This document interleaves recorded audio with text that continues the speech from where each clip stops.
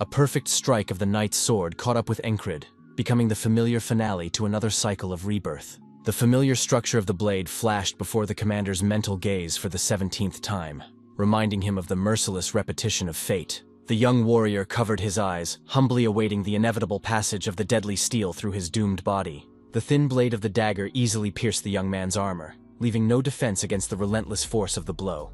For the exhausted Encred, this was the 17th death in an endless cycle of a recurring nightmare. Scarlet blood gushed from the commander's wound as the enemy struck with such force that there was no chance of survival.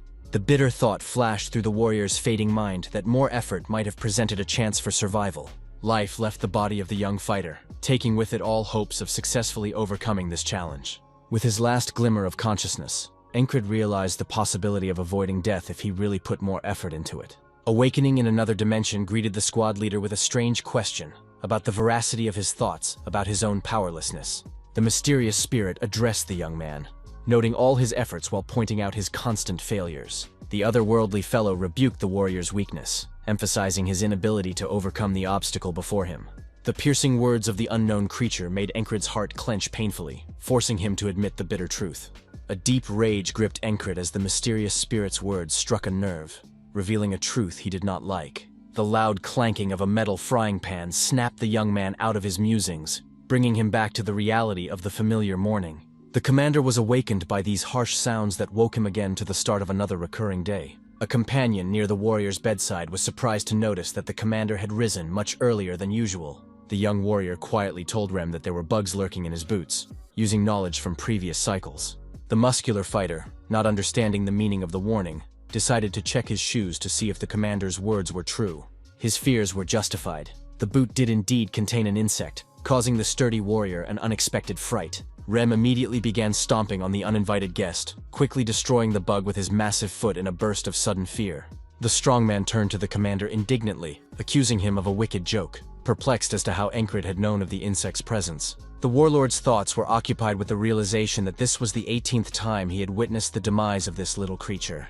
The young man's attentive eye noticed that each repetition of the cycle was exactly identical to the previous time.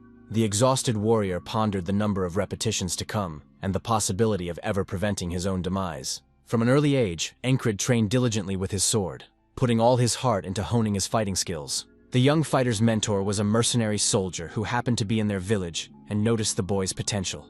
The seasoned warrior turned to little Encred, noting his unique abilities and foreshadowing the possibility of becoming a knight. It was then that a cherished dream was born in the boy's heart, which determined his future life path. The young dreamer saw himself as an invincible knight, able to single-handedly confront an entire army of opponents. Little Encred dreamed of how he would one day be able to turn the tide of battle with bravery and skill. The boy envisioned himself as a legendary hero of songs by traveling performers, a knight whose exploits would end a protracted war. The obnoxious countrymen mocked the clumsy newcomer, commenting loudly on his fall during practice. The tipsy villagers mockingly spoke of the impossibility of the boy's dream of becoming a knight when he was afraid even of a horse. Memories of the abandoned homeland and joining the squad resurfaced in the commander's mind, reminding him of the constant taunts of those around him.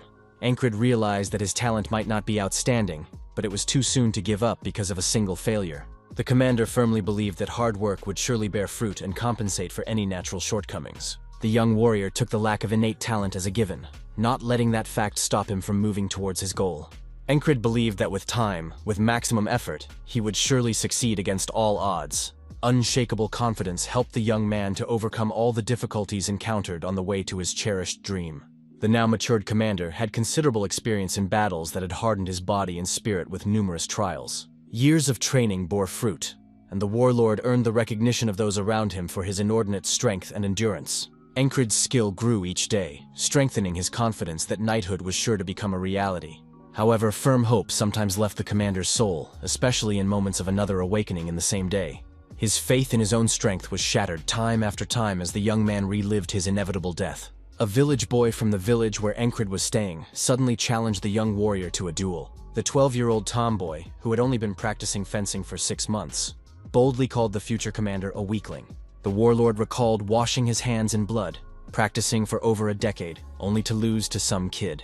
A sense of humiliation overwhelmed Encred, who had been helpless in front of the young swordsman during that memorable fight. Bitter doubts tormented the soul of the warrior, whether all his years of effort and hard work were in vain.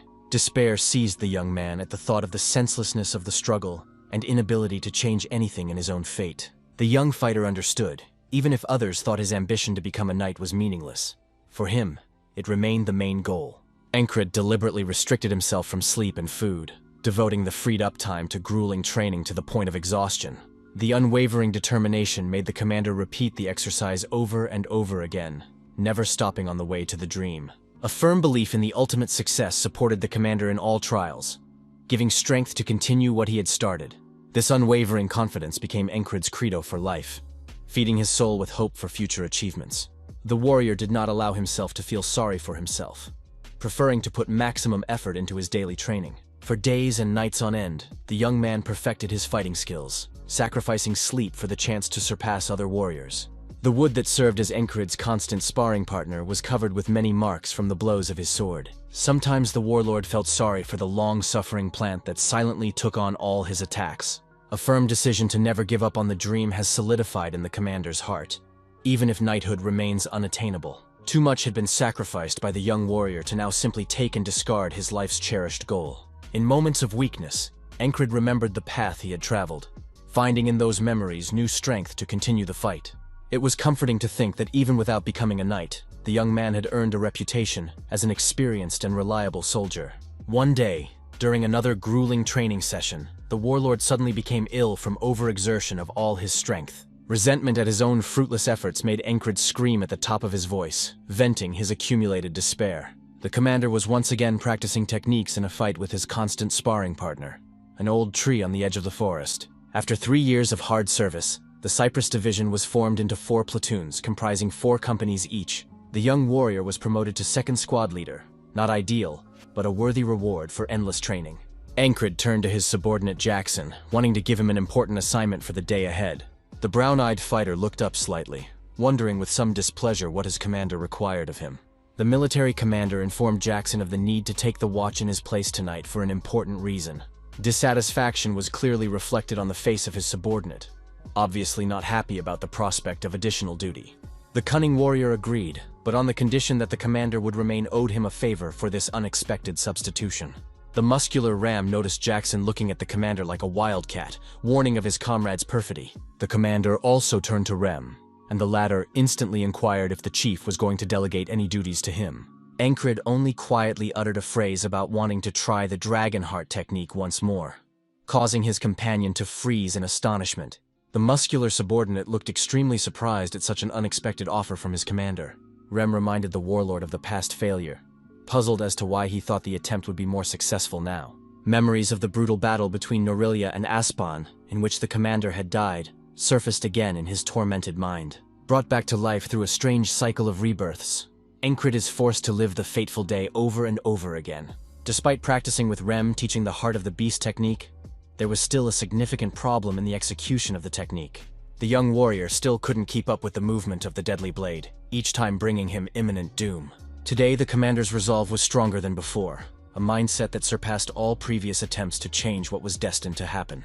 A huge number of soldiers lined up in battle order, loudly shouting slogans to boost morale. The warriors shouted with all their might, filling the air with a deafening roar designed to intimidate the enemy before the fight. Encred was clearly aware that he was on this battlefield for the 21st time thanks to the cycle of rebirths. The experienced commander has learned absolutely every attack of the enemy, memorizing the smallest details of the upcoming battle down to the last detail. Thanks to his accumulated experience, the warlord skillfully dodged the blows aimed in his direction by the enemy soldiers. The young warrior knew that the next test would be an attack by the enemy coming in from the rear, for which he was prepared. Encred's determined gaze settled on the warrior in front of him, the last of a string of opponents to be fought. The commander recognized the determined fighter as one of the members of Vel's elite squad, renowned for their fighting prowess. Bitter foreknowledge told Encred that the fate of this brave warrior from Vel's squad had already been tragically sealed. The arrow fired by the unseen archer swiftly split the air, heading towards its doomed target on the battlefield. The warlord reacted instantly, putting up his shield and saving his comrade from imminent doom, something he proudly recalled. A confused fighter from Vel's squad didn't even have time to realize what had happened when a deadly shell nearly cut his life short. During these life-saving actions, the commander was attacked from behind by the enemy, but the vigilant Encred foresaw this danger as well. The young warrior felt the satisfaction of the task at hand, having successfully blocked the first attack and avoided the enemy's sword strike. The warlord realized that this was only the beginning of the journey, and there would be several more difficult challenges ahead of him on that fateful day. Suddenly, one of the enemy soldiers dealt a fatal blow to a warrior from Encred's squad, throwing his companions into shock and rage. The enemy acted so swiftly that no one had time to react and prevent the death of a comrade in battle. It was at this point in the battle that each cycle of the commander's rebirths ended with his own agonizing death. The warlord distinctly remembered the same enemy plunging a sword into his neck for the 21st time without the slightest change. Encred's determination peaked. The young warrior was not going to give up, intending to see this through to a victorious end. A strange new feeling filled the commander with confidence that today he would be able to handle a deadly opponent. A co-worker's story about the legendary Dragonheart technique, which required closing one's eyes in the face of danger, came to mind. The warlord decisively swung his battle axe, preparing to demonstrate the mysterious skill at the crucial moment of the battle. An associate warned the commander that closing one's eyes on the battlefield was a sure way to a quick death, contrary to the principles of engineering. The instructions for Encred sounded clear: to be braver, to not panic, to become a warrior for whom death is an empty sound. The muscular ram insisted that a fighter must transform into a true beast, casting aside human fears and doubts. By following this path of transformation, the warrior will become invulnerable. No one will be able to kill the one who has truly mastered the heart of the beast. The commander's opponent took the familiar swing of his sword again, the same as he had done all the previous 20 times in this endless cycle. The essential difference in Encred's behavior was that he did not close his eyes in the face of his greatest fear. An inner voice reminded, "The heart of a true beast never knows the fear of death, meeting danger face to face." The young warrior wondered if he feared death after so many rebirths, after countless returns on the same day. The answer came instantly: no. The fear was gone, as each death only tempered the commander's spirit, making him stronger than before. For the first time in all his attempts at rebirth, the warlord was able to dodge the enemy's deadly blow, reversing what had been preordained. The blade of the enemy's sword passed dangerously close to the young warrior's neck, but did not touch the skin, for the first time in many repetitions. Encred's heart raced with the realization of the long-awaited success that gave hope of overcoming the vicious circle of fate. The incredible event happened for the first time in all his attempts to break the chain of endless repetitions of the same day. The 21st attempt saw the commander finally overcome his fear of death, freeing himself from the restraining shackles. The warlord bravely faced his greatest fear, refusing to back down in the face of the inevitable as he had done before. After successfully dodging the blow, the young warrior swung his own weapon with all his accumulated strength for a counterattack. With a practiced move, Encred placed a block against his opponent's next attack, feeling an unprecedented surge of strength and confidence. A cry of determination burst from the commander's chest, the accumulated despair and fatigue demanding an outlet in this battle. The expression of the warrior's eyes radiated unwavering determination, and a strange violet glow emanated from his pupils, frightening his enemies. Despite his best efforts, the attempt again ended in failure, the enemy again striking the commander's throat with a fatal blow. Clenching his teeth in the last moments of his life, Encred desperately tried to accomplish just one more thing before his inevitable end. In the netherworld, a mysterious spirit told the warrior of the trap of the endless day, and offered deliverance from eternal torment. The ghost was offering to accept defeat, get in his boat, accept his weakness, and finally find long-awaited peace. The stubborn commander refused to give up even after another failed attempt to change his fate in an endless cycle. Encred firmly told the mysterious spirit that he would never accept defeat or give up the fight, no matter the cost. The warrior had time to see the end of his opponent's weapon, but the day began again with the same sound of the pan being struck, bringing it back to the beginning. The muscular ram marveled again at the commander's early awakening, unaware of the countless repetitions of this conversation. Encred realized that he was moving towards his goals step by step, and sooner or later he would definitely manage to break the vicious circle of fate. The 33rd battle for the exhausted commander began with the same events as all its previous repetitions. The young warrior saw before him the same blows he had observed many times before, memorizing every movement of his opponents. Being in the midst of battle, Encred felt a strange calmness, knowing ahead of time every action of enemies and companions. The commander was dodging before the enemy's sword even started moving, bringing his reactions to full automaticity. Despite his best efforts, his opponent's sharp blade plunged into the young warrior's throat again, interrupting another attempt to change his fate. The fading consciousness of the commander fixed the bitter truth. The enemy was moving too fast, surpassing the Encred's capabilities. The warlord slowly sank to his knees, feeling the life leave his body in yet another of this endless cycle. Blood gushed from the slashed neck of the fighter, and the amulet hanging from it was shattered by the merciless blow of the enemy. The unusual piece of jewelry fell to the ground, catching the dying commander's fading attention with its strange shimmer. Memories of his mercenary days flashed through Encred's mind. Back then, he had destroyed several monsters that threatened the village. The young fighter was not required to do this mission. He just happened to stumble upon a village where the inhabitants were begging for help. The reason for the agreement was the cherished dream of becoming a knight, because the protection of the weak and helpless, the first duty of a true knight. Memory retained the village headman's words about the poverty of the village and the modest reward. It was all the grateful residents could offer. The young mercenary then looked at the humble gift extended to him with misunderstanding, not realizing its true value.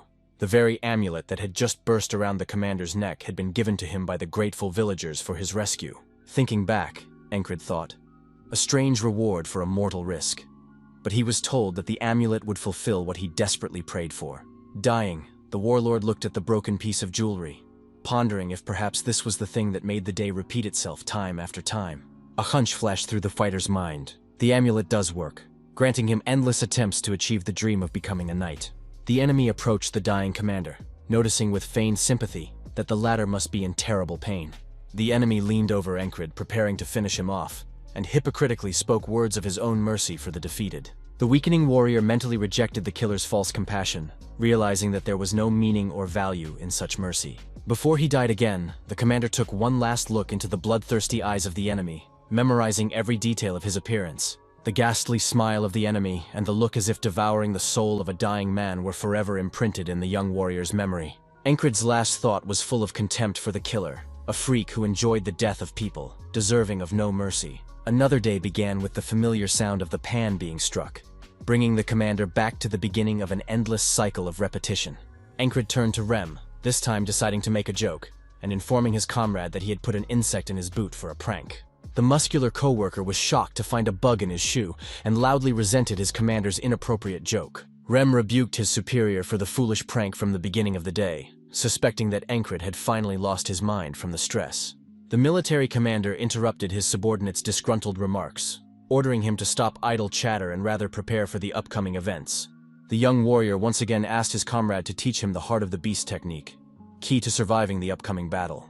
Hardy was once again surprised by this request, his emotions changing from bewilderment to interest in each new cycle. Events unfolded in the usual sequence. A fellow soldier swung his axe to demonstrate his combat technique to the commander. Encred watched with extreme attention, trying not to miss the slightest detail of the movement, even deliberately refusing to blink. Demonstrating the technique, the mighty warrior brought his weapon as close as possible to the commander's face, creating a situation of real danger. The young warrior managed to dodge the swift axe blade, thanks to not closing his eyes in the face of danger. The muscular ram froze in amazement, trying to figure out how the commander had managed to avoid being hit with such incredible agility. A surprised companion asked the secret of success, to which Encred calmly replied, mentioning only constant training. The incredulous fighter objected that such skill did not come so quickly, especially a secret technique belonging to his family. The warlord carelessly remarked that perhaps there was nothing special about it, and the success might have been just a happy accident. Mentally, Encred realized the success was far from accidental, as this was the 10th time he had performed this technique after many attempts. The commander suggested another sparring session between the two in an effort to solidify a skill critical to survival in battle.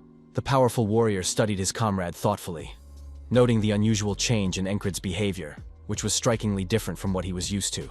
A mischievous smile appeared on Rem's face as he agreed to the suggestion, recognizing the idea as interesting enough to entertain. Encred realized, even after mastering the heart of the beast, he would die if he couldn't strike back, requiring no less training. During a training battle, the commander never took his attentive gaze off the enemy's weapon, never allowing himself to close his eyes for a moment.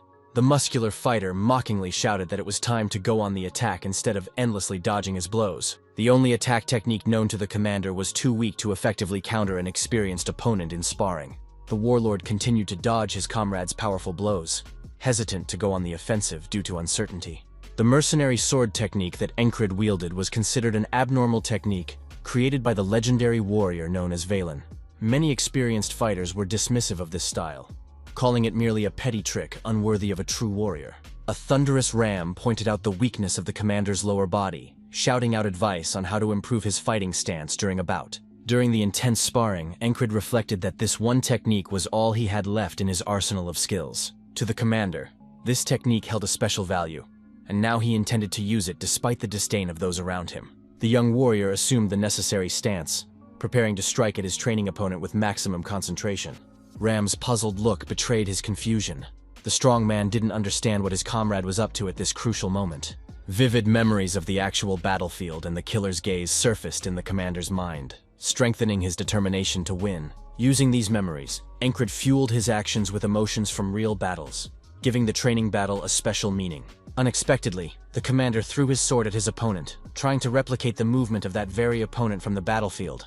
The thrown weapon flew in a completely different direction than Encred had planned, demonstrating the imperfection of his technique. Looking at the empty hand from which he had just released his sword, the commander realized that for a moment he had managed to replicate his assassin's strike. That moment was a breakthrough in understanding his opponent's technique. The same warrior that had cut Encred's life short in battle time after time. The commander's physical memory retained every fatal blow the enemy had received over dozens of cycles of rebirths and defeats. The strongman turned to his comrade, mentioning the possible bleeding. But Encred didn't even realize what he was talking about, absorbed in his own thoughts. Impressed, Rem recognized that among all the techniques demonstrated, the last blow was indeed the most praiseworthy. The muscular fighter noticed that just a little more, and his arm would begin to bleed from the force of the blow, which was a rare accomplishment for a commander. The experienced warrior pointed out Encred's main problem: too much doubt during battle, preventing him from showing his true potential. Rem explained that a blocked attack is useless, and it is crucial to think of the next move after the opponent's initial strike. The mentor advised to imagine that the enemy would not be able to evade, and to boldly declare his imminent death by looking straight into his eyes. The comrade's wise counsel was to ensure that the commander did not lose his grip on the sword, and remained confident at the decisive moment of the battle. The young warrior, hearing these words, realized that despite the clumsy explanations, he had managed to grasp the essence of the experienced fighter's instructions. Encred realized the significant difference between his strike and the assassin's attack on the battlefield, which became more obvious with each cycle. The main difference lay in the lack of confidence. The commander lacked grit and determination when executing the deadly technique. Constant defeats were due to a lack of conviction in their own actions, generating fatal errors in combat. The warlord realized that he must strike more decisive blows, putting all his strength and will into them without a shadow of a doubt.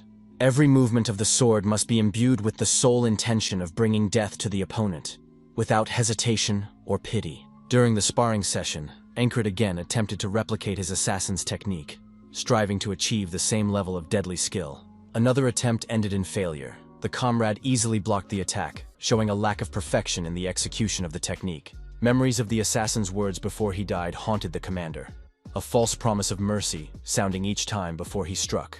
The invariable finale of every cycle, a death blow to the throat that contradicts the hypocritical words of compassion for the defeated enemy. The warlord realized that even one step forward makes a huge difference, even though it may seem insignificant at first glance. Advancing even a small part of the way to the goal was critical to Encred's insistence on breaking the vicious cycle. For the 111th time, the commander heard the false words from his assassin about mercy preceding the inevitable fatal blow. The endless cycle of repeating the same day with Encred's death had reached its 111th gruesome repetition. The number of rebirths had reached 123, and each time the same phrase sounded before the young warrior's agonizing death. A bitter thought haunted the warlord. He was being killed in the same way every time, with frightening consistency and precision. The 124th cycle of death had begun for the exhausted commander, doomed to endlessly repeat his own demise. During another sparring session with his comrade, Encred finally managed to throw his sword correctly, perfectly replicating the assassin's technique. Astonishment was reflected on the strong man's face as he realized the incredible skill his commander had suddenly demonstrated. The astonishing transformation of an inept fighter into a master swordsman took place before Rem's eyes, who could not believe such rapid progress. A stunned comrade asked the commander if he had lost his mind, finding no other explanation for the incredible leap in combat prowess. The concerned comrade turned to his commander, calling attention to the state of his mangled hands after an intense workout.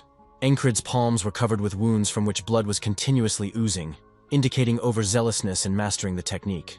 Rem anxiously asked the commander why he was laughing like a real madman, not understanding the reasons for such strange behavior. The warlord clearly recognized the need to be faster, to attack with the true intent to kill. Only that could change the outcome. In a fateful battle repeated countless times for him, Incrid once again fought his main opponent. The commander performed the same actions as always, but with each cycle his movements became more precise and more perfect than before. An unprecedented success. This time, the young warrior even managed to touch the armor of his eternal killer with his sword, showing progress. Despite the improvement, the movement still wasn't perfect, and the opponent managed to land the customary fatal blow to the fighter's throat. His first attempt at a decisive strike ended in failure, but Incrid wasn't about to give up after so much repetition and training. The warlord had firmly learned the cardinal rule: one must not blink. One must keep a close eye on the enemy's weapon until the last moment. The determination not to put down his own weapon until the very end became a key principle that Incrid adhered to in every battle. The commander remembered the entire sequence of events, from the first contact of swords to the killer's final maneuver with pinpoint accuracy. Once again, his opponent's hypocritical words that a warrior must be in great pain echoed in the dying Incrid's mind. The familiar phrase of graciousness was uttered once again, eliciting only a contemptuous chuckle from the commander before he died. Surprising his enemy, the young warrior uttered the unexpected word tomorrow, instead of the usual silence or screams of pain and death agony. Incrid promised the assassin that he would definitely kill him tomorrow, putting into his words all the determination and confidence of a man who had died many times. The presumptuous statement only made the enemy laugh, who thought such a promise impossible for a warrior dying before his eyes. The killer was sure that there was no tomorrow for the dead, unaware of his victim's endless cycle of rebirths. The young commander woke up again in familiar surroundings, beginning another recurring day of his strange and agonizing fate. The familiar scene of Rem crushing a bug in his shoe unfolded before Incrid's eyes with inexorable predictability. The warlord explained to his astonished comrade the reason for his knowledge of the insect, saying that he had seen the beetle crawl into his shoes. The commander ordered Rem to take over his guard duties necessary to fulfill the plan he had conceived for this cycle. The muscular warrior looked perplexed at his superior, surprised at the familiar tone of the order, sounding as if it were the norm. On the 125th day of the recurring nightmare, a big-eyed soldier approached the commander, awaiting orders from his superiors. Incrid asked for his armor, shield, and dagger, promising to pay later as these items were critical. The disgruntled warrior only agreed to fulfill the request because he had received it from the commander, normally not granting such favors to anyone. Jackson made a quip about the commander always delegating tasks to others, which drew an angry reaction from Ram, who was defending Incrid.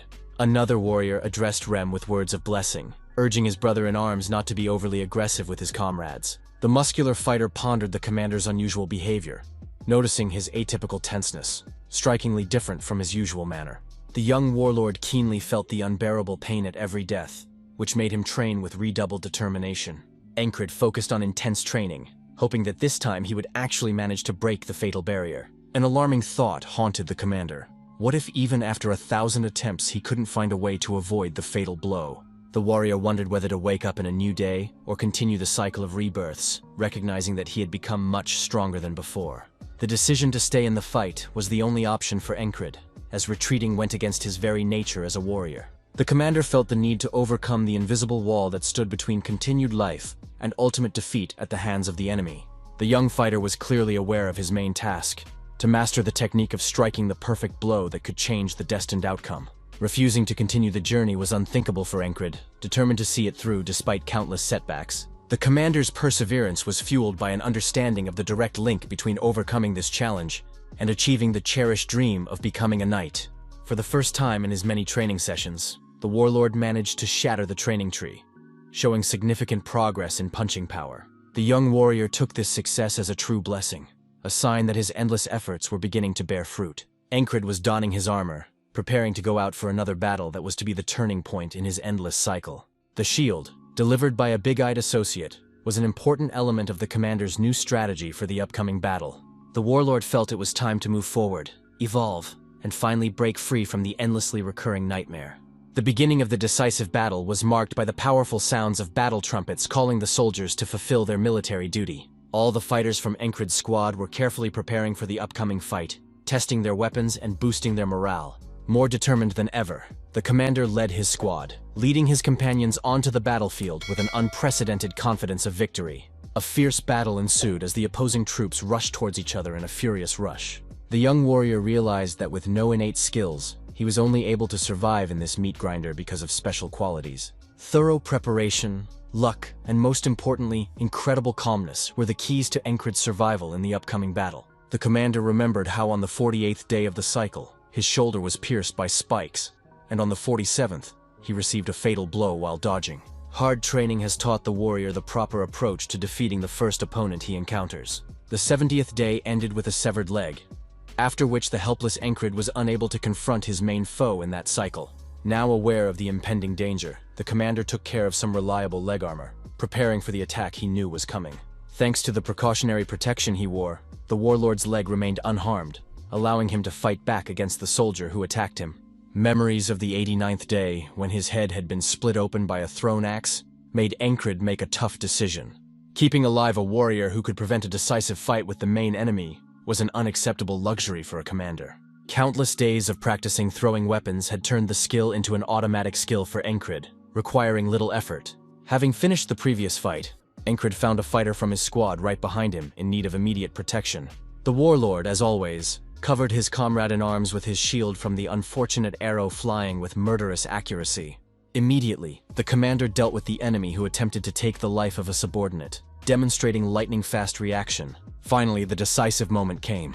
Encred faced his main opponent, the one who had taken his life time after time. The eyes of the enemy, as usual, glittered with the unconcealed desire to kill, giving away the heartless warrior's beastly bloodlust. The young commander did not allow himself to even blink, maintaining an unprecedented seriousness and focus before the decisive battle. The opponents froze opposite each other in tense anticipation, preparing to see who would strike the decisive blow first. The enemy grabbed his weapon lightning fast, intending to be the first to attack and end the fight with the usual outcome. The warlord managed to block the enemy's powerful blow with his shield, avoiding immediate death for the first time in this fight. Encred's defensive gear was broken, but that didn't stop the brave fighter from deciding to strike back at his opponent. The commander realized that simply evading the attacks would not give him a chance of victory. It was necessary to act decisively. Despite his lack of innate talent, the young warrior has achieved strength almost at the level of a gifted through endless training. Encred's lack of experience in real fights made him vulnerable to an experienced opponent, capable of surprising him with unexpected tactics. The mercenary sword technique with many variations was really effective, and the commander adopted the right stance for the attack. The young warrior deftly tripped his opponent, causing him to lose his balance and begin to fall, losing his advantage. Without missing the rare chance, Encred swung his sword powerfully, aiming the blow directly at the staggered foe's head. The expression in his opponent's eyes changed, bloodlust replaced by confusion as he realized the unusual development. The enemy managed to regain his balance, and he desperately reached out with his hands towards the commander, trying to grab him and neutralize the threat. The warlord, as usual, managed to dodge his opponent's first desperate lunge, maintaining the advantage in the fight. The enemy looked extremely surprised that the young warrior had managed to avoid an attack that had always reached its target before. The enemy's eyes lit up again with unconcealed killing intent, as he realized the unusual threat from a familiar victim. The attentive Encred noticed this change immediately, but continued to maintain his concentration, not blinking once since the start of the fight.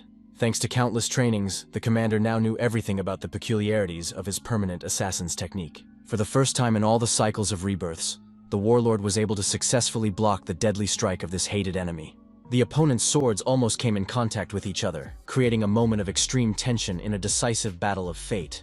Upon contact, the enemy's weapon suddenly shattered, giving Encred an unprecedented advantage in the fight. Suddenly, someone to the side drew the bowstring, preparing to release an arrow at the most decisive moment of the battle. The deadly projectile rushed straight towards the commander with incredible speed, threatening to overwhelm all his efforts. At this critical moment, the warlord realized the opportunity to strike a decisive blow against his main enemy. Encred thought he had finally managed to win, while the swift arrow approached inexorably, threatening his life. Ram's axe swiftly sliced through the air, flying towards the deadly projectile aimed at the commander. Fortunately, the faithful comrade's throwing weapon broke the arrow flying at Encred, averting imminent doom. Thanks to a save, the commander was able to strike at his main opponent, taking advantage of the moment.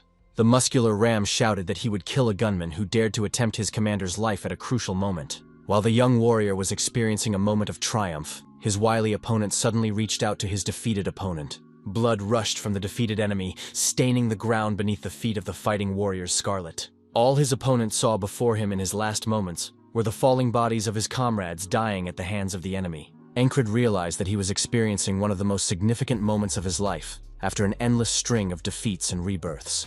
In the midst of the battle, with warriors from both sides dying all around, the young commander was nearing the end of his incredible quest. The sense of his own exceptionalism overwhelmed Encred, who had finally managed to defeat the main enemy that had been killing him time after time. The young warrior's gaze clouded with memories of the long journey traveled to reach this triumphant moment. The commander noticed how the defeated enemy's gaze changed, now expressing an extreme degree of shock and horror at the inevitable. Encred clenched the hilt of his sword with maximum force, preparing to deliver the final decisive blow that would end his centuries-long confrontation.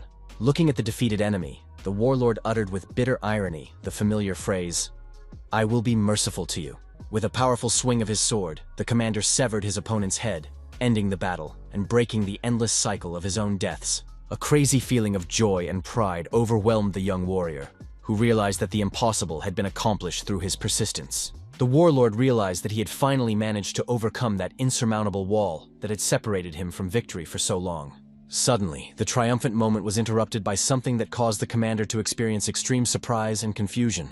A powerful blow to his back knocked Encred off his feet, causing him to collapse to the ground at the most inopportune moment of his long-awaited victory. A piercing scream burst from the commander's chest as he felt the searing pain of a treacherous blow from an unknown enemy. Rem realized with horror that he had failed to stop the enemy sneakily attacking his commander in a moment of triumph.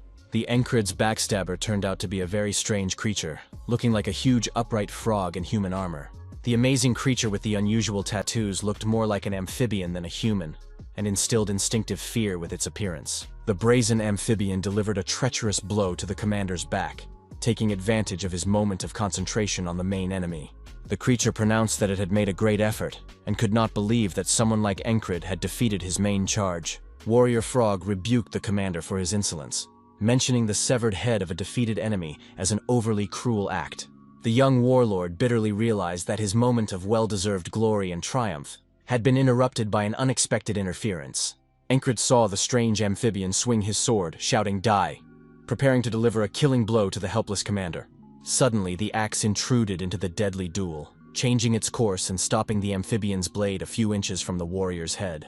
The savior turned out to be the faithful Ram, who came to protect his commander at a critical moment, risking his own life. The muscular fighter swung his axe powerfully, intending to finish off the strange and dangerous creature once and for all. The nimble amphibian managed to block the crushing blow of Rem's massive weapon, showing incredible reaction and strength. Hardy kept a determined and serious attitude, ready to fight to the last drop of blood for the life of his commander.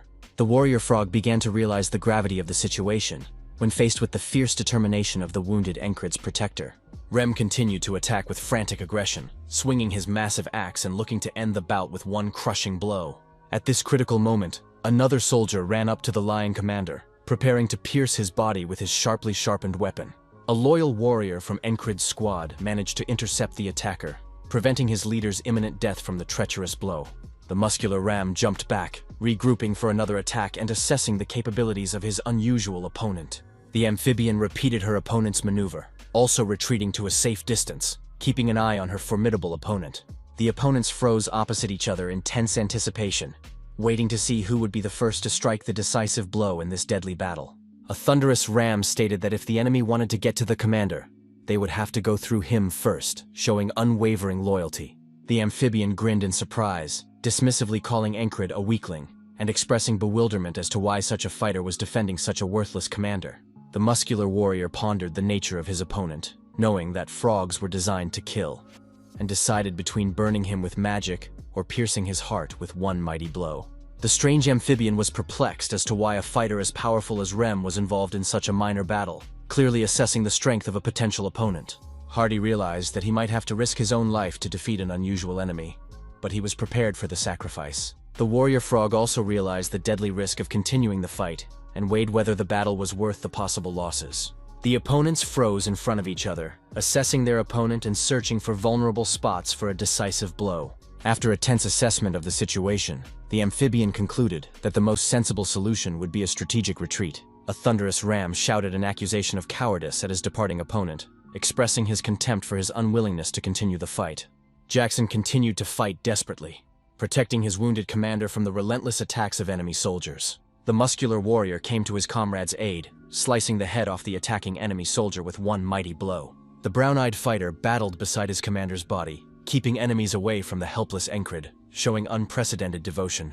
All members of the squad were ready to give their lives for their commander, demonstrating unparalleled loyalty and combat brotherhood. The number of attackers did not decrease, but seemed to grow larger and larger, surrounding the Encred defenders in a tight ring. The men of the squad formed a protective circle around their commander, ready to repel any enemy attempts to reach the wounded man. Lying on the ground, Encred still kept his eyes open, scrutinizing what was happening around him with incredible concentration. Soon voices were heard calling for a retreat, suddenly changing the outcome of a seemingly hopeless battle. Only after hearing the enemy's call for retreat did the exhausted commander allow himself to finally close his eyes, relaxing. The incredible sight of retreating opponents filled Encred with disbelief. The enemies were indeed leaving the battlefield, granting victory. The wounded warrior found himself once again in the world of Karen, where the mysterious deity informed him that he was destined to live only one day. God declared that the young commander would not be able to overcome the walls that would arise in his path, foreshadowing more trials to come. Sharon argued that it was Encred's fate to despair and give up in the face of insurmountable obstacles, robbing him of hope.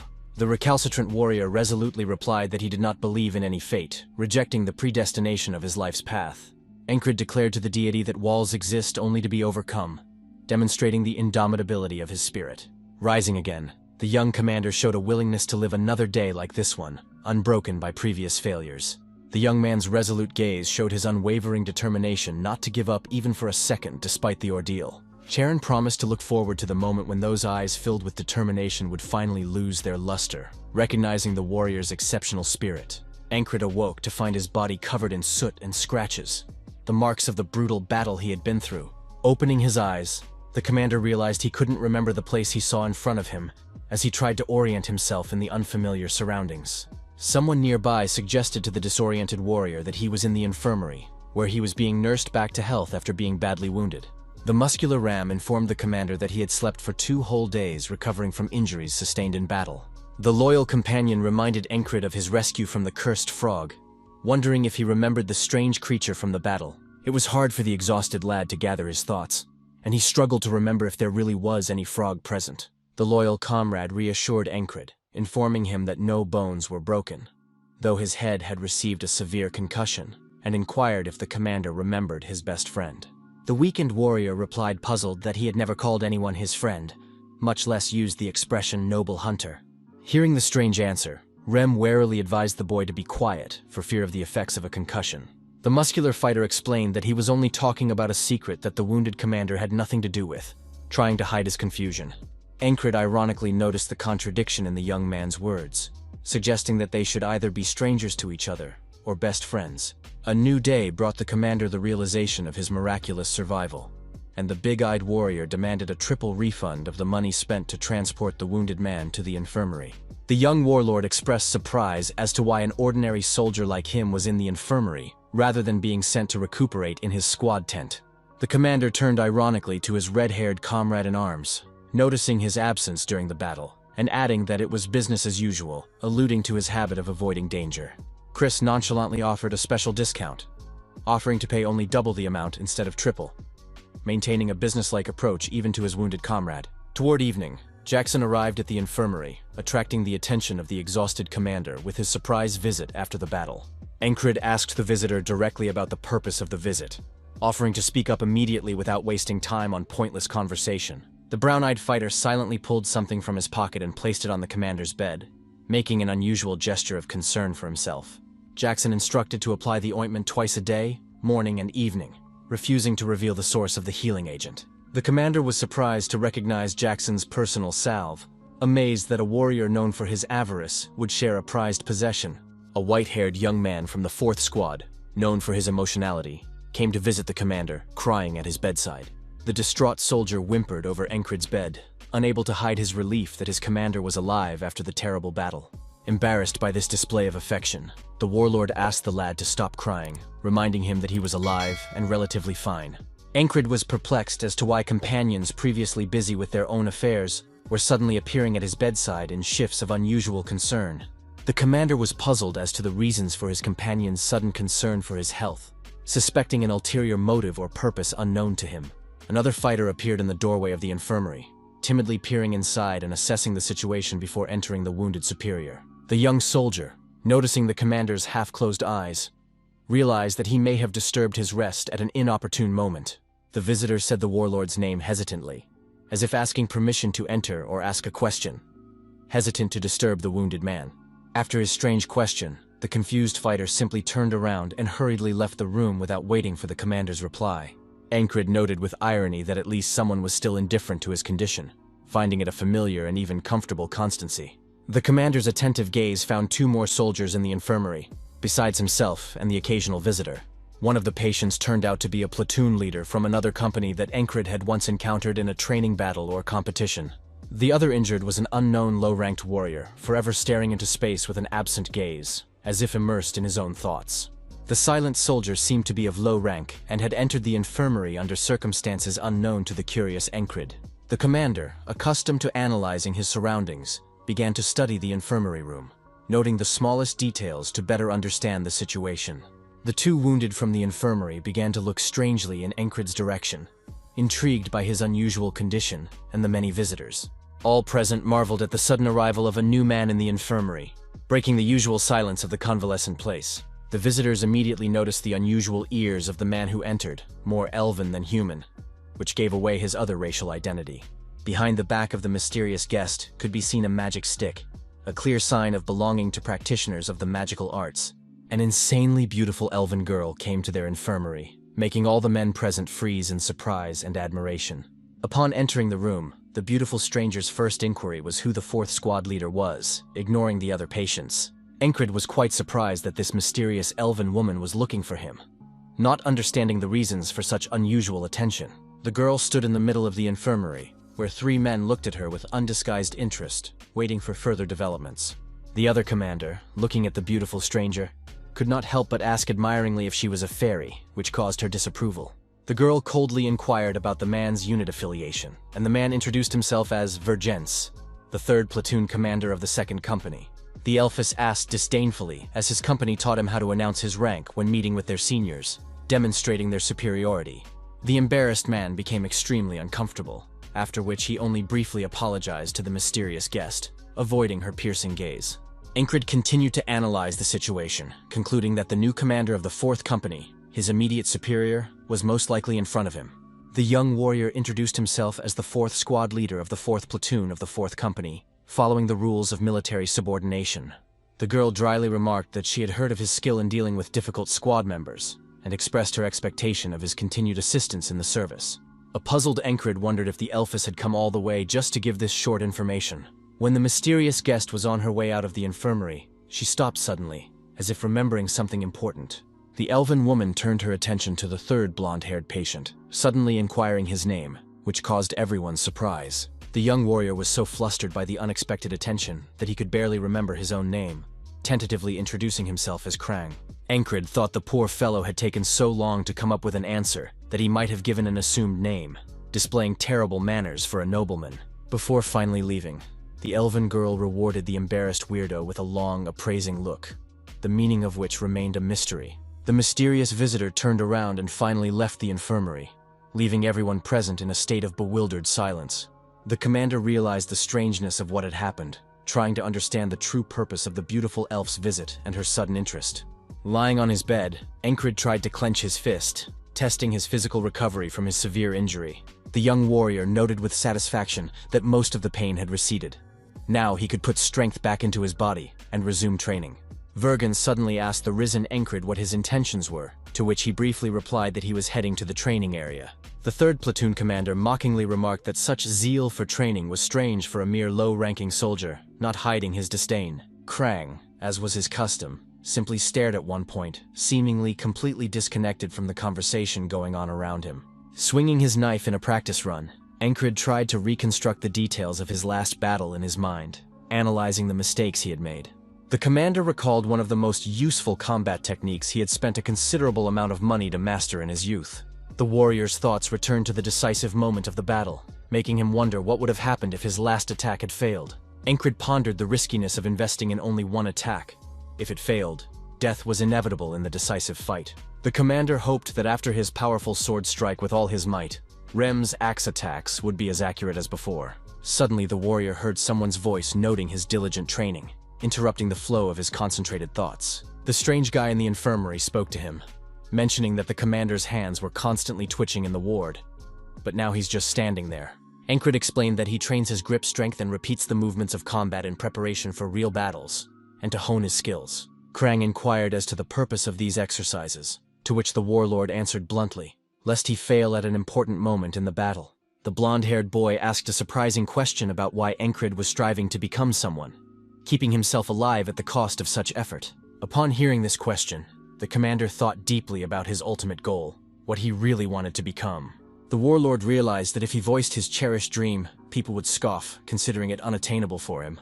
Despite his low innate talent, Encred never gave up the ambition to fulfill his heart's cherished desire. The young warrior proudly raised his sword, and without a shadow of embarrassment said that he wanted to become a knight, without hiding his true goal. Krang was confused by these sincere words, not expecting such a direct and honest confession about the high dream of a simple soldier. Encred stared intently at the expression on the strange fellow's face, trying to understand his reaction to such a bold statement. The young man said it was the first time he had ever seen such determination and sincerity in the pursuit of a seemingly unattainable goal.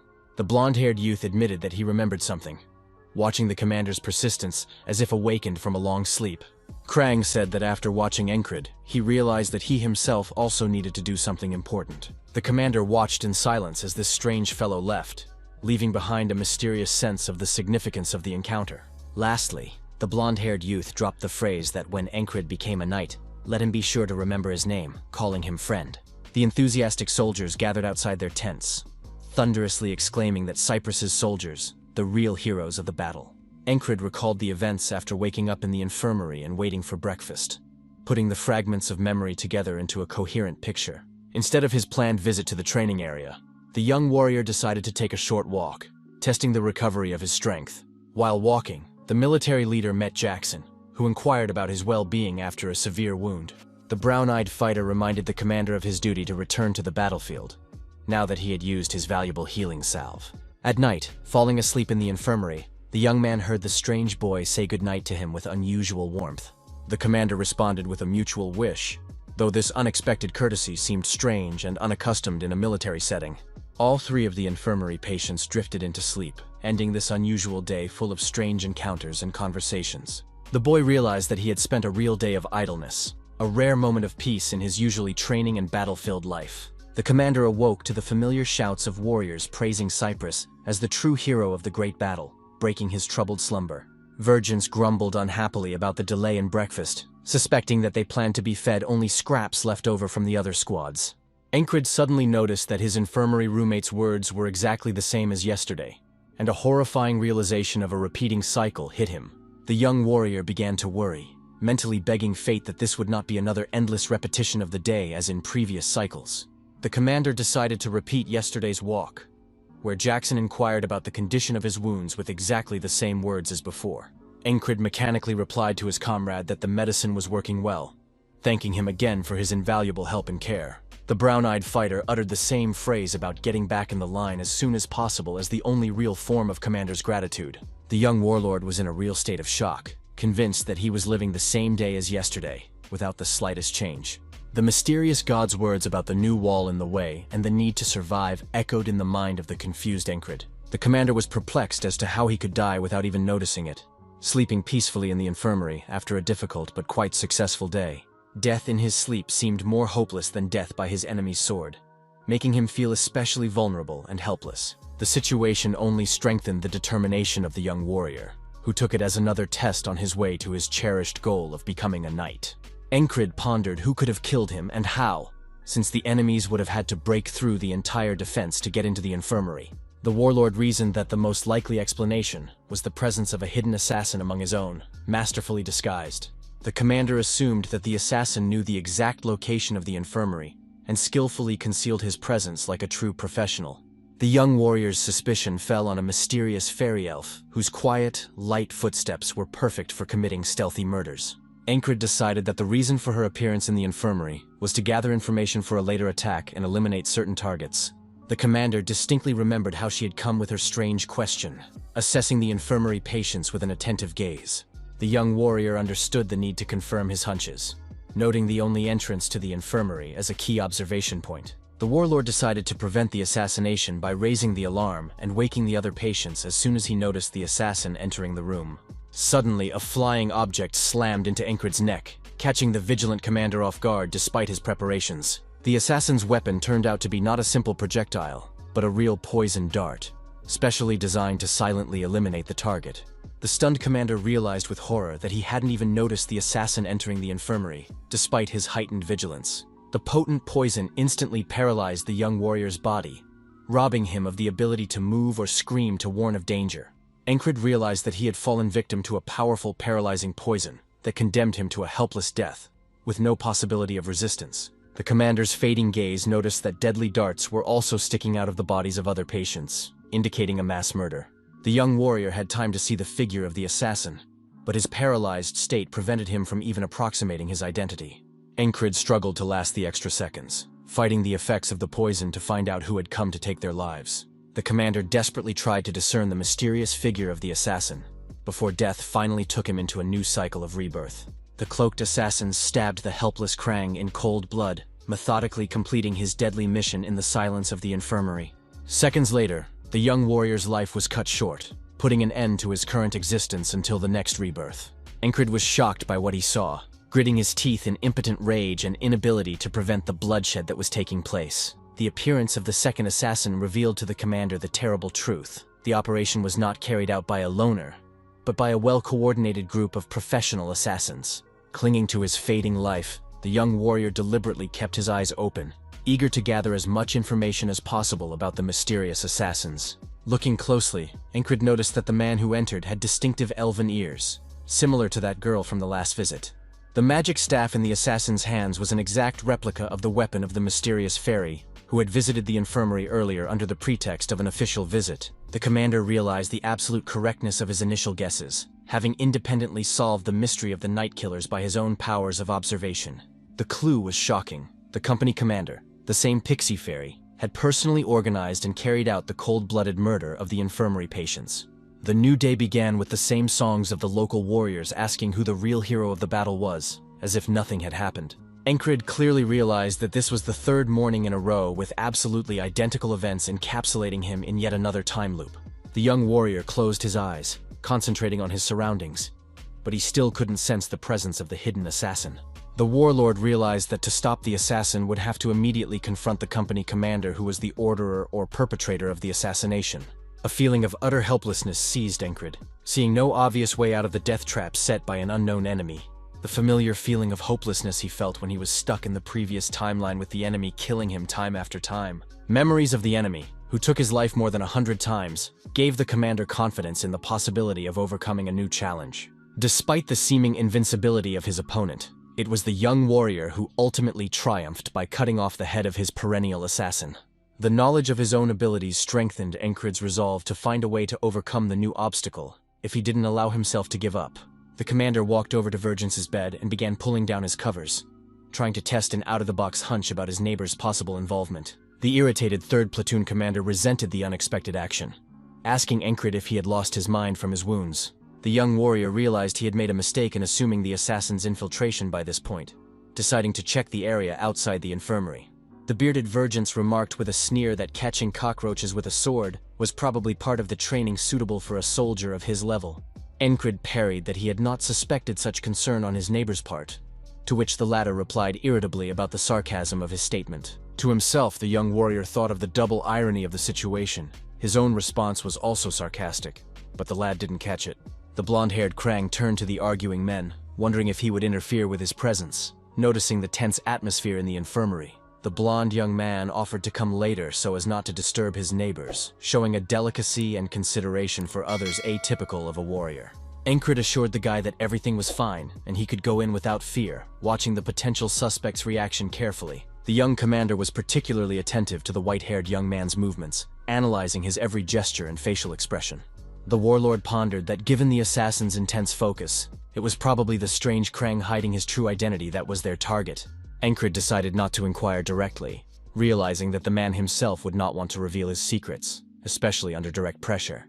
The young warrior chose not to act like a madman, blaming everyone else, but to gather more information to make an informed decision. The young commander decided to find out something important from the blonde-haired boy, believing him to be involved in the murders that had drawn Encred into a deadly cycle. Unexpectedly, the warlord turned to Krang with a direct question about his true identity, breaking his usual caution. The blonde youth clearly did not expect such a straightforward question. Confused and unsure of how to properly answer the fighter, Encred mentally reproached himself for possible tactlessness, thinking that poor communication skills might have influenced the unfortunate wording of the question. The blonde-haired weirdo's obvious confusion only confirmed the commander's suspicions about the unusual nature of his fellow infirmarian. Krang admitted with genuine regret that even with all his desire he could not answer this seemingly simple question. The intrigued Encred inquired as to the reason for this strange answer, to which the young man only gave a long story that could not be told. The young warrior was convinced that his neighbor was not at all what his superficial acquaintance might suggest. The commander began to say that if Krang didn't want to reveal his secret, it couldn't be helped, feignedly backing away from questioning. Vergence, who had unexpectedly intervened, rebuked Encred's willingness to accept such an evasive answer, expressing his own curiosity as to the identity of the strange young man. The bearded captain directly accused Krang of espionage, pointing out the inconsistency of his demeanor with his supposed military rank. The blonde young man was clearly puzzled by the sudden accusations, not understanding why the two infirmary roommates were suddenly picking on him so sharply. The third platoon captain realized that he may have overstepped his bounds in his accusations, uttering more harsh words than he should have. Krang, showing sudden determination, took a few confident steps forward, changing his usually timid demeanor. The blonde-haired young man stepped close to Vergence's bunk, showing that he was not afraid to confront the undeserved accusations of betrayal. With unexpected firmness, the blonde lad declared his absolute loyalty to the queen, whom he had never betrayed and would never betray. Encred carefully noted that one could indeed judge from the words and movements of the mysterious Krang his unusual background and upbringing. The commander made the unexpected conclusion that the young man's aura and manners resembled the behavior of a true knight, causing those present to be perplexed. Vergennes expressed his displeasure by criticizing Krang's manner of communicating with his superior in rank, demonstrating his commitment to the military hierarchy. Encred realized the contradiction, despite his noble manners. The blonde-haired guy was clearly not a knight as he fell in front of the assassin helplessly, like an ordinary man. The young warrior settled on the idea that Krang was definitely hiding something, and it was necessary to find out the secret to fully understand the situation. As night fell, all the residents of the infirmary exchanged the traditional good-night wishes and quickly fell into slumber. Encred pondered the strange young man, noting his unusual quietness and some disturbing peculiarity not common to ordinary soldiers. The commander turned away in the other direction, brooding grimly on the inevitability of the deaths of everyone present if the assassins broke into the infirmary. Encred's unexpected decision to get out of bed caused surprise to the other captain, who was accustomed to silence and order during the night. A puzzled Vergennes asked the young warrior about his reasons for being awake instead of resting after being wounded. Encred openly announced the assassins' imminent invasion of their chamber, offering cooperation to survive the coming deadly battle. The shocked captain of the 3rd platoon found no other words but an expression of extreme disbelief at the words of his infirmary roommate. Vergennes was convinced that Encred's concussion was more serious than military medics had realized, writing off his words as insanity. The blonde-haired young man seemed to have heard this conversation, and an enigmatic smile appeared on his face, raising even more questions about his true nature. Encred realized that this was exactly the kind of incredulous reaction he had expected from his neighbor. It was hard to believe such an incredible warning. The blonde young man's gaze changed dramatically when word of the assassin was heard, accompanied by a surprised whisper of his discovery. Just a second after that, a poisoned dart plunged into the young commander's throat, confirming the accuracy of his dire predictions. The warlord realized bitterly that once again he had not heard the assassin's approach, despite his heightened vigilance and preparation. All of Encred's attempts to prevent the inevitable once again proved futile, dooming him to another cycle of rebirth. The ruthless assassin didn't stop at one victim, targeting also the other captain lying in the infirmary. The killer's main target, however, remained the enigmatic Krang, who received a fatal stab right through the heart with professional precision. The young warrior was in great wonder, realizing that he would have to relive this day again in an endless attempt to change the outcome. It was the 4th morning when Encred was awakened by the familiar chanting of soldiers. Realizing that it was impossible to get help without proof, an attempt to inform the leadership of the impending danger ended expectantly. The commander was deemed insane, denying reinforcements for protection. The warrior decided to try and predict the exact moment of the attack so that he could raise the alarm before the deadly dart found its target. Encred strained to guess the perfect moment to shout an alarm, wondering if it was time to act now. An agonizing second of confusion led to a fatal mistake, causing the young warrior to question the timing. Realizing that now was the best moment for action, the commander saw another dart flying inexorably toward his throat. Blood gushed furiously from the wound as Encred began to fall again, losing consciousness and preparing for another awakening in the same day. The young warrior came to the bitter conclusion that these assassins were extremely professional, and he would not be able to deal with them using conventional methods. Realizing the impossibility of getting help from others, the commander decided to take the assassins by surprise before they did anything.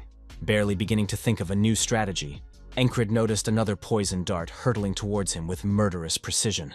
The commander was tormented by the question of how to fight an enemy he could not even see. So skillful was he in stealthy infiltration. Despair grew at the realization that his opponents remained invisible even up close, always remaining out of reach of his perception. The assassins seemed to see absolutely everything, until the young warrior could find no way to avoid the poisoned darts bringing imminent death. Encred bitterly realized that he would be killed without the slightest opportunity to do anything about it, left helpless in the face of an unseen threat. It was the 20th morning of the endless cycle, and the commander still could do nothing to change it, doomed to a recurring death. After the 20th failed attempt, the young warrior realized the need to come up with a fundamentally new approach to solving the deadly puzzle. A feeling of demoralization began to envelop Encred after all the unsuccessful attempts, threatening to undermine his resolve to keep fighting. The warlord reminded himself that 20 deaths, nothing compared to the previous ordeal where he had been reborn over 100 times. The commander drew hope from the fact that he still had a chance to change the outcome as each morning presented a new chance. Encred concluded that initially, he needed to develop a way to dodge poison darts, a key weapon of assassins. After solving the dart problem, Encred will need to figure out a way to quickly deal with the rest of the assassins or effectively escape from them. The commander noticed Jackson in his usual place, where he sat, carefully cleaning his sword with his characteristic pedantry. The young warrior was clearly mulling over some idea, lingering his gaze on his comrade experienced in stealthy attacks. Encred asked Rem why Jackson was called a perverted wildcat, hoping to find a clue in the peculiarities of his comrade's fighting style. The muscular fighter replied without hesitation that the nickname was entirely in keeping with the nature of Jackson, whom he considered a filthy pervert. Rem explained that their comrade never fights the enemy in open combat, preferring to stab them in the back and hide immediately. Such tactics reminded everyone of the behavior of a cunning wild cat, whence the nickname that stuck to the warrior. Guy inquired about the condition of the commander's wounds, showing concern for his health after recent events on the battlefield. Encred reflected that Jackson could easily have eliminated the assassins, but didn't have enough authority to bring him into his problem. The young warrior realized that even with such an ally, the wall in front of him would have to be overcome by himself, relying only on his own strength. Despite his doubts, the commander still decided to turn to Jackson, seeing in his unique skills a potential solution to his deadly dilemma. Encred asked his comrade a direct question. If someone like him were to stab him in the back, how could such a surprise attack be prevented? Jackson pondered the unexpected question, not used to anyone being interested in ways to counter his crowning technique. The fighter honestly admitted that he didn't even know the answer, as no one had yet been able to survive his skillful ambushes, which always ended in success. The commander realized the flaw in his approach, how to learn how to prevent what no one has ever avoided before. Noticing the disappointment on Encred's face, Jackson looked at him intently, as if assessing the sincerity of his unusual interest. Suddenly, the warrior began to laugh and giggle softly, finding something amusing in his commander's serious question. Half-jokingly, Jackson remarked that you have to have eyes in the back of your head to do that, not realizing how valuable that advice would prove to be. The young warlord didn't understand the meaning of the phrase, taking it more as mockery than actual advice for his situation. Encred interjected about the mysterious eyes in the back of his head, trying to figure out exactly what his ambush-experienced comrade was referring to. Jackson abruptly changed the subject, asking the commander if he could see the cart standing a considerable distance from them.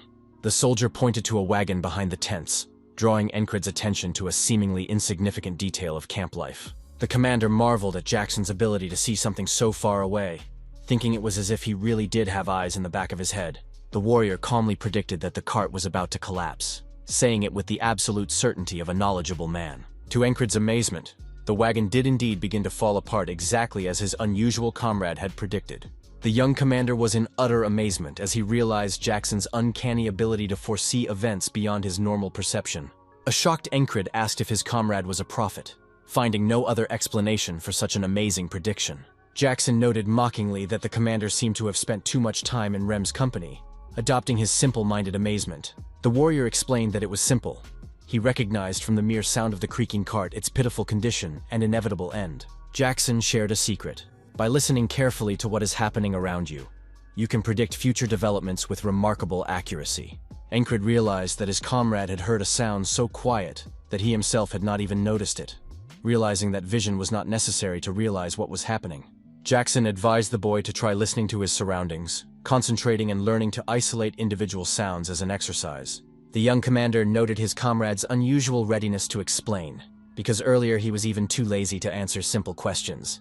The warrior admitted that he was indeed lazy, but that option was preferable to enduring further pointless questioning from the commander. Jackson noticed that Encred seemed to stop at nothing lately, picking up on his commander's unusual persistence. As night fell, the young warrior lay in bed, trying to isolate the sounds around him according to the advice he had received from his experienced comrade. The commander realized he was facing a second insurmountable wall in the form of faceless death, bringing another cycle of rebirth. Encred realized that he would only survive if he could sense the approach of the invisible killer, having developed his senses to an incredible acuity. The commander's main task now was to learn to really hear, not just perceive, but to distinguish the smallest sounds around him. The young warrior heard the usual footsteps and determined that they were simply patrolmen making their usual rounds of the campgrounds. Encred also caught the crackle of torches lighting the area, beginning to distinguish sounds that had previously blended into the general background noise. Despite the progress, the commander still couldn't hear the assassin's footsteps approaching their chamber with incredible silence. The young warrior listened tensely, trying to locate his mortal opponent in the night silence of the infirmary. The assassin moved so silently that even with his newfound skills, Encred couldn't catch his deadly approach. The commander strained his hearing hard, making an incredible effort to discern even the slightest sign of the uninvited guest's presence. All efforts were in vain. The young warrior never heard the professional assassin move in the complete silence of the night. Another poison dart slammed straight into Encred's throat, interrupting his hearing training and returning him to the endless cycle of rebirths. The commander realized bitterly that he had failed once again, listening to everything and picking up nothing despite his best efforts. Upon waking, Encred heard the same song again as the soldiers discussed who the real hero of the great battle that had given him his life back. The young warrior realized with despair that he had made absolutely no progress at all, not even one step towards solving the deadly puzzle. Encred's memory clearly stored the experience of learning the Heart of the Beast technique that had helped him overcome the insurmountable in the previous test. Jackson went on to explain that a lot of information can be extracted from a single sound, with volume and direction indicating the location of the target. An experienced warrior has noticed that when you can distinguish even two imperceptible distant sounds, your ears will truly become second eyes. Suddenly Jackson snapped his fingers, drawing the commander's attention to an important thought he wanted to share. A comrade explained that sound is a wave spreading in all directions, no matter how quiet it is, which was the key to understanding. Jackson went on to say that in the chaos of 1,000 sound waves, you have to pick out the one right one, like he did when he slit that freak's throat. Following the advice, the commander listened to the noise of the camp in broad daylight, training his hearing to recognize individual sounds in the general hum. Encred pondered the sonic web of waves, realizing the need to hear and isolate absolutely every single sound from the general chaos. The young warrior began to distinguish the flags fluttering in the wind, counting their number by the distinctive rustle of cloth at varying distances. The commander could now hear the warriors walking, distinguishing left and right feet, determining that 3 were closer to him and 2 farther away. Encred began to perceive the very sound waves that were the familiar, habitual sounds of camp life. The commander learned to distinguish even the most insignificant sounds, such as a small bird landing on a flagpole, expanding his aural perception.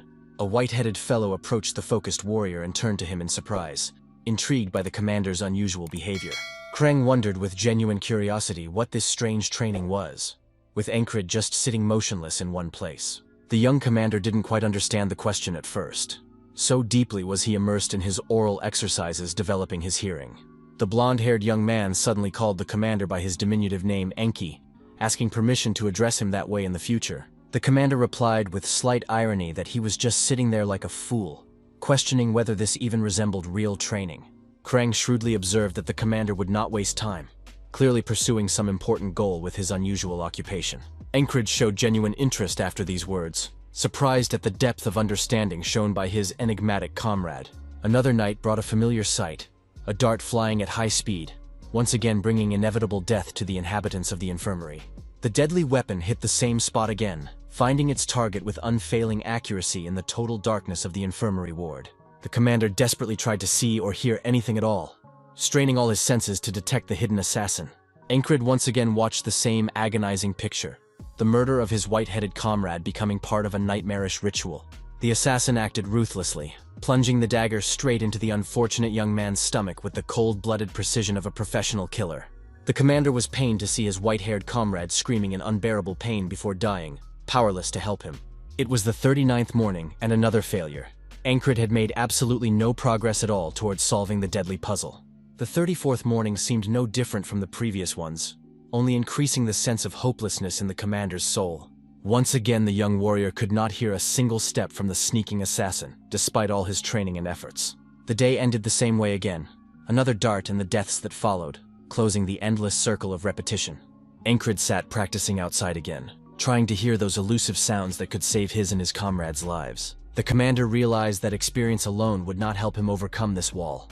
Something more was required, something fundamentally different. The young warrior realized that neither the heavenly rulers nor a sudden revelation would help him overcome this challenge without personal effort. Encred just had to keep learning to hear different sounds over and over again, refining his perception to an incredible acuity. The commander felt the need to do what he absolutely must every time, not backing down in the face of the seemingly hopelessness of the situation. Encred had learned to distinguish the smallest sounds, even a bird's fingernails scratching the metal flagpole, causing a barely perceptible clatter.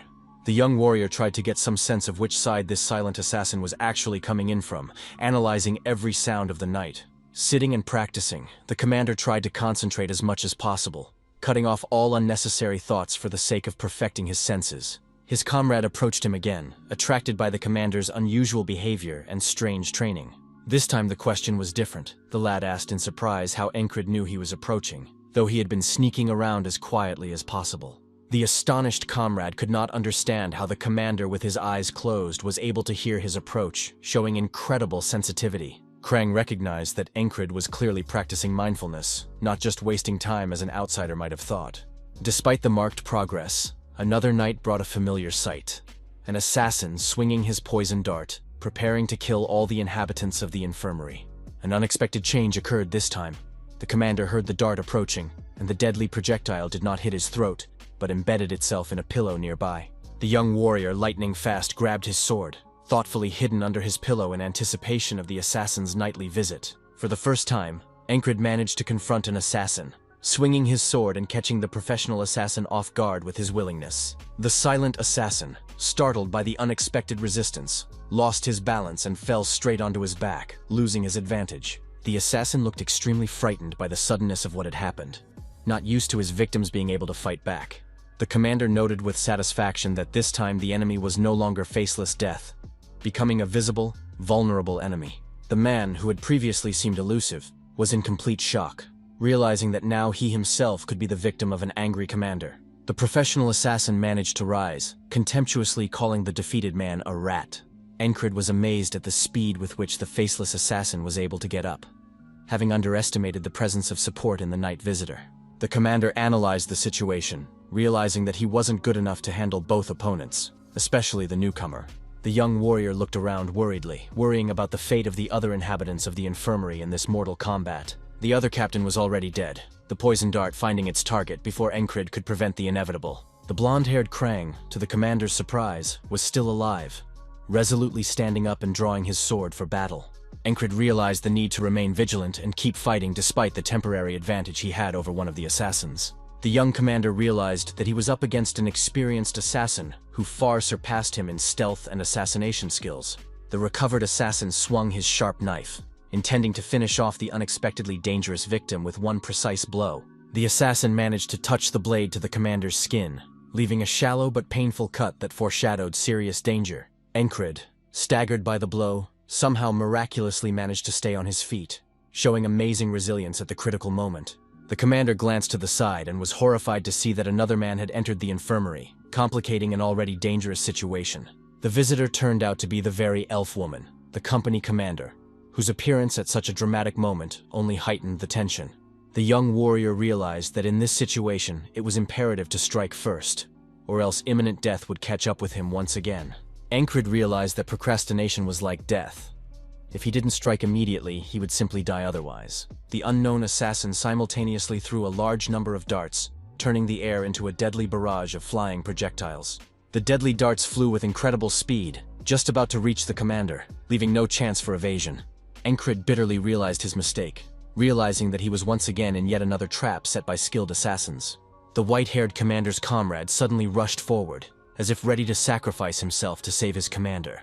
The young warrior realized that he could not protect his mysterious comrade from the many flying darts, feeling helpless. Encred decided to strike the elven company commander, assuming she was in league with the assassins and anticipating his movements. Unexpectedly, the elven woman shielded the white-haired boy from the flying darts with her cloak, refuting the version about her involvement in the murders. The commander was in complete shock, realizing the fallacy of his assumptions. The girl had come to protect them, not to help the killers. The guy decided to postpone thinking about the strange development of events.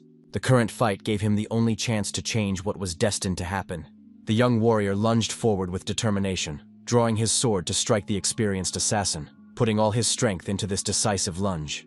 The experienced assassin put up a block and tried his best to stop the guy's blow, realizing that his life depended on the outcome of this clash. The young warrior's powerful punch easily broke through the professional assassin's block, shocked by the unexpected strength of his opponent. The defeated assassin realized the hopelessness of his situation, exclaimed with frustration that, "Oh shit," realizing the inevitability of defeat. The experienced assassin decided that the best option would be to simply hide and escape, not risking to continue the unequal battle with an unexpectedly dangerous opponent. Encred didn't even have time to realize what had happened. All events were unfolding so quickly and chaotically that they merged into one whirlwind of action. The commander was surprised to realize that the previously faceless and elusive assassin had simply run away from him, frightened by the unexpected resistance. The blonde-haired Krang said thoughtfully that the assassin had most likely come just for his soul, hinting at its special value. The young commander replied that he had realized it perfectly well himself, observing the nature of the professional assassin's actions. Encred ironically noted that no one would hire an assassin of that level to kill a worthless officer like him. An elven woman standing nearby noted the commander's cleverness with respect, confirming the correctness of his conclusions with a nod of her head.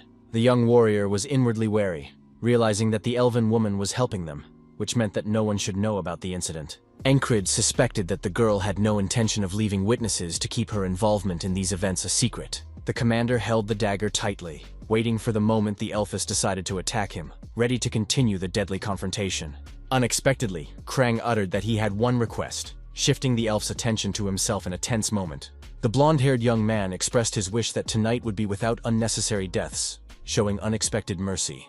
Encred realized that in this way the strange fellow was trying to protect him, acting as a kind of mediator between him and the elfess. The girl only bowed respectfully before the white-haired young man, saying, "As you wish," showing unexpected respect for his words.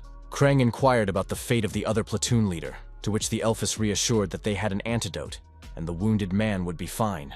The young warrior assumed that the elven woman must be well versed in various poisons, since she had antidotes for such rare poisons. The blonde youth offered to clean up the mess, fearing trouble if people found out about the assassin's attack on the military infirmary. Encred agreed that the most important thing was to leave no trace of what had happened, avoiding unwanted investigations and questions. Krang thoughtfully remarked that there was one simple solution that would permanently cover up all traces of the night's incident. Making a drastic decision, they set fire to the infirmary, destroying all evidence and creating a plausible explanation for what happened. Military men with buckets of water ran to the shouts of fire, unaware of the true cause of the infirmary tent fire. Soldiers rushing to help shouted to each other to check for survivors, unaware of the drama that had played out earlier. The commander noted with satisfaction that the assassin's tracks had now been completely obliterated by the flames, which had destroyed all evidence. The young warrior realized that the military would deal with the aftermath of the fire themselves, without linking it to an assassination attempt. Krang and the elf discussed the events of the night. The girl noting that without the squad leader's intervention, the blonde young man would have died. The girl wondered if he was the reason Krang had changed his mind, to which he answered affirmatively, confirming Encred's influence on his decision. The white-haired youth added thoughtfully that the commander was quite an interesting person, showing unusual respect for a mere warrior. Krang mentally noted that he had tried to avoid everything that had happened, but fate had decided otherwise, linking their paths in an unexpected way. Meanwhile, Encred, unaware of the conversation, practiced all night until dawn, continuing to perfect his skills. The white-haired young man stopped abruptly while talking to the elven woman, clearly deep in thought about something important. The enigmatic Krang uttered, as if addressing the absent commander, that he must have been the one so affected, recognizing the sudden change in his views. The young man added that they would surely meet again, but under conditions that would be much better than the current ones, foreshadowing a future meeting. The deadly scythe in Karen's world disintegrated into small pieces, marking Encred's victory over yet another test of fate. The shattering of the symbolic weapon heralded that the guy was finally able to survive that fateful day by overcoming the invisible barrier. The young commander was once again in the netherworld, where another cycle of his unusual existence was coming to an end. The mysterious god uttered a cryptic prophecy of an imminent future meeting, leaving Encred in the dark as to his fate. The warlord was left puzzled, not understanding exactly who the deity was talking about, or what the significance of the encounter would be. Encred faced the recurring day once again, but this time managing to change its preordained tragic outcome. Having survived a silent death and awakened to a new day, the young warrior now felt the presence of almost everything around him, though he was never able to spot the mysterious elven woman. The commander contemplated his impending return to the squad, glad that he was not seriously injured and could depart immediately without wasting time. Vergence was puzzled as to why Encred had pulled him out of the fire, genuinely surprised at such an unexpected rescue by a recent opponent. The young warrior thought irritably that even in his gratitude he could hear the incredulous questioning of the reasons for saving his uneasy companion. The commander simply replied that they were comrades in arms and no other reason for rescue was required, demonstrating an understanding of military brotherhood. Vergennes was visibly embarrassed by these sincere words, not expecting such nobility from a man he had previously openly despised. The third platoon captain admitted that after all the damage he had caused, he felt somehow wrong, feeling embarrassed for the first time for his past actions. Vergennes asked if Encred was already going to return to the squad, receiving an affirmative reply from the young warrior. The commander was wary when he asked the reason for such a question, suspecting that something had happened during his absence. The captain reluctantly reported that there were rumors that the entire camp was cursed, alluding to a series of strange occurrences in Encred's absence. Ragna, another member of Squad 4, addressed someone rudely, calling him an underdeveloped ape, provoking another conflict. A fierce fight broke out between the offender and Rem, disturbing the peace of the camp and demonstrating the strained relationships within the unit. The muscular fighter seemed to gain a second wind during this sparring session, attacking his opponent with fury, not holding back the force of his blows. The watching soldiers shouted to each other to run away, as the straggler squad again started a scuffle that threatened to turn into a serious beating. Ragna and the Sultan continued to fight the big muscular guy, creating chaos in the camp, not caring about the consequences of their actions. Rem threw a crushing punch right to his opponent's cheek, showing his seriousness in this fight. The enraged, muscular fighter threatened to paint his opponent's face with his axe, taking the conflict to a new level of danger. In response to the threat, his opponent contemptuously threw out that he would only try, calling him a mere savage, adding fuel to the fire of the quarrel. Encred reflected with annoyance that he really didn't know how to deal with the reputation of the cursed camp haunting their unit. The commander realized that these reckless fighters could be considered his personal curse, constantly causing trouble and breaking discipline. The young warrior remarked that they would not wait for him to die, though the constant antics of these two might make him lose his mind before his time. It had been 4 days since Encred had returned to his squad, and life was slowly falling into a routine of daily concerns.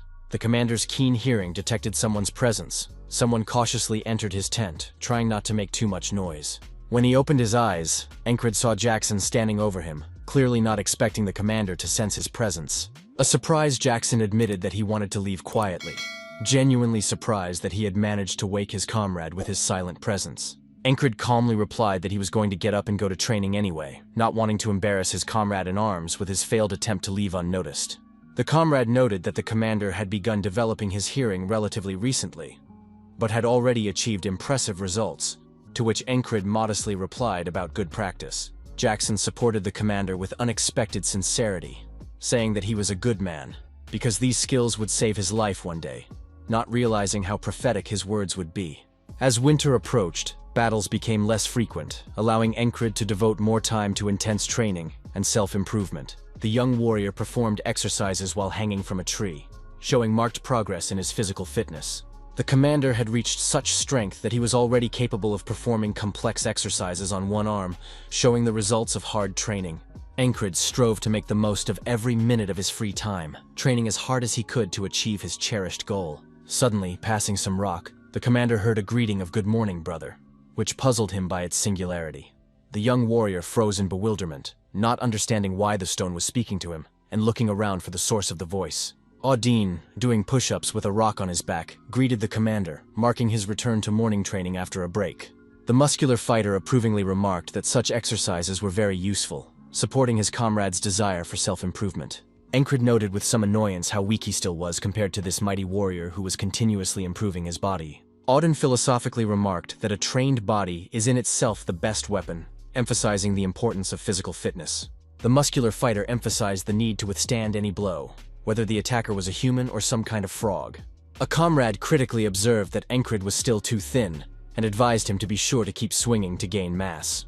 The commander ironically asked his comrade if he thought that perhaps it was he who was overpumped and not Encred who was too thin. Audine ignored the joke, continuing in earnest about the exercises he had shared earlier, emphasizing their effectiveness. Another scuffle between two companions, Rem and Ragna, was brought to attention, disturbing the morning peace of the camp. The muscular Ram shouted that it was his comrade's turn to cook, accusing him of laziness since he was still asleep at this late hour. A sleepy Ragna complained that it was hard for him to get up, and he really wanted to sleep some more, ignoring his comrade's indignation. An angry Rem reached for his large two-handed sword, intending to lend credibility to his demands. The muscular warrior swung around and threatened that there would be no food if Ragna didn't get up, and he would have to eat fried nails. The comrade initially even looked at it with shock, not expecting such an aggressive reaction to the usual morning laziness. Encred appeared and immediately intervened, grudgingly asking why they were picking a fight again at such an early hour. The commander sternly demanded that they settle down, saying that by their constant quarrels, they were dishonoring him as a squad leader. Ram complained that Ragna was starving them, refusing to cook when it was his turn, breaking the established order. Encred judiciously remarked that such behavior was unacceptable, and since it was Ragna's turn to cook, he should start immediately. The sleepy fighter reluctantly agreed, and a puzzled Rem asked why all this drama was necessary if he was going to cook anyway. Ragna rudely replied to get his comrade off his back, adding the insulting remark that he stank badly. A stricken Rem worriedly checked his belongings, perplexed as he thought he was giving off a perfectly normal odor. Encred tiredly remarked that it was time for them to stop picking fights for no reason, asking if they were really that bored in peacetime. Ram honestly admitted that his hands were itching to go without a fight, to which the commander advised him not to go off on the first one he saw, as it wasn't worth it. The young warrior suggested to his comrade that they spar instead of pointless quarrels, and soon they were already fighting against each other on the training ground. The muscular Ram, throwing punches, encouraged the commander to hold his punches better, jokingly noting that he had gotten quite weak during his absence. Rem swung his axe hard, catching the commander off guard with the unexpected intensity of the attack in a normal sparring match. Encred understood the need to remain calm, using the beast heart technique he had recently learned in his trials. The young warrior could clearly see the approaching axe moving in a familiar trajectory, preparing to accurately deflect the blow. The commander successfully put up a block with his weapon, not allowing the axe to even touch himself, demonstrating his increased skill. Encred realized the need to use his hearing to block blows, and then apply the technique he had spent so long perfecting.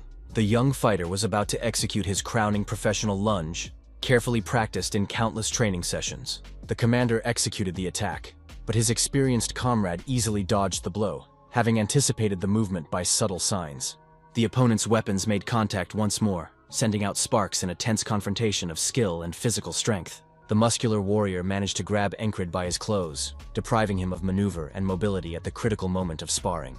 The commander realized his unenviable position, realizing that this time he had lost the sparring to a more experienced opponent. Ram put his opponent on the ground with a triumphant smile, demonstrating his superiority in close combat and grappling. The muscular fighter remarked that he had expected more, as the commander had really gotten much better at this lately. Rem asked with a dose of frustration why his friend had become so boring, making the same choices that should have bored Encred himself. The young warrior realized something important after today's sparring, realizing the depth of the changes that had happened to him. The commander realized that he had become completely different from his former self, having evolved as a warrior and as a person. Encred realized that now, to improve, he was able to repeat the same movement at least 1,000 times without losing concentration. The young commander offered to repeat the fight, promising to give his comrade what he deserved, though Rem realized that his skills were clearly lacking. The muscular fighter admitted to himself that the sight of this guy now caused an inexplicable fear in him, as if there was another person in front of him. Rem noted that the commander would never bore him as an opponent, as he now had the look of a true wolf, ready for a deadly fight.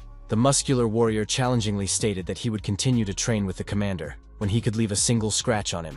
Suddenly it rained heavily, falling on the sparring fighters and forcing them to stop their practice match. The downpour was so intense that it was impossible to tell when the rain began and when it would end, flooding the entire camp area. Ram joked with annoyance that he would soon have mushrooms growing on his feet because of the constant dampness that had been haunting them lately. All the other warriors were getting sleepy in this weather, ready to fall into slumber to the monotonous sound of raindrops. The red-haired Chris grudgingly remarked that he was tired of canceling training due to the incessant rain, expressing general annoyance. The big-eyed soldier confessed that he was ready to believe in a curse. So unusual and constantly unfavorable was the weather. Encred interjected about the meaning of the word curse in this context, to which the comrade replied indefinitely, suggesting he ask the commander. The young warrior remembered that he had previously heard talk of a curse on their camp, something more than just soldier superstition.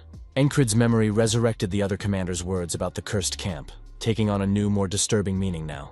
The red-haired lad listed all the oddities: abnormal weather, constant casualties, scout fire, frequent troubles, and serious injuries. Chris noted thoughtfully that although he didn't believe in curses, all these coincidences made him think seriously that it wasn't coincidental. The commander gravely remarked that he could not leave such oddities unattended, feeling responsible for the safety of the squad. Chris asked curiously if anyone was stuck at the exit, to which Encred replied that he was just practicing his senses under unusual conditions. The young warrior explained that it was in such a downpour that perception was best perfected, with the noise of the rain masking other sounds. Ram mockingly wondered who the commander thought he was, a wildcat, alluding to Jackson, who had endorsed the training as useful. The stealthy warrior gave Encred unexpected praise, noting that it was very good to engage in such exercises in such weather to develop sensitivity. The muscular fighter was loudly indignant, asking since when Jackson even cared about their commander, surprised at his comrade's sudden concern.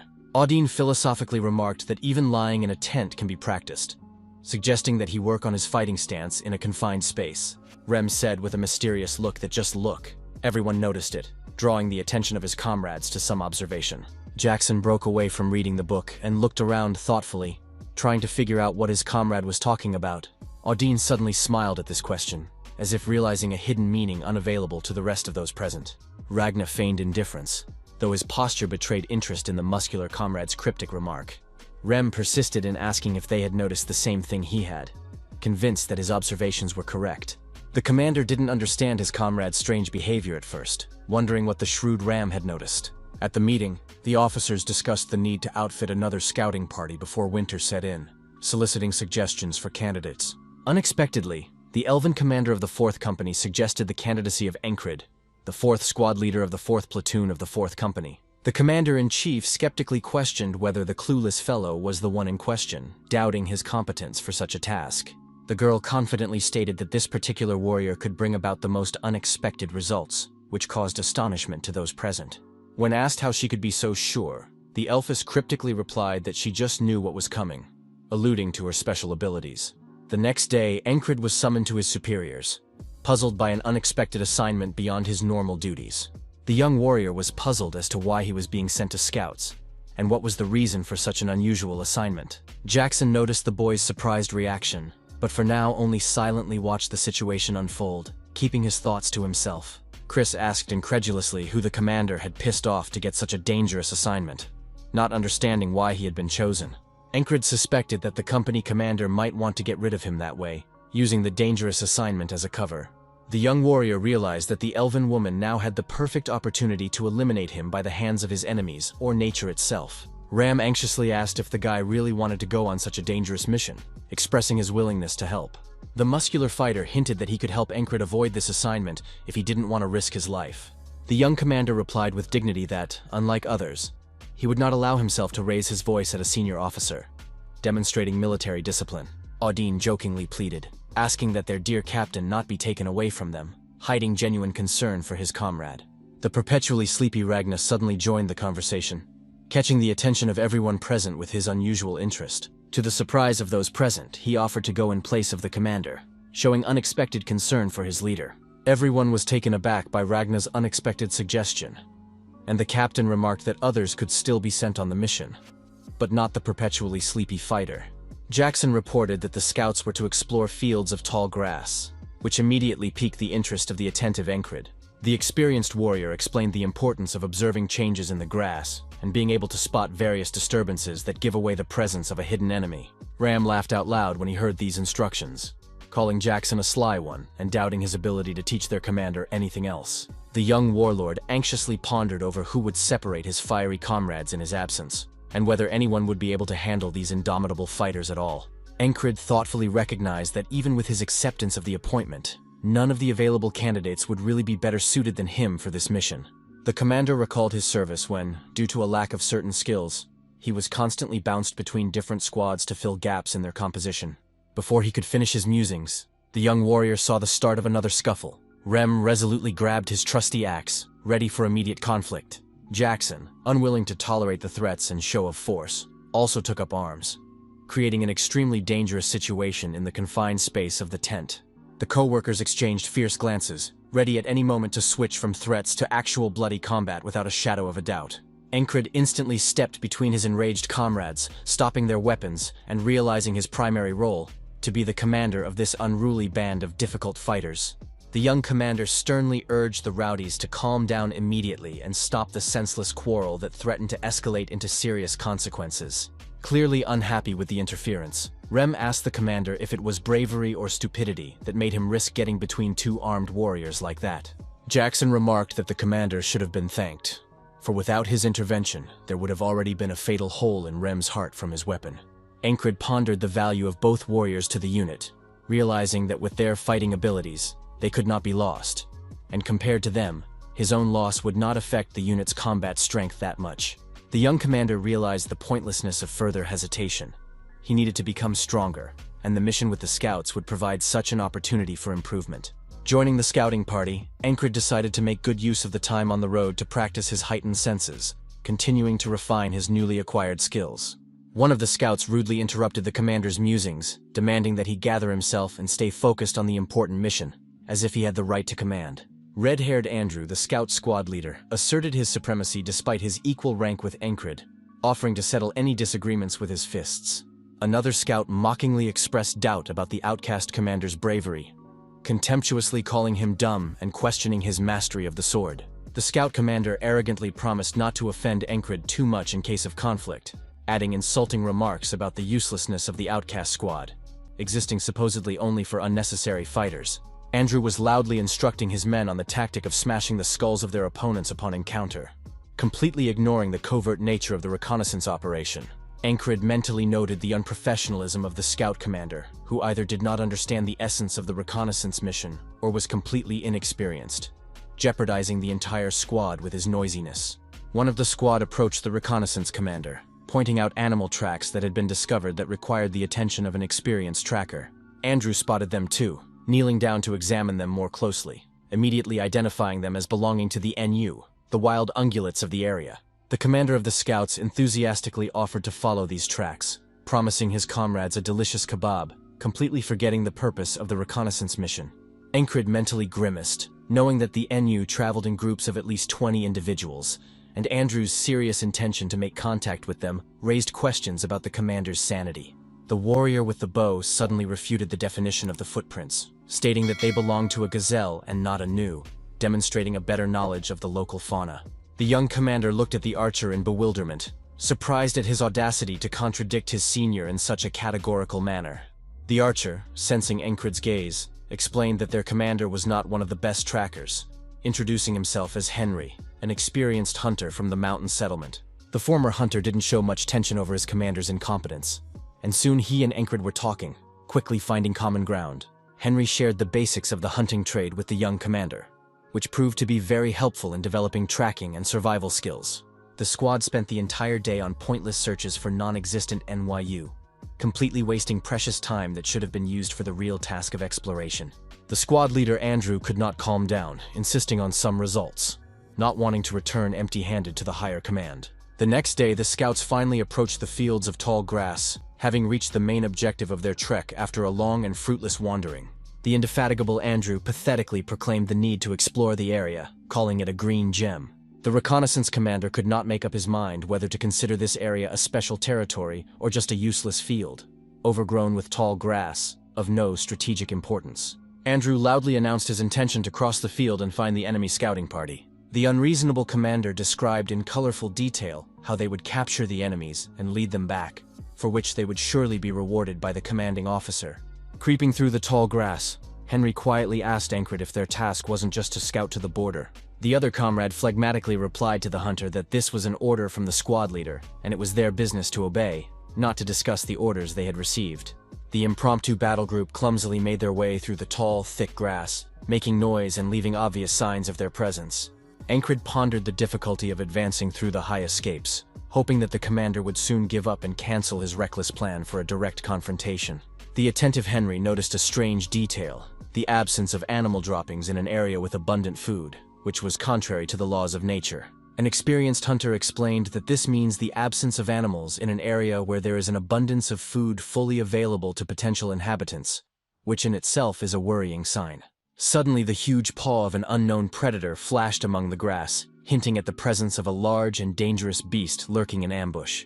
Encred, thanks to his keen hearing, was the first to notice the danger, instantly tensing up and preparing for a possible attack. A black panther suddenly emerged from the tall grass, showing clear signs of aggression and readiness to attack careless travelers. The young commander looked around the area, trying to determine the exact direction of the predator's movement to warn his comrades. Encred's gaze snatched up the panther's crazy blue eyes, glittering among the greenery like two cold stars, full of wild fury. The young warrior made a quick gesture for everyone to duck immediately, in an effort to keep his comrades safe from imminent danger. Despite the warning, several scouts could not escape death. Arrows from the unknown enemy pierced their heads with lightning precision, instantly cutting off their lives. The squad leader was terrified, completely unaware of who had attacked them in this seemingly safe area. Glancing towards the source of the danger, Andrew realized with a cold heart that it was enemies armed with crossbows ambushing him. The situation became critical, and the scouts realized that the only chance for salvation: immediately escape from the death trap without looking back. Despite desperate attempts to escape, the enemy inexorably caught up with the scouts, capturing those who did not have time to hide in the tall grass. Encred noticed with alarm that his pursuers were already closing in on him, literally breathing down his back and shortening the distance with every passing moment. The young commander bitterly realized that in this tall, thick grass, they had simply been surrounded, lured into a perfectly planned trap. Unwilling to surrender to fate, Encred continued to run forward, trying to somehow escape the treacherous grass trap. The enemy's crossbow creaked loudly as it charged, breaking the ominous silence that preceded the deadly shot. Thanks to intense training, the young warrior instantly heard that distinctive creak that warned of danger. The instincts developed under Jackson's guidance did save Encred's life, allowing him to dodge the flying arrow at the last moment. Despite this temporary success, there remained an insurmountable obstacle to the young commander's survival in the situation. In the reigning chaos, Encred couldn't make out who was where, having lost his spatial orientation among the identical stalks of tall grass. A huge number of arrows from different directions rushed towards the young warrior, creating a deadly net from which it was impossible to escape. The sharp tips mercilessly pierced through Encred's back, bringing excruciating pain and foreshadowing inevitable death. Even at the moment of mortal wounding, the guy did not sleep a wink, watching with the cold determination of a warrior to the last. The dying Encred pondered that, knowing of the ambush, it would be wise to try to evade it, but the commander would call him crazy for such a suggestion. Bitterly realizing that he was never listened to, the young warrior understood the need to save the entire squad on his own. Encred repeatedly tried to escape in various ways, but his enemies discovered him each time, foiling all attempts to escape. Despite constant setbacks, the commander never gave up hope, knowing his unique advantage: a repeatable day and the opportunity to learn from mistakes. Time after time, Encred met the same death in the tall grass as 24 crossbowmen found him on the east side. When attempting to move north, avoiding crossbowmen, the young warrior invariably encountered a squad of enemies armed with long spears. Even as Encred fell, dying from his many wounds, his ruthless enemies did not cease to finish him off with unusual cruelty. Repeated attempts to separate from his team were also unsuccessful, as if the enemies were specifically hunting for him. The observant Encred noticed that the opponent's uniforms were colored green, blending in perfectly with their surroundings, indicating careful preparation for an ambush. The young commander was perplexed as to what could have been so valuable in this field, that the enemies were so seriously preparing to defend this area. In yet another cycle of rebirth, Encred, having been captured, tried to pick up any sounds that might give a clue to the mystery. The same nightmarish scene unfolded before the warrior's eyes again. He lay helpless as the ruthless enemy cut off his head. As he died, Encred thought furiously about what kind of scoundrels these people were, and what such an important thing they could be hiding in this seemingly ordinary field.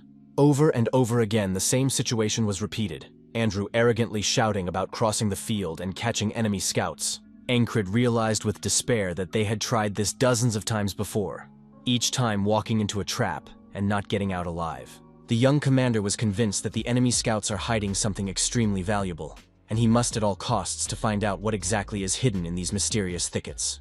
The thought of being able to avoid an endless string of deaths by simply abandoning the mission flashed through Encred's mind, promising an end to this endless day. However, the determined warrior firmly realized that he would never give up his goal, despite all the difficulties and numerous deaths. Andrew, noticing the young commander's lag, shouted angrily after him, accusing him of idleness and demanding an explanation for the stoppage. Suddenly, a scarred guy from the squad approached Encred, trying to calm him down, acknowledging the annoying nature of the commander, but urging patience with a man with his own problems. The young warrior stated emphatically that there was a limit to his patience with the jerk, wondering how the others didn't get tired of constantly indulging the squad leader. The scarred fighter was extremely amazed at such audacity, not believing his ears and clearly shocked at the boldness of the statement. The enraged Encred stated emphatically that he no longer intended to play these senseless games, leading them all to imminent doom. The scout commander began angrily accusing the young warrior of evading direct orders, without noticing the danger of his plan. Realizing the need for a drastic change in the situation, Encred was adamant that panic in such circumstances was unacceptable. With unexpected confidence, the young commander announced that from now on he would begin to give orders, changing the hierarchy in the squad. Andrew was frantically angry at these impertinent words, and Encred mentally noted that the scout commander had survived the longest, along with Henry. The young warrior recognized the red-headed commander's fighting qualities, noting that he fought as powerfully as he looked, which made him a dangerous opponent. Encred was referring specifically to the guy with the scar, believing him to be the most capable in the squad despite his loyalty to the incompetent Andrew.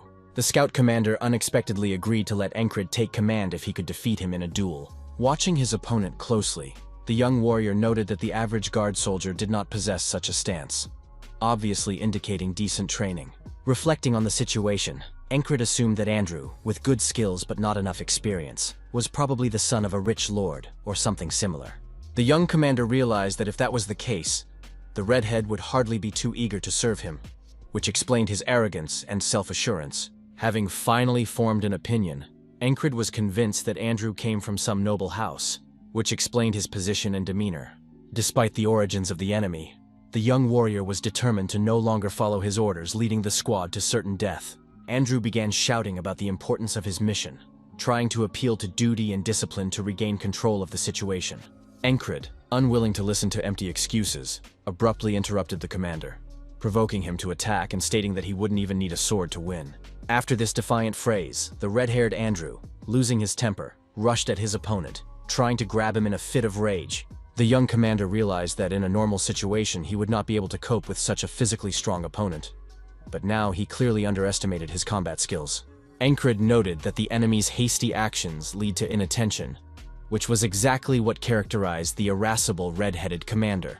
The young warrior focused completely on the current moment, listening intently to all sounds and scrutinizing his opponent's every move. The fighter understood that attentiveness, a key factor in such a fight, and inattention is always severely punished by fate. It was because of his concentration that Encred blocked the attack with his bare hands, so that the red-haired opponent simply couldn't overcome his defense. Pushing the blow away, Encred watched the look of annoyed shock on Andrew's face, not expecting such resistance. Without letting his opponent regain his senses, the young warrior instantly launched a counterattack, delivering a powerful bare-handed blow to his unprotected body. The red-haired commander cried out in shock and pain from the unexpectedly hard blow to his stomach, robbing him of his breath and ability to resist. Losing his strength, Andrew collapsed to the ground, exhausted and humiliated that he had been defeated even without the use of a weapon. The witnesses of the fight were in complete shock, not believing that the newcomer was able to cope with their experienced commander with just one precise blow. The rest of the scouts continued to watch in amazement as Encred firmly stated that the squad would be under his command from now on. The young warrior asked calmly if there were any objections, ready to answer any challenge to his new status. Complete silence was the only response, no one daring to object after such a convincing display of superiority. Even the defeated Andrew couldn't say anything, reliving the shame of public defeat at the hands of a supposed rookie. The scarred guy from the squad was even relieved at the change in command, clearly preferring the new leadership to the old. The young warrior realized that this was only the first step to survival, and there were many more challenges ahead on the way to solving the mystery. Under new leadership, the troop moved through the thick grass, following a plan devised by a man who had experienced the day many times before. In the back rows, the scouts were talking quietly among themselves, discussing the new commander's arrogance and strange methods. Encred suddenly asked Henry a personal question about his dreams, catching the hunter off guard with an uncharacteristic interest in a military setting. The archer was clearly confused by the unexpected question, wondering why the commander was so strangely interested in his personal life. Overcoming his embarrassment, Henry confessed his desire to marry a beautiful girl, receiving a flower shop in return for a peaceful life. The young commander remarked meaningfully that to fulfill this dream, Henry's most important thing today was to survive and return home. Turning to the two warriors walking behind him, Encred emphasized the need to get out alive, especially for those who didn't want their children to grow up without a father. Asking Andrew the same question, the young commander heard an unexpectedly sincere answer about wanting to fulfill his mother's wishes and revitalize the family home. The defeated red-haired warrior confessed that his true mission was to revive a lost noble house, which explained his ambition. Encred paused for a moment, thoughtfully noting the similarity of their desires, united by the desire to create a better future. The young warrior emphasized that in order to fulfill these wishes, they all need to get out of here alive today, against all odds. Encred was adamant about the need for joint action, emphasizing that only together could they overcome the deadly ordeal. The squad members were struck by this unusual approach of a new commander, appealing to their personal dreams and sense of camaraderie. The young warrior understood the need for each squad member to be actively involved, knowing that nothing is more motivating than the pursuit of life. Anticipating the enemy's imminent arrival, Encred devised a plan to break through the encirclement based on the experience of countless failures. The commander clearly explained the necessity of firing an arrow at head level in the direction indicated, emphasizing that he would not repeat the order. Henry did not hesitate to carry out the new commander's orders, quickly sending an arrow precisely to the indicated point in the tall grass. Encred's intuition did not fail. The arrow accurately hit the head of the lurking enemy, confirming his knowledge of the enemy's location. The scouts were amazed at the accuracy of locating hidden enemies, beginning to believe in the new leader's special abilities. Without wasting precious moments, Encred ordered Henry and Andrew to follow him, beginning a decisive break through the enemy encirclement. Andrew quickly grabbed his sword, ready to act on his new commander's orders, recognizing his authority after his defeat. Encred understood the need to create a tactical advantage in the current situation by relying on knowledge of future events. The enemies surrounded the squad, coming in the back, and managed to kill one of the scouts before the others could react. The young commander knew that to gain an advantage, it was necessary to spot the enemies first, and strike suddenly. Enemy scouts shouted in panic for the immediate destruction of the detected detachment, losing their cool. Taking advantage of the moment when the enemy gave away his position with a shout, Andrew silently approached him and delivered a fatal blow to his back. Encred realized the importance of seizing the moment of surprise, aiming to break through the enemy ranks as deeply as possible. The young commander decided to lead Andrew, realizing that his faithful scarred bodyguard would surely follow his master. A fierce battle erupted between the opposing sides, where Andrew bravely swung his sword, displaying extraordinary fighting skills. The commander was pleased to note that with such a brave fighter, their chances of victory were greatly increased, despite the numerical superiority of the enemy. The original number of 20 opponents had been reduced to 8, throwing the remaining enemies into shock at the unexpected repulse. The surviving enemies chose to flee, clearly intending to bring reinforcements, which required immediate action from Encred's squad. The scouts under the young warrior's command stood in full readiness to take the blow, united by a new sense of camaraderie and trust in the leader. Encred reminded his comrades that it was now their duty to finish off their enemies, on which depended the fulfillment of their personal wishes and the possibility of returning home. The fierce battle that had begun between the two opposing sides had turned the tall grass into an arena of bloody confrontation. The scouts were winning confidently against their enemies, successfully using their tactical advantage thanks to Encred's foresight. In the field of tall grass, the enemy soldiers also had a hard time navigating. But suddenly, the battle was interrupted by the chilling sound of a wild animal. A panther with a piercing, icy stare appeared, and introduced a new factor of uncertainty into the already chaotic battle. The wild cat, ready to tear everyone apart in seconds, made no distinction between the opposing sides, posing a threat to all. Even the enemies were not happy about the appearance of the dangerous predator. Distracting themselves from the main battle, and trying to kill the beast to save their own lives. Encred instantly took advantage of the situation as his opponents were distracted by the Panther, quickly attacking the enemy who had lost his guard. The young commander remembered his first encounter with this wildcat in one of the previous cycles, ending in his imminent demise. The warrior remembered the moment when he had recklessly chased a spotted beast, leading to a tragic outcome for the entire squad. Encred realized that in the last cycle, their enemies had discovered them completely by accident, thanks to an unfortunate coincidence. Reflecting on the previous attempts, the commander realized that they had missed the ambush this time due to their focus on the chase, and now couldn't afford to die when everything was going according to plan. The scouting squad was relieved to realize that they seemed to have finished off all of the enemy, though vigilance never left them. Encred strongly told his comrades to keep moving forward, despite the fatigue and the strain of the battle. Suddenly, the Panther froze in place, as if listening to something inaccessible to human perception, which alerted the experienced commander. The young warrior was bitterly aware that even after many cycles he had failed to save everyone, with only 6 of the 7 of them left with a single loss. Consoling himself with the thought that more members of the squad had survived this time than ever before, Encred urged his comrades to continue on their journey to unravel the mystery of the enigmatic field. The commander again destroyed the enemy by stabbing them in the back, utilizing the knowledge of the numbers and location of enemy units gained in previous cycles. Realizing that moving forward would result in extermination by 30 crossbowmen, Encred made the decision to turn the other way, changing his route. The young warrior realized the need to quickly eliminate pursuers interfering with the plan, adhering to kill-and-run tactics to avoid major confrontations. Using this approach, the squad gradually made its way out of the enemy encirclement, minimizing casualties and avoiding detection by the main enemy force. The bodyguard worriedly noticed that Andrew was nervous about the approaching dusk, when finding a way out would become much more difficult. Encred, too, understood the critical importance of getting out of the danger zone before sunset, as long as visibility allowed him to navigate the tall grass. The young commander urged the squad to move on, to which the bodyguard objected, fearing they would only get deeper into the death trap. Encred was adamant that no objections would be tolerated, demanding unquestioning obedience to his orders as the new leader of the squad. Suddenly, some scouts noticed something shocking, expressing extreme surprise and wincing in surprise. The bodyguard resolutely put the dagger to the commander's throat, demanding that he show conscience and sanity in the situation. Gloomily looking into Encred's eyes, the bodyguard declared his unwillingness to go to certain death and willingness to kill the commander for his own survival. Keeping his composure, the young commander logically observed that it was too late to go back the way they had come after the carnage they had caused. Encred explained that there were now a huge number of enemies on the retreat route, but the bodyguard stubbornly insisted on his unwillingness to follow the new leader. Eager to clear the air, the young commander asked for attention, preparing to reveal his true intentions and plan. Encred uttered a key phrase emphasizing their commonality. He too wants to survive, which made the bodyguard think for a moment. Andrew, observing the situation, recognized that he had previously thought Encred was useless scum, but now saw him as quite strong and determined. The red-haired commander drew a parallel to his own father, who had simply given up and lost all the wealth of their noble house, plunging the family into poverty. With an epiphany, Andrew realized the significant difference between his father and this young warrior, ready to fight to the end for the life of every member of the squad.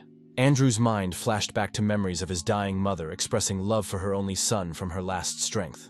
The woman held on from her last strength on her deathbed, barely finding the strength to utter her cherished words to her heir. The mother willed her son to become a person who leads others, who can unite people with a common goal and inspire them to accomplish things. The dying woman's last wish was for her son to gain the trust of the people by becoming a true leader and reviving the ancient family name of their clan.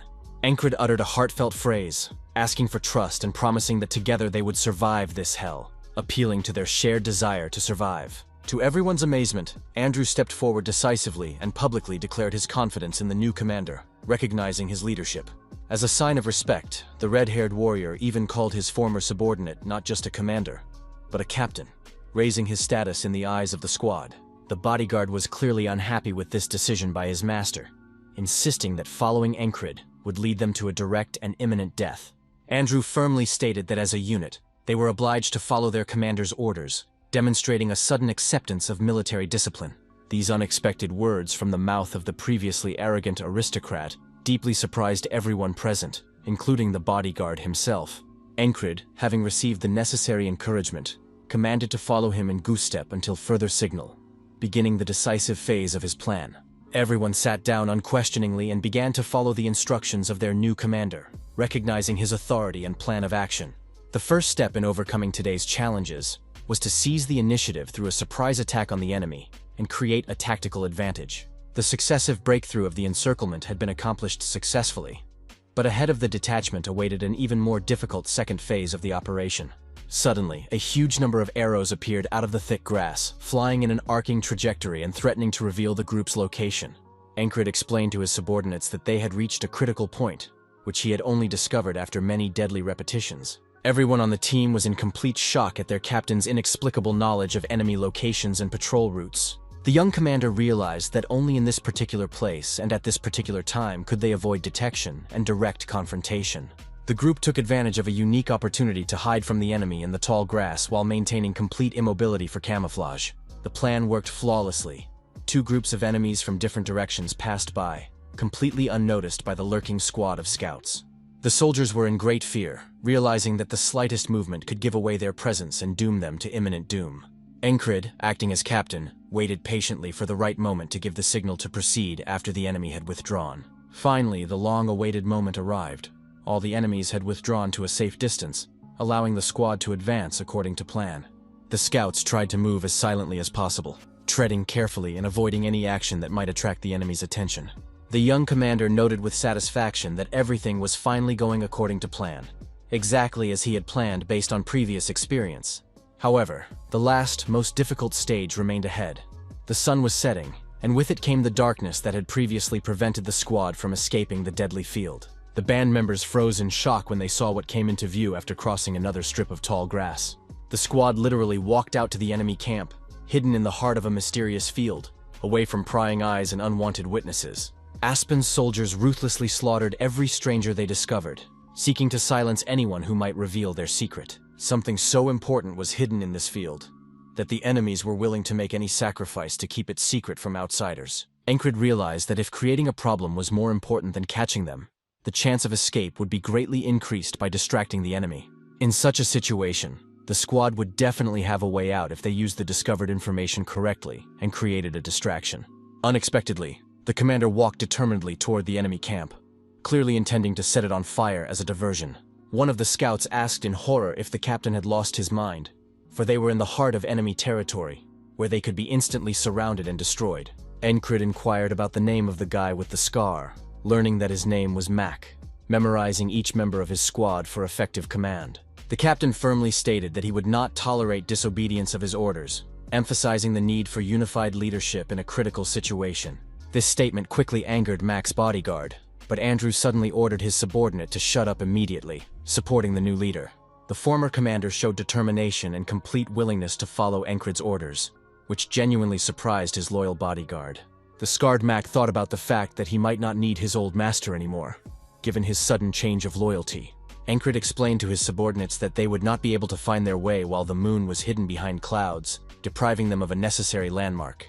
The young commander emphasized that the only way out in this situation, just trust him and act according to his instructions. Mac watched in bewilderment as the commander suddenly tore apart the enemy tent, not understanding the meaning of these actions in the context of the escape plan. When the scouts got inside, they were surprised to find the tent empty, contrary to all expectations of finding enemy soldiers there. Mac wondered what was going on, and how their commander knew the sequence of future events with such incredible precision. Encred had no time to answer questions. He resolutely led his squad forward, following a plan forged through countless cycles of death and rebirth. Analyzing the situation, the bodyguard understood the insanity of the decision to go straight through the enemy camp, contrary to all military principles. Mac was surprised to note a strange anomaly. They had not encountered a single enemy soldier, even though they were supposedly in the heart of the enemy camp. The warrior agonized over how such a thing was even possible, contradicting common sense and years of combat experience. Encred turned to his companions, ordering them to wait for him here and avoid any unnecessary movements that might give away their presence. The young commander knew the terrain by heart, having infiltrated this camp dozens of times before, and remembered clearly when he first spotted that particular flag. He recalled his first contact with that symbol, when the entire enemy army had momentarily focused their attention on it, forgetting everything else.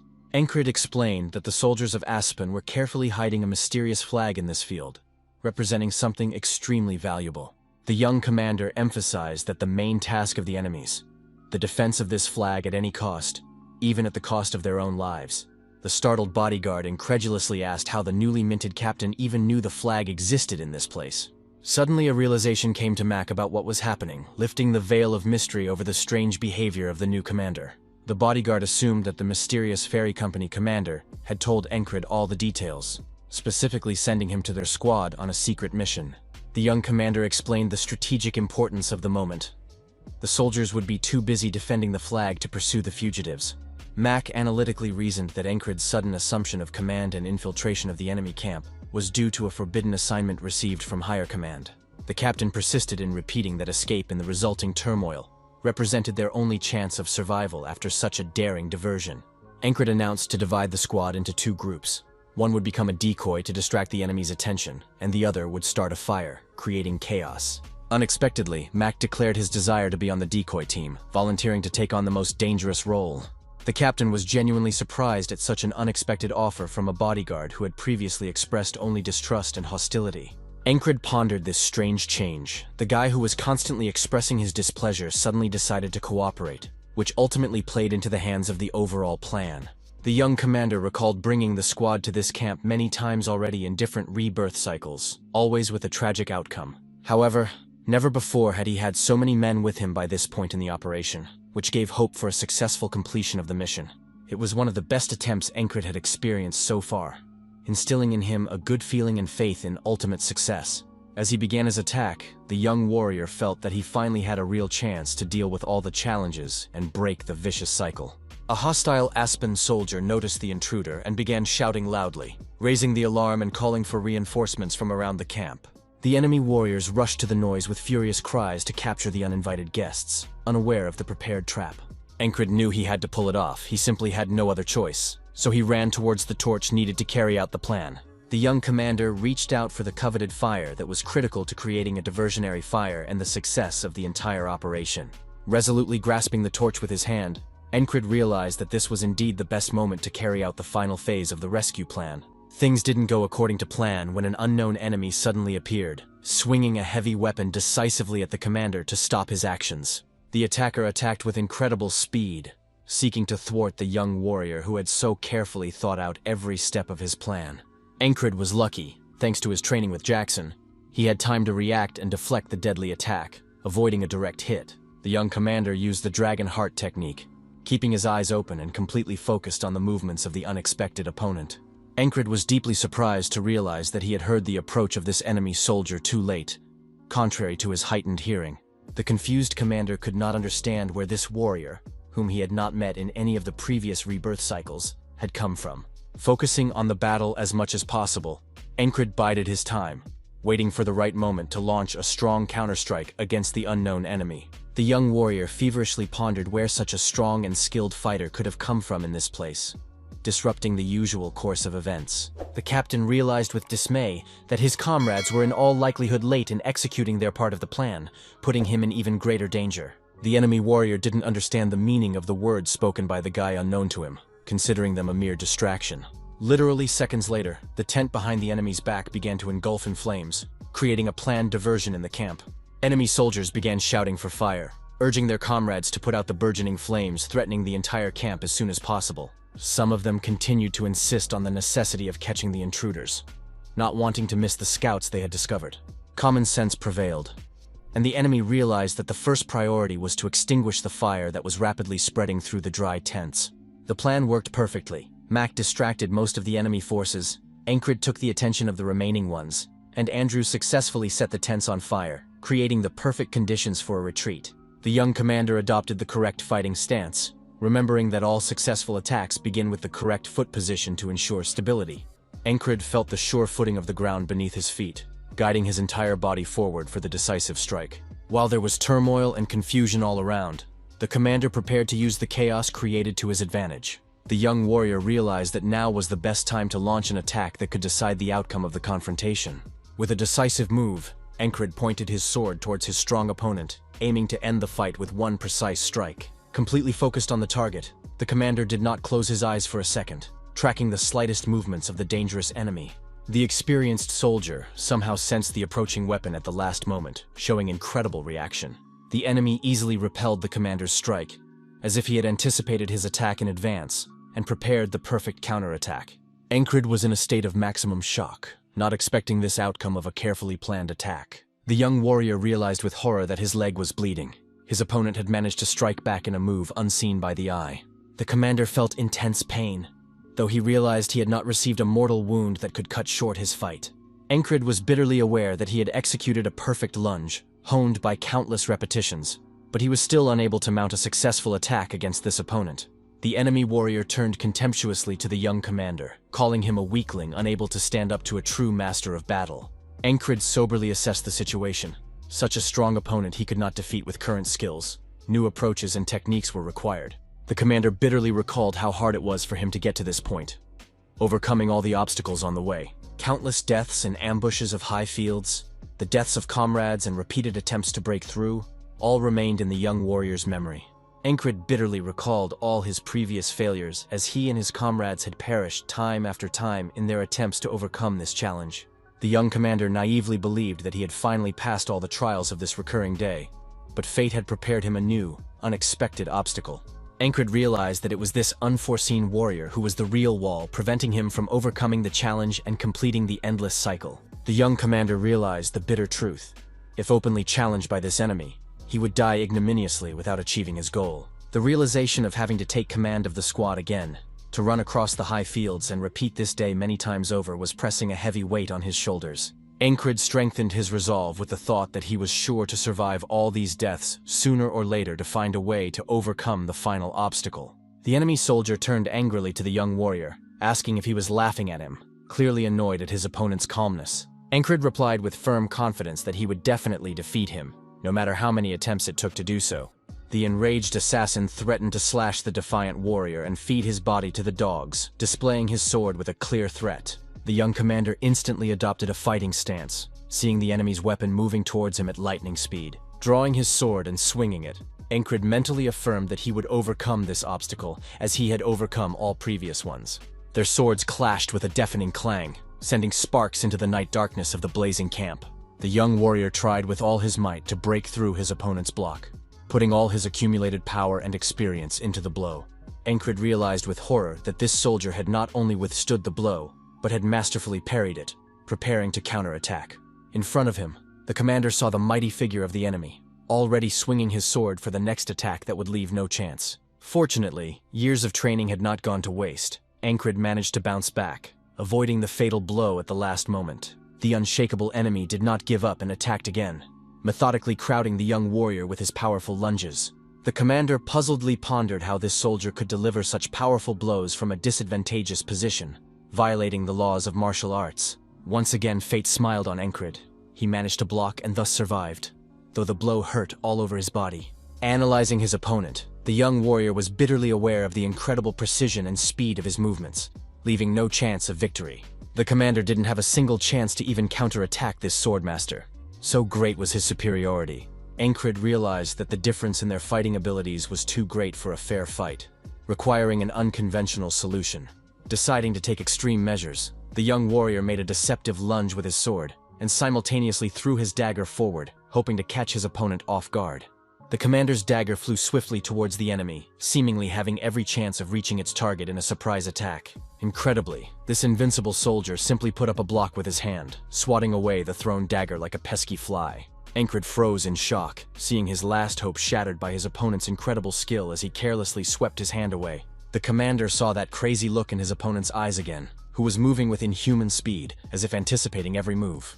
The enemy made a lightning strike, extending his sword towards the young warrior, but he somehow miraculously managed to take a saving step back. Meanwhile, the fire was spreading more and more across the camp, and the enemy's deadly sword was getting closer to the lad with every lunge. Suddenly, the shouts of the soldiers stopped the enemy.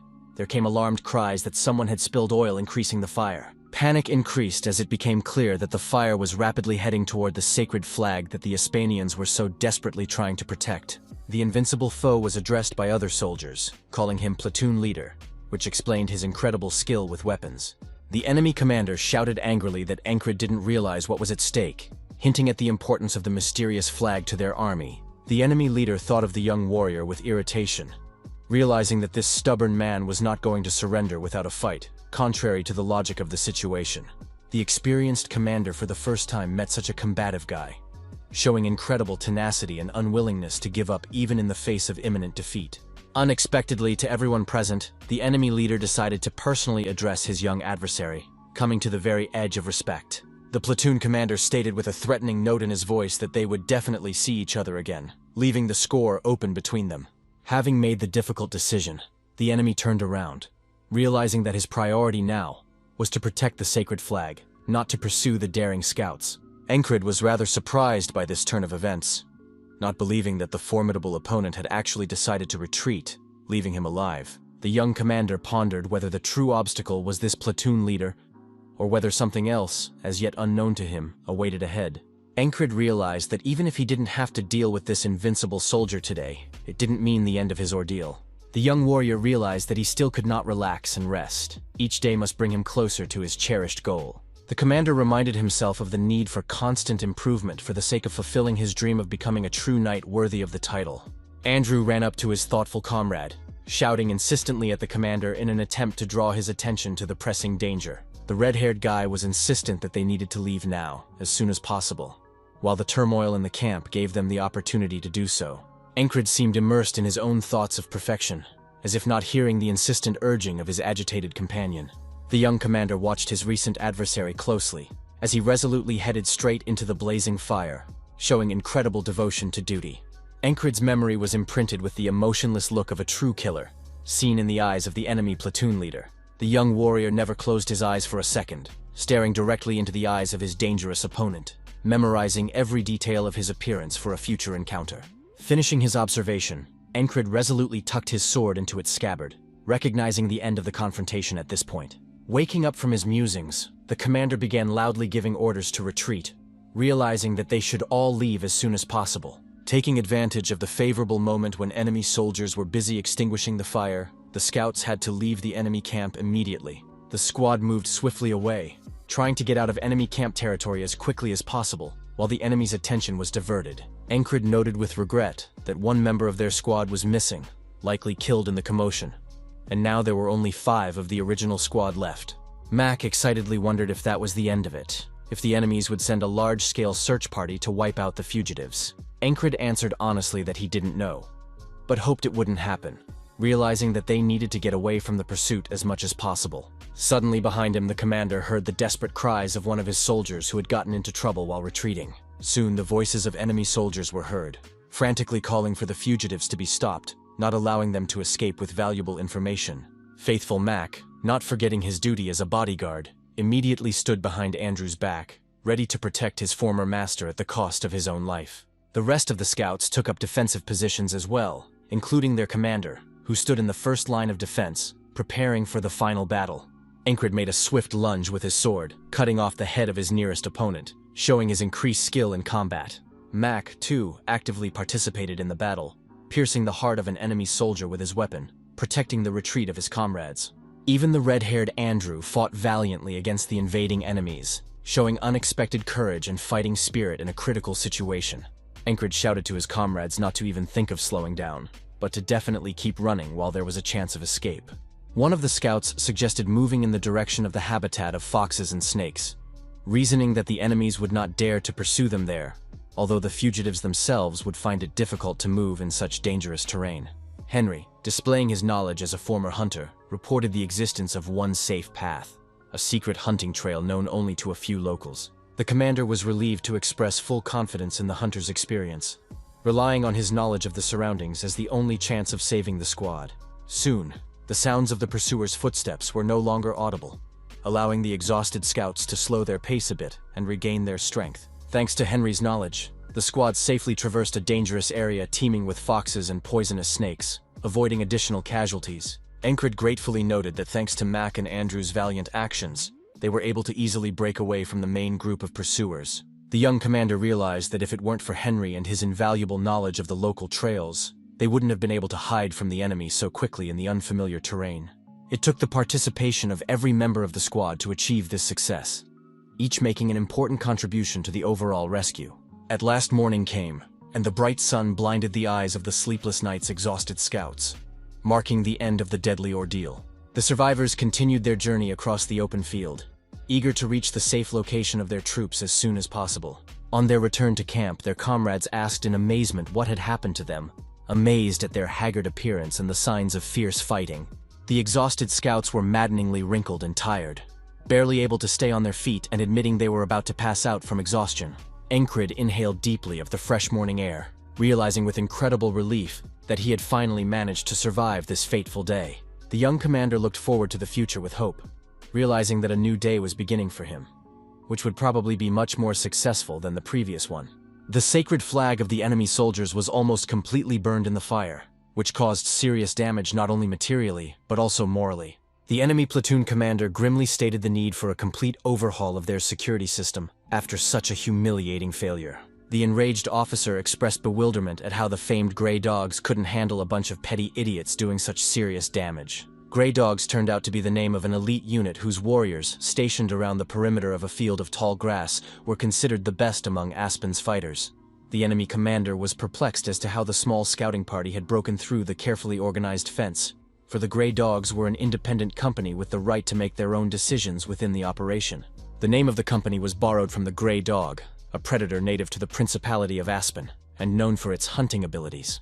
These animals were characterized by a special tenacity and strong attachment to their chosen goal, never backing down until they achieved the desired result.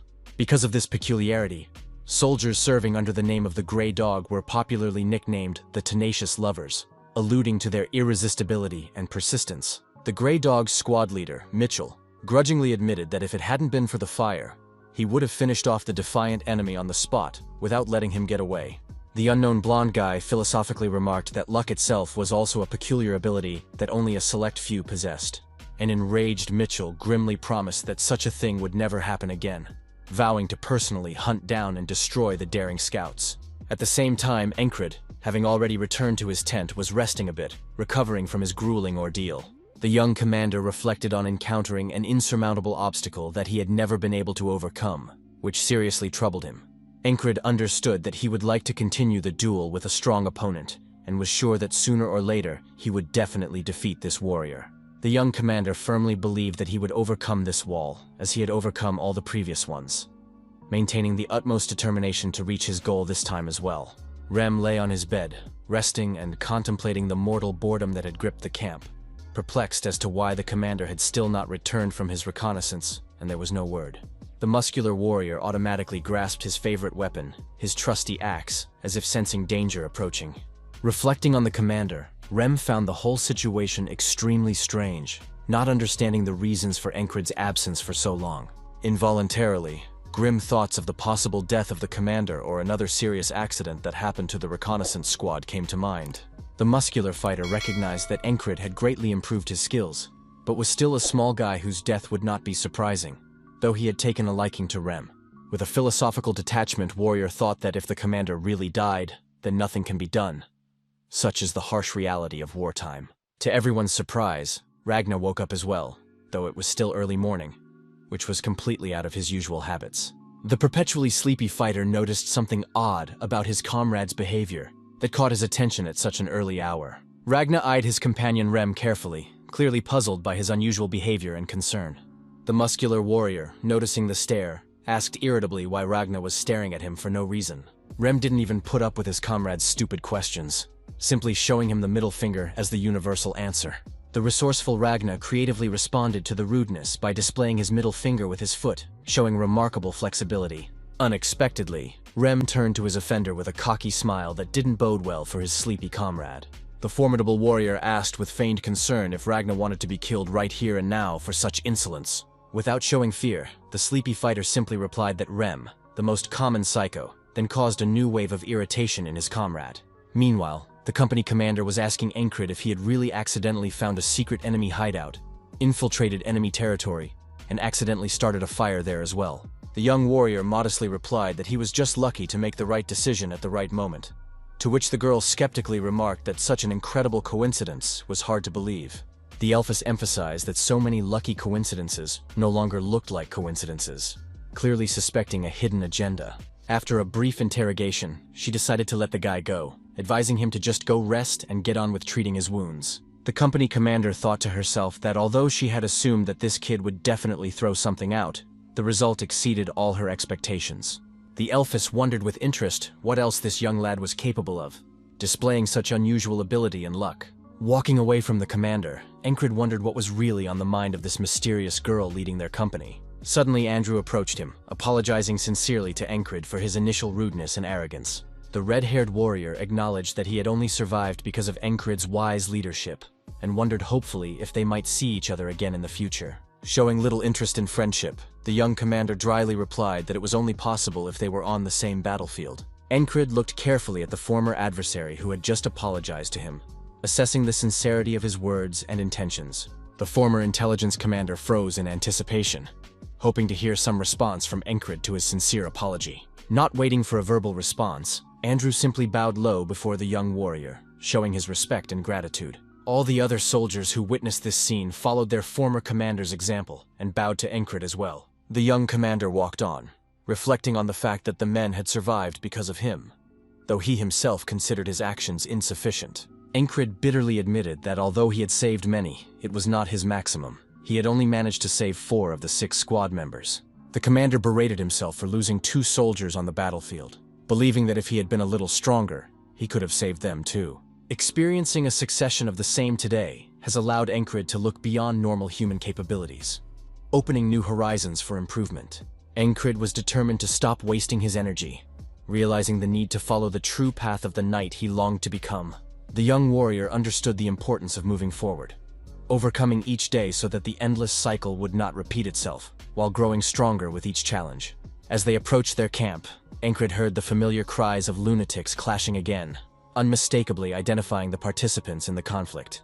Ragna and Rem couldn't stay still again, picking another fight as if they had no other worries in this time of war. Ram's eyes were filled with an unusual excitement that the commander had never before noticed in his irascible ward. The usually sleepy Ragna was suddenly taking this fight seriously, showing an uncharacteristic focus and concentration. Encred was surprised to note that this was the first time he had seen such expressions on his comrades' faces, though he had sparred with them many times during his service. Nearby, some young soldier was shaking with fear, watching the confrontation and thinking that these fighters were hardly ordinary people, more like real monsters. The opponents stood unusually close to each other with faces so serious that they seemed ready to kill each other at any second. The commander realized that initially these guys didn't take him seriously, and now he had to move forward, assigning one target after another for his development. Encred's first goal was to get these 2 fighters to make the same serious faces while sparring with him, recognizing him as their equal. The weapons of the 2 companions clashed with a deafening clang, beginning one of the most intense sparring matches in the camp's history. Ragna turned around, suddenly noticing his commander watching the fight with undisguised interest. The blonde fighter was relieved that Encred looked basically unharmed after the dangerous reconnaissance mission. Ragna grudgingly remarked that the commander could have reported back, rather than sneaking around like a wildcat just peeking at the sparring. Rem added rudely that they'd all had enough of the alien, so let him get the hell out of here, displaying his usual hostility. The commander calmly inquired about how Rem had just managed to fend off Ragna's swift attack, demonstrating observation. Encred also addressed the blonde fighter with a similar question about his unusual attack, which caught the experienced commander's attention. Ragna was surprised to notice that something was definitely wrong with their commander. His look and demeanor had changed significantly. The bewildered Encred didn't understand what was being said, genuinely wondering why there should suddenly be something wrong with him. The blonde fighter, not wanting to pursue the topic, backed off, saying he had just imagined it, and returned to his interrupted sparring. The commander thought about the fact that Ragna seemed to have something important to tell him, but decided that if it was really significant, the comrade would tell him himself later. Having learned of the enemy ambush thanks to Encred's report, the battalion commander drastically changed the infantry's positioning, increasing security. During the forced lull in hostilities, the young warrior used his free time productively, either studying strategy or practicing non-stop. Chris noticed with concern that Encred was going back to training, even though they were to move out on a mission tomorrow morning, suggesting at least some rest. Even Rem made a rare show of concern, reminding him that the commander had not yet fully recovered from his wounds, and was already in a rush to train, which could deplete his body. As morning came, Ragna had a hard time waking up as always, a stark contrast to the disciplined commander. The sleepy fighter noted without surprise that Encred was gone again. He had left to train long before the rest of the soldiers had risen. Ragna himself was in no hurry to go anywhere, being very lazy about waking up and stretching the moment of awakening as long as possible. First thing first, like a true warrior, When he did stand up, the blonde fighter drew his weapon, performing the customary ritual that began each of his days. Ragna reflected on his talent for effective training, realizing his innate advantages over the hard-working commander. The blonde fighter realized that it was much easier for him to become stronger because of his natural data, so he easily found it easy to claim the title of knight. Ragna reflected on his laziness, wondering why bother and waste energy if there really wasn't something he wanted to do in life. The blonde warrior realized that he had lost his purpose in life, and now he was just treading on the ground, seeing no point in further development of his abilities. The exact opposite example was a commander who was constantly training and practicing self-improvement without stopping. Encred has really been making every effort to get stronger, showing remarkable tenacity and determination. Even without fully recovering from his wounds, the young commander never missed a training session, enduring pain for the sake of his dream. The observant Ragna noted that the commander was not learning correctly from the start, laying a weak foundation of combat skills. The blonde fighter realized that first and foremost he needed to learn the basics, which Encred unfortunately hadn't mastered adequately. The talented warrior realized that one who mastered every possible simplistic method and got used to the wrong habits could forget to improve no matter how much he trained. Despite all the shortcomings, Ragna recognized that something did give the commander a noticeable advancement in his development. This key factor was Encred's constant persistence, his unwavering will and desire to improve against all odds. The blonde fighter wondered why the commander was trying so hard, driving himself to exhaustion day after day. He wondered what their captain's real goal was, and what he really dreamed of becoming in his life. More interested than usual, Ragna dared to ask the commander directly why he practiced so hard every day. Encred, without wasting any time to think about it, immediately replied that he was doing it to become stronger, demonstrating the clarity of his goals. The blonde warrior continued questioning, wondering what the commander was going to do after achieving the desired strength and skill. Ragna remarked with undisguised skepticism that a knight was simply someone who fought well, and wondered what the point of that was in the first place. The commander calmly replied that he had his own personal beliefs on the matter, not wanting to go into a lengthy explanation. Encred did reveal the veil of his motives. He dreamed of becoming a knight for the sake of protecting the weak and disadvantaged, for honor and justice. The young warrior added that he does it for his loved ones, all those who have to pick up a sword to protect their loved ones. Hearing about conviction and honor, Ragna thought about it, suddenly finding something in the commander's words that resonated with his hidden values. The blonde fighter recognized that such motives were indeed worthy of respect, as physical strength, merely a tool, was more important than the purpose of its use. The conversation made Ragna think deeply about what his own dreams were really about, forcing him to look inside himself. The talented warrior realized that he would not know the answer to that question until he set foot on the right path, as his commander had. Making a sudden decision, Ragna turned to Encred, who continued to train despite exhaustion and pain. The blonde fighter suddenly offered to teach the commander how to truly wield a sword, surprising not only Encred, but himself as well. The question sounded serious enough, as if Ragna actually genuinely wanted to help his commander improve. Encred naturally agreed to the offer, realizing its extreme benefit to developing his combat skills. The young commander looked at his usually lazy and apathetic comrade with undisguised surprise, not believing the seriousness of such a generous offer. Ragna was even upset for a second that the commander had agreed so quickly, as if he had expected a more emotional reaction to his unexpected gesture. The blonde warrior thought it was a waste to even bring it up, because now it would only be an additional strain on himself. Still, another part of him realized the rightness of this decision to help someone who was truly striving for excellence unlike himself. Despite his doubts, the talented fighter recognized that his commander's determined gaze promised to make this learning process really interesting for both of them. Turning to the commander, Ragna disdainfully inquired if the savage had taught him the heart of the beast technique, expressing doubts about the effectiveness of Rem's mentoring. The blonde fighter bluntly stated that the main problem lay deeper. Encred would have to forget everything he knew now, completely rebuilding his technique. When the commander asked if this even applied to the mercenary's sword technique, Ragna abruptly replied that one should stop showing off and forget all previous skills altogether. The experienced warrior explained that if Encred did not discard old habits, he would use what was more convenient at the critical moment and continue to live as before without reaching a new level. Ragna emphasized the gravity of the situation. The commander faces a momentous choice: give up everything familiar and gain brand new knowledge, or stay the same.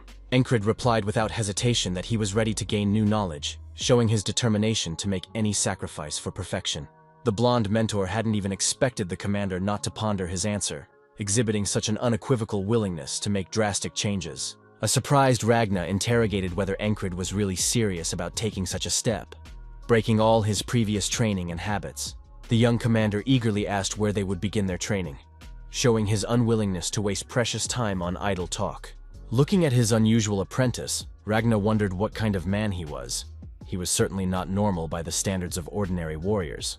The experienced fighter began his explanation, noting Encred's strength and advising him to use a half-sword instead of a light weapon, offering his own for training. Ragna instructed the commander on how to hold the weapon properly. The right hand should be on top of the hilt and the left hand below, providing the proper balance. Noticing how tightly Encred gripped his sword, the blonde mentor inquired as to the reason, to which he responded with a desire not to drop the weapon. Ragna patiently explained that such a cramped grip was actually useless and even detrimental to proper swordsmanship. Continuing his training, the mentor asked the commander to get into the proper fighting stance, carefully observing the student's every move. Unexpectedly for Encred, Ragna decided to practically show a proper swing, swiftly attacking with his sword without warning. The commander had time to instinctively put up a block, stopping his teacher's sudden strike, but felt the unfamiliar heaviness of the blade. After blocking the blow, Encred felt his arm shake violently, unaccustomed to such strain when handling heavy weapons. The young warrior wondered why the blow was so painful despite his successful block and good physical training. Ragna explained that this was the way it should be. A student could break everything if he relied only on his physical strength, ignoring technique. The commander noticed that all the squad members were equally impotent in their eloquence, wondering why the constant strange comparisons instead of clear instructions. Encred pondered that Ragna might be referring to the need to become more flexible and technical, rather than straining his entire body to put strength into his arms. The young warrior realized that if he didn't want to break anything for himself, he needed to add maneuverability to his movements, without relying solely on brute force. Ragna emphasized the importance of using only weapons in training, with no additional devices that distract from the fundamentals. The mentor pointed out the need to watch the center of gravity, noting that the commander's toes were pointing the wrong way, disrupting the correct stance. The blonde fighter noticed again that Encred was straining too hard, risking breaking his wrists due to misdistributing the load. With undisguised irritation, Ragna commented on the student's next clumsy movement, asking if he was dancing or trying to fight, emphasizing the need for clear and purposeful movements. They had been practicing for well over an hour now, and fatigue was beginning to take its toll on both fighters, despite their endurance. The blonde mentor pondered with frustration that Encred was perhaps so incapable of proper swordsmanship that he lacked even the most basic fundamentals. Ragna was beginning to doubt that normal training would help at all here, so deeply ingrained were the commander's bad habits. Despite the harsh criticism, Encred did not give up, trying to get up after another fall, showing incredible perseverance. The young commander gripped the hilt of his sword tightly with his exhausted hands, ready to continue practicing no matter what. Apparently, the exhausted but determined warrior was willing to continue the fight, against common sense and physical limitations. Ragna stared at him in disbelief, unable even to believe such stubbornness and unwillingness to recognize obvious limitations. The blonde fighter heard his commander's insistence that he try again, which caused him to have mixed feelings. With a sigh, Ragna replied that in that case they would have to relearn how to walk. So wrong were the basics of Encred's fighting techniques. The mentor made no secret of his opinion that the commander's current skills were too poor to continue learning more advanced techniques. Unexpectedly, Ram interrupted the training, wondering why he hadn't seen either the commander or the ever-sleepy Ragna all day. The muscular warrior wondered with a slight sneer if the comrades had even missed eating over their swordplay. Rem offered to teach the swaggering, bullying captain a lesson, referring to the blonde mentor, displaying his usual aggressiveness. Encred was surprised to notice that Rem was unusually dressed, and wondered if something important had happened that required such preparation. The muscular warrior announced that he had gathered for the call to battle, explaining the unusual nature of his appearance by the importance of the events to come. Rem added that all soldiers were gathering in positions as the battle was approaching, requiring every fighter to be fully prepared. At the words of the muscular warrior, even the stealthy Jackson had already prepared to deliver his silent blows from behind, which spoke of the seriousness of the situation. The company commander had fully posted all the soldiers in position, preparing to take the enemy's attack, organizing the defense of the camp. All the fighters, including their commander, were hastily gathering and checking their weapons, preparing for the upcoming battle with the enemy. Ragna worriedly pondered that perhaps it was a mistake to start teaching Encred swordsmanship now. The unfamiliar sword in his hands might confuse him during a real fight. The blonde mentor sincerely hoped that the commander wouldn't at least die because of what he had taught him. feeling responsible for the possible consequences. Ragna decided not to stray too far from the captain that day to help him adjust to the combat situation if necessary. Encred thought with regret that he had only just begun to learn how to wield a sword properly, and what a bad time the enemies appeared, interrupting the important training. The formation of Aspen's enemy soldiers was also complete. They were fully prepared to go into battle for their sacred flag, partially lost earlier. One of the enemy warriors prophesied darkly that the upcoming battle would be the very real end for one side of the conflict. Suddenly, a huge fog began to rise over the upcoming battlefield, hiding the opponent's positions from each other. A company commander, the elven woman, immediately noticed the strange changes in the weather.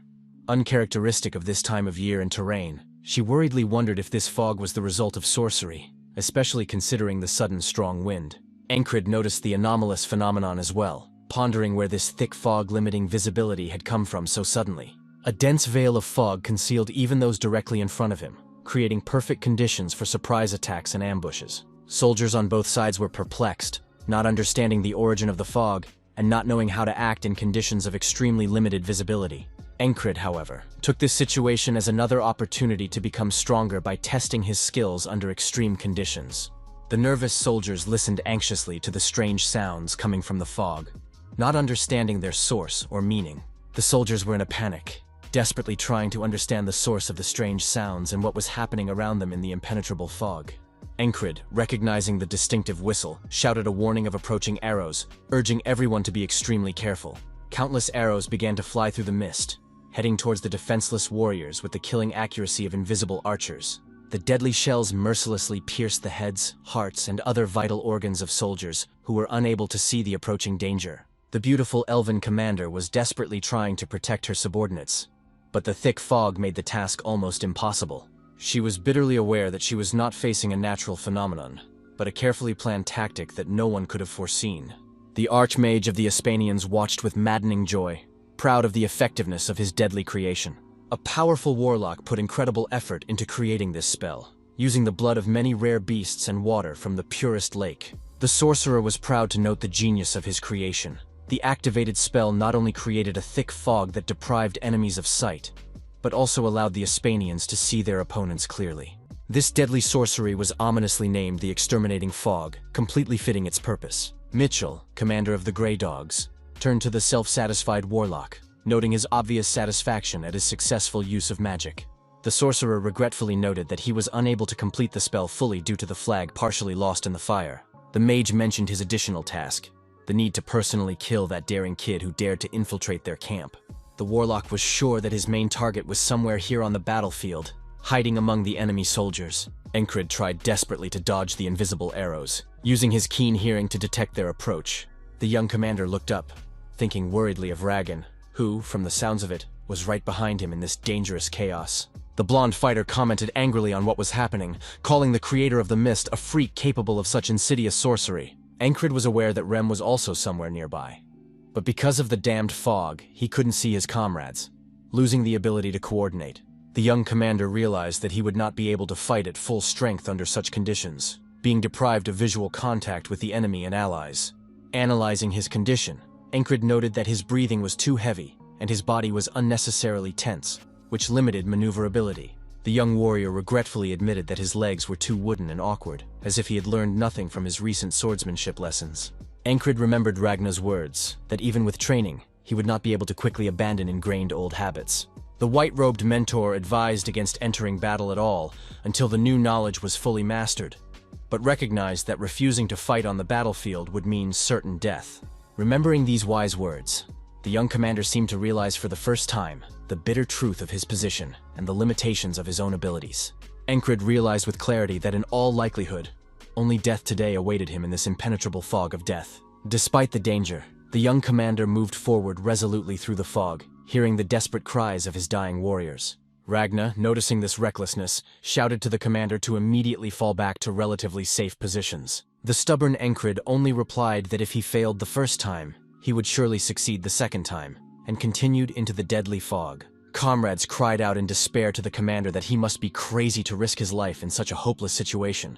After these presumptuous words, the enemy soldier struck directly at the commander's neck, momentarily interrupting his reckless advance. The spear completely pierced Encred's throat, nearly separating his head from his body. bringing an agonizing but quick death. This was exactly the outcome the commander had planned for: to die so that he could return to train with his comrade and continue to improve his skills. The enemy soldier, observing the victim's reckless behavior, became frightened, thinking that the lunatic himself had deliberately gone to certain death. The warrior pulled his spear from the commander's body, blood gushing from the wound, staining the misty air with scarlet splashes. The next moment, Encred was back in training, where Ragna was perplexed, asking why he had fallen and whether he was sure he had mastered the learned movements correctly. The young warrior pondered that the blonde fighter was not a good teacher. For an innate genius, all the techniques are as natural as breathing, so he does not bother to explain them in detail. The commander noted that Ragna was not trying to reproach him for his clumsiness, but was actually genuinely interested in the reason for the failure, showing an unexpected interest in the student's success. Encred surprised his comrade with a question about where to properly shift his center of gravity, showing a serious approach to learning and a willingness to correct mistakes. The blonde mentor thought about the unexpectedly profound question and hesitantly answered, indicating the approximate position. The commander understood that while Ragna's explanations were objectively sparse, his own ability to listen carefully and memorize would help him get used to the proper sword grip. And so the deadly battle unfolds again, where arrows fly in an impenetrable mist, but now Encred meets them more prepared. The young warrior was already much more confident, successfully fending off approaching arrows with his sword. Despite the improvements, the commander realized that his body was still too wooden and stiff, leaving a lot of room for further improvement. Another swift arrow raced inexorably straight toward the young warrior, threatening to cut short his ongoing attempt to survive the deadly fog. Encred made a decision. All he has to do is die again and go back to training, getting another chance to improve his skills. Taking the hit, the commander was back on the training ground with his patient mentor, continuing to hone his new technique. Ragna continued to teach him proper behavior during combat, demonstrating moves, stances, and distance control. By the 30th attempt at mastering the movement, there was a certain flexibility in Encred's actions that even the stern teacher couldn't help but notice. A surprised Ragna asked where the commander had learned such a technique, noting that with this skill he could seriously improve his swordsmanship. The blonde mentor explained that lunging, slashing, and slashing were the basic sword attacks, and both the blade and the blunt side of the blade could be used as a defense. Ragna explained in detail the concept of the minimum distance between opponents, called the line of attack, which determines the possibility of mutual defeat. The essence of real fencing, according to the mentor, was the ability to block an opponent's line of attack while enhancing your own. The blonde fighter had advised drawing his opponent in his imagination and sweeping him away with his sword, a phrase Encred had strained to think about already on the actual battlefield. The young warrior concluded that the most important thing was to choose a position so that his opponent's sword could not physically reach him, using the principles of distance control. Encred realized with satisfaction that he was finally feeling the very lightness in his legs that he had been striving for all this time, having reached a new level of skill. With his new skills, Encred was now able to dodge attacks with ease, showing unprecedented mobility in combat. However, the reality was more cruel. Against 3 opponents at the same time, his skills were still lacking, and all 3 spears mercilessly stabbed into his body. Death brought him back to the same day and the same training, continuing the endless cycle of perfection through suffering. Ragna asked his student in surprise how he had managed to parry his sword so deftly, not expecting such progress from a novice swordsman. Encred was pleased to realize that, though slowly, he was making steady steps forward, gradually mastering the subtleties of a skill that was new to him. By now, the young commander had become noticeably more flexible and resilient than he had been before these endless training sessions began. Even his body had changed. Watching his student, Ragna was surprised to note that his striking technique had reached such perfection that there was nothing to fault. Once again, there was a moment of deadly fog, where a white-clad comrade screamed in horror to his commander that he had gone mad, throwing himself right into the thick of the battle. Encred stepped on the same rake again, and the enemy spears inevitably killed him, ending another attempt to survive in the deadly darkness. But the commander only smiled, grimacing as he realized that he was definitely getting better and better with each cycle, getting closer to his goal.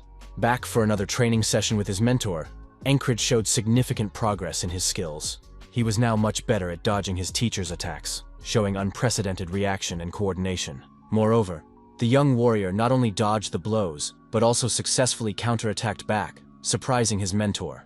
Encred confidently wielded his large sword as if it were a light dagger, displaying astonishing skill and control. By the 100th practice attempt, the teacher was frankly amazed at what he saw in front of him. The student had exceeded all expectations, Ragna even tensed up a bit, not understanding how such a level of skill could be achieved in such a short time, which went against all his knowledge. The bewildered mentor wondered who could have taught Encred such techniques, not believing that he had mastered them on his own. The blonde fighter bluntly asked his captain who he even was, and how he had such amazing skills beyond the capabilities of a normal human. Encred noticed the change in his companion's gaze, which now read not only surprise but also a certain apprehension. The young commander realized that the abilities that seemed to have reached their limit were actually far from his true potential. Once again, through the fog of war, Ragna shouted desperately to his commander to stay put and not march forward, straight into imminent death. Encred, as always, didn't listen to the warnings, and once again ran into the thickest part of the mysterious fog, following his plan of perfection. This time, his abilities broke through to a whole new level, allowing him to move and fight like never before. So capable, agile, and skillful the young warrior had never been before, feeling his body perfectly obey his every thought. Encred was determined to achieve his goal, regardless of the countless deaths and defeats along the way. The commander ran forward with a determined look, completely focused on his goal, not distracted by the dangers around him. This dangerous path was a knight's road that he would surely travel to the end to fulfill his long-held dream. But even with his new abilities, on his 100th attempt to penetrate the fog, he was still killed, proving the need for further improvement. Realizing that his skills still needed to be developed, the young warrior only rejoiced in each of his deaths, seeing it as an opportunity to become even stronger. Encred smiled before he died, thinking about how insanely fun this endless improvement through suffering and rebirth was. When the same day came once again, Ragna approached his commander again with an offer of assistance. The blonde fighter asked the same question he had asked dozens of times before: whether the commander wanted to learn real swordsmanship, unaware of the cyclical nature of time. Encred readily agreed, realizing that he had to get stronger, and that each training session, another step towards his cherished dream of becoming a knight. Encred enthusiastically replied to his blonde comrade that of course he wanted to study swordsmanship, as if accepting the offer for the first time. Ragna was surprised to note that he didn't recall the commander being so good with a sword before, noticing the inexplicable change in his skills for the first time. The perplexed mentor wondered if Encred had fought so poorly before on purpose, hiding his true abilities. The young warrior explained that what he needed now was actual combat experience, repeating words he had already heard from his teacher in one of the previous cycles. With this realization came again the fateful duel in the mysterious mist, for which Encred was now far better prepared. The commander had over 200 repetitions of this day under his belt, each one bringing him closer to perfect mastery. The young warrior felt a tremendous change in his body, his formerly wooden legs becoming incredibly flexible and docile. Now Encred easily dodged all the arrows flying in his direction, as if he had seen their trajectory beforehand. The commander decided to test how far he could go now with all the abilities he had gained in 200 death-defying attempts. With a new level of skill and taking into account all previous mistakes, the young warrior felt ready to achieve the impossible. Encred not only dodged the enemy soldiers' blows, but also counterattacked instantly, not giving them a chance to attack again. His skill allowed him not only to avoid danger, but also to kill opponents with lightning speed, completely changing the balance of power. The young commander chopped off the heads of enemies with incredible ease, as if dancing among invisible opponents in a thick fog. Encred remembered perfectly the location of each enemy behind the misty veil, anticipating the moment when they would surely leap out at him. Even without seeing the target, the young warrior could easily hit multiple enemies at once, relying on memory and keen hearing. The enemy soldiers of Aspen were terrified, believing the enemy to be a true monster, able to see through the impenetrable fog. The fighters stood shaking with fear, afraid that this demonic fellow would appear out of the mist and cut their lives short with his merciless blade. The Aspanians feared the invisible commander, believing him to be the true embodiment of death, an elusive and invincible enemy. Encred mercilessly severed the leg of another opponent, leaving him squirming in pain and horror on the blood-stained ground. The rest of the enemy, hearing the chilling screams ahead, were panicking as they tried to figure out what was going on behind the impenetrable veil of fog. With hands trembling with fear, they hastily tried to load their crossbows, realizing that this might be their last chance for salvation. Encred clearly remembered the teacher's lesson that, remember, eyes first, then feet, hands only finish what they started.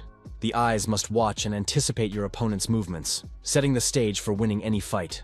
Feet move according to the information received by the eyes, providing the correct position for attack or defense. Having mastered this knowledge, the young warrior easily killed the next enemies, translating theory into flawless, deadly practice. The hands were merely finishing the job, following the eyes and feet, completing the deadly triad of martial arts.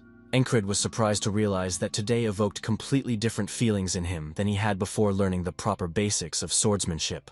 Intoxicated with success, the young commander ran recklessly onward through the fog, eager to destroy all enemies in his path. In a burst of battle excitement, Encred shouted, inviting his opponents to attack him all together, challenging an entire army. Approaching another group of enemies, the commander paused for a second, assessing their numbers and weaponry. One of the crossbowmen mockingly recognized his fighting prowess, but doubted he would be left alive despite his skills. The enemy reasonably asked how Encred was going to fight alone against such a large crowd, hinting at the hopelessness of his situation.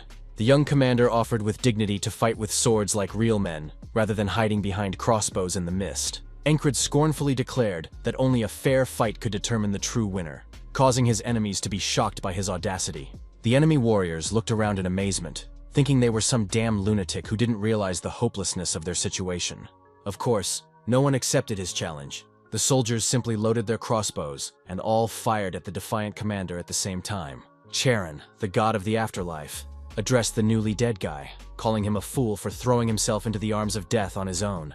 The deity wondered perplexedly if Encred was out of his mind, risking his life so recklessly, as if he didn't realize the value of his existence. The young commander woke up in the morning completely bewildered, trying to comprehend what had happened, and whether the conversation with Charon was real or just a dream. Encred reflected on his mentor's unusual behavior, for it had not happened to the commander in a long time that someone had simply scolded him and left, appearing only to insult him. Suddenly, the commander's musings were interrupted by someone's voice, wondering why the thoughtful fighter was hovering in the clouds, looking off into the distance. He was a muscular Rem, who had decided to talk to the 4th Squad commander, who was lost in his own thoughts in the morning. Encred remembered how a comrade would call out each time the mist appeared, constantly asking what kind of sorcery was enveloping the battlefield. The commander was analyzing a strange formation of enemy troops that made no obvious strategic importance or tactical sense. The warlord recalled a similar situation in the field, when a squad defending their flag from pushy lovers, that seemed suspiciously similar. A thoughtful Encred pondered why Rem was reacting so emotionally to the mist, deciding to ask directly if the fighter knew anything about the strange sorcery. A surprised Rem asked where the commander had gotten such an interest in sorcery practices, looking slightly puzzled by the question. The savvy commander explained that he was driven by simple curiosity, asking him to tell everything the tough fighter knew about this mysterious phenomenon. Rem asked an unexpected question about the differences between magic and sorcery, to which the commander replied that the magical arts were, to his knowledge, more common. The muscular warrior agreed, adding an important detail. Sorcery requires a special guide, without which sorcery rituals are simply impossible. Ram's meaningful look emphasized the importance of what he said. Without a special guide, the sorcery simply wouldn't work. The shrewd Encred realized the point immediately.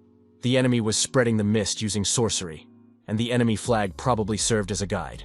The inquisitive commander asked if the muscular fighter's tribe used similar sorcery practices, asking the question cautiously, but with obvious interest. Encred knew that sorcery came from the west, where the inquisitive strategist remembered his stalwart comrade was from. Rem honestly admitted that there were very few real sorcerers, and most of the wizards roaming the continent were charlatans. After gaining valuable information, the satisfied commander bid the informant farewell, saying he was on his way to his usual training session with his blonde mentor. Greeting his ward, Ragna suddenly noticed their similar combat training, emphasizing the good fortune that they had been taught the same swordsmanship basics. The intrigued mentor asked the commander if he had heard of the 5 classic styles of sword-wielding, looking ready to share important knowledge. The blonde teacher told the story of an inimitable genius, born 5 centuries ago to a simple farmer's family, who at the age of 9 killed 12 attacking brigands. Ragna recounted the early orphanhood of a brilliant swordsman, who, beyond his years of maturity, quickly mastered the principles of combat and was adopted into the family of an admiring nobleman. The blonde warrior called out the name of a legendary master, Dionysus Onyak, to whom the heavens had sent not only a rare talent but also severe adversity. Ragna told of the terrible illness of a prodigy whose limbs began to weaken from the age of 10, and by the age of 12, he was stricken with an unexplored ailment. The blonde-haired swordsman was admiringly describing the achievements of a legend who, at the age of 20, had divided the continental art of swordsmanship into 5 main styles despite illness. Encred listened intently about the master's classification, which included straight, heavy, graceful, swift, and soft sword-fighting styles that formed the basis of all swordsmanship techniques on the continent. Dionysus rewrote the history of swordsmanship, and his family lineage became the strongest in the empire because of it. Ragna explained that the heavy style is common in the north, graceful in the center, swift in the west, soft in the south, and the commander's technique is suited to the northern sword. Encred wondered if this was an animal technique he had heard of before. The blonde mentor explained that the most important thing is concentration on one point. When a fighter forgets about everything around him, focusing only on his opponent and his weapon. Ragna stated emphatically that he would now try to explain the most basic idea of the heavy style of swordsmanship. The commander was surprised at how different today's session with the teacher was from all the previous training sessions. Suddenly, the mentor's sword rushed straight towards the unprepared disciple with incredible speed. The sharp blade grazed the young warrior's neck, leaving a shallow but bleeding cut on the skin. Encred stared at the scratch in amazement, not understanding how such a thing could happen during a normal training session. The shocked commander realized that the blow was swifter even than Rem's axe, and he had just miraculously escaped death. The suddenly muscular Rem turned to the blonde swordsman with undisguised indignation. The sturdy warrior asked sharply if the mentor was trying to kill their commander, or what was even going on in the training area. Ragna calmly explained that mortal danger increased concentration. He was only helping with the training, which only made the muscular fighter laugh. An enraged Rem threatened the blonde mentor to get an axe in the forehead for such dangerous antics. The sturdy warrior mockingly asked if Ragna was from the north, where wild tribes with barbaric customs dwelled. The blonde swordsman parried, asking if Rem himself didn't come from a barbarian village, so what? The enraged strongman threatened to have it inscribed on the tombstone of the offender, died at the hands of the barbarian after their inevitable fight. Ignoring the threats, Ragna continued his admonition, advising his apprentice to get a feel for how nerves run hot at the moment of mortal danger. The teacher explained that when concentration on a single point was successfully mastered, all unnecessary surroundings would disappear, and the sword would begin to move in the desired direction. Encred reflected that it was similar to the beast heart he knew, but slightly different from his previous battle technique. The commander realized that the heart of the beast gives courage in the face of death, and concentration on a point makes you tense, and only real combat will help you understand the point. Suddenly it dawned on him. The enemy's flag serves as a conduit for the sorcery that summons fog to the battlefield. Encred decided that it was necessary to get rid of the enemy flag to dispel the disastrous fog. This realization added another objective to the commander's battle. Now he could repel the enemy's one-sided advantage. Running out into the fog, the determined warrior realized that the first order of business was to get to the flag and destroy it. Encred ran on, mercilessly slaughtering oncoming opponents on his way to his main goal. The commander realized that he would have easily reached the flag with his comrades, but felt that this assignment was for him alone. Encred resolutely plunged his sword straight into the heart of the enemy soldier, instantly taking his life. The commander swung his deadly weapon again, preparing for the next strike. The commander realized that his main task now, to pass as far as possible deep into the enemy positions. Concentration on a single point did not give the stubborn fighter, dying time after time, but never understood its essence. Hearing training also took time, lest one die at the hands of an assassin in the foggy mist. The heart of the beast technique helped chop down enemies and maneuver the battlefield, but required a different mindset. Encred practiced hard, trying to get the best results and learn complex swordsmanship techniques. During another training session, the warrior suddenly realized the essence of concentration, seeing only the enemy's weapon with his sharpened gaze. Ragna commented approvingly that the student had finally grasped the essence of the technique and must have felt the sword slow down. Encred was perplexed that he felt nothing of the sort. Perhaps the heart of the beast was preventing him from properly perceiving the new technique. The mentor explained that it was as if the weapon was slowing down, seeing only the opponent's sword, and being able to anticipate the strike, asking if the feeling was familiar. The commander decided that focusing on the fear of death was indeed a sure way to achieve the right state of concentration. The inquisitive warrior asked his comrade how he learned concentration, to which he received a simple answer. It came naturally. Ragna explained that he simply focused on one point, and everything worked immediately, as if it was a natural skill. Realizing the futility of further questioning from his mentor, Encred decided to learn everything on his own, leaving his worries for the coming battle. The purposeful commander continued his concentration training, deciding that breaking the enemy flag would minimize casualties among his comrades in arms. There came the familiar moment when the companions warned the ringleader to retreat before mortal danger. The soldiers were confused and bewildered by the mysterious fog that had suddenly appeared on the battlefield. Encred moved forward and ordered everyone to raise their shields, anticipating an imminent enemy attack. The commander managed to give the order just in time. A huge number of arrows flew towards them, but the determined warrior was going to fight his way through. On the 300th day of repetitions, an experienced fighter with closed eyes recognized the moment when the enemy attack would occur. For Encred, this was already a familiar ordeal that he could successfully withstand thanks to his accumulated experience. The commander once again struck the enemy soldier, delivering a fatal blow with his sword directly into the unfortunate man's neck. Deftly dodging the next attack, the skilled swordsman severed his opponent's arm in one precise movement. Aspen's soldiers chattered in horror, wondering how insane this invulnerable fellow was in battle. The enemy commanders gave orders to be sure to capture the elusive warrior, as he was decimating their ranks with frightening efficiency. Despite all the obstacles, Encred was still able to sneak through and reach the main enemy forces. The master swordsman easily cut off the heads of his enemies, clearing his way through the enemy ranks. Suddenly, the commander noticed that he was so close to the target that he could already see the shaft of the enemy flag in the hazy distance. Encred heard a soldier shouting for the psycho to be stopped, but that only put the commander more into a battle frenzy. The warrior actively ran towards the flag, aiming to destroy it so that the fog would finally clear and reveal the battlefield. The fast and determined commander overcame all obstacles on his way to his cherished goal.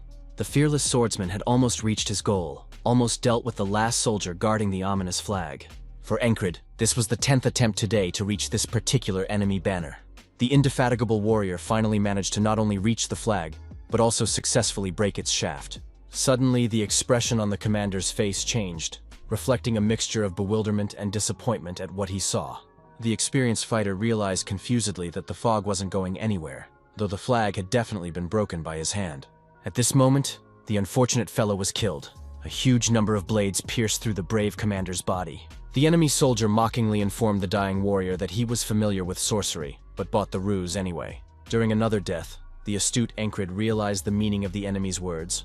Only one flag was the real one.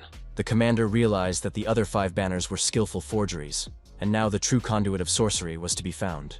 Reborn that afternoon, the determined warrior was ready to immediately embark on a new plan of action. Encred reasoned that one of the 5 undiscovered flags was bound to be among the remaining enemies. The commander realized that it was not necessary to determine the true flag at once. There were plenty of attempts at the persistent warrior. The comrades prepared as ordered by the commander, knowing that a deadly attack and firing squad would now follow. The confused soldiers reported in panic that they could not see anything in the fog and did not understand what was happening on the battlefield. Countless sharp arrows flew through the air, threatening instant death to anyone in their path. Encred raised his shield in front of him to prevent the deadly projectiles from hitting his body and interrupting his important mission. Despite the commander's precautions, a significant number of his squad's soldiers died in a hail of deadly arrows. The puzzled warrior didn't understand what had changed, why his companions didn't obey his orders like last time. After spending 3 attempts to reach the second flag, the persistent commander still reached his goal and broke the enemy banner. Trouble was, that flag was once again fake, and the disillusioned Encred was once again killed by insidious enemies. Upon reaching the 3rd flag and 5 revivals, the annoyed warrior found that even that one was just another decoy. It took the tenacious commander 7 full cycles of rebirth to get close to the 4th banner. History repeated itself, ending with the death of the hero and the discovery that the flag was again a skillful forgery. The indolent lad had 2 more flags to check to find the true guide of misty sorcery. Encred realized that the probability of success was high. Now he knew which of the remaining flags had to be the real one. Logic told the astute strategist that the true guide should be in the very middle of the enemy positions. Visually, the center flag even looked the most original, shabby and old compared to the rest of the fakes. A sorcerer among the enemy soldiers was near the real flag, guarding a valuable guide of mysterious mist. A determined Encred was ready to finally destroy this cursed banner that had brought so many deaths to his squad. The experienced commander ordered the soldiers to raise their shields for protection, and this time the soldiers obeyed their leader unconditionally. The deadly arrows once again flew straight towards the defending warriors through the thick darkness. Encred decided to change tactics, to move not alone, but with his faithful comrade, the mighty Rem. The muscular fighter started to become indignant, asking the commander if he realized that this was straight-up suicide for both of them. The determined warrior explained that he couldn't back down until he got to the actual flag, so he decided to take a partner. The invincible duo ruthlessly slaughtered all enemies carelessly caught on their dangerous path to their goal. The resourceful Encred suggested a cunning plan. Rem would attract the attention of the enemies while the commander got to the flag. The formidable strongman, holding a half-dead soldier, angrily inquired about the creator of the sorcery, promising to ask the next one. While his comrade distracted the enemies, the nimble commander stealthily made his way forward to the main objective. The experienced warrior knew that the number of days spent in the deadly fog had already surpassed an entire year of rebirths. Encred was sure the fog would be done away with, for he was now strong enough to accomplish this task. Running up to the flag stand, the determined warrior swung his sword, expecting that this would finally end the nightmare. Suddenly another weapon appeared in front of his blade, stopping the strike and preventing the flag from being destroyed. The one blocking the path was the same Mitchell whom Encred had met before, but didn't remember it. The enemy leader of the Grey Dogs platoon turned to the lad, declaring with a chuckle that God had heard his prayer. An excited Mitchell admitted that he wanted very much to meet the mysterious adversary again. The enemy added threateningly that he wanted not just a meeting, but for the invincible commander to die by his hand. Encred took those words seriously enough, instantly assessing the combat skills of the warrior he was facing. The puzzled commander asked his opponent who he even was, not recognizing the familiar from past cycles. Mitchell was extremely surprised that the guy didn't remember him at all, and pretended like he didn't know. The bewildered enemy leader reminded him that it had only been a couple days since their last meeting. How could one forget? Encred strained to remember his opponent, but he couldn't even slightly recall who was standing in front of him. The insistent warrior interrogated impatiently, repeating the question about the stranger's identity with obvious irritation. Mitchell drew his weapon and promised ominously that perhaps in battle the memory would return to Encred. The enemy commander attacked the enemy lightning fast, shouting threats and displaying incredible skill. Encred barely managed to dodge the deadly blade that whistled dangerously millimeters from his neck. Gathering his strength, the focused commander gripped his sword tightly and prepared for a counterattack. The experienced fighter got into the proper fighting stance, applying everything he had learned over countless cycles of rebirths. Encred launched a powerful counterattack, which the agile opponent also successfully dodged, showing excellent reactions. The stunned Mitchell didn't realize what was happening, as the commander's attack was unexpectedly serious and technically perfect. The enemy leader remembered that not long ago, during their last fight, Encred had fought terribly ineptly. Bewildered Mitchell reflected that his opponent's skill was far worse before. Something had changed drastically these days. The determined Encred continued to attack, swinging his sword with a precision and power never seen before. The aggressive commander threw a good punch, which the opponent managed to block with his weapon at the last moment. Encred realized that the enemy's fighting style was based on the slashing sword technique typical of experienced fighters. The attentive warrior noticed how the enemy's attacks intermingled with the fluidity of the sword's movements, creating a dangerous, unpredictable pattern. The actual bout proved to be a tough test for both masters. The opponents were worth each other's skill level. The focused Encred realized that he had finally focused all his attention on what was right in front of his eyes. The commander sensed the fragile balance of battle, capable of collapsing from one false step, and tried to maintain that balance. The determined warrior threw all the strength he had forward, fully committed to the battle against a worthy opponent. Engrossed in the fight, Encred had completely forgotten about his main mission, the destruction of the cursed flag causing the fog. All that existed for him now was rounds and swordsmanship, the pure art of combat without any extraneous thoughts. The surroundings around the fighting warrior had indeed disappeared, just as Ragna had predicted during their training. There was only one object of attention left for Encred, his opponent's sword, the deadly blade opposite. The focused commander didn't even look at his opponent, following only the movement of his blade and preparing to counterattack.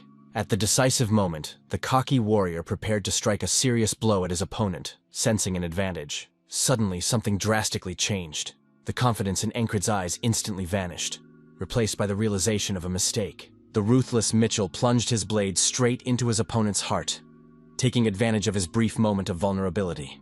It was hard for the dying Encred to believe defeat. He thought he had already learned his lesson and was able to concentrate properly. Another unsuccessful attempt to reach the flag ended in the commander's death despite his best efforts. In the last moments of his life, the guy suddenly remembered who was in front of him. The same enemy from previous cycles. The dying Encred had wheezed that it was Mitchell who had blocked his path to the flag last time. Now he remembered. The enemy leader called his name, introducing himself as the platoon leader of the Grey Dogs, to which the guy also said Encred. The soldiers who approached asked their commander if they had managed to find out the identity of the mysterious enemy. Mitchell answered in the affirmative, adding that stealth did indeed appear to be a special skill of the lad. The bewildered enemy commander asked the dying man in horror why he was smiling in the face of death. The exhausted Encred, his face covered with sweat, was well aware of the imminence of his doom, but he looked happy. The enlightened warrior realized that what he needed was not concentration originating from fear of death as he had previously thought. The commander needed the truest worthy opponent to unleash his true potential in battle. Mitchell encouraged Encred to put everything on the line and fight at the risk of his own life, which led to a breakthrough. The enemy's blade finally killed the half-dead guy, but a mysterious smile of newfound understanding remained on his face. Ragna was explaining to a student during another swordsmanship training session that concentrating on a single point resembles the feeling of excitement that occurs in mortal danger. The insightful mentor asked the guy why he thought he was listening in some way, not fully, as if he had decided to give up or lost interest. The muscular ram suddenly appeared at the usual bad time, saying that they had to wrap up the training session, as it was time to go to the General Assembly. A determined Encred gave his word to his teacher that today's attempt should definitely be a success, an unprecedented confidence shining in his eyes. The puzzled Ragna looked at his apprentice and wondered where he had gotten so much determination and inner strength from. The blonde-haired mentor pondered what a strange person this commander of his with inexplicable abilities really was. The experienced fighter was insanely happy that he had decided to take on the task of teaching this unusual fellow the martial art of swordsmanship. Once again, it was the day of battle, where the astonished warriors screamed in shock as they watched the mysterious impenetrable fog appear. The bewildered soldiers covered themselves with shields, though they couldn't even see what was going on there, behind the impenetrable misty veil. Countless sharp arrows flew at the warriors, slicing through the air with a whistling sound and threatening instant death. Experience-wise, Encred decided this time to take his faithful comrade Rem with him, to make their way to the goal together. Unexpectedly, Ragna himself decided to join the dangerous mission, volunteering to accompany the commander into the deadly fog. The experienced mentor warned his companions, advising them to look ahead if they didn't want an arrow to land on their heads. The determined trio was ready to tear through the hordes of foes, each with weapon in hand and a fighting attitude. Powerful Ram with his intimidating axe made it very easy and simple to deal with all the enemies on his bloody path. The skillful Ragna, using his virtuoso swordsmanship skills, also easily handled numerous opponents. The determined Encred realized that he would break through by the same route as before to face his main enemy Mitchell. When the enemy finally appeared and saw the commander, he turned to him and said, "It was good to see you, friend." Intrigued, Mitchell asked the guy if he had come specifically for his soul, or if the encounter was coincidental. Encred sarcastically replied that this was the first time he was receiving such an acknowledgement, jokingly adding that he had fallen in love at first sight. The enemy commander explained that his squad, the Grey Dogs, those tenacious lovers, had first encountered the one who finds them before. Mitchell rushed into the fray without further ado, swinging his large sword at the battle-ready commander. The focused Encred knew he needed to direct all his attention back to his opponent's sword, but his heart was distracted by his emotions. A triumphant Mitchell mockingly asked why the guy lost so easily, something clearly embarrassing this time. The shrewd Encred realized his mistake. There was no need to deliberately induce concentration. It was the wrong decision. The experienced warrior realized that he should just give in to the natural allure of combat and sword movement without forcing the process. The commander prepared himself to survive the encounter with the enemy time after time, knowing that he would eventually be able to get his revenge. Another time during the battle, Encred rushed swiftly at his enemy, experiencing something new inside.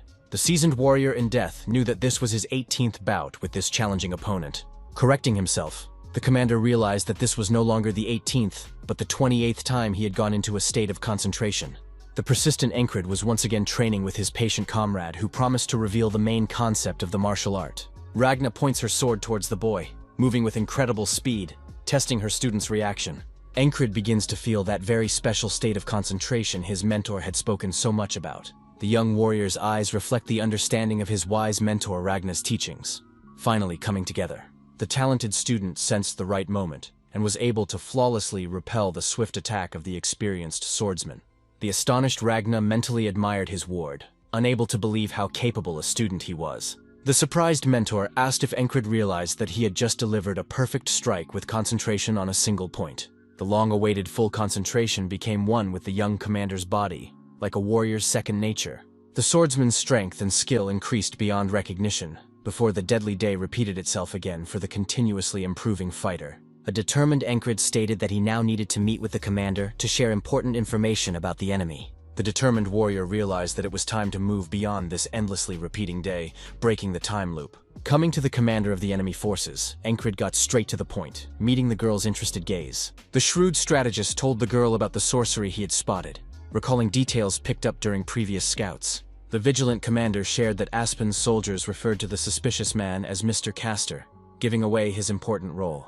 The intrigued warlady asked the inquisitive subordinate to tell a little more about the strange sorcerer in the enemy ranks. A dedicated warrior, for the sake of winning this important battle, passed on all the information he knew about enemy magic. Meanwhile, an ominous fog had already enveloped the battlefield, turning it into a death trap for unprepared fighters. Encred realized that the only thing left to hope for on their part was the true talent of a warlord planning an offensive. The purposeful commander was determined to accomplish his task as best and as quickly as possible without letting the squad down.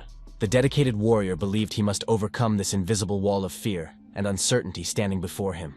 The determined Encred knew that when he defeated Mitchell in a fair fight, then he could break through to the enemy flag. The brave commander was confident that stepping over this strong opponent would finally fulfill his duty to his squad. Coming face to face, Mitchell was greatly surprised that the mysterious guy knew his name like an old acquaintance. A confident Encred replied that he had wished to fight a worthy opponent since their first meeting, remembering all the previous battles. The determined warrior declared that today would not only defeat the enemy, but also put an end to the evil mist sorcery. The experienced swordsman swung his blade, putting all the strength and skill he had accumulated over many lifetimes into the attack.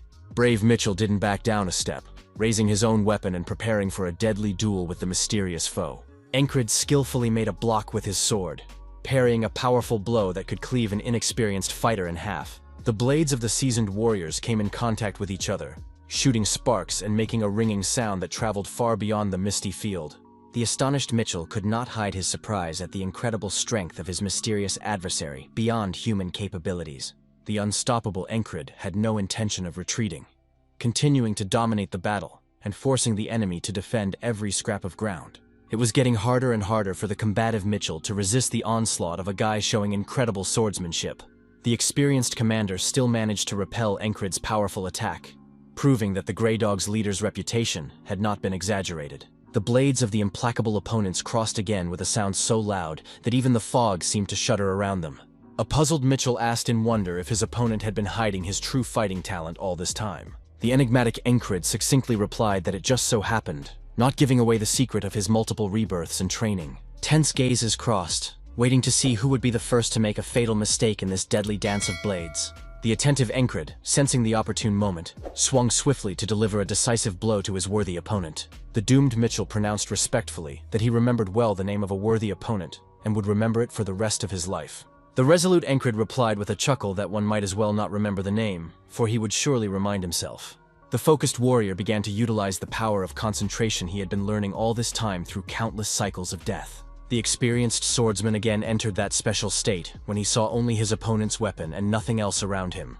The masterful fighter mentally reminded himself to shift his center of gravity to his right foot for perfect balance during the decisive strike. Preparatory movement was necessary for a skilled swordsman to execute a flawless, deadly attack against a dangerous enemy. The accumulated technique learned from hundreds of repetitions of a single day and the experience gained from endless battles merged together. Having gathered all his experience, the enlightened Encred now saw before him a clear picture of the battle, as if anticipating every move.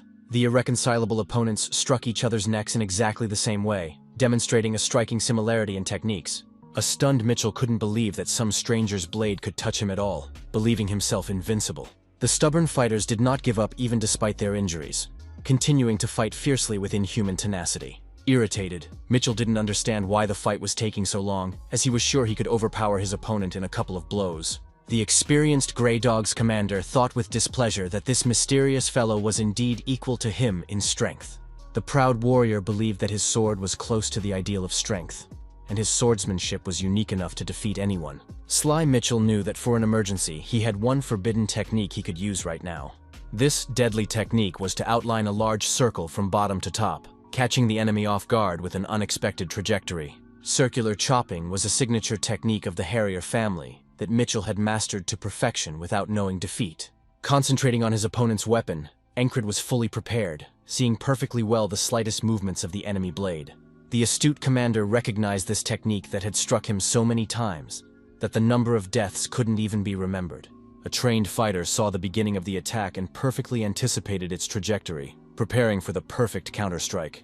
Encred smiled as he was genuinely happy about this encounter with a worthy opponent that made him much stronger. The confident warrior realized that he had become so strong that he could see through this insidious attack and repel it flawlessly. Shocked, Mitchell wondered how his opponent could have calculated his trademark attack in advance and masterfully repelled it. The proud aristocrat mentally reminded himself that his clan, one of the key dominant clans in the Duchy of Aspen, the famous Harrier clan, A noble warrior, being a descendant of a sideline of an influential family, received the surname by proving his skill and innate talent. A gifted swordsman at 15 easily defeated 2 adult soldiers, and at 18 he was already winning bouts against the best local fighters.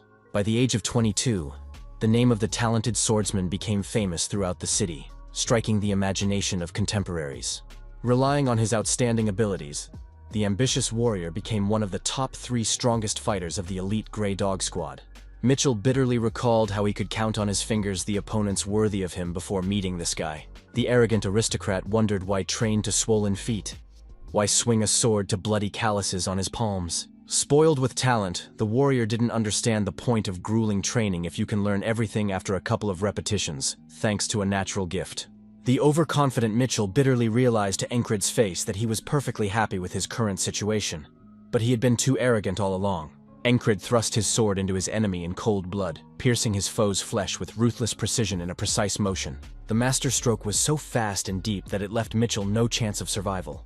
The satisfied warrior carefully pulled the bloody blade from the body of his defeated opponent, ending the protracted duel. The mortally wounded Mitchell was barely able to stand on wobbling legs, ready to collapse to the ground at any moment. The astonished aristocrat couldn't believe that he was actually defeated by some obscure guy with no noble background. The triumphant Encred felt a legitimate pride that after so many attempts he had finally succeeded in defeating a powerful enemy. The dying Mitchell chastised himself for his carelessness, naively believing that his crowning attack would work perfectly against any opponent. The defeated commander admitted that he had conceded in combat prowess, to which Encred discreetly replied that he had won anyway.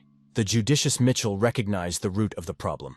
He was too dismissive of systematic training, relying on talent. In the face of death, the loser bitterly regretted not training more, realizing too late the price of his arrogance. A determined Encred swung his sword for the final blow, suddenly admitting to the dying man that the duel had indeed been exciting. An enlightened Mitchell reflected bitterly that if he hadn't been so careless and put more effort into it, he would have survived now. Alarmed, Encred heard the enemy warriors shouting desperately to protect their wounded commander Mitchell. A loyal soldier suddenly appeared and fearlessly stood as a human shield in front of his dying leader, blocking him from Encred. The enemy soldiers who had arrived rushed to their fallen comrade, shouting loudly that it was time to urgently retreat from the battlefield. The white-haired commander imperiously ordered his subordinates to move the wounded Mitchell to safety, away from the chaos of battle. The stern enemy leader told Encred that he had not expected his breakthrough and ability to make so much noise in the heart of the defense. The formidable enemy warned the overconfident commander not to hope to leave here alive after the rout he had wrought. The cautious Encred suddenly realized that he had made the mistake of forgetting about the rest of his opponents, focusing only on Mitchell. The experienced strategist realized he was in enemy territory, surrounded by superior enemy forces on all sides. The prudent commander realized that he could not survive until the damned flag was broken and a path of retreat paved. Fate again erected an impregnable wall in front of the brave warrior, as if testing his determination and fortitude. The realistic Encred prepared himself for the fact that in all likelihood he would die again today, but he would not lose the experience he had gained. The white-haired commander coldly ordered all the archers to fire deadly arrows at the lone defiant fellow. The recalcitrant Encred refused to give up for nothing, preparing to block the arrows flying from all sides with his shield. Despite the hopeless numerical superiority of the enemies, the brave guy still decided to fight to his last breath. The sober-minded commander was well aware that he would not be able to dodge all the attacks and survive this unequal battle. The stubborn Encred was willing to endure pain to break through, especially through the ranks led by the white-haired commander. The enemy leader swung swiftly, but the quick Encred managed to put up a block, saving himself from instant death. The surprised warrior noticed that his sword had almost split in just one blow. His opponent was masterful with the heavy sword style. The calculating strategist realized that he would have to die a few more times to find a way to break through to the main objective. The purposeful Encred kept his current goal in mind. Winning this battle required the destruction of the sorcerer's flag. The knowledgeable warrior remembered that a sorcery guide becomes useless from even the slightest crack, so he launched his sword at the flag. The determined commander was sure he would break through any obstacles if he wanted to get to the enemy's cursed banner. The enraged white-haired commander attacked furiously, shouting insults at the impertinent fellow who had ruined their plans. A focused Encred tried to figure out exactly where to strike the flag for the sorcery to finally dissipate. The resourceful Encred realized that he needed to aim for the connecting piece between the flag and the post to destroy the sorcerer's conduit. The determined warrior threw the dagger with incredible accuracy, successfully cutting the critical connection of the enemy flag. Despite the lucky hit, the fog still shrouded the battlefield. preventing the warriors from seeing anything around them. The frustrated company commander realized that even after her report of hostile sorcery and request for backup, the High Command had done nothing. The experienced war lady reflected bitterly on how rotten the kingdom was by sending incompetent men to the front lines as commanders. The shrewd girl realized that at this rate, the complete annihilation of their troops was only a matter of time, unless a miracle occurred. The attentive commander suddenly noticed a strange change on the battlefield that had escaped the attention of the rest of the soldiers. The surprised warriors watched in disbelief as the mysterious fog began to dissipate, revealing the true picture of the battle. The stunned Aspen soldier asked in bewilderment what had happened to their magical flag, not understanding the sudden change. The hapless warrior didn't even have time to finish his thought before he received a deadly weapon strike from an unexpectedly appearing opponent. The savvy girl instantly realized that the clearing fog had confused the enemy, giving her a chance to turn the tide of the battle. The determined war lady loudly commanded everyone to counterattack, seeing that the situation was finally turning in their favor. The experienced commander realized that the lack of magic fog drastically improved their tactical position on the battlefield. The curious girl wondered who was able to break this powerful sorcery that seemed an insurmountable obstacle. The savvy war lady speculated that it could be the same mysterious guy who had recently reported important information to her. The bewildered Encred looked around the battlefield and realized that he had cruelly miscalculated his plan of retreat. The confused commander had expected to find Rem or Ragna if he ran toward the camp, but now he wondered where his loyal companions had gone. Mighty Rem stood resolutely somewhere on the battlefield, looking at the enemy soldiers surrounding him with undisguised disdain. The enraged strongman aggressively demanded that the caster be brought to him, threatening to turn all opponents into lifeless corpses. The skillful Ragna wielded his weapon masterfully in front of his enemies, displaying impeccable fighting technique in the thick of battle. The fighting mentor was followed by his companions with astonished looks, marveling at the extraordinary skill of the swordsman. The disoriented Encred in the fog got it all mixed up and ran not towards his enemies, but in the direction of his own companions. The bewildered commander still could not believe that he had made a mistake, and was not in the enemy camp, but among the allies.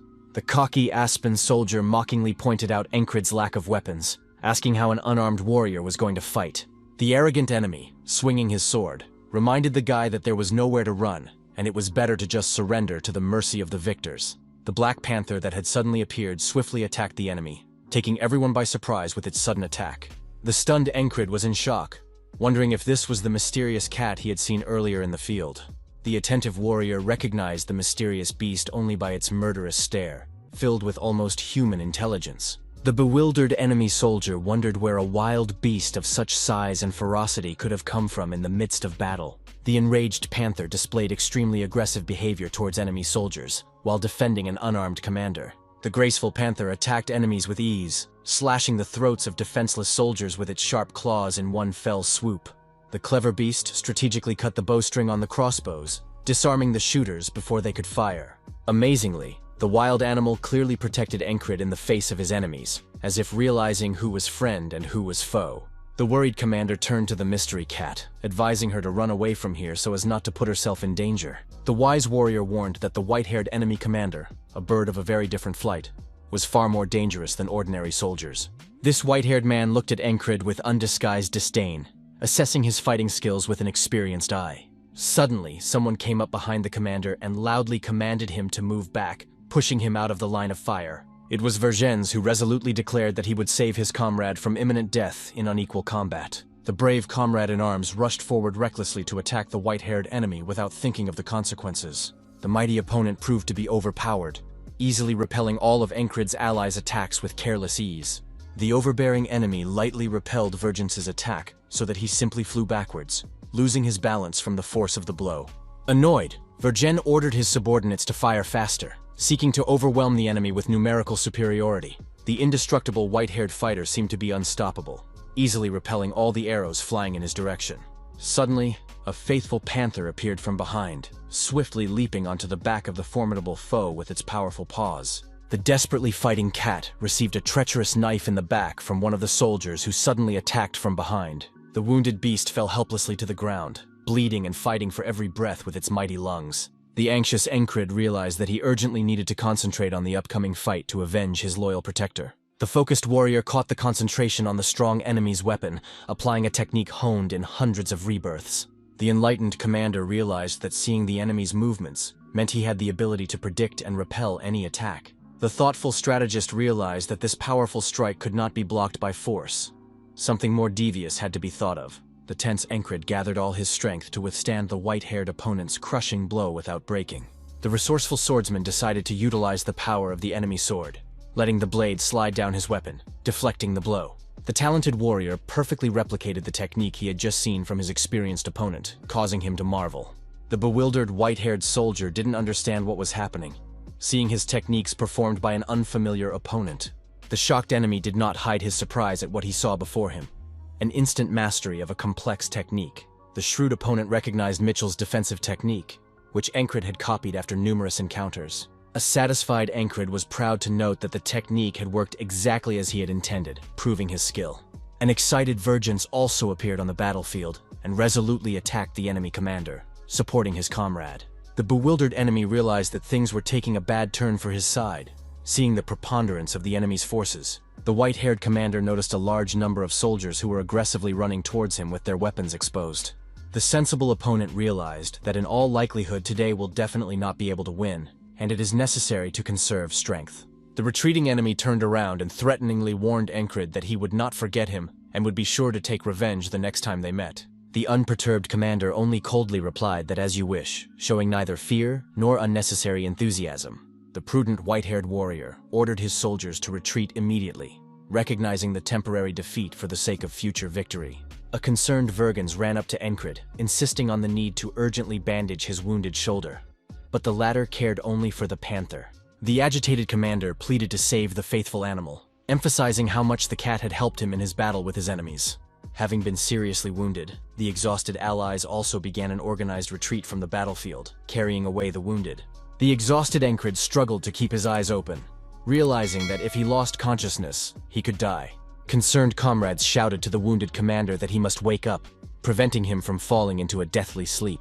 Heron grimly noted that the stubborn lad did eventually realize what he wanted after all, showing incredible persistence in achieving his goal. The intrigued god of the afterlife asked Encred what makes him overcome death time after time for his goal. The awakened commander heard many excited voices around him, puzzling over the cause of the commotion and feeling something strange under his arm. The surprised warrior realized that next to him lay the very Black Panther that had saved him in battle with its desperate bravery. A relieved Rem noticed the commander's awakening, admitting that he thought he was sure he wouldn't survive this time. The bewildered Encred asked the people around him in utter bewilderment what was even going on and how he ended up here. A concerned Jackson inquired about Leon's condition, as the wounded beast had lost too much blood after the stabbing. The red-haired Chris reassured everyone by informing them that the healer had assured the commander's speedy recovery, noting his incredible luck. Encred's clearing of consciousness suggested that he had most likely passed out on the way to camp due to his wounds and blood loss. The astonished commander couldn't believe he had safely survived that deadly day and woke up in a new one, breaking the time loop. A suspicious Rem stared intently at his commander, as if trying to unravel some mystery in his inexplicable abilities. A confused Encred asked his comrade the reason for such intense scrutiny, feeling uncomfortable under the scrutinizing gaze. The curious muscleman wondered how the commander managed to recognize enemy sorcery, when even experienced warriors had no clue. The cautious strategist pondered that he couldn't tell the truth directly, deciding to try lying to hide the secret of rebirths. The resourceful Encred explained that he knew a Western settler who had told of similar sorcery, so he was able to recognize its signs. The wily commander realized he hadn't told the truth directly, but he still changed the story a bit, keeping his incredible secret. The understanding Rem assured his friend that there was plenty of time to talk, but warned against getting too carried away with witchcraft.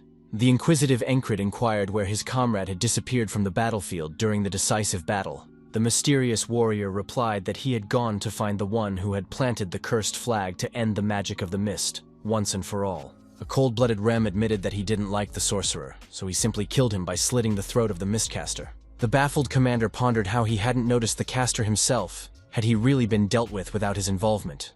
The suddenly awake Panther began to growl menacingly, making those present wary and take a step back. The terrified Chris blurted out that if the beast were to tear him apart, he would be willing to give up as much as 10,000 crowns just to stay alive. The knowledgeable soldier explained that he had heard from an Unri scout about a Black Panther, nicknamed for its lake-like blue eyes. The superstitious fighter explained that it was a rare spirit animal related to the Earth's energy, with a market price as high as 10,000 crowns. The judicious Encred recognized that after his unconsciousness, without the fog, the advantage was on their side, though without a clear victory. The thoughtful commander reflected on the sliding technique he had successfully applied in combat, while the quiet days passed without sorties or combat. A caring Jackson cautioned the commander against excessive physical activity, as the wounds could open with careless movements. The judicious Ragna remarked that a recovering warrior shouldn't be allowed anything more than a light stretch anyway, suggesting it would be better to rest and gain strength.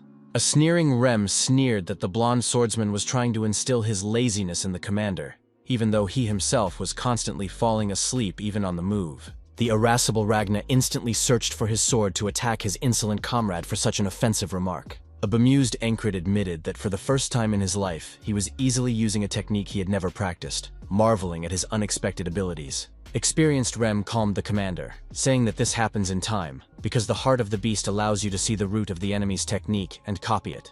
The wise Ragna added that with the right foundation of fencing, learning new steps becomes much easier and more natural. The astute mentor emphasized that with ordinary skills, one would have to repeat the technique many more times to achieve such mastery. The shocked Encred was stunned by the words of his comrades, suddenly confirming his secret experience of multiple rebirths and training. The pensive commander realized that what had passed today was not at all simple. He was desperately learning from the repeated events, growing stronger. The humble warrior realized that despite his initially meager talents, he still managed to greatly improve his skill through perseverance.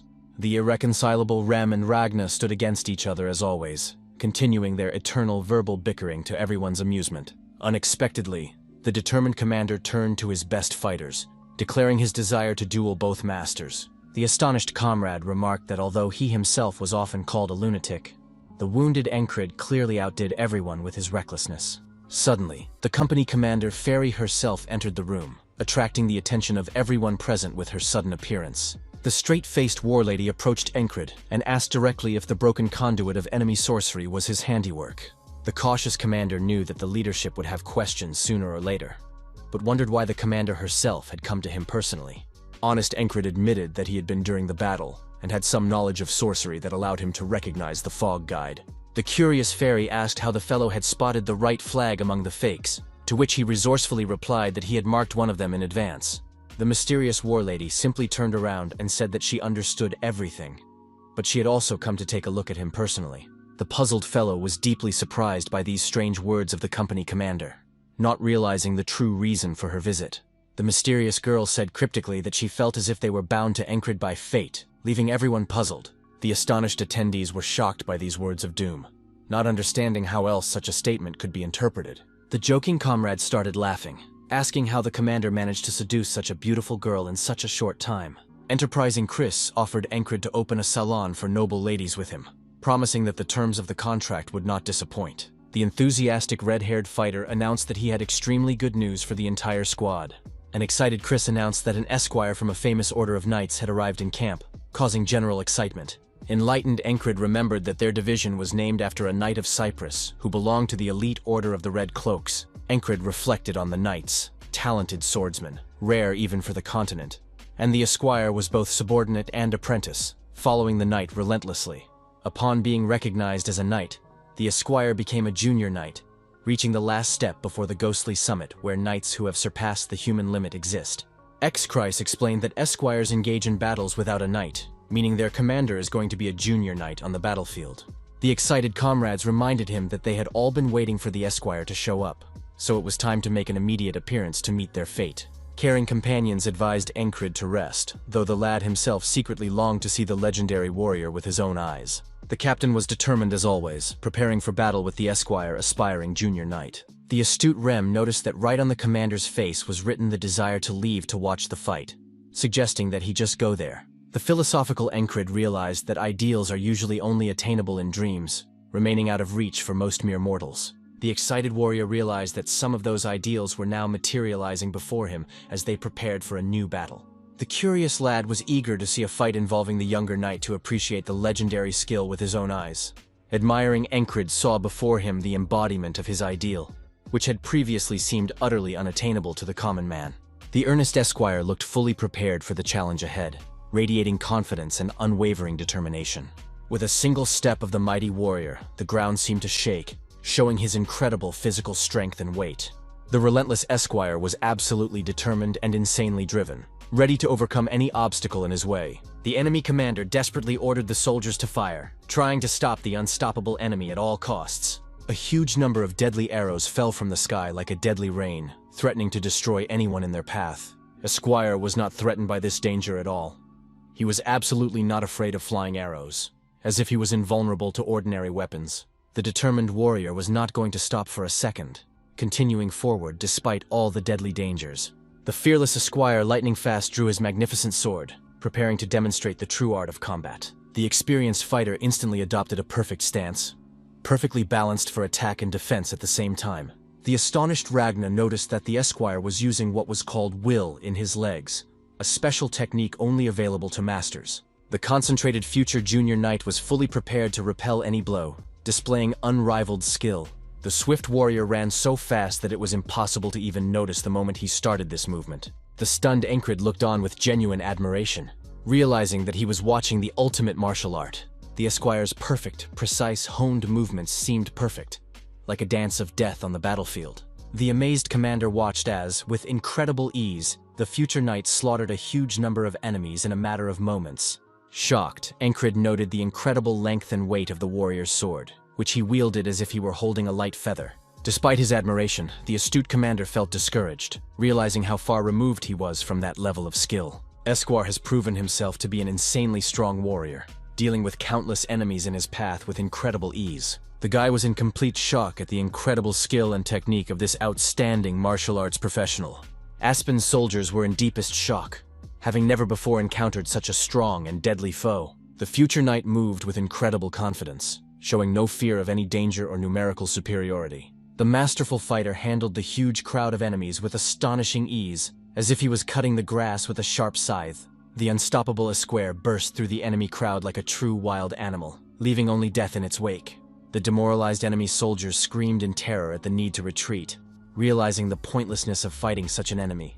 The enemy commander desperately shouted to the confused soldiers that they must stop this deadly Esquire at any cost. During his hysterical screaming, the Aspani officer was suddenly silenced forever, his head simply chopped off in one precise blow.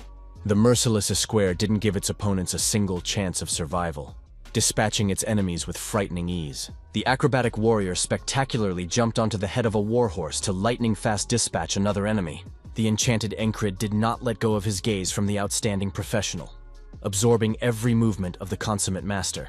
Impressed, Rem recognized that the Esquire was indeed worthy of his reputation as a military expert, displaying incredible skill. Even the sophisticated Ragna had never seen such an outstanding man on the battlefield, superior to any fighter he knew. The judicious Jackson pondered that the enemy soldiers were just fools, for they had a real chance to kill this warrior. The devout Auden prayed as usual, asking the Creator to send all his apostles to escort the fallen into the divine embrace. The inquisitive Encred analyzed the swordsmanship of the Esquire, signs of a slashing sword combined with elements of heavy style and dancing technique. The slashing sword, straight and sharpened, drew the enemy into the attack radius, then delivered a decisive death blow. The heavy sword was astonishing in its power, sweeping away everything in its path with its force, delivering crushing chopping attacks to enemies. The illusory sword was a style that fogged the mind, suddenly attacking and circling the opponent like a mercenary sword.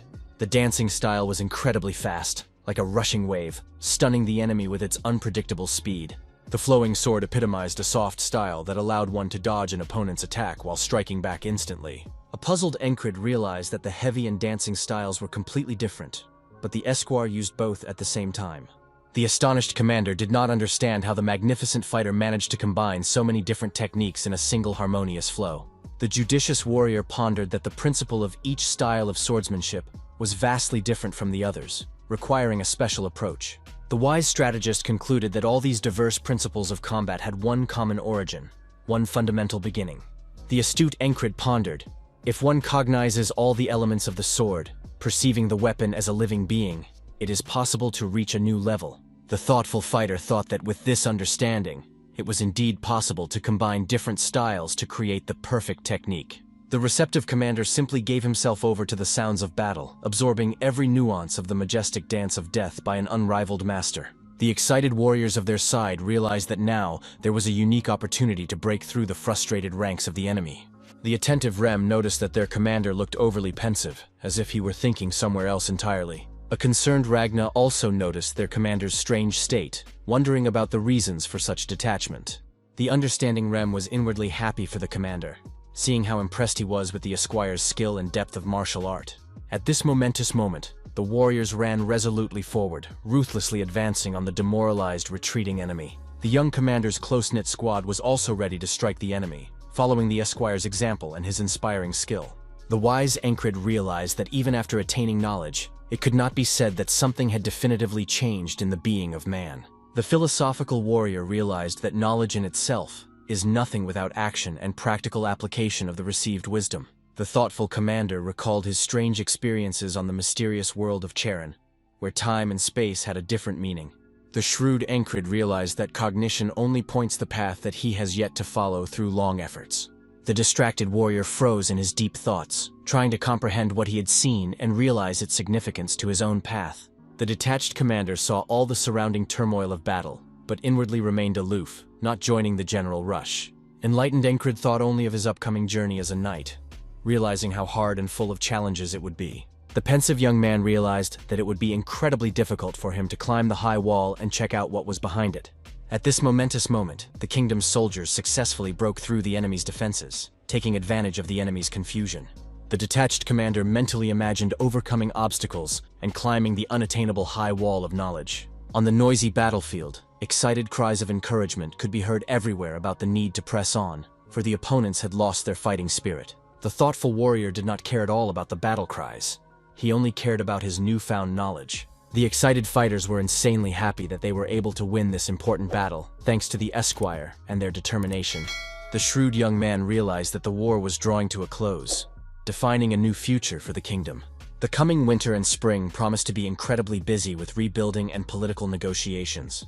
The Duchy of Aspen, a powerful country, was founded by 3 influential families that determine its destiny and politics. The enraged Duke of Aspen resented the violation of agreed rules prohibiting the engagement of the forces of the knightly order. The warlord of the Harrier clan, the same white-haired commander from the battle, stood in front of the angry ruler, waiting to be reprimanded. The counselor in charge of policy defended himself, explaining that he used the appearance of an enemy general as an excuse. The disgruntled ruler angrily questioned the reasons for the interference, to which he received an answer about the willfulness of Fruk's actions. The cunning courtier explained that this wouldn't have happened if their original plan had worked successfully. The duke, making no secret of his rage, demanded that the Grey Dogs be held sternly responsible for the disastrous defeat. The determined commander assured the ruler that the defeat would not be without consequences for those responsible. After a protracted battle and the retreat of the Hispanians, the victorious kingdom troop advanced back to the fortress.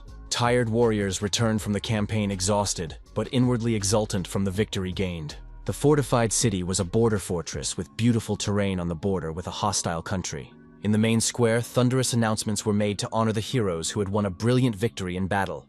The herald proclaimed the reward of those who had shown courage, naming the commander of the 4th squad. The confused fighter was rewarded for destroying the enemy's sorcery by decisively breaking the conductor of magical mist. The distrustful townspeople whispered among themselves, doubting the weakling's abilities and suspecting embezzlement. Evil tongues spread rumors of sycophancy as the only talent of the decorated commander. The angry co-worker, upon hearing the insults, threateningly ordered the malcontents to immediately shut up. A loyal associate loudly declared that such talk was unacceptable from people who did not know the true power of the honoree. Loyal comrades who knew the young warrior's true abilities understood the merit of the award. The loyal fighters smiled happily, genuinely happy for their commander who had gone through many trials. The assembled crowd marveled at a truly remarkable man whose contribution to the victory was invaluable to all residents. The young warrior, receiving the award, looked genuinely surprised, not expecting such a high recognition of his merits. The red-haired fellow asked the awardee what he would spend the money he received on, booze or women. The commander responded by asking to be taken to the most skillful blacksmith in the city, surprising his companion. As they approached the forge, the companions heard indignant exclamations about the pointlessness of spending money to buy a sword, since the existing ones weren't that bad. The red-haired fighter remarked that ordinary swords break during heated battles, adding that he had personally picked up so many weapons that the squad would have enough to last a lifetime. The purposeful young man explained that to achieve knighthood, one must first obtain a personalized weapon of the highest quality. The far-sighted warrior planned to take the rank advancement exam, which required a good, reliable weapon. The surprised companion asked if the commander was really interested in a promotion, to which he received a reply about the pointlessness of staying in one place all one's life. The red-haired comrade wisely observed that one must first pave the right path to the cherished goal. The Kingdom of Nerelia used the rank system to boost the morale of soldiers. Strong fighters beyond rank were given special status. The essence of the system was to change the attitude to the soldier according to his rank. And for promotion, it was required to defeat 3 warriors of the corresponding level. For the assembled spectators, such fights turned into an exciting entertainment, on the outcome of which even made gambling bets. Some fighter approached the young commander, informing him that Misha Otbros had challenged a middle-ranked soldier, insinuating that all the honors had not come from his labors. The puzzled young man pondered whether his first opponent would be a renowned mercenary, considered one of the strongest middle rankers. The assembled spectators were wondering who to bet on in the upcoming fight. Perhaps it was worth the risk, and bet on the scum commander. The red-haired associate philosophically remarked that the winner would only be known after the fight was over, urging him not to jump to conclusions. The confident fighter knew he had become considerably stronger after the succession of deaths and rebirths he had experienced in the cyclical day. The sober-minded warrior realized that this fight was not life-threatening, so he only had one chance, requiring full concentration. The self-critical young man recognized the limit of his mediocre abilities, realizing that even after all the suffering, he would not risk challenging the majority of those gathered. Mentally, the commander reminded himself to fight as if he were facing death itself, fully focused on the upcoming battle. The impatient opponent decided to start first, shouting a blunt warning to prepare for imminent defeat. The cold-blooded fighter recalled the strike he had mastered during the last battle, planning to move into the enemy's blind spot when successfully executed. The talented swordsman swung his sword with lightning speed and struck such a strong blow that the weapon simply flew out of the hands of the stunned opponent. The blow was so powerful that the defeated opponent completely failed to catch his weapon, recognizing the undeniable victory of yesterday's loser. The young warrior, despite his success, felt some embarrassment at the unexpected ease of victory in this situation. The defeated opponent screamed in bewilderment at what had happened and why his fingers were suddenly dislocated from the blow he had received. The surprised commander couldn't believe his eyes that he had actually managed to defeat his opponent so easily. The determined young man didn't waste any time, so he immediately struck the confused opponent with his dagger. The demoralized fighter simply fell to the ground, deprived of any chance of victory against an unexpectedly strong commander. The baffled victor, looking at his defeated opponent, pondered the reasons for his unexpected weakness in this fight. The astonished spectators shouted the scum's victory, asking the red-haired comrade if he had bet on the commander, knowing of his strength. The shocked, red-nosed guy admitted that he just wanted to save the commander's face, himself not expecting this outcome of the fight. The cautious swordsman pondered that perhaps his opponent hadn't taken him seriously, but he still didn't understand why victory was so easy. Realizing that a mid-ranked fighter couldn't be a weakling, the brooding warrior decided that he needed to test his strength once more. The man with the mustache and spear volunteered next, confidently declaring that he would be the new opponent for the surprise winner. The attentive commander knew that this was an elite soldier of a heavy infantry squad, nicknamed for his affiliation with elite troops. The observant fighter analyzed how the enemy was unwinding his spear in an attempt to divert his attention from the true attack. Suddenly, the mustachioed man launched an attack, choosing a good moment and rushing forward at his young opponent. The nimble commander dodged all attacks with his spear with surprising ease, leaving the assembled spectators amazed. The focused young man did not look at the soldier's face, suspecting that the lunge might be a ruse followed by a real blow. After assessing the expression on his opponent's face, the astute fighter was surprised to realize that this was indeed the entire tactic of an experienced warrior. The determined swordsman determined that the surest course of action was to strike a powerful counterstrike into the opening window of attack, and so the impetuous young man again triumphed, the stunned opponent falling helplessly on his back to the enthusiastic shouts of the crowd. Loyal comrades who watched the successes of their commander sincerely rejoiced at his unexpected but deserved victories. The excited spectators began to say that twice, it was no longer a fluke when a lower rank easily defeated experienced soldiers. The platoon commander noted with satisfaction how the very fools who previously had not put the young fighter in anything now tucked their tails. The scout acknowledged thoughtfully that the tenacious swordsman must have spent day and night perfecting his skills after his last defeat. The experienced mercenary admitted to his comrades that their commander had become so much stronger that even he would not be able to defeat him easily. The impressed warrior added that even he, an established fighter, would now find it extremely difficult to defeat the changed commander. The intrigued fighters sat in suspense, wondering who among those present would dare to challenge such an unexpectedly strong opponent to a fight. Suddenly, someone in the crowd began shouting calls for some warrior to come out to fight. drawing everyone's attention to the new participant. The muscular fighter turned to the hesitant challenger with a sneer, wondering if he was afraid of the commander he had previously insulted. The hapless warrior mumbled something inaudible in response, assuring that he was not at all afraid of the challenge. The pensive young man reflected that he still had to fight from his last strength, so he couldn't realize his true level. The young swordsman's combat experience included battles with the madman encountered in the first battle today, many cycles ago. After this opponent was the same silent assassin whose deadly blows had taught him extreme caution. Not so long ago, a brave warrior fought Mitchell himself, the commander of an elite squad of enemy troops. Daily sparring with subordinates from his company also contributed to a significant increase in combat prowess. The fighter realized that he simply had to engage in overly difficult fights that hardened his spirit and body. A past fencing teacher warned never to look down on an opponent, which was an important life lesson. The young commander thought this advice would never come in handy, never envisioning that the day would come when he would consider the enemy weak. Suddenly, a bearded fellow approached the pensive fighter, inquiring curiously about the strange expression on his face. The young man only smiled upon hearing this unexpected question, not wanting to reveal his true thoughts. The mysterious swordsman replied that nothing much was going on. It was just fun to watch what was going on around him. The tension between the rivals was growing, and the determined commander decided to launch the attack first, without waiting for his opponent's actions. The lightning strike was delivered with such speed that the opponent barely had time to put up a block, defending himself from the deadly blade. The kingdom of Norilia has long been known as the land of knights, where the strongest were honored, valuing true mastery of weapons. The mighty fighter swung so hard that the sword of his horrified opponent simply fractured, unable to withstand the collision. With real fear and incomprehension, the bearded man looked at what was happening, unable to believe the evidence of his own eyes. In front of him, the frightened warrior saw only a young man with the most focused gaze possible, full of determination and confidence. The talented swordsman was ready to continue the attack with his weapon, but stopped in time, seeing the helplessness of his opponent. The frightened opponent's mouth foamed with terror. So strong was the fear of the unexpected skill. The demoralized fighter simply fainted from what he saw before his eyes, admitting defeat with an unconscious body. The winner was genuinely happy that he was finally able to make a name for himself, proving his worthiness as a warrior. All watching spectators were in the deepest shock from the incredible fight that took place before their eyes. The shocked crowd saw the bearded fighter, considered one of the best in his rank, being defeated.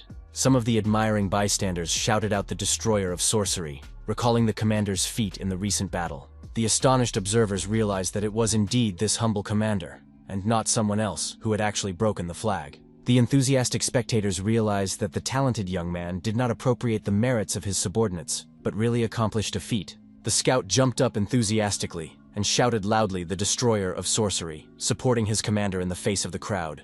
The determined warrior turned to his comrades, urging them to support their commander in this important moment of recognition. Hundreds of spectators picked up the cry, chanting the witchcraft destroyer, creating an atmosphere of general enthusiasm. The embarrassed winner looked on bewildered, not expecting such a violent reaction to his victories. The humble swordsman couldn't believe that all this was being said about him, but inwardly recognized that it wasn't a bad thing.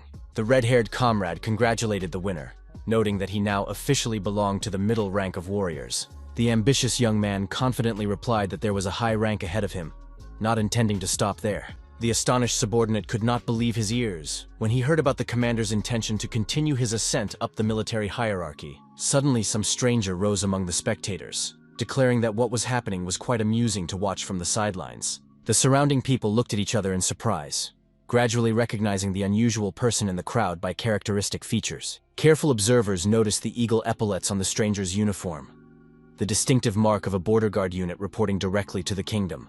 This small elite unit consisted solely of soldiers of the highest rank and even higher, causing ordinary warriors to be in awe. Alarmed onlookers were perplexed as to what an elite suburb assassin was even doing here, far from the borderlands. A formidable warrior from a legendary faction approached the young commander, offering to fight him in front of an enthusiastic crowd. There was a tense silence around. No one dared to break the moment of historical challenge with their comments. The muscular fighter remarked softly that this opponent would be incredibly difficult for their commander to deal with. The thoughtful young man remembered that the border guard squad was often compared to the elite grey dogs of the enemy kingdom. The shrewd swordsman realized that this serious opponent could rival Mitchell himself in fighting prowess. The intrigued commander realized that this was the first time he would fight without the possibility of a replay against a soldier of such a high level. The curious fighter wondered where tonight's bout with a true martial arts master would lead. The elite silver-haired warrior mockingly inquired if the guy chickened out in front of the border guard soldier. The experienced frontiersman admitted that his adversary was much busier than other similar young fighters he had met previously. Excited spectators shouted from the stands, demanding to see what the famed destroyer of sorcery could do.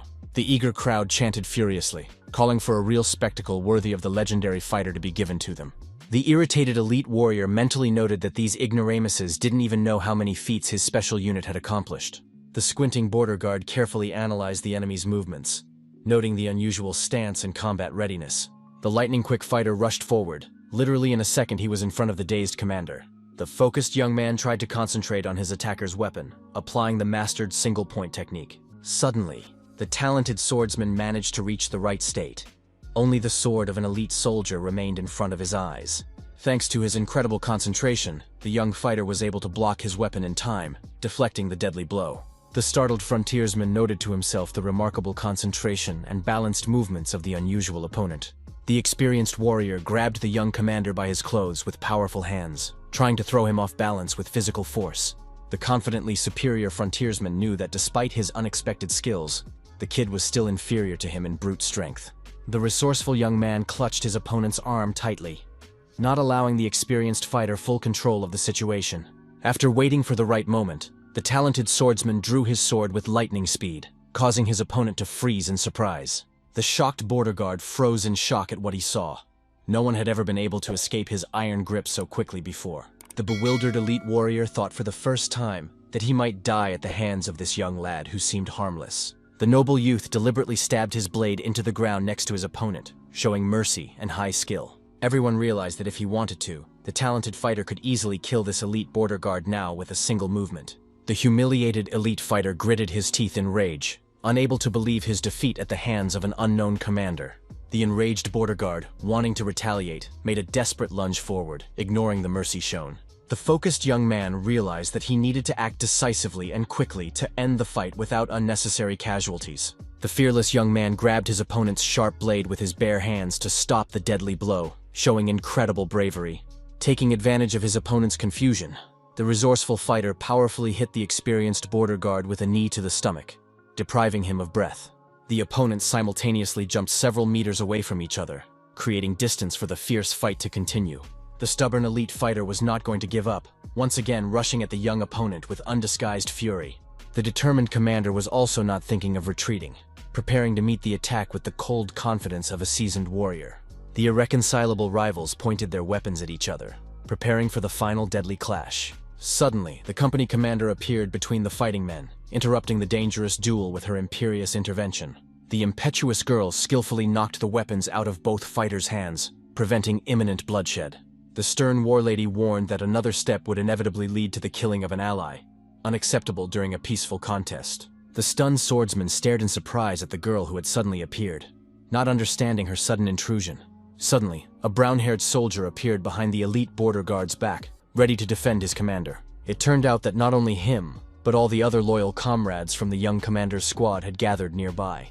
The sturdy warrior mockingly informed the defeated elite fighter that he had been unspeakably lucky to escape serious consequences. The annoyed border guard coldly remarked that such harsh interference in a simple duel could turn out to be unnecessary holes in his body. The self-critical young man realized that he had missed an important step in the middle of the fight and nearly decided the fate of his opponent's life with his carelessness. The elite fighter, who was calmed down, admitted that he didn't expect anything special from the fight, but has to recognize the skill of his opponent. Introducing himself as Thors, the junior commander of the border guard unit, the silver-haired warrior showed respect for the talented opponent. The polite swordsman also introduced himself, naming his long official position as the commander of the 4th Squad. The astonished spectators delightedly discussed that the opponent had reached the rank of junior commander, which meant that their idol was fighting a special soldier. The enthusiastic crowd began chanting that the young fighter certainly deserved a high ranking given his incredible abilities. Excited observers were shouting about the beauty of the technique and superior swordsmanship skills demonstrated by the talented commander. The embarrassed young man mentally noted what fools these people were who had recently considered him a weakling. As they shook hands, Thoris mockingly noticed his opponent enjoying the crowd's shouts, promising to be sure to see him again. Frontier officially recognized the young swordsman as a high-ranking soldier, causing a new wave of excitement in the audience. The commander of the 1st Company and Heavy Infantry Squad, nicknamed Turtle, unexpectedly offered the talented fighter to join his elite unit.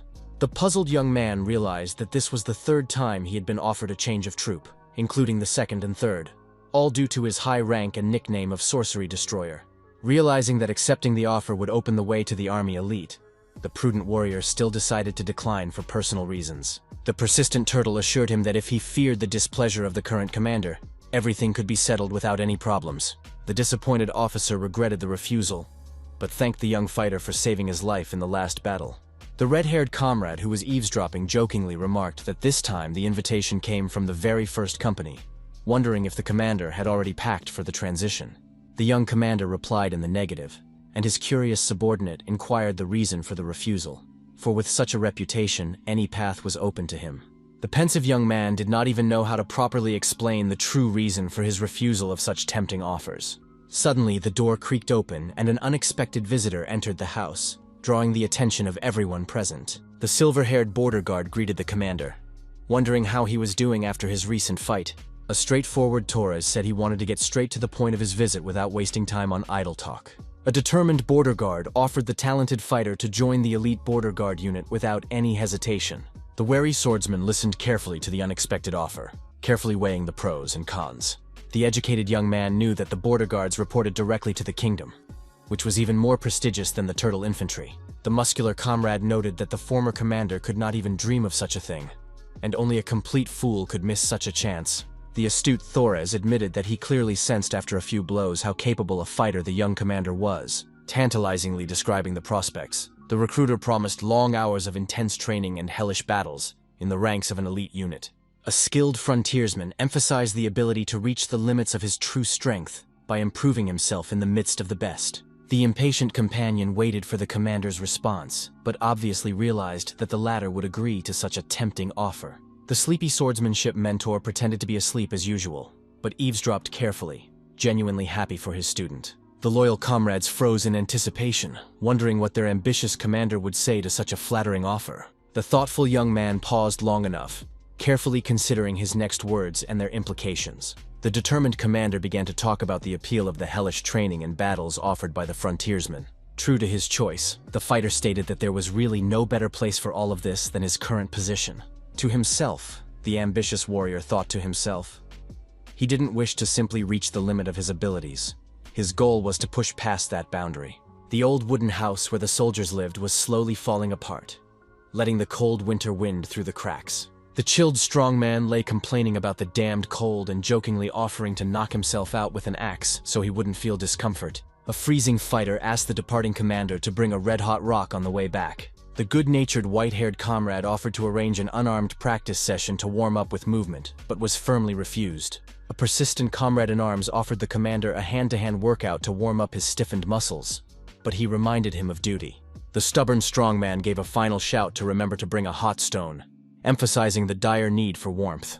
The pensive young man paced down the street, reflecting on how recently it had only just begun to get colder, and already it was full-blown winter. In the market square, a saleswoman shouted loudly, offering cheap bread from scratch, attracting frozen shoppers. The educated commander recalled that the main duties of border soldiers in peacetime, patrolling the streets to maintain order. Arriving at the duty station, the young man met two guys, one of whom was named Jack, who announced that the three of them were on duty together. The attentive commander looked over his new acquaintances, thoughtfully noting that the names Jack and Bo sounded familiar, as if he'd heard them before. The brown-haired Jack flatteringly remarked what an honor it was to be on the same team as the famous witchcraft destroyer, causing the young man to instinctively distrust him. The blonde-haired Bo noted with feigned admiration the young commander's astounding rise from low rank to high rank in one fell swoop. The suspiciously friendly Jack offered to arrange a duel to test the abilities of a high-ranking soldier, to which he received consent. Unfamiliar patrolmen complained about having to guard the streets in such cold weather, noting that this winter has been particularly frosty. Chilled vendors loudly beckoned to customers, offering to pick up a couple of dried fruits and not to pass by their freezing stalls. The strange trio continued their rounds of the streets, realizing that most likely nothing interesting would happen on today's watch.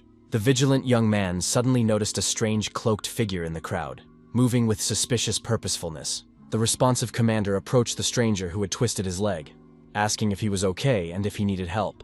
The wily cloaked man suddenly drew his hidden weapon, taking the gullible patrolman by surprise. The shocked young man froze in real shock, not believing his eyes and not understanding what was happening around him. Just a second later, a deadly blade pierced the body of a defenseless commander who had fallen victim to a clever trap. The dying warrior didn't understand what was going on, who this mysterious man was, and why they suddenly decided to kill him in broad daylight. Traitor Jack turned to his partner mockingly, pretending that their comrade was just drunk, though the blood was already spreading on the sidewalk. The accomplices were dragging the helpless commander somewhere, in an incomprehensible position between life and death. The weakened young man realized with horror that they were all acting in concert, setting a cunning ambush on the gullible patrolman. The strange man in the robe, who looked like an evil goblin, grinned nastily and muttered that a tenacious lover never forgets his prey. The shrewd warrior realized even in his dying state that the half-elf from Aspan had been sent to avenge the sorcery he had destroyed. The ruthless killer thrust the blade even deeper into the dying boy's body, wanting to make sure the task was successfully completed. The bleeding commander could barely stand, feeling the life leaving his wounded body. The triumphant half-elf watched the victim fall to his knees and smugly declared the mission complete, offering to return. The satisfied traitors realized that everything had gone exactly as they had planned, leaving no chance for the unsuspecting victim. The enlightened youth suddenly remembered that he had heard these names before, when his subordinates mentioned the intelligence soldiers injured by the curse. His faithful comrade told him that Jack, Bo, Rotten, and other scouts had come down with a mysterious illness that aroused suspicion. The dying commander realized that the illness was only an excuse to leave the scouting party and conspire with his Aspen enemies. The loud sound of a fall attracted the attention of passers-by. The breathless body of the young commander collapsed onto the cold stones of the sidewalk. The bystanders froze in utter shock, unable to believe the brutal murder that had taken place before their eyes. All the people in the market square couldn't realize what they were seeing, looking at the dead hero lying in a pool of his own blood. Resurrected in his own time, the young man grinned, realizing it was going to be fun when he woke up again on a familiar day. The surprised strong man half-jokingly asked the commander if he was crazy to start the day so briskly, jumping out of bed with vigor. The future-knowing warrior noted with irony that his comrade had absolutely asked for a red-hot stone to be brought to him in the same way. The determined commander came to his subordinate Auden, being in a brooding state after his near-death experience. The loyal soldier met his superior with his usual maddeningly smiling face, unaware of his secret knowledge. The young fencer recalled the previously mentioned workouts hardening the body without aids to prepare for the cold winter. The inquisitive commander expressed interest in techniques to meet absolutely any situation in full combat readiness. The astute young man asked to share more details of these training sessions, hoping to find a way to avoid the upcoming ambush. Mentally, the warrior recalled how he clearly saw the elf's blade thrown out, but was unable to react in any way to the deadly attack. The self-critical fighter recognized that his body was actually acting slow, not even allowing him to dodge the flying blade. An experienced mentor explained what stance to set up during particularly tough hardening exercises. The strategically minded young man pondered that he should have guessed the betrayal when the two unnaturally kept close. The far-sighted commander planned to wait until the half-elf got close enough to track him and catch him. The resolute warrior firmly decided that this time he would definitely attack the traitors first, not allowing himself to be taken by surprise. The vigilant swordsman was once again walking through the marketplace, listening to the false admiration for his person from the mouths of his conniving companions. The hypocritical traitors were once again making idle talk about the unusually cold winter, hiding their true intentions. The trained commander felt that through intense training, he was in the best physical shape for the upcoming fight. The focused young man realized that right now would come the decisive moment that would determine the outcome of the confrontation. The attentive fighter looked for the familiar figure of the treacherous half-elf in the crowd, preparing for the inevitable fight. The observant warrior spotted the man in the robe and confidently determined that it was the exact enemy he expected to see. The prepared commander mentally prepared to launch his first preemptive strike without waiting for the enemies to attack.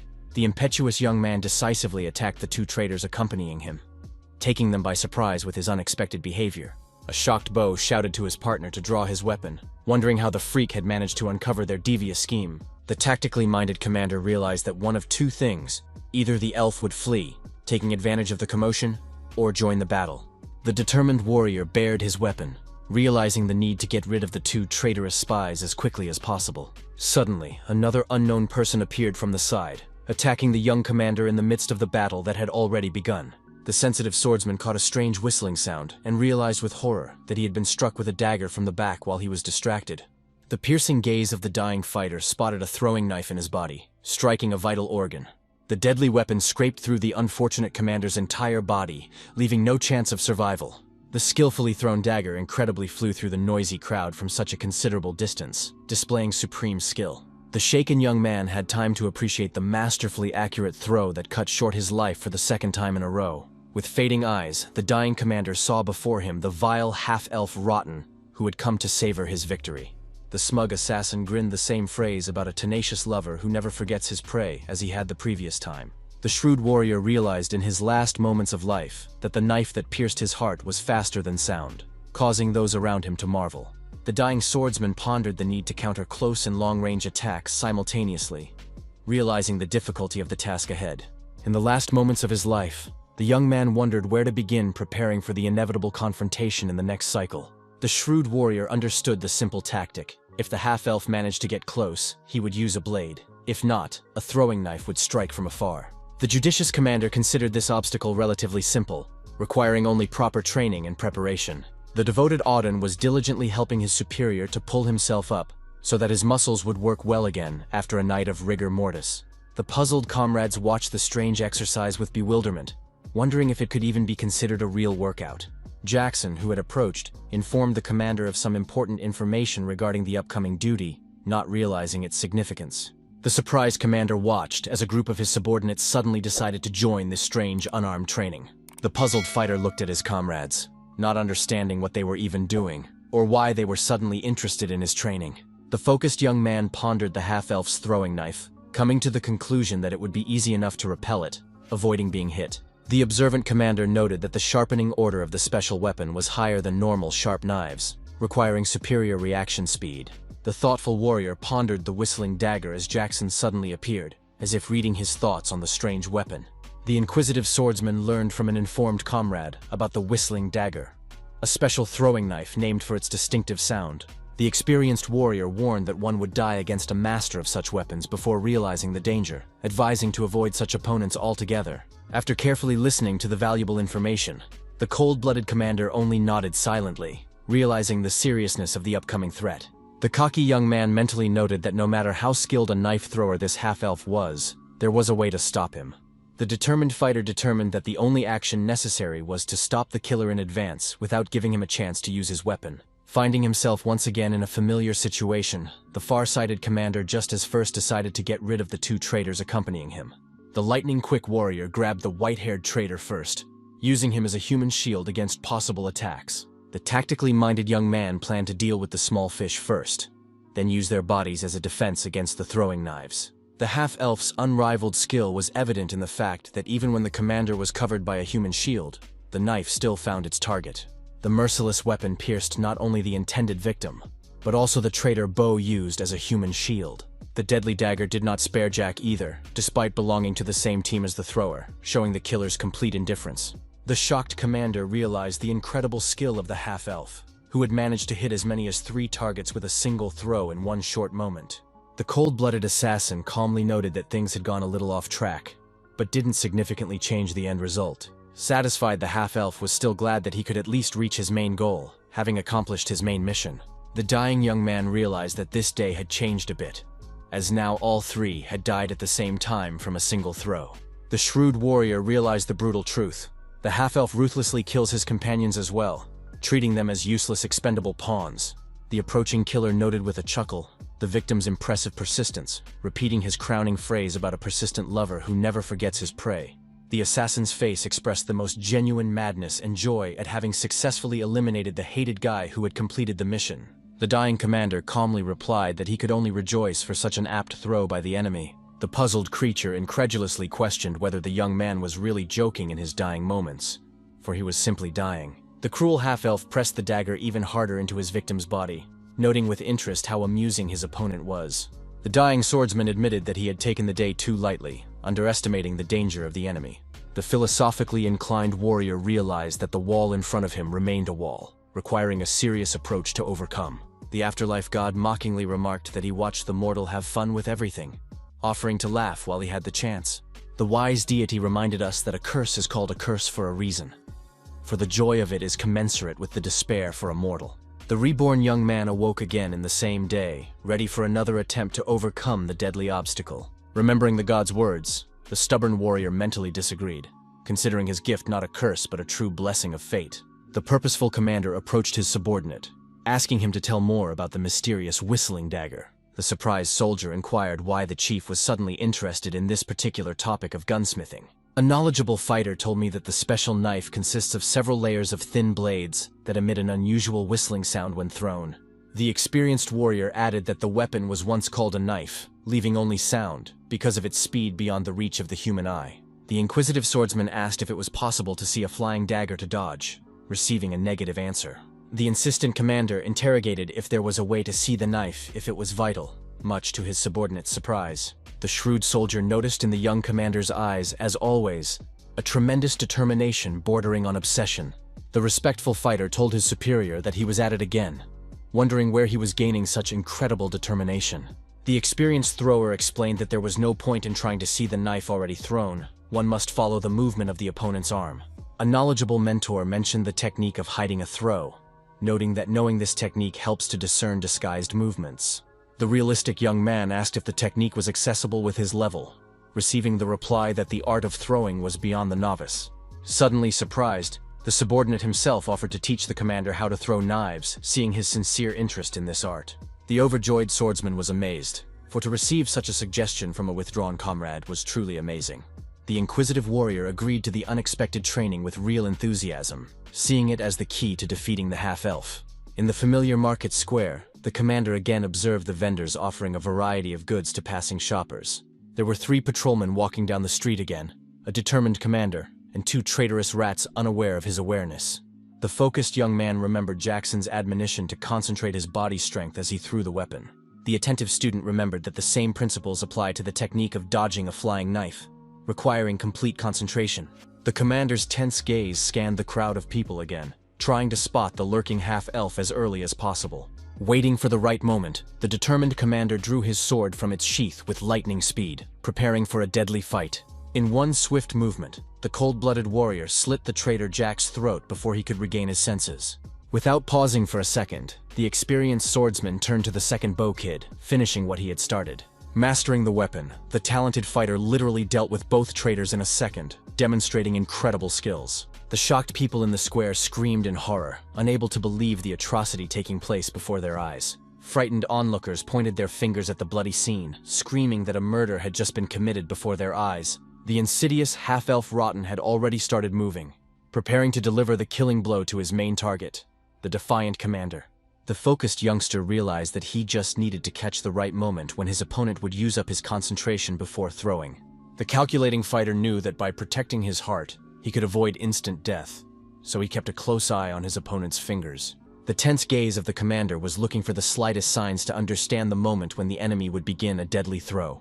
Despite the sword block exhibited, this did not save the vigilant warrior from the incredibly fast dagger of the skilled thrower.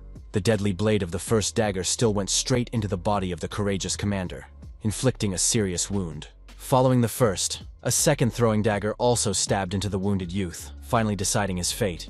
The dying fighter realized the incredible speed of the attack. Just one short moment separated life and imminent death. Despite the defeat, the smiling swordsman understood an important detail. He saw everything perfectly, which gave him hope. Superhuman reflexes allowed him to notice the glinting of the blade for a split second, the very beam of light that preceded the throw. As the smug half-elf approached the dying man, he began to utter the same phrase he always did, savoring the moment. Surprising his foe, the shrewd young man finished his crowning phrase about a lover who never forgets his prey. The shocked killer couldn't believe it, wondering in amazement how the victim could have guessed his next words. The dying warrior said with a chuckle that they would surely see each other again, puzzling the half-elf with the cryptic promise. In another attempt, the determined commander instantly drew his sword, trying to do so as quickly and unexpectedly as possible. With a lightning-fast movement, the cold-blooded fighter plunged his blade into Jack's body, giving the traitor no chance to counterattack. With the same incredible speed, the skillful swordsman dealt with the second boy, completing the massacre of the traitors. The stunned onlookers in the square were once again screaming about the murder in progress, drawing everyone's attention to the bloody scene. The focused young man realized that he was no longer someone who only dreamed of something. He was now a determined action. Concentrating as much as possible, the attentive warrior noticed the distinctive glint of a throwing dagger in the hand of an approaching opponent. The confident commander knew that he could now act very quickly, putting all his efforts into achieving his goal. The fighter's keen hearing picked up the faint sound of a flying dagger cutting through the air, warning of danger. With lightning-fast movement, the resourceful swordsman put up a block with his arm, and incredibly stopped the first deadly projectile. The astonished half-elf, seeing this, instantly started pulling out the next dagger, not expecting such a reaction from a normal human. The focused commander concentrated even harder, realizing he was running head-on into mortal danger. Desperate Rotten began to twist the last dagger in his hands, launching it with maximum force and accuracy at the approaching target. The shrewd warrior realized that the previous movement was a ruse, and he may have rushed the attack, opening a vulnerable spot. The cunning half-elf threw his dagger with incredible speed straight into the attacking commander's chest, aiming for the heart. The stricken fighter began to fall to his knees again, feeling the life leave his body with each heartbeat. The dying swordsman noted with satisfaction that he could control the moment and catch his opponent's movements, which would give him an advantage next time. The astute young man realized how powerful and effective this weapon and throwing technique was in the hands of a master. The admiring swordsman gained respect for the art of throwing, firmly resolving to master this deadly technique. In the next cycle, after another death, the determined commander went straight into intense training with throwing weapons. The diligent student practiced with the sharp blades, diligently throwing them at a target to understand the principles of whistling daggers. A surprised Jackson, noticing the strange activity, inquired as to what was going on, to which he received an explanation about practicing with special daggers. The mysterious commander vaguely explained to his subordinate that he knew the real whistling dagger would appear a little later, causing bewilderment. While awkwardly spinning the blade in his inexperienced hands, the improvised dagger suddenly broke off, becoming deadly. The sharp blade miraculously missed Jackson's head, who dodged skillfully, showing the great reactions of an experienced fighter. Both warriors froze in tense silence, realizing what had just happened and how close the tragedy was. The stubborn commander realized that this was the 8th today he was living through, gradually uncovering the secrets of the death trap. With each cycle of rebirth, the determined young man grew more confident, better understanding the principles of how whistling daggers worked. The experienced fighter firmly knew that he would not fall for the cunning ploy that had cost him his life in previous attempts again. Unexpectedly for the focused swordsman, a deadly arrow flew into his back, taking even an experienced warrior by surprise. A new adversary, a skilled crossbowman, has appeared on the stage of the deadly game, adding complexity to an already difficult situation. The 9th attempt began with another revival and a new plan to intercept the deadly dagger at a crucial moment. The sneering half-elf, having successfully thrown his dagger, shouted to the dying man that dumbasses should not be distracted during mortal combat. After another defeat, the tenacious commander returned to grueling training without losing his tenacity and determination. The unusual exercise involved Jackson holding the fruit in his hands, and the young thrower had to hit the target accurately. The astonished mentor did not hide his surprise when his unusual student managed to hit the target with impressive accuracy. The humble student explained that he uses his hands not as a search mechanism, but engages his whole body resistance, although the technique needs refinement. An impressed Jackson recognized the sufficient level of skill, asking with interest where the commander had learned to throw knives with such precision. The cunning young man, unwilling to reveal the true source of knowledge, replied that he had met a thrower on the battlefield and had learned by watching him. The incredulous subordinate marveled at the possibility of reaching such a level simply by observing, assuming that his commander was a true genius. The inquisitive mentor asked if the young warrior was familiar with the bullet blade style, sparking genuine interest. A knowledgeable fighter explained the history of the technique created by the legendary mercenary Gior, named after the analogy of the whistling dagger. The enthusiastic narrator told us that Gior had sought to create a silent blade, but the difficulty of handling had led to the current whistling version. The intrigued commander noted the rich history of the technique, to which a surprised Jackson expressed disbelief at his ignorance of such basic things. The astute mentor noticed that the student's posture indicated perfect mastery of the whistling dagger technique, causing bewilderment. Prepared and confident in his abilities, the commander embarked on his 10th attempt, feeling he was getting closer to solving the deadly puzzle. The determined young man announced to his traitor companions that he had decided to patrol a different location today, changing the scenario of the fateful events. The confident commander explained to the traitors that he had the highest rank among them, so he was taking full responsibility. Annoyed Jack and Bo were clearly not happy about this turn of events, realizing that their carefully planned operation could go down the drain. The shrewd young man realized the market, a specially prepared ambush site by the assassins, seeing no point in playing along with their plan. Leading the traitors to a remote location, the determined warrior suddenly asked how much they had gotten for their espionage, catching them off guard. The pale guys were in utmost shock when they heard the direct question, which gave away the commander's full knowledge of their betrayal. The terrified spies grabbed their weapons, shouting desperately that they had been exposed and must now immediately kill the dangerous witness. The trained swordsman easily dealt with the inept traitors, demonstrating his superiority in martial arts. The deadly blade of the sword entered the bodies of the attackers, instantly deciding the outcome of the unequal fight in favor of the commander. The thoughtful victor stood over the two corpses, realizing that he had done well as always with this part of the plan. The focused warrior remembered that he still had a major enemy left, the real organizer of the attempt on his life. Turning around, the attentive commander saw two approaching enemies, a crossbowman and a hated half-elf with throwing knives. The bewildered assassins did not hide their surprise at what was happening, realizing that their carefully thought-out plan had gone awry. The confident young man mockingly remarked that they had come too late, suggesting they try an attack right now. The enraged half-elf immediately hurled 3 deadly daggers at the impudent foe, confident of imminent success. The trained commander mentally noted that the number of daggers is absolutely unimportant. The main thing is to see the movement of the fingers of an experienced thrower. The trained fighter easily dodged all the flying daggers as if dancing between the deadly blades cutting through the air. Adopting a fighting stance, the confident thrower sent his own dagger towards the stunned opponent with incredible accuracy. The deadly blade neatly struck the crossbowman's head, instantly killing the secondary enemy and leaving the main assassin alone with the commander. The irritated half-elf scorned his fallen partner, calling him a dumbass who found the wrong time to lose concentration. The next dagger thrown was blocked by the trained young man with his own hand, showing incredible skill. A stunned Rotten looked on in utter shock, recognizing that few in the world could block his deadly blows. The second dagger was also stopped by the young commander with the same casual ease, finally demoralizing the enemy. The fearless warrior's eyes shone with the truest excitement, savoring the long-awaited moment of triumph over a deadly foe.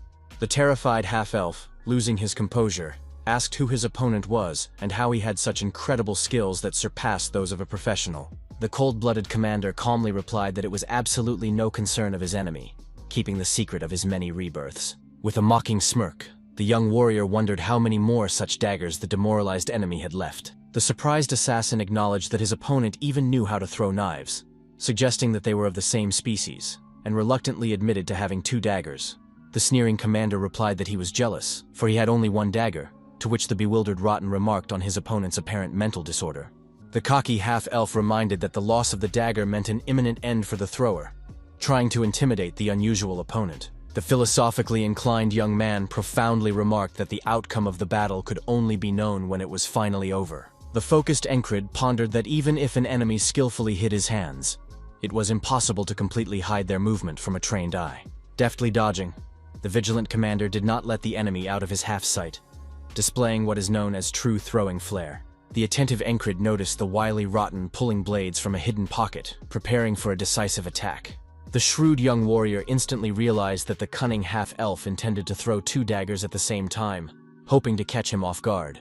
A swift throw followed immediately, but the prepared Encred dodged in time to get his head out of the path of the deadly blades. Desperate Rotten began to rapidly approach his target. Realizing that ranged attacks were ineffective against an unusual opponent, the collected young man kept his foe in sight, making full use of his keen eyesight to anticipate the next deadly lunge. The observant Encred realized his opponent's deception by noticing the presence of additional daggers, which was obvious to an experienced eye. The determined commander realized it was time to show Rotten his true strength, accumulated through many deaths. The worried half-elf realized that things were taking a bad turn, and things were not going the way they had originally planned. The astonished Rotten saw the defiant Encred in front of him, throwing a makeshift dagger straight in his direction with unexpected accuracy. The nimble half-elf managed to dodge the flying blade, but it took excessive speed and left him open to the next attack. An enraged Rotten began screaming, asking how the freak even dared to oppose him with his own methods. Satisfied, Encred mentally noted that now they were definitely even, having restored justice after so many unjust deaths. The cautious commander was aware that he had not seen the half-elf wield a cold weapon before, realizing that being an assassin did not guarantee specialization in ranged attacks alone.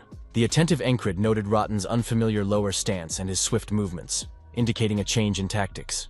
The determined commander realized that he was facing a new, unknown attack that there was no way he could afford to die from after so many attempts. The selfless Encred told himself firmly that he didn't care at all how far he had to go to win.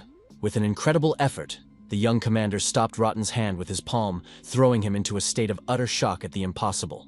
The confused half-elf clearly did not expect this outcome, facing an opponent beyond his skills for the first time. The frightened Rotten was horrified to see a determined Encred in front of him, swinging his sword for a final blow. The victorious commander delivered a crushing blow to the half-elf, solemnly declaring, "Here is your end," ending the long standoff. At the last second of his life, Rotten realized the inevitability of defeat, meeting death at the hands of someone he had killed many times before. Satisfied, Encred delivered the final blow, watching the blood gush from his defeated opponent, a victim of his own intrigues. It took only 10 attempts for the persistent commander to challenge and successfully overcome the seemingly impregnable wall.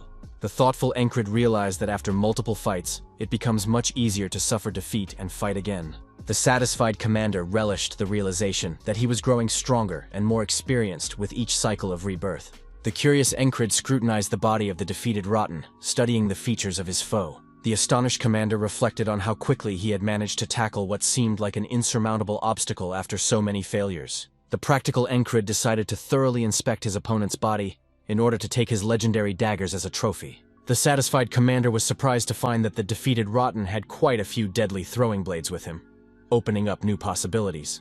When Encred came to report to his commander, Feya asked suspiciously if it was true that he had almost been killed while on patrol. The girl noted that the young man, as if anticipating the threat, changed the route, to which the commander only modestly replied that it was just an accident. The company captain remarked incredulously that a battle with 4 opponents that ended with only 1 scratch could hardly be considered a mere fluke. Encred, shrugging his shoulders, said that luck must have just helped him today, hiding the true reason for his success. The suspicious fairy realized that there were too many coincidences here for ordinary coincidence. Scrutinizing the young commander's face, the cunning guy tried not to show his face in everything, hiding from his superiors his incredible awareness of the upcoming assassination attempt. The thoughtful girl, not receiving a satisfactory explanation, simply ordered her back to work, deciding to postpone further questioning.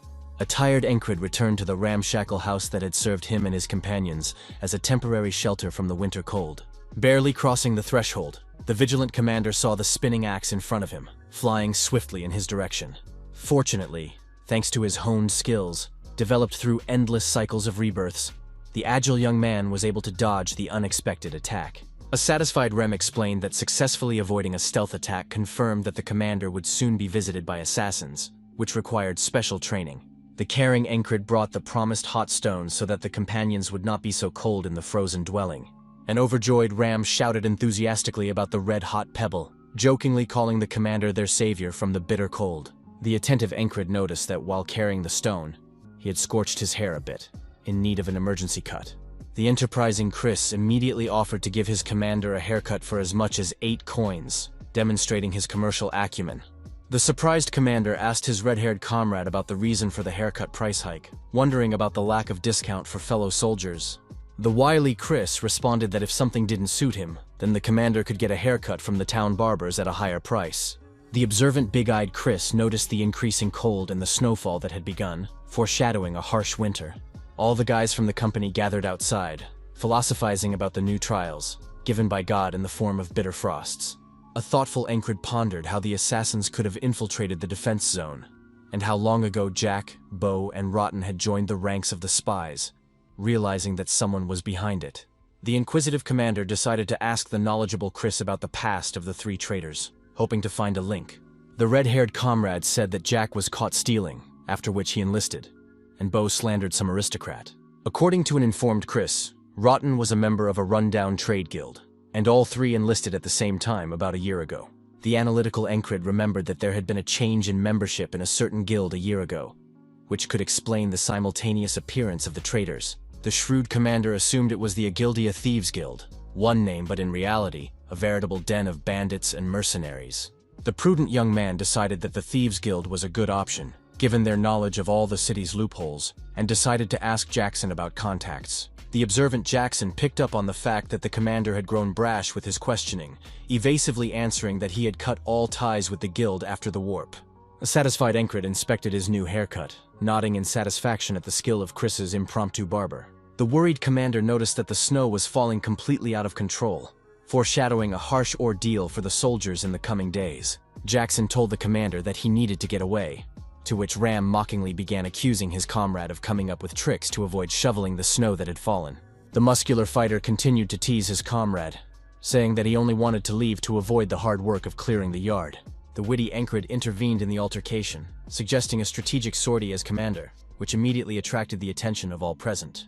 The excited comrades immediately began to support the idea, saying that they were ready to give in to everything, as long as they did not have to clear huge drifts of snow. A businesslike Chris began to gather energetically, announcing readiness and urging everyone to move out immediately for the mission. The Encred in charge reminded the enthusiasts that permission must first be obtained from the ferry company commander, respecting the chain of command. Impatient companions began to rush the commander, begging him to get the necessary authorization as soon as possible and go on the mission. Upon arriving at the company commander's office, Encred hears from the shrewd fairy that she suspects his intention to investigate the Thieves' Guild's involvement in the attempted assassination. The honest commander admitted that this was indeed his plan, but emphasized that he would only act with the official approval of his superiors. The impatient young man froze in anticipation, wondering what the shrewd girl would reply to his request for an authorized sortie. The sneering fairy bluntly stated that she understood the real reason perfectly well: the squad's reluctance to clear the huge drifts of snow outside the barracks. The serious Encred assured the girl that it was definitely not that, mentally noting what a clue she was, seeing right through him. When the squad went on the mission, a surprised Chris asked the commander why the decision to destroy the Thieves' Guild had suddenly arisen. The sensible Encred explained that they would gather first, and asked Jackson to find out where the guild base was while the others waited.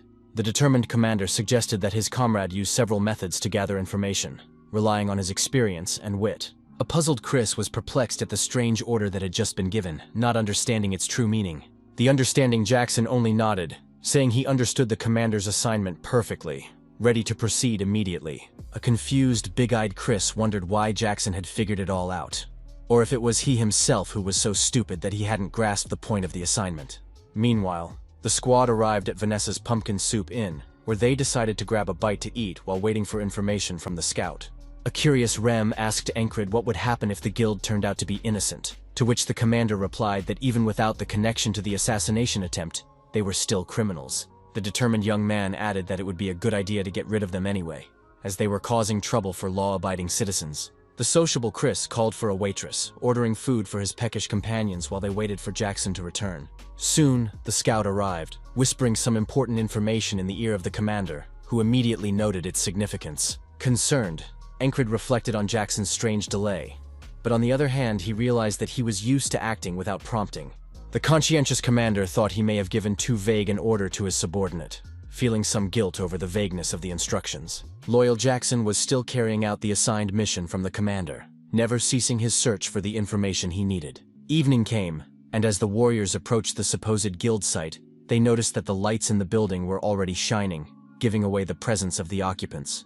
The patient, Jackson, stood motionless in ambush for so long that he was almost completely covered by the fallen snow, camouflaging him from view.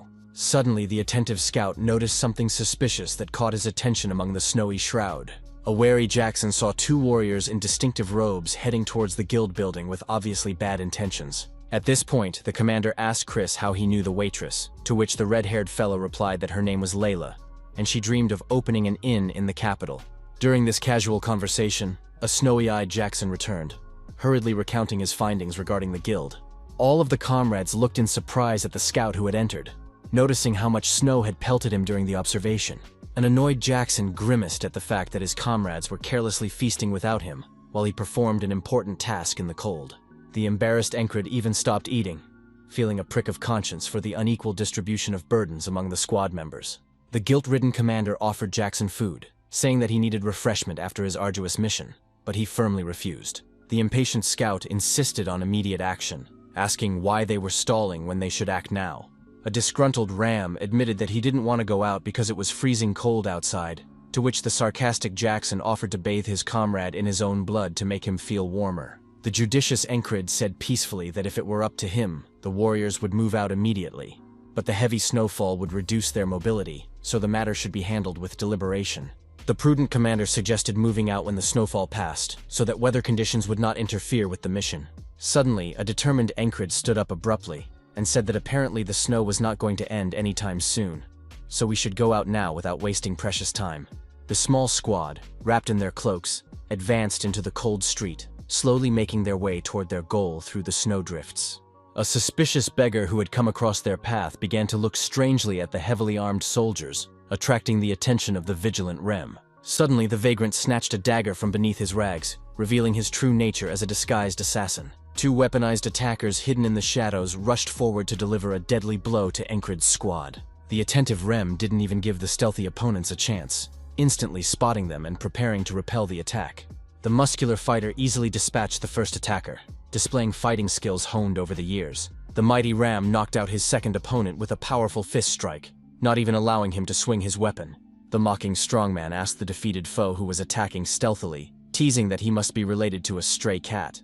An informed Jackson informed his comrades that he had found a path leading to the guild's lair, and these homeless men were obviously its outer guards. The scout warned that the door to the den was sturdy, to which a joking Rem suggested they simply knock, testing the hospitality of their hosts. The mocking strongman uttered a knock-knock, preparing to deliver a crushing blow with his powerful fist against the barrier. Putting so much force into the blow, the mighty Rem easily broke the wooden door, leaving almost nothing left of it. With a satisfied smile on his face, the strongman invited his comrades to go inside, like a hospitable host opening the gates for guests. An ironically inclined Jackson noted that Rem clearly didn't know the meaning of the word knock, shaking his head at such methods. The determined soldiers did go inside, and Chris inquired what the commander planned to ask the thieves when he met with them. The serious Encred replied that he was not interested in talking. He would first test their strength in battle, and then we could talk. The squad moved in semi-darkness along the endless corridor leading deep into the den of the Thieves and Assassins Guild. The sensitive Encred heard whispers outside the doors that someone was certain of this commander's arrival, and offered to check the information through channels. The lurking mercenaries waited for Encred and his team, pondering how to report to their superiors the failed attempt on the officer's life. A short warrior, obviously rotten, offered a simple solution: kill the inconvenient witness himself, since the mercenaries had failed. The second mercenary expressed doubts whether it would be possible to defeat not only the commander, but also his loyal subordinates, known for their fighting skills. During this contemplation, the unexpected Audine kicked the door open with ease, showing surprising strength for his physique. The white-haired warrior, with an unchanging smile on his face, cheerfully informed that he was just knocking, interpreting the concept in his own way. One of the guild warriors froze in utter shock, not expecting such a sudden invasion of their lair by royal soldiers. An excited Ram shouted happily that he could finally maul everyone, anticipating a long-awaited good fight. Suddenly serious Encred uttered a profound phrase about how a lion never kills the weak, surprising his subordinates. The commander loudly asked the subdued bandits who was willing to obediently go to prison, avoiding bloodshed. The confident young man played with his sword, wondering who didn't want to die at the hands of the king's soldiers today. A determined Encred ordered them to lay down their weapons and step over the drawn line, otherwise threatening to kill everyone without regret. A surprised Rem reminded him that the commander wanted to suppress them by force, to which the unpredictable Encred calmly replied that he had changed his mind. The smug commander thought about the fact that he just looked cool enough without even putting in much effort. The daring brigand shouted that Encred, a pathetic soldier unworthy of even the gaze of a true martial arts master. The shrewd Audin turned to the commander, noting that he could read evil in the bandits' eyes, and they would not obey until they saw a clear example. A determined Encred immediately asked who in the guild was considered the strongest fighter willing to accept the challenge. The bearded man, obviously the ringleader, grinned and said it would be fun to watch the young upstart duel with their champion. The strongest fighter of the guild, whom everyone called Wyvern, who instilled fear even in his comrades, stepped forward. The confident mercenary was ordered to fight the cocky commander to teach him a lesson in respect for the guild. Wyvern grinned contemptuously, questioning whether the frail Encred could even withstand a blow from his mighty sword. The impatient mercenary decided to attack the young commander without further ado, confident of a quick victory. The skillful Encred easily repelled the enemy's attack and immediately launched a lightning-fast counterattack, taking the enemy by surprise. The trained commander very easily and quickly pierced the cocky mercenary with his deadly weapon, ending the duel. The thoughtful Encred noted to himself that the mercenary's sword technique reminded him of when he was at the same low skill level. The bearded guild leader was extremely unhappy with what he saw. His best fighter had fallen at the hands of some youngster. The confident commander remarked that if it was the strongest fighter in the guild, the rest weren't even worthy of consideration. The merciful Encred announced that he was giving everyone one last chance to surrender, otherwise promising imminent doom to everyone. The commander's subordinates were clearly unhappy with this turn of events, for they had expected a good battle after a long boredom. The puzzled soldiers wondered why their usually humble commander had suddenly decided to play it cool in front of the bandits. Everyone froze in anticipation, wondering what this infamous guild would decide, to surrender or take an unequal fight. The tense silence was broken by the sound of weapons falling to the ground, the first sign of the bandits' imminent surrender. One of the younger guild members was the first to raise his hands, openly declaring that he was surrendering to the royal soldiers. The enraged guild leader did not forgive such treachery, deciding to immediately execute the coward in front of everyone present. The wily ringleader swung his sword, preparing to kill his subordinate for treachery and violation of the thieves' code. At the same moment, a throwing blade flew into the furious man's forehead, thrown with incredible accuracy and speed. The just Encred did not tolerate such attacks on those who surrendered, displaying a nobility worthy of a true knight. In just a second, the formidable guild leader simply died before even realizing what had happened. The ringleader's body fell to the ground, making a rather loud sound, throwing the remaining bandits into a state of shock. Envious Rem thought the commander looked even a little cool right now, and that pissed off the strongman who was used to being the center of attention. The rest of the squad was silently marveling at how much their seemingly ordinary commander was actually a tough fighter. Even Jackson, who was stingy with praise, remarked that the throw he saw was pretty passable, which in his mouth sounded the highest praise. Ragna was also a little pissed off that their commander had suddenly become so cool all of a sudden, overshadowing his mentor's own skills. Encred mentally noted that he really did seem to look impressive, since the two were so obviously unhappy with his sudden display of skill. The terrified guild warriors hastily announced that they too were surrendering, begging only not to be killed after seeing the massacre of the ringleader. Bloodthirsty Rem suggested that the commander simply kill all the prisoners so that there would be no unnecessary fuss with their convoying and subsequent interrogation. One of the guild members, a bald man, despondently reported that there was a man among them, caring for his sick mother, who was barely making ends meet. The adamant commander observed that grave circumstances do not mitigate guilt for crimes, whereupon the bald man asked to simply kill him, identifying himself as Gilplin. Surprised, Encred asked if he was really Gilplin of the Gilplin Guild, trying to understand the strange coincidence of names. The puzzled commander clarified if this bald man was the real guild leader, and not the one he had just killed with the throwing knife. The curious Encred asked why the captive had the same name as the entire criminal organization, finding the coincidence suspicious. The shrewd Jackson realized that the murdered ringleader had probably named the gang after a subordinate on purpose, to frame an innocent man in case of capture. Noble Gilplin stated that he couldn't speak for the dead captain, but the rest of the guild hadn't really done anything really serious. The self-sacrificing bald warrior suggested that if someone needed to be killed for an example, then let it be him, showing unexpected nobility. A surprised Rem asked the commander if he was going to kill this guy after such a sincere sacrifice, urging him to look at his desperate bravery. A desperate Gilplin added that if the soldiers spared the guild, they would give away all their savings accumulated over years of dubious activity. The offer clearly interested the practical commander, who was thinking about the possible benefits of an unexpected deal. The prisoner explained that the warehouse held quite a lot of valuables, but that to gain access, they had to find a key carefully hidden from prying eyes. Gilplin didn't even have time to speak before the powerful Auden easily broke down the warehouse doors, making the key a completely unnecessary item. The subdued bald man remarked with a smile that the soldiers really didn't seem to need the key, generously offering to take the entire contents. Overjoyed, the squad went to examine the treasures stored in the guild's caches, impressed by the scale of the accumulated wealth. The observant Encred noticed something particularly interesting among the treasures that caught his professional attention. The experienced eye of the commander singled out the amazing armor made of strong and supple leather, obviously worth a lot of money. The enterprising Chris approached the brooding commander with an unexpected business proposition, taking him by surprise. The red-haired comrade suggested simply appropriating the guild, turning it from a criminal organization into something useful. A surprised Encred wondered if Chris was seriously suggesting they become thieves, breaking their oath to the kingdom.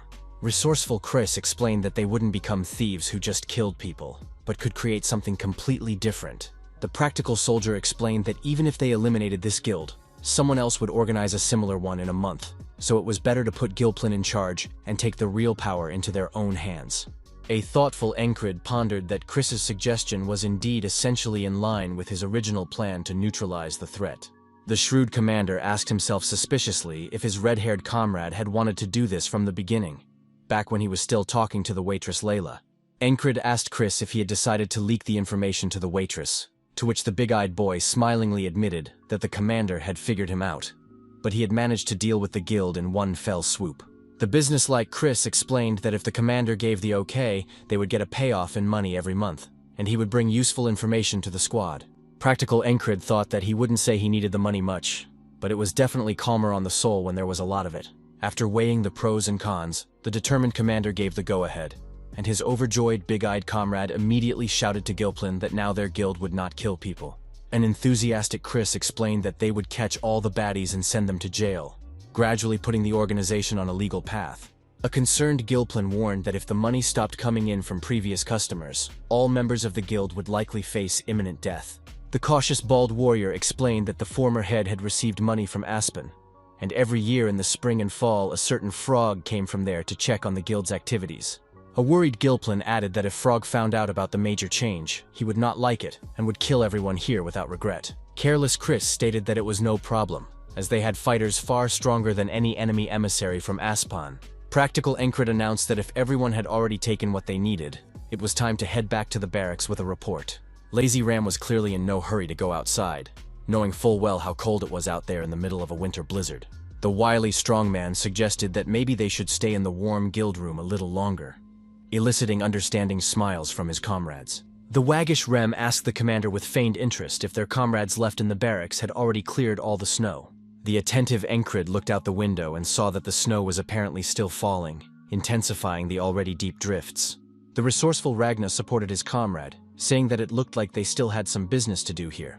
At least some business, as long as they didn't go out. Pious Audine indicated that he too would like to stay here for a while and commune with God, adding another voice to the general reluctance to go out. Unexpectedly, a silent Jackson announced that he had urgent business to attend to, and would not return until tomorrow morning, mysteriously disappearing. The tired Encred didn't object to the general frantic desire not to go out anywhere in the cold, agreeing with the collective decision. The exhausted commander didn't want to go anywhere, so he just laid down next to his comrades, enjoying a rare moment of rest. The next day, a cheerful Encred appeared before the company commander, reporting the return of the entire squad, and informing him that the Thieves' Guild had been successfully found and destroyed. The shrewd fairy asked in surprise if they enjoyed slacking off on snow removal, to which the embarrassed commander mentally noted that she really couldn't be held. The curious girl asked if Encred usually turned down sparring, to which he replied that he usually agreed to practice bouts. Suddenly, the determined fairy offered to fight her, taking the commander by surprise with her unexpected challenge. The surprised Encred was insanely happy at the suggestion, mentally noting that fighting instead of punishment was weird, but definitely better than shoveling snow. Without warning, the fairy struck Encred lightning fast, not even allowing him to assume a fighting stance to begin sparring. Caught off guard, the young man quickly fell, not even having time to react to the experienced war lady's swift attack. The impatient fairy commanded the defeated commander to rise faster, giving him no time to recover. The bewildered Encred tried to grab his weapon as quickly as possible, hoping to defend himself from the next attack. The ruthless girl would not let him do so, striking again with such force that the young commander fell off his feet once more. The stunned young man tried in surprise to realize what was happening, noting how terrifying a weapon the company commander's sword was. The experienced swordsman noticed that this blade seemed so light in her hands, marveling at how skillfully she handled the weapon. After 1,000 unsuccessful attempts, the stubborn Encred continued to get up, but there was no way he could resist the fairy's skill. The thoughtful war lady noted that she had seen this guy react as if he could see the future, but sometimes, like now, he couldn't anticipate a single blow. The observant fairy pondered what an unpredictable person this Encred was, but that didn't change the fact that he had broken the spell and eliminated 4 dangerous mercenaries. Weary from the fight, the girl noticed that a light snowfall had started again, covering the training ground in a white blanket. Leaving the defeated fellow lying on the cold ground, the ruthless fairy only said that she would keep a close eye on his skill development. The disappointed commander berated himself for his failure, thinking what a loser he was. After so much training, he still hadn't learned how to fully control his body. The astute young man realized what he still lacked: an art that involved the whole body, including arms and legs, not just the sword. The shrewd Encred realized that he needed to learn hand-to-hand combat, another martial discipline he was not yet proficient in. The unrivaled hand-to-hand combat master in the squad was Auden, an insanely strong and technical guy who could teach a commander. The mighty Auden, holding a huge log, easily picked it up and threw it to the ground, explaining that hand-to-hand combat first needs a trained body. The realistic Encred realized he was quite far away from such high skills as his white-haired subordinate had. An enthusiastic Auden revealed that he had invented his personal method of training at the edge of human physical capabilities. The serious mentor called his method a technical isolation technique, warning that the most unbearable torment awaited, so that you would have to, figuratively speaking, die a couple of times. The determined Encred was maxed out on such grueling training, willing to overcome any challenge for the sake of growth. The firm commander confidently replied to his subordinate that he was a real expert in dying, after which the hardest physical strength training began. The stern Audine explained that the isolation technique is based on loading the muscles to the point where they are ready to explode from overwhelming force. The exhausted commander could actually feel his muscles about to explode from the incredible tension and pain. The inspiring comrade encouraged that if Encred could only endure 10 seconds, he could continue, for that was far from his limit. After the grueling exercise, the curious commander asked how Audine knew his limit, to which his comrade merely inquired if Encred regretted not taking up the training sooner. An experienced mentor explained that in order to master the art of hand-to-hand combat, it would take a long time to build muscle mass, and if you start early, you can harm your body. The purposeful Encred replied firmly that he did not want to waste precious time on useless regrets about the past. The wise commander pondered that the past was just the past. One must focus on the present. Otherwise, he would still not be able to free himself from the trap of the repetitive day. The practical young man asked Audine if he'd rather show him some more exercises than flail his tongue, showing a serious attitude. The surprised white-haired fighter wondered where such straightforward people came from, remembering their first meetings when the commander's passion for training was much lower. A smiling Audine, admiring his superior's determination, respectfully called him Brother Commander, showing his growing respect. The indefatigable mentor announced that it was time to move on to the next, even more challenging endurance exercise. The ruthless Audine had ordered that today the commander must crawl to the guard bridge and back, despite his previous exertions. Suddenly, a mysterious panther with blue eyes appeared to the trainees, watching carefully from the side. The mysterious wildcat watched with interest as its chosen master subjected himself to the hardest training at the limits of human ability. The exhausted Encred did look like he was about to reach his physical limit, but stubbornly continued to follow instructions. The surprised Panther did not take his eyes off his unusual master, as if trying to understand his incredible persistence and determination. When evening came, the exhausted commander couldn't even make it to his bed, simply collapsing without strength right in the aisle of the barracks. Concerned, Rem asked his lying comrade who had abused him so cruelly, turning him into a half-dead creature. The proud Encred replied that it was just a routine workout, after which he barely managed to crawl to his bed, gathering his last bit of strength. The caring Panther came to him, settling at his feet, as if wanting to support his exhausted master with her presence. The observant Rem noticed that the commander seemed determined to keep this wildcat for himself, suggesting that he at least find a suitable name for the new pet. The weary young man offered a few options, like Blue Eyes or Fireplace, but the proud Panther clearly didn't like such simple nicknames. The attentive Rem also noticed that the wildcat somehow reacted grudgingly to the suggested names, as if understanding human speech. The thoughtful commander decided then to think better of a name worthy of such a noble and mysterious creature. Sleepy Encred tried to ask if his new furry friend was going to stay here for good, but his strength had finally deserted him. Without even having time to finish the sentence, the young man, exhausted by training, just instantly fell into a deep sleep. Closing his eyes, the weary Encred fell into a sound sleep and suddenly found himself in a completely different, wonderful world.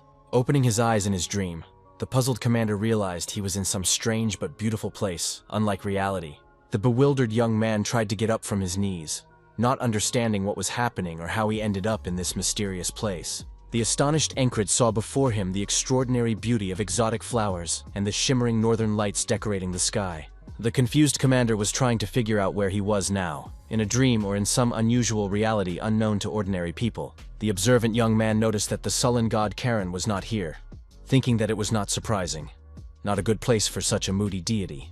A delighted Encred contemplated the magical surroundings around him, realizing that this place was insanely beautiful, like a Garden of Eden from legends. Suddenly, amidst all this fairy tale beauty, the shocked commander saw the radiant image of a mysterious girl approaching him. A beautiful stranger, like an exotic flower, stood in the distance and looked intently at the bewildered Encred. The mysterious girl was insanely beautiful. Especially striking were her wild blue eyes shining with an unearthly light. The amazed commander couldn't believe his eyes, mentally wondering who this ethereal beauty in front of him was. The stranger's melodious voice spoke a single word: Esther, breaking the magical silence of the fairy tale place. Seeing the bewilderment in the young man's eyes, the mysterious girl gently clarified that it was her real name to remember. Suddenly the vision was cut short, and the stunned Encred woke abruptly, trying to hold on to what he had seen in the dream. The bewildered commander was trying to figure out what he had just seen in his amazing dream, and what it could mean. To the young man's unbelievable shock, the panther under his hand suddenly turned into the very girl Esther from his dream. The insanely beautiful girl was now lying in the arms of a guy paralyzed with surprise, unable to move. Shocked Encred could not understand what had happened, and where this mysterious girl had come from instead of his wildcat. A confused Esther was clearly uncomfortable being in the arms of her confused master in human form. Finding no better solution to this absurd situation, the imperturbable commander simply wished the girl good night, deciding to deal with it in the morning. The odd couple lay next to each other, trying to sleep and pretending that there was nothing unusual or supernatural about what was happening. All the other guys in the squad had long since fallen into a sound sleep, unaware of the incredible transformation that had taken place beside them. As morning came, the mysterious Esther had already assumed her usual panther guise, and the vivacious commander headed off to training as usual. Surprised Ram asked his comrade, who could hardly move yesterday, if he had no pain after yesterday's grueling exercises. A pensive Encred admitted that if he thought about it, he felt only a slight fatigue in his body. Though yesterday he couldn't even move, the magical Esther Panther used her spells, believing that she needed the commander alive to dispel her curse, and it would be bad if he died inadvertently. A curious Rem half-jokingly asked if the commander had gone to the priest in the middle of the night for healing, to which Encred replied that he had just had a strange dream with some woman. Interested comrades began to tease the commander, wondering what kind of frank dreams with women he has at night. Dreamy Encred, recalling the image of Esther, admitted that the girl was indeed insanely beautiful, striking him with her looks. The thoughtful commander confirmed that the mysterious stranger had indeed struck him with her unearthly beauty and grace. The eavesdropping panther, upon hearing these words, thought that this guy's eyes must be on the spot, unlike his knowledge of spells and mysticism, which he has at the level of instincts. The transformed girl was cursed with powerful spells, turning into a beast and losing all human powers. One day, as Esther wandered aimlessly through a field, she was drawn to the strange odor of the curse, where she met this male commander who changed her fate. A marveled Audine admitted at the morning training session that he couldn't believe how his commander had recovered overnight, though it had taken at least a week. The surprised mentor wondered where Encred got so much zeal and desire to train despite yesterday's state of utter exhaustion. Noticing the panther, the careless commander wanted to call it Blue Eyes again, but the animal was instantly enraged, hissing furiously at its master. Annoyed, Esther thought about the fact that in the world of spells, a name does have a great deal of influence, and carelessly calling her by another's name would be a blow to her magical essence by Encred. Explaining to herself what had happened, the panther recalled how she had gathered the rest of her strength to come to him in a dream and tell him her real name, but had accidentally made a mistake due to the unstable magic. Relieved, Esther was glad that the boy was rather ignorant of magical matters, and thought that everything that had happened was just a strange dream that required no explanation. The mysterious Esther confirmed her hunch. Encred is clearly subject to some ancient curse, though he is unaware of it. The curious panther girl didn't know all the details yet, but she could sense that the commander's curse was far stronger than her own magical shackles. The astute Esther noticed that Encred's powerful curse was gradually absorbing weaker curses nearby, so if she stayed near him, she could regain her power. The grueling hand-to-hand combat training was in full swing, forcing the commander to push himself to the limit. The attentive Encred noticed his comrade Auden's knee rapidly approaching him for a powerful kick. The diligent commander tried to dodge the attack of this muscular hulk, but his reaction was still not fast enough. The experienced Auden reached out his hand lightning fast to seize the dodging lad in an iron grip. The white-haired fighter's masterful move succeeded, sending the commander to the ground with a powerful throw, demonstrating his superior hand-to-hand combat. The self-critical Encred recognized another defeat from his subordinate, but he wasn't about to give up and continued training. The patient Auden explained that hand-to-hand combat is similar to distance fencing, and the basis of everything, endurance. But everything loses meaning without proper agility. The attentive mentor noted that although the commander was moving at the speed of a turtle, there was already a clear change for the better in his body. The admiring Auden said respectfully that the brother commander didn't seem to know the meaning of the word surrender, which was impressive even for a fighter who had seen it before. Pensive Encred realized that a whole month had flown by like the blink of an eye, and it was time for the first spring sprouts to start sprouting through the ground. The disciplined commander spent every day without exception in grueling training, gradually improving his skills. Impressed comrades unanimously noted how markedly their persistent commander's combat skills had improved in that short period of time. A satisfied Rem would proudly admit during sparring sessions that at least Encred was now fun to fight with, rather than just beating up a rookie. The hungry commander approached his comrade Ragna and suggested we go out to dinner after a hard day of training. After another grueling sparring session, the experienced mentor noted that Encred was making slow but steady progress in practice. Satisfied, Ragna said he no longer saw the need to teach the commander the basics any further. Now he needed to cram the knowledge into muscle memory. The cautionary mentor advised repeating the learned moves endlessly, warning that the journey would definitely be difficult and long. The cocky Encred replied that it would be the easiest thing for him to do, given his experience of endless repetition. As the evening wore on, the pensive commander lay on his bed, thinking that training with his comrades was good. But it was time to get into real combat. The wary Encred suddenly heard some suspicious sounds near him, instantly putting him on alert. The commander's reaction was lightning fast. He abruptly stopped the arm of Jackson, who was stealthily approaching him with a knife to test his skills. A satisfied Jackson recognized that now at least the commander wouldn't die while in the blind spot. A great improvement over the previous level. An irritated Chris urged his comrades to go outside if they wanted to fight so as not to raise unnecessary dust in their dwelling. The anxious Panther Esther reacted strangely to Chris's presence, beginning to anger and hiss at the red-haired soldier. It turned out that the self-serving Chris was simply after the claws of a rare panther, knowing they were worth a great deal on the black market for exotic goods. Suddenly, someone knocked insistently on the barracks door, interrupting the brewing conflict between the panther and the enterprising soldier. The company commander Fairy herself walked into the room to the surprise of those present, clearly having important news. The serious girl called Encred outside for a moment for a private conversation, not wanting to discuss the matter in front of the others. A determined Fairy informed the commander of the new mission. He needed to deal with an order that came through the official soldier recruitment system. Fairy explained that the system of hiring soldiers, one of the two largest policies in place, along with the ranking system, existed to allow city residents to give assignments to soldiers for a fee. The talkative company commander added that the cost of the soldiers' services is lower than that of mercenaries, and the higher quality of workmanship and outstanding craftsmanship give birth to a constant demand among the public. A passing soldier was relieved to see that at last the dull, monotonous service was over, where every day was repeated. The curious warrior suddenly noticed Commander Fea and Encred standing off to the side, animatedly discussing something important. The eavesdropping fighter decided to discreetly listen to their dialogue, hearing Encred ask about the number of people in the squad, and Fea reply that there were only 3, including one of his subordinates. The surprised soldier heard the girl commander suddenly declare that the third in the squad would be herself, which was highly unusual. A puzzled Encred wondered why the company commander was personally dealing with a routine order, which seemed highly suspicious and atypical. The curious eavesdropping warrior noted to himself that the two found themselves together far too often, and had even heard of a recent sparring session they had had in private. The attentive listener noticed the strange expression on the fairy's face as she looked at Encred, causing the soldier to draw his own conclusions. The intrigued warrior decided to listen even more closely to find out what the two were talking about in private. After eavesdropping, all the people in the square began to actively discuss that Commander Fey and the famous sorcery destroyer seemed to be dating, exchanging gossip.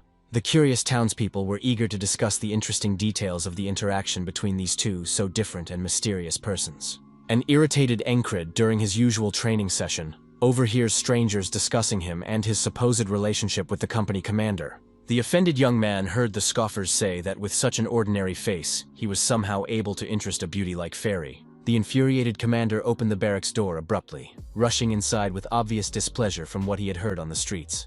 Amused, Ram laughingly informed them that rumors had been circulating in town for months that the commander had recently had a son from a mysterious liaison. The enraged Encred, clearly unhappy with the situation, replied that it was all a ridiculous misunderstanding, and someone was maliciously spreading stupid rumors. The incited comrades began teasing the commander with this rumor, jokingly saying that he would soon marry Fairy and become a fencing coach. The bewildered Encred didn't understand why they had all decided to collectively harass him, turning his personal life into an excuse for jokes. The angry young man turned to Rem with determination, and stated firmly that he was not going to take him on the upcoming mission, choosing others. The stunned strongman was very much surprised, perplexed as to who could go on an important mission with his commander instead. Unexpectedly, Encred chose the silent Jackson, known for his scouting skills, as the third member of the squad. The determined trio got ready to leave, though the situation in the barracks remained rather unpleasant and tense due to the rumors. An offended Ram theatrically shouted after the departing men that the commander had abandoned him for Jackson the street cat, threatening to throw his huge axe after them. When they were already outside the barracks, a curious Jackson asked why Encred had decided to take him in particular. The much-experienced Jackson asked permission to advise his young commander, catching his attention with the seriousness of his tone. The wise scout advised against developing deep feelings for women in their profession, as it could turn out to be a serious problem in the warrior's path. The unyielding Encred dryly replied that he was not at all interested in such advice about his personal life, cutting off further discussion. The impatient trio was already standing in the town square when the curious commander asked when their mysterious customer would show up. The calm fairy assured that everything would be cleared up soon, and they wouldn't have to wait long to meet their employer. The sly girl suddenly remembered that she wanted to ask Encred if they had ever really done something that made babies. The embarrassed Jackson was embarrassed by such questions, and the proud Encred replied firmly that of course not. Nothing of the sort had happened. The irritated commander turned to Jackson, saying he could hear his barely contained laughter at the awkward situation. The cunning fairy innocently asked the boy if her provocative question had angered him, enjoying his embarrassment. Suddenly, there was the distinctive sound of a carriage moving along the city's paving stones, interrupting the awkward conversation. An attentive Jackson picked up on the fact that it was most likely a long-awaited customer arriving, putting an end to the strange conversation. The mischievous commander remarked with feigned disappointment that the customer had arrived in vain. The just-begun fun was interrupted. The puzzled Encred, upon hearing of the merriment, was perplexed as to how the girl could joke with such a stone face while maintaining complete seriousness. The essence of the order was to protect the heir of a prestigious trade guild from possible ill-wishers. As it turned out, the important question of which of the two heirs would become the next head of the powerful Lockfried Trade Guild was being decided at this moment. The official order included guarding both challengers to keep them from harming each other, and at the same time helping to reconcile them for the good of the guild. The prejudiced Encred mentally admitted that he had pictured the heir to the trade guild as something like a greedy toad rather than a refined person. A graceful girl who introduced herself as the heiress of the Lockfried Trade Guild, named Leona, stepped out of the luxurious carriage, striking Encred with her beauty. The arrogant Leona coldly stated that she relied on them for this demanding task, keeping her distance with the hired soldiers. The observant Encred noted that after the formal greeting, they never once spoke directly to the haughty heiress. Even her thoughts were exchanged through an elderly nanny, who offered to rent a room in a nearby inn for a rest. The shrewd commander realized that this was a hint that they should simply accompany important persons and not interfere in their personal affairs. Encred remembered his experienced comrade's admonition that age, posture, choice of location, gaze were all sources of valuable information when assessing an opponent's strength. The attentive young man decided to concentrate on observing and analyzing his surroundings, not missing important details that could come in handy in the future. Encred's appraising gaze spotted the female guard, left-handed, with an easy gait, despite the heavy armor. Judging by the sword, is in excellent physical shape. The experienced commander surmised that she was likely below his rank. Though there wasn't enough information yet to make an accurate assessment, that was all he could determine. A bored Jackson suggested to the commander, if he was bored, to play one simple but useful game for practicing skills. The resourceful scout explained that the game is called Guess the Sound and trains important perceptual skills for the warrior. The experienced tutor gave examples of sounds to guess: the rustling of a package, the clatter of a vendor's tray, and other everyday noises. Demonstrating his skills, Jackson noted the tongue clucking of a late male near the shoe shop on his left side, impressing Encred with his powers of observation. When the trio finally arrived at the inn, the strict heiress guard ordered them to wait outside, emphasizing the social distance between customers and performers. The curious trio settled around the table, and the company commander enthusiastically suggested that they too join in Jackson's exciting game. The attentive comrades began to take turns naming various sounds: the clatter of a knife on the second floor near the stairs, the clinking of a dagger, the rustle of clothing. A frustrated Encred mentally noted that these two wouldn't even let him intervene in the game, completely seizing the initiative. The impatient commander sat and tried to catch a moment to say what he was hearing, but was left without a single chance to get a word in. Suddenly, both players fell abruptly silent, catching something unusual and alarming in the sounds around them.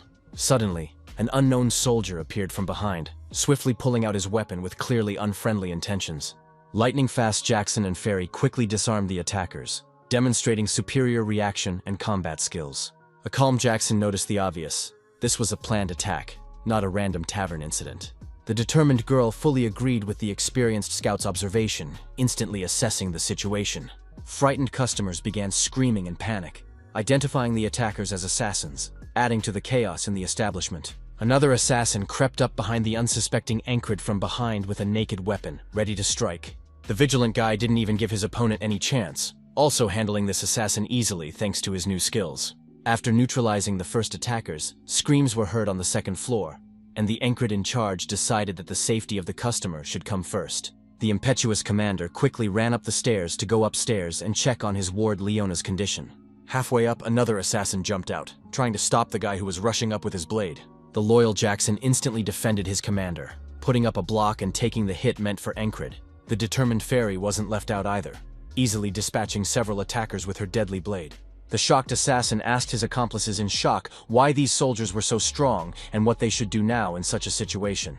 The observant fairy, looking at this situation, mentally noted that Private Encred was far superior to the usual squad leader.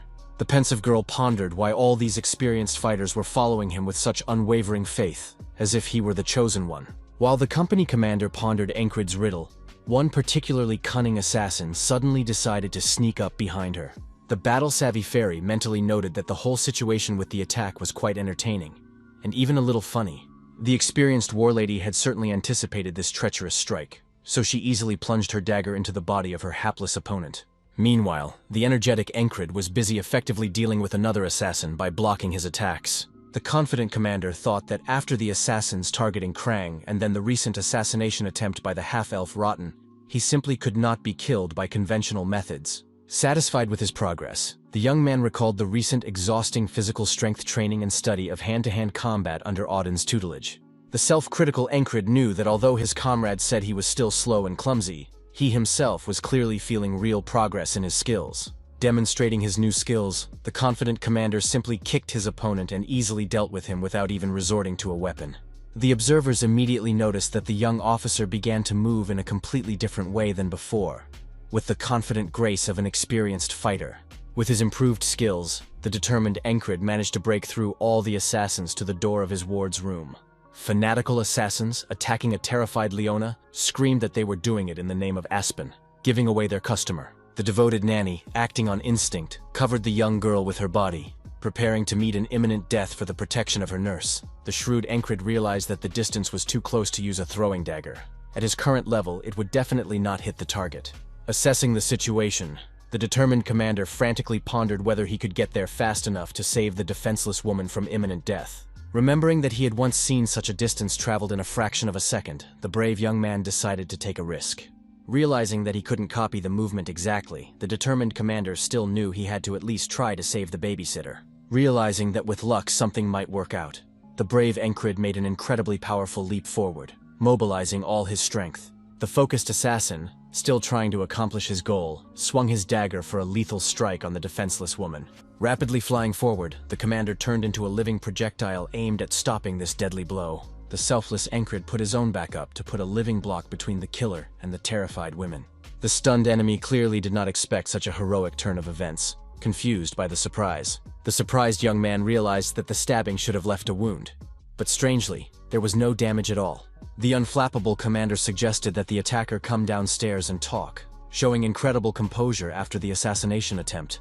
Without waiting for a response, the determined young man delivered a powerful kick to the disoriented assassin with his trained foot, creating an improvisation in combat. The resourceful Encred snatched his opponent and flew out the window with him, taking control of the situation. Having landed, the experienced fighter pressed the enemy to the pavement with his whole body, completely depriving him of the possibility to resist. The defeated man was in complete shock, paralyzed with fear at the unfathomable abilities of the young commander. Surprisingly, Encred was able to get up easily after such a fall, as if it was a normal thing for him. It turned out that the wily commander had cushioned his blow as he fell by using the enemy's body as an improvised cushion. The experienced strategist knew for sure that there were no more enemies on the second floor, and the main threat was now neutralized. Amazed at the stamina of his opponent, who had taken the full impact of the fall and was still conscious, the young man appreciated his hardening. The stunned Aspen assassin asked, with a note of respect, if his unlikely adversary was from the border guard. Grimly grinning, the enemy soldier remarked that in such a case, one could absolutely not worry about losing. It was inevitable.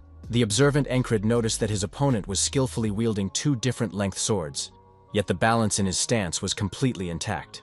The appraising young man wondered if this served as intimidation, or if he would actually have to confront the dangerous master of the two blades. The provoking commander remarked that he had often heard of opponents who talked too much before combat instead of acting. The enraged enemy soldier immediately after these words swiftly flew at the guy, determined to prove his combat ability by deed. Anticipating, Encred thought it had been a long time since he had fought in earnest, especially against an opponent who was clearly strong and experienced. The disciplined young man first remembered the teachings of his mentors and adopted a proper fighting stance, preparing for the fight. The curious commander wondered which of his newly learned techniques would be best to try out against such an unusual opponent. The impatient enemy soldier was already ready to deliver a deadly blow with his two different blades clutched in his hands. The analytical Encred noted that these were two swords that were completely different in their amplitude, requiring a special approach to defense. Intrigued by the unusual duo of weapons, the attentive young man decided to focus on at least one sword to simplify his defense. The nimble commander succeeded, easily dodging the first swift attack by moving out of the line of impact. Continuing the maneuver, the agile young man crouched down and masterfully dodged the second attack, showing a significant advancement in technique. The persistent enemy soldier was not going to stop, continuing to attack with incredible speed and precision. The opponents moved slightly away from each other, creating the optimal distance to continue the deadly dance of blades.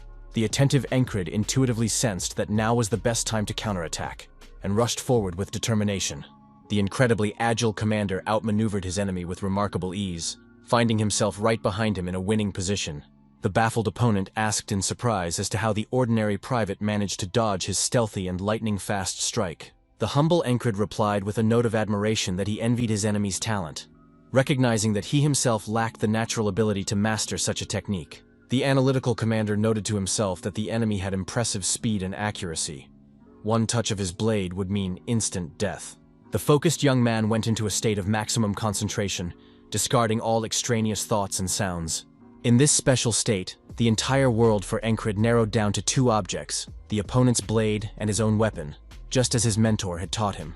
Suddenly, the commander's eyes shone with a special fire. He noticed something strange in the enemy's movements that could be the key to victory. The astute warrior realized he recognized the very skill Ragna spoke of, your line of attack, allowing you to predict attacks. The prepared Encred was fully prepared to dodge the blow as he unmistakably read his opponent's intentions like an open book. The determined commander swung his weapon and rushed forward, turning into a live projectile aimed at the enemy's heart. The two warriors crossed their weapons in perfect symmetry, almost copying each other's movements like mirror images. Satisfied, Encred realized that he had managed to pull off exactly what he had planned, forcing his opponent to defend instead of attack. Although the young man was aiming straight for the heart, but due to a slight inaccuracy, the blade entered a little away from the lethal point. Despite the incomplete hit, the talented commander still managed to hit the enemy soldier. Bright arterial blood spurted from the wound. The victorious Encred looked at his defeated opponent and thought about how much he still had to learn on his path to perfection. The indefatigable young man pondered who he should spend his next training session with. Perhaps Jackson could teach him some new tactics. Listening carefully, the vigilant commander heard the remaining enemy soldiers shouting loudly for a retreat. Unexpectedly, Jackson, who had approached, remarked to the commander that the surrounding neighborhoods were too noisy from the ongoing battles. A determined Encred ordered his subordinate to pursue the fugitives, saying they were trying to escape just punishment. A judicious Jackson reminded them that their assignments did not include catching criminals. Their job was only to protect the customer. The pragmatic scout explained that the remaining company of assassins had already escaped, and the customer was now completely safe, which was their goal. The approaching fairy noted approvingly that Encred was performing quite well for his level of training, which sounded like rare praise. The caring commander asked the girl if she was all right after such an intense battle with superior forces. The wily war lady teased Encred in return, asking if he was worried about his beloved enough to be unable to sleep a wink. The embarrassed young man became extremely uncomfortable with the fact that the company commander continued to joke about this awkward topic in the presence of outsiders. A curious Leona, who overheard their dialogue, asked with interest if the two were really dating, as the town rumors said. The bewildered Encred hastily replied in the negative, to which the offended fairy asked with feigned sadness, "Why not all of a sudden?" The completely confused commander became even more awkward as he wondered what was wrong with this strange girl and her jokes. An interested Leona asked the name of the brave commander who had saved her life, to which he modestly introduced himself as Encred. The grateful heiress expressed her sincere gratitude for her protection from mortal danger, promising to repay the rescue without fail. The principled young man politely declined the award, emphasizing that he was simply doing his direct duty as a royal soldier. The red-haired girl was genuinely surprised by such honesty and unselfishness, rarely seen in her surroundings. The successful trio handed over several captured attackers to the local army while Ferry called for reinforcements in case of another attack. A thoughtful Encred pondered the identities of these strange assassins, among whom was even an unusually talented swordsman who fought with 2 blades. The shrewd commander realized that it was unlikely that the perpetrator's aim was simple robbery. The second claimant to the inheritance should have been suspected in the first place. During these musings, the graceful heiress came down to him from the 2nd floor, determined to continue the conversation in private. The observant Leona noticed that the boy was awake quite early, looking fresh and collected despite the night's battle. The Encred in charge explained that he hadn't slept at all, having been on guard all night to protect the peace of his ward. The enchanted girl addressed the commander by name, indicating growing sympathy and trust. Impressed, Leona offered Encred to join her personal guard, noting his outstanding fighting abilities. The business heiress noted that her guild was a thriving medium-sized organization with impressive wealth. The proud girl mentioned that the main customers are the ninja herders of the Badlands wasteland. Boastful Leona listed the guild's connections, the Hunters Organization, the Black Skin Guild dedicated to catching dragons, and other influential groups. The heiress mentioned that they were in possession of a priceless map of Lockfried's trade routes of great value. Praising the value of the card, the enterprising girl noted that the proceeds from its sale could provide a carefree life for 100 years. The ambitious Leona declared that this was an unacceptable luxury for the foolish son of the past guild head, and she should inherit the will of her ancestors by protecting the guild. The insistent heiress emphasized that she needed talented people like Encred, who had saved her, with both mighty strength and selfless character. Confident in her attractiveness, Leona believed that anyone would want to join their guild, and this guy was no exception to the rule either. The girl promised to give him whatever she wished, but was surprised to hear Encred's firm refusal, not interested in the offer. Shocked, Leona was genuinely shocked when she heard such a quick rejection. The guy didn't even think for a second about the lucrative offer. Unexpectedly, Jackson Riley remarked that it was unseemly to cling to a man, even after his apparent rejection, in defense of a commander.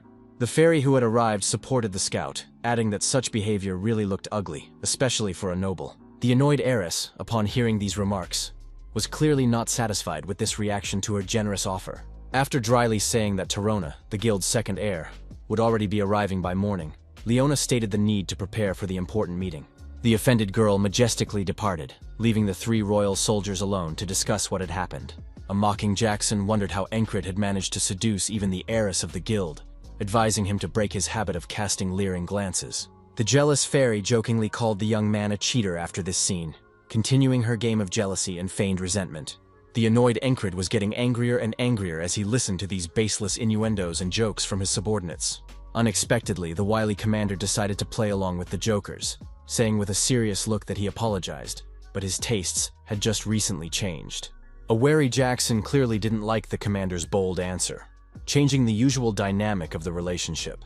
The surprised fairy was also confused by the young man's unexpected words, not expecting such a bold reaction to the banter. The ubiquitous Leona, as always eavesdropping on their dialogue, mentally resented that her chosen one had seduced another girl.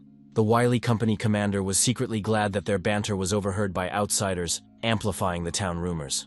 An irritated Encred was not at all happy that he had to play along with this farce, losing what was left of his reputation. The suddenly appearing Chris turned to his commander, saying he had heard everything. Allegedly, after 24 hours of acquaintance, he had spent the night with the customer. The doomed young man answered nothing to the provocation, silently listening to the people around him discussing his non-existent love affairs with interest. A disgruntled Encred asked the big-eyed comrade if he had come only to mock him, to which the subordinate replied that he was here on Gilpin's guild business. The practical commander instantly changed his tone, saying that Chris had come at the worst possible time and had given him an important assignment. The determined young man reasoned that it was necessary to track down the escaped brigands and test some of his suspicions about the customer. The late head of the Lockfried Guild, Ragna Lockfried, was a true businessman and a man worthy of everyone's respect. The wise businessman believed that his adopted daughter Leona was suitable for the role of heiress by her prudence and wisdom. The indecisive father could not make a final choice because he was unwilling to abandon his blood-right son. As a result, the past head died without clarity on the future of the guild, leaving the 2 heirs in a state of rivalry. Meanwhile, elsewhere, a meeting was taking place between the second heir and his supporters, planning future actions. Concerned advisors reported to the young heir that the attempt on his rival's life had unfortunately failed due to the interference of outsiders. The confident accomplices said they should have entrusted it to them rather than rushing the mercenaries, turning to the impatient son of Fulid. The self-assured counselors promised to do everything to settle the matter, emphasizing that their agreement still stands. The arrogant Follett assured his accomplices that he would not forget to reward them lavishly once he became the head of a wealthy guild. The experienced man sitting in the room somehow didn't believe the words of this narcissistic kid at all, realizing his true nature. When Encred and his companions arrived at the residence, the second heir was clearly unhappy with their presence, showing open dislike. Everyone present noticed the arrival of new guests, creating a tense atmosphere in the meeting room. A disgruntled Follett noted with a sneer that security had been called, adding that he didn't expect otherwise from this girl, showing disrespect. The observant Encred immediately noticed how much this pretentious fellow lacked basic manners and dignity. The attentive commander noticed another long-haired warrior behind the heir, immediately recognizing how strong and dangerous he was. The mysterious strong bodyguard immediately turned his attention to Encred as well, sizing up his potential opponent. The confident young man wasn't even shy, and continued to openly study the stranger without averting his gaze first. The silent warrior suddenly averted his gaze, recognizing some superiority or unusual strength in the young commander. An irritated Follett turned unceremoniously to Jackson, ordering him to get out and fetch his sister, mistaking the servant for a messenger. The prudent Encred was mentally glad he had brought the calm Jackson with him, for any other of his subordinates would not have tolerated the fellow's arrogance. The smiling commander vividly imagined how the irascible Rem would have impaled the insolent heir with his axe at the first insulting words. Patient Jackson decided not to wait and tolerate the rudeness either. So from behind his back he slowly began to draw his weapon in a warning gesture.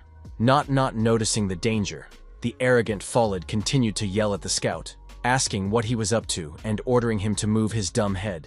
Suddenly the heiress herself came out into the hall, wondering what all this inappropriate shouting and noise in a decent house was about. The stern Leona immediately noted that the second heir was just late for an important meeting, violating business etiquette. Angry Follett snarled that his sister had better teach her guards some manners, showing a complete lack of self-control. The determined heiress did not tolerate such behavior, and, to the surprise of those present, slapped the insolent boy. The ironic Encred, observing this scene, noted to himself that apparently there was not a single adequate person in this guild, except himself. A stunned Follett shouted, asking what she was doing and if she had lost her mind, to which the girl parried that he was the one who was obviously out of his head. An indignant Leona reproachfully remarked that he had taken it upon himself to be rude to soldiers from the regular army, risking spending the rest of his life in prison for insulting the royal military. The terrified heir began to make excuses that he had only now found out they belonged to the regular army, trying to avoid responsibility. Unexpectedly, his subordinate began to cough out loud on purpose, hinting at the falsity of his master's excuses. The enraged Follett immediately turned around and shouted at his servant, asking if he had decided for him to slander or something similar. Turning away from the traitor, the infuriated boy switched to his sister, questioning how an ordinary girl off the street dared to yell at him. The cold-blooded Leona parried that he was only a native son, unable to even decipher a map of a trade route or calculate a rudimentary budget. Stumped into a logical stalemate, Follett began to babble that such tasks could be done by an ordinary butler, not the head of a guild. The business heiress stated that if it wasn't for the head's last words about the need to settle with her son as direct heir, she wouldn't have wasted her time. The observant Encred reflected that the past head was clearly soft, and yet the girl was much better suited to the role of heiress in all respects. Logical Leona emphasized that the only reason Follett should supposedly inherit the guild is because of blood relation to the previous head. The ruthless girl added, looking at her opponent, that he was completely unlike the past head in character, intelligence, or ability. In a devastating tone, the heiress asked from whom he had inherited his ignorance and ugly face, touching the sorest points of Follett's ego. Insulted to the core of his soul, the guy did not tolerate the humiliation any longer and decided to immediately grab his weapon, ready for violence. The vigilant Encred, acting as my lady's guard, also instantly grabbed the hilt of his sword, ready to defend Leona. In the tense silence, the attentive commander suddenly saw something that surprised and alarmed him. Encred's professional eye spotted the strong, unfamiliar warrior, Follett's subordinate, take up his weapon as well, preparing for battle. The atmosphere heated up to the extreme in this tense moment as the two opposing guards had their hands on their weapons. The determined Encred made it clear with his appearance that he would not harm the girl he had sworn to protect, regardless of the strength of his opponent. A panicked Follett was clearly startled by what was happening, not expecting that a verbal altercation could escalate into actual bloodshed. The shrewd Encred carefully analyzed his opponent, assessing his strengths and weaknesses before the fight began. The young commander understood the value of such observation.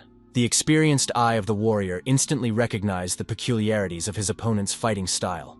The blade in the hands of his opponent seemed to dance, giving away years of grueling training. The attentive strategist mentally compared the stranger's speed to the mastery of Rem's axe and legendary whistling dagger, trying to anticipate the enemy's techniques. The impatient young man mentally spurred his opponent into action, urging him to demonstrate his true fighting skills and reveal all his trump cards early. The excited Encred, noticing the aggressive intentions of the enemy, inwardly exulted. The long-awaited test of combat skills was finally about to take place. Suddenly, someone's authoritative voice cut through the tense silence, demanding that everyone present stay in their seats and not move. Thors appeared and introduced himself as a representative of the border guards reporting directly to the kingdom, warning of the consequences of disobedience and the charge of rebellion. The enraged Falid was inwardly seething with annoyance, on top of all the existing problems. Now there were also representatives of the royalty. The disappointed squad leader was extremely unhappy with the untimely appearance of the guards, preventing him from testing his skills in real combat. The observant Jackson instantly noticed his superior's displeasure, reading the regret on his face at the missed opportunity to cross blades. The experienced scout recalled Encred's recent words that there was not a single sane person in this room besides the commander himself. Ironic, Jackson noted to himself that his young commander, eager for battle, was actually the most deranged of all those present. An unperturbed Torres explained that since the captured mercenaries turned out to be citizens of another country, the border guard was taking personal control of the investigation. The serious officer continued, reporting the mercenaries' confession that they were acting on the orders of the trade guild on the day the new heir was appointed. Falid's wily attendant asked if a specific trade guild had been mentioned in the testimony, hinting that there was insufficient evidence for apprehension. The formidable commander, nicknamed Turtle, parried that the border guards were quite capable of revealing the truth without letting themselves be led around by empty words. The judicious Leona made an unexpected suggestion: find the real culprit and end the conflict as soon as there was irrefutable evidence.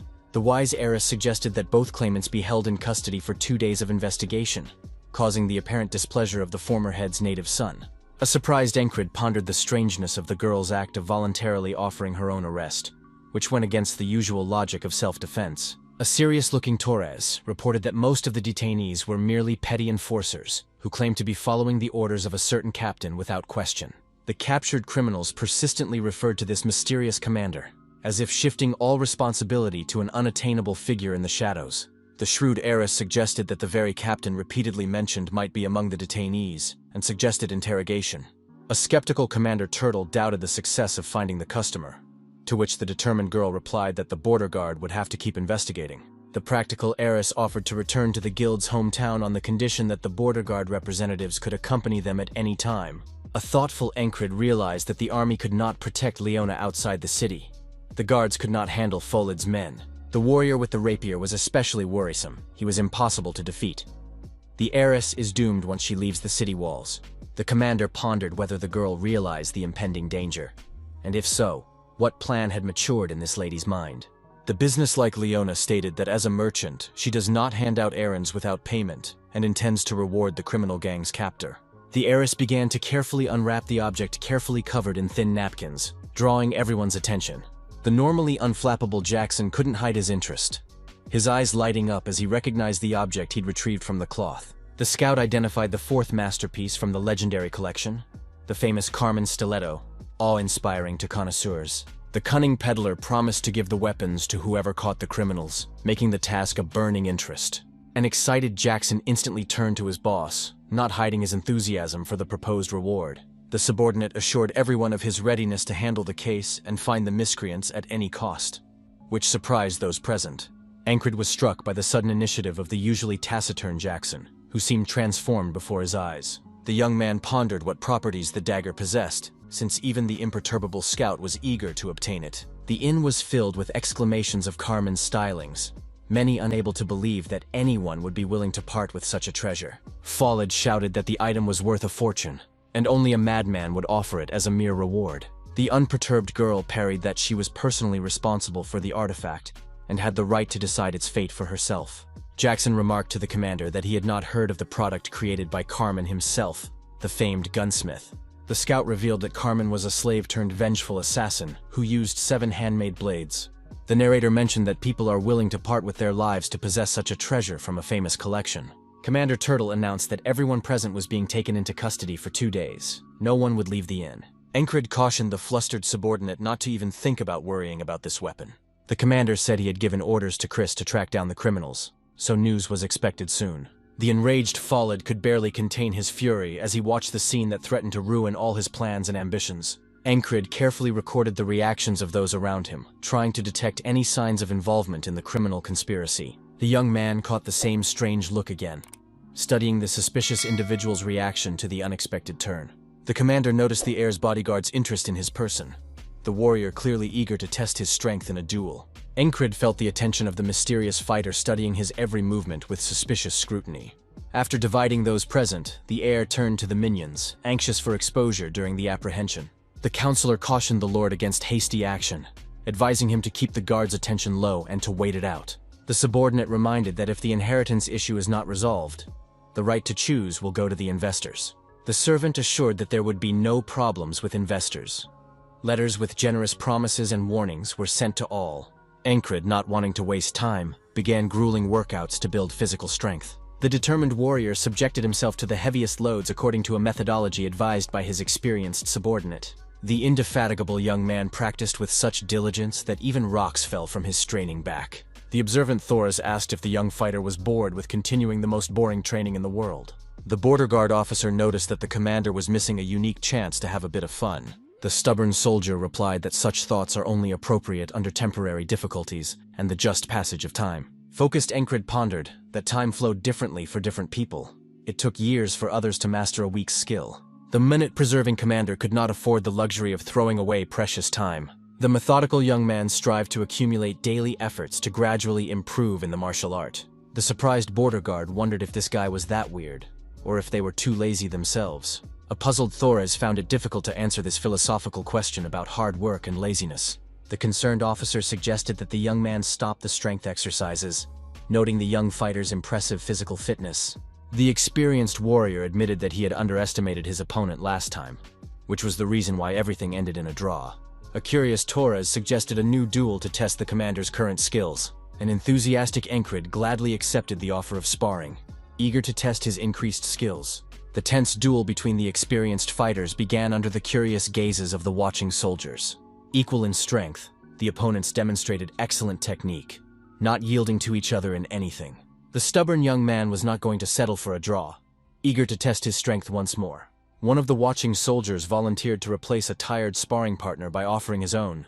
An irritated Follid, hearing the noise of the training, resented the barbaric entertainment of the soldiers at night. The nimble fighter managed to capture the young commander with an unexpected hold, demonstrating skill. The strong frontiersman threw Encred to the ground with a swing, gaining a temporary victory in the fight. The heir's mysterious bodyguard was watching the young commander with undisguised interest. The indefatigable Encred, turning to the winner, asked to show the technique again, eager to understand the technique. Follid's shrewd guard noted that defeat had not hurt the strange young man's pride in the slightest. The inquisitive warrior resembled a child who had discovered a fascinating game, enthusiastically absorbing new knowledge. The observant bodyguard realized that the young soldier was much stronger, but did not hide his desire to win.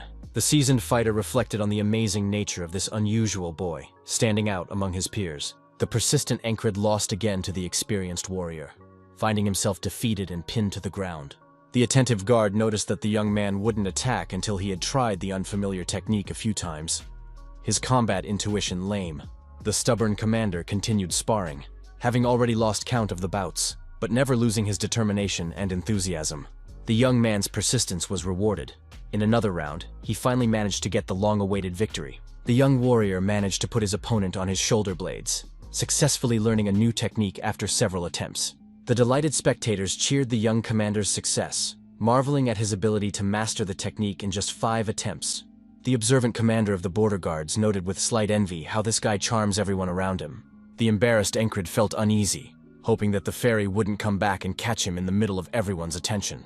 Suddenly the fun was interrupted by a stranger who inquired about the possibility of joining the training. The attentive young man instantly grew serious, recognizing the unexpected guest at a glance.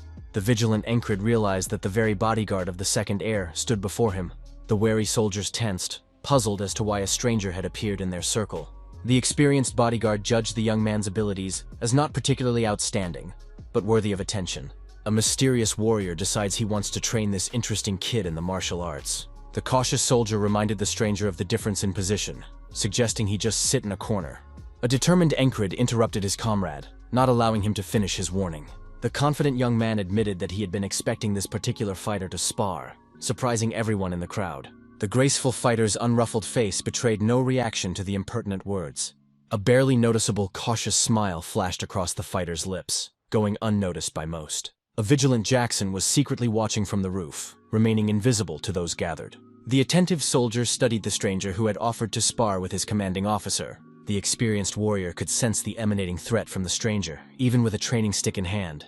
A wary Jackson wondered about the identity of the mysterious fighter and his origins. A loyal subordinate prepared to intervene to protect his commander from potential danger. The assembled Encred assumed a fighting stance according to the instructions he had received earlier. The mysterious adversary has also expressed a willingness to have an interesting training battle. The tense opponents froze in front of each other, waiting to see who would attack first. The graceful fighter made the first move, raising his training stick slightly. The focused Encred, analyzing his opponent, felt tension coursing through his entire body. The thoughtful young man felt like he was on a real battlefield, despite the training nature of the bout. The attentive commander perceived the wooden stick in the enemy's hands as a deadly dagger. The focused warrior attempted to use his gift of anticipating attacks, focusing on his opponent's weapon. The gifted young man could clearly see the lines of possible attacks of his mysterious opponent. The intuitive fighter noticed the change in trajectory, the unmistakable movement toward his neck. The calculating commander realized how to seize the initiative, visualizing his dagger plunging into the enemy's heart. The shocked young man panicked at the realization of the reality of the vision taking place in his mind. Despite the training nature of the duel with wooden sticks, the impressionable Encred perceived what was happening as a real mortal combat. Careful observers could involuntarily feel a strong tension emanating from both fighting warriors, as if the air was electrified. The skilled opponent noted that the young commander read the attack trajectory without error, though he did not react quickly enough. The stunned Encred marveled at his opponent's dancing sword, which was faster and more imposing than anything he could have imagined. The self-critical young man, who had previously believed that he had added significantly to his strength, now realized the depth of his delusion. The shocked warrior compared the skill of his enigmatic opponent to an infinitely distant and imposing height beyond the reach of ordinary mortals. The thoughtful fighter bitterly realized that a real insurmountable wall of skill had arisen in front of him, requiring titanic effort. Incredibly, the young commander, after receiving a crushing defeat, only smiled, showing an unbroken spirit.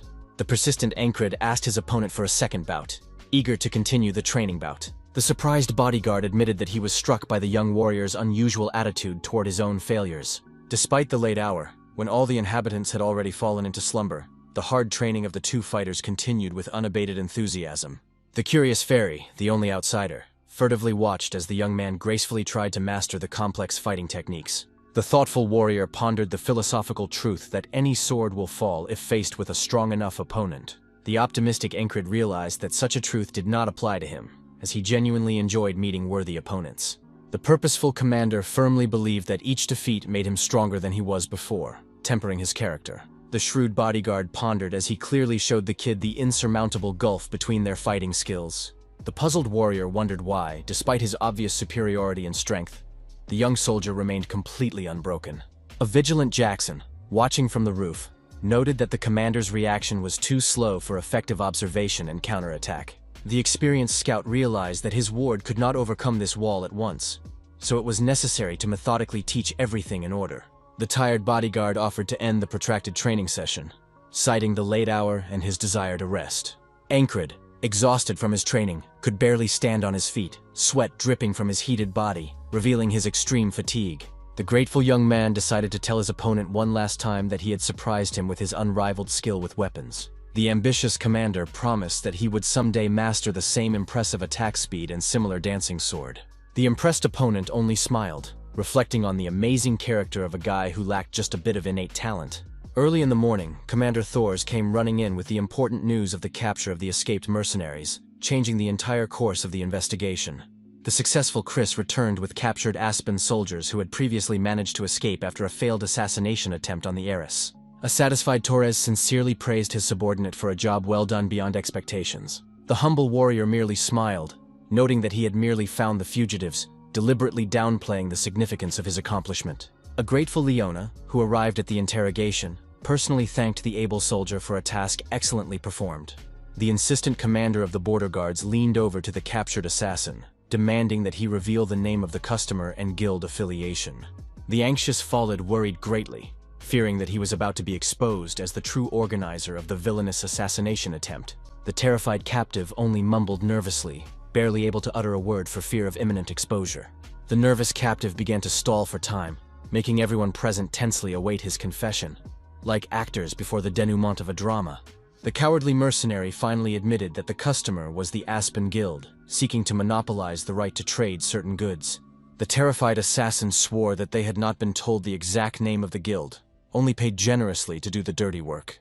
A concerned Leona asked the officer what further action the border guard would take after these sensational confessions. The shrewd Thors noted the girl's suspicious joy, wondering why she wasn't hoping to expose her ugly, stupid brother. The outspoken heiress acknowledged the obviousness of her intentions by recalling the bounty of precious weapons for catching criminals. The businesslike head of the border guard announced that their task now was to arrest all the criminals involved in the assassination attempt. The fair officer also announced that the arrest of the trade guild had been lifted, allowing its representatives to move freely.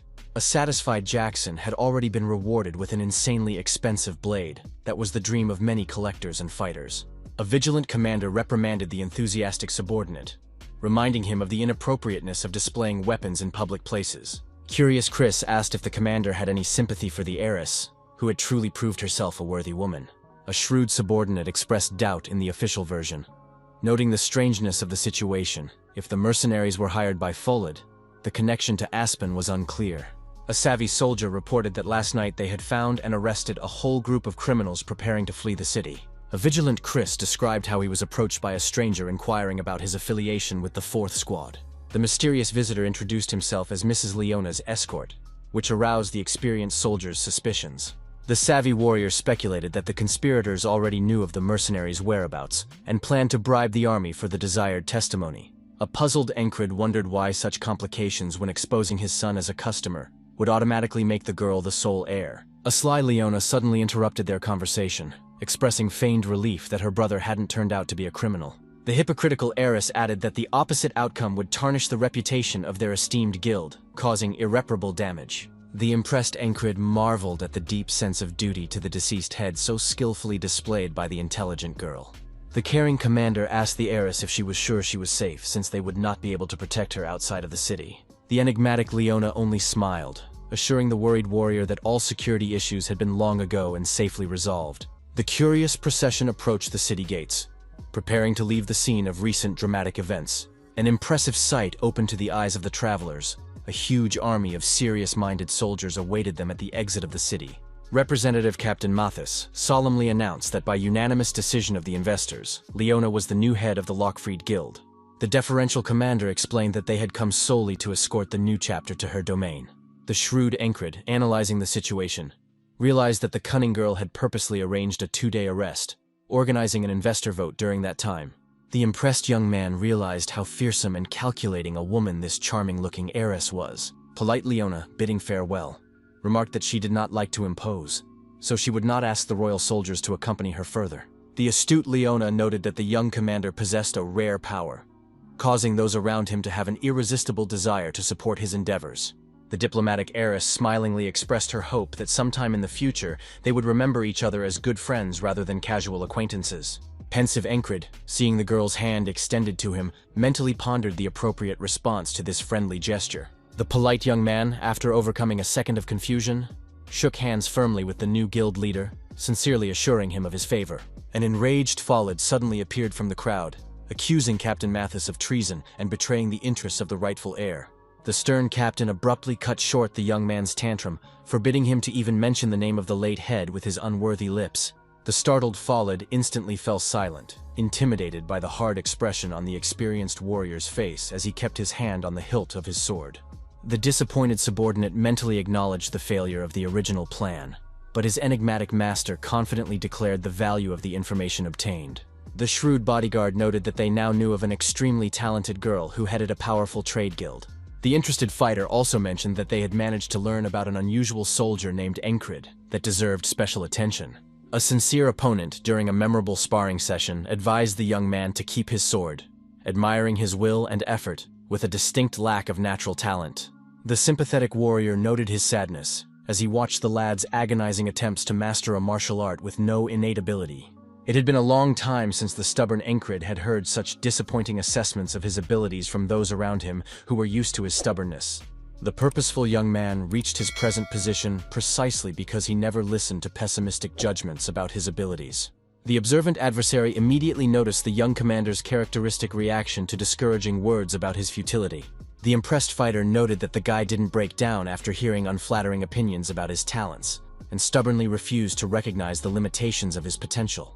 Encred, who had returned from a successful mission, immediately sought out his comrade, eager to begin a new phase of training. The determined commander informed his subordinate of his desire to practice a specific skill that required his participation and physicality. A sarcastic Rem wondered ironically when he had managed to become indispensable to a commander who used to prefer other sparring partners. The focused young man had been pondering the key components of the dancing sword technique that had so impressed him recently while practicing. The analytical fighter identified the first necessary quality as prudence, which allows him to build the most effective line of attack against his opponent. The attentive Encred carefully analyzed the movements of his mighty subordinate, concentrating as much as possible on his own weapon and the actions to come.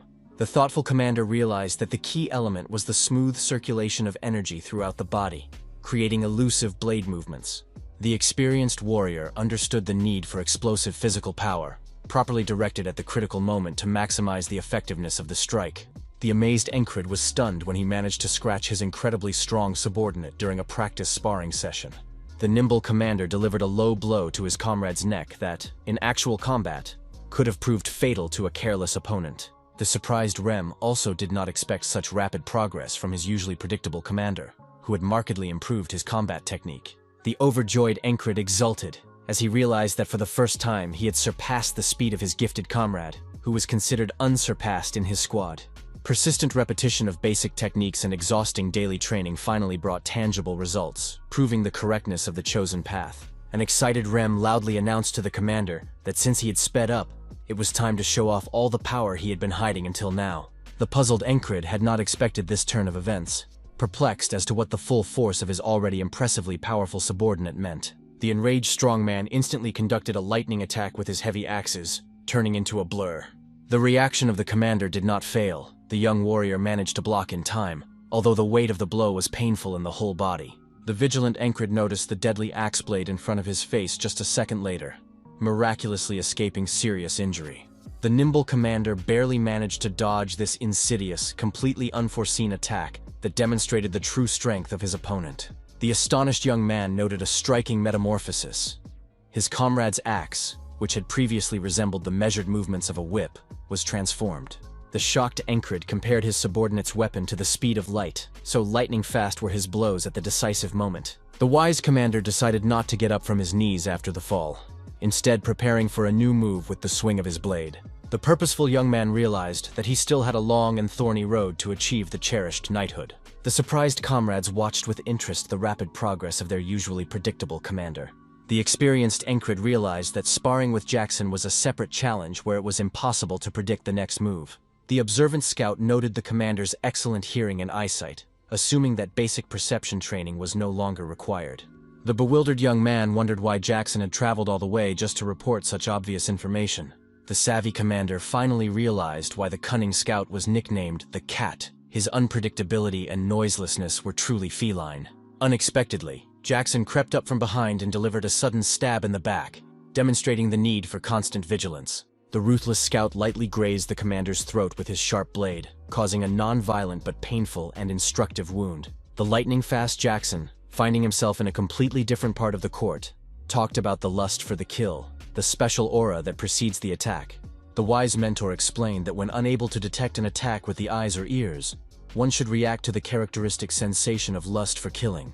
The experienced warrior spoke of a technique to track danger with special sensations beyond the normal senses. The grateful Jackson promised to teach the commander this rare skill in gratitude for the valuable stiletto Carmen had obtained. The impatient Encred expressed his willingness to start training immediately, eager to master such a useful and mysterious skill.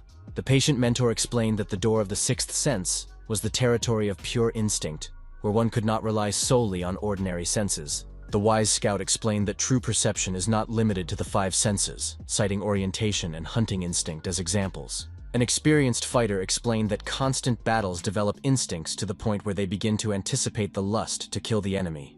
Realistic Jackson warned that at first it would be extremely difficult for a beginner to feel these subtle energy pulses. The patient teacher emphasized that only constant training with a focus on the sensation of killing lust would open the cherished door of the sixth sense. Attentive comrades turned to the commander in the evening, noting some elusive change in his appearance and demeanor. A confused Encred suggested that perhaps his muscles had simply gotten bigger from the intense training.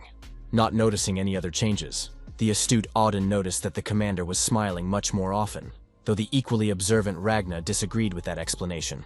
The shrewd Chris explained with a chuckle that their commander had become even crazier than before, surprising even his fellow soldiers. The amused comrades cheered this apt observation, believing it to be the only true explanation for the changes in Encred. The unperturbed commander parried that he was the only normal among the lunatics, so their perceptions were inevitably skewed. A sneering Rem spotted the approaching Panther, ironically pondering why the mysterious beast kept reaching for the commander. The observant animal scrutinized his master, once again exhausting himself with endless training for the sake of self-improvement. The purposeful young man really did not let a day pass without intensive exercises, fully devoting himself to the martial art. The caring Panther realized that without periodic rest, her charge would have collapsed from exhaustion long ago, losing all fighting ability. The worried beast realized that if this stubborn fellow died, she would never be able to get rid of the imposed curse. The cautious Panther reached for the young man's shabby armor, wanting to repair it with his arcane power to protect the commander. The indefatigable Encred, heading out for another training session, reflected on the monotony of his routine, repeated with enviable regularity. The disciplined warrior went through the same exercises every day, without deviating from the intended path of perfection. The persistent young man realized that routine activities do not tire him in any way, but only harden his character and will. The wise commander understood that only constant repetition brings the true joy of real progress, unavailable to those seeking easy ways. The sensitive Encred suddenly picked up a strange sound during training, breaking the usual silence of the training ground. The vigilant warrior tried to anticipate from which side the cunning Jackson, who was constantly launching surprise attacks, would appear. The indefatigable scout never let the commander relax, constantly testing his reaction and attentiveness with surprise attacks. The diligent young man, no matter how hard he tried, could not develop the ability to anticipate danger, despite persistent training. Frustrated subordinates even turned away, unwilling to watch the commander's unsuccessful attempts to master a difficult skill. A sarcastic Ram publicly recanted his words about the changes in the commander, seeing his constant failures to learn new techniques. The critical strongman noted that the stubborn young man had made no progress at all in mastering his sixth sense despite his efforts. A thoughtful Auden recalled instances where a commander had suddenly gained strength, and the observant Ragna confirmed similar observations. The experienced Jackson explained that for a fighter who doesn't improve from training, there is only one option: a real fight. A determined Rem offered to take the monster hunting assignment, believing it was the best way to test and improve his fighting skills. Caring comrades specifically sent their commander to the real battlefield, wanting to help him overcome his stagnant development. Encouraging companions admonished Encred, offering to test the improved abilities in real combat conditions. The helpful subordinates, seeing the indecisiveness of the commander, offered to familiarize themselves with a specific order, pre-selected for him. The puzzled young man took the outstretched sheet, discovering a strange errand, an exploration of the dungeon beneath an ordinary shoe shop. The bewildered Encred tried to understand the reason for such an unusual proposal that seemed completely frivolous and insignificant. The hesitant commander suggested entrusting the task to patrolmen, but was assured that ordinary soldiers would not be able to handle the threat. The alarmed young man learned that according to reports, the undead had taken up residence in the basement of the shoe store, posing a danger to the townspeople. The incredulous Encred doubted the possibility of undead in the city, suspecting exaggeration, though he recognized the need for combat experience. The petitioners respectfully approached the famous destroyer of witchcraft, explaining that no one was taking the case, and the stubborn shopkeeper needed help. Sympathetic townspeople mentioned the recent disappearance of the cobbler's wife, urging the commander to calm the agitated old man with a simple check. The skeptical Encred frankly admitted that such an errand could hardly arouse his professional interest. The commander, who eventually agreed, approached the house in question and was met by a young girl who invited the military officer to go to the basement. The annoyed girl commented disapprovingly on the old man's strange desire to dig the ground under his own house. The overjoyed old man, upon seeing the young soldier, expressed his sincere gratitude that at least someone had responded to his desperate request. The excited cobbler showed the commander the excavated floor, under which something quite unexpected and frightening was discovered. A surprised Encred realized he was facing an underground cavern in the heart of the city, ruling out a version of exaggerated fears. The attentive commander looked around and noted that the cave had clearly been created by human hands, not by natural processes. Impressed, the young man noted the impressive size of the underground space, where a dangerous monster could indeed dwell. The observant warrior noticed something peculiar that caught his professional attention in the unusual dungeon. The alarmed commander discovered a large number of different passages leading off into the unknown of the underground labyrinth.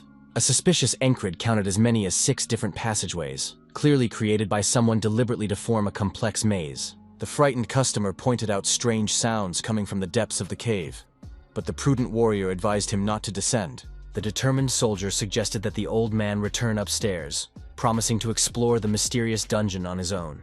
The cautious Encred took another careful step forward before he could even finish his thought about the possible danger. Suddenly, a strange blue glow appeared in the cave, instantly changing the atmosphere of the dungeon. The stunned attendees felt an unbearable heat, not realizing what exactly was happening in the confined space. The disoriented commander suddenly seemed to wake up, finding himself in unexpectedly changed circumstances. The shocked Encred realized he hadn't had time to take a single step when he was engulfed by magical flames that instantly burned him to the ground. The shrewd young man realized that his perception of magic was unmistakable, remembering his subordinate's words about the need for real battles. The prudent commander admitted to himself that he should be glad for the opportunity to avoid a deadly battle with a skilled mage. Concerned, Encred pondered the magical traps, doubting that even honed combat skills would help against pure magic. The calm young man, when the task sheet was handed to him again, took in what was happening with the steadfastness of a seasoned warrior. The calculating commander realized that in such a situation it was more sensible to request the assistance of a higher authority or engage a team of specialists. The prudent Encred realized that this obstacle was not like a normal wall that could be overcome, though the commanders could honor his request. The determined young man realized the need to act immediately before the stubborn old man went into the dangerous dungeon alone. The alarmed commander, realizing the threat, rushed off, shoving everyone he met on his way to the shoe shop.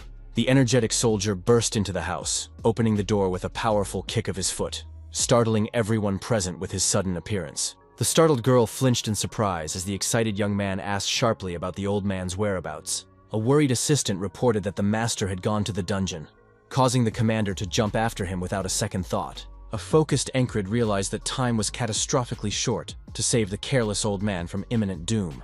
The impetuous warrior moved as quickly as possible through the dark passages, trying to find the older man before the trap was activated. The anxious commander knew that delay meant the certain death of the customer trapped in the mysterious dungeon. The tense young man saw the very place with 6 different passages, and ahead of him, a careless old man walking. Desperate Encred rushed toward him, shouting loudly to stop, trying to prevent imminent tragedy. The surprised customer was perplexed as to where the unfamiliar young man suddenly appeared from, shouting so insistently and alarmingly. The doomed old man had already managed to take the fatal step, despite the warning shout of the commander who rushed to him. The ancient magic trap activated from this careless movement, releasing the energy accumulated over the centuries. A terrifying blue flame suddenly erupted in the cave, engulfing the vast space of the underground labyrinth. The helpless victims were instantly killed by the sizzling magical fire, leaving nothing but ashes. Reborn in the other world, Encred decided that he must immediately find a way to warn the shopkeeper of the danger. The mysterious boatman Heron suddenly appeared before the young man, disrupting the usual course of the rebirth with his presence. The bewildered god rebuked the commander, reminding him that he should have felt the agonizing burning of his own flesh. A bewildered Karen marveled at the mortal's decision to re-enter the sizzling flames, knowing the inevitable agony. The stoic Encred recognized that the pain was indeed like 1,000 red-hot needles piercing his body at the same time. The courageous warrior recalled feeling as if every cell in his body was simultaneously pierced by an unbearable agony. The selfless commander explained that he could not let an innocent man die, considering it a greater agony than physical pain.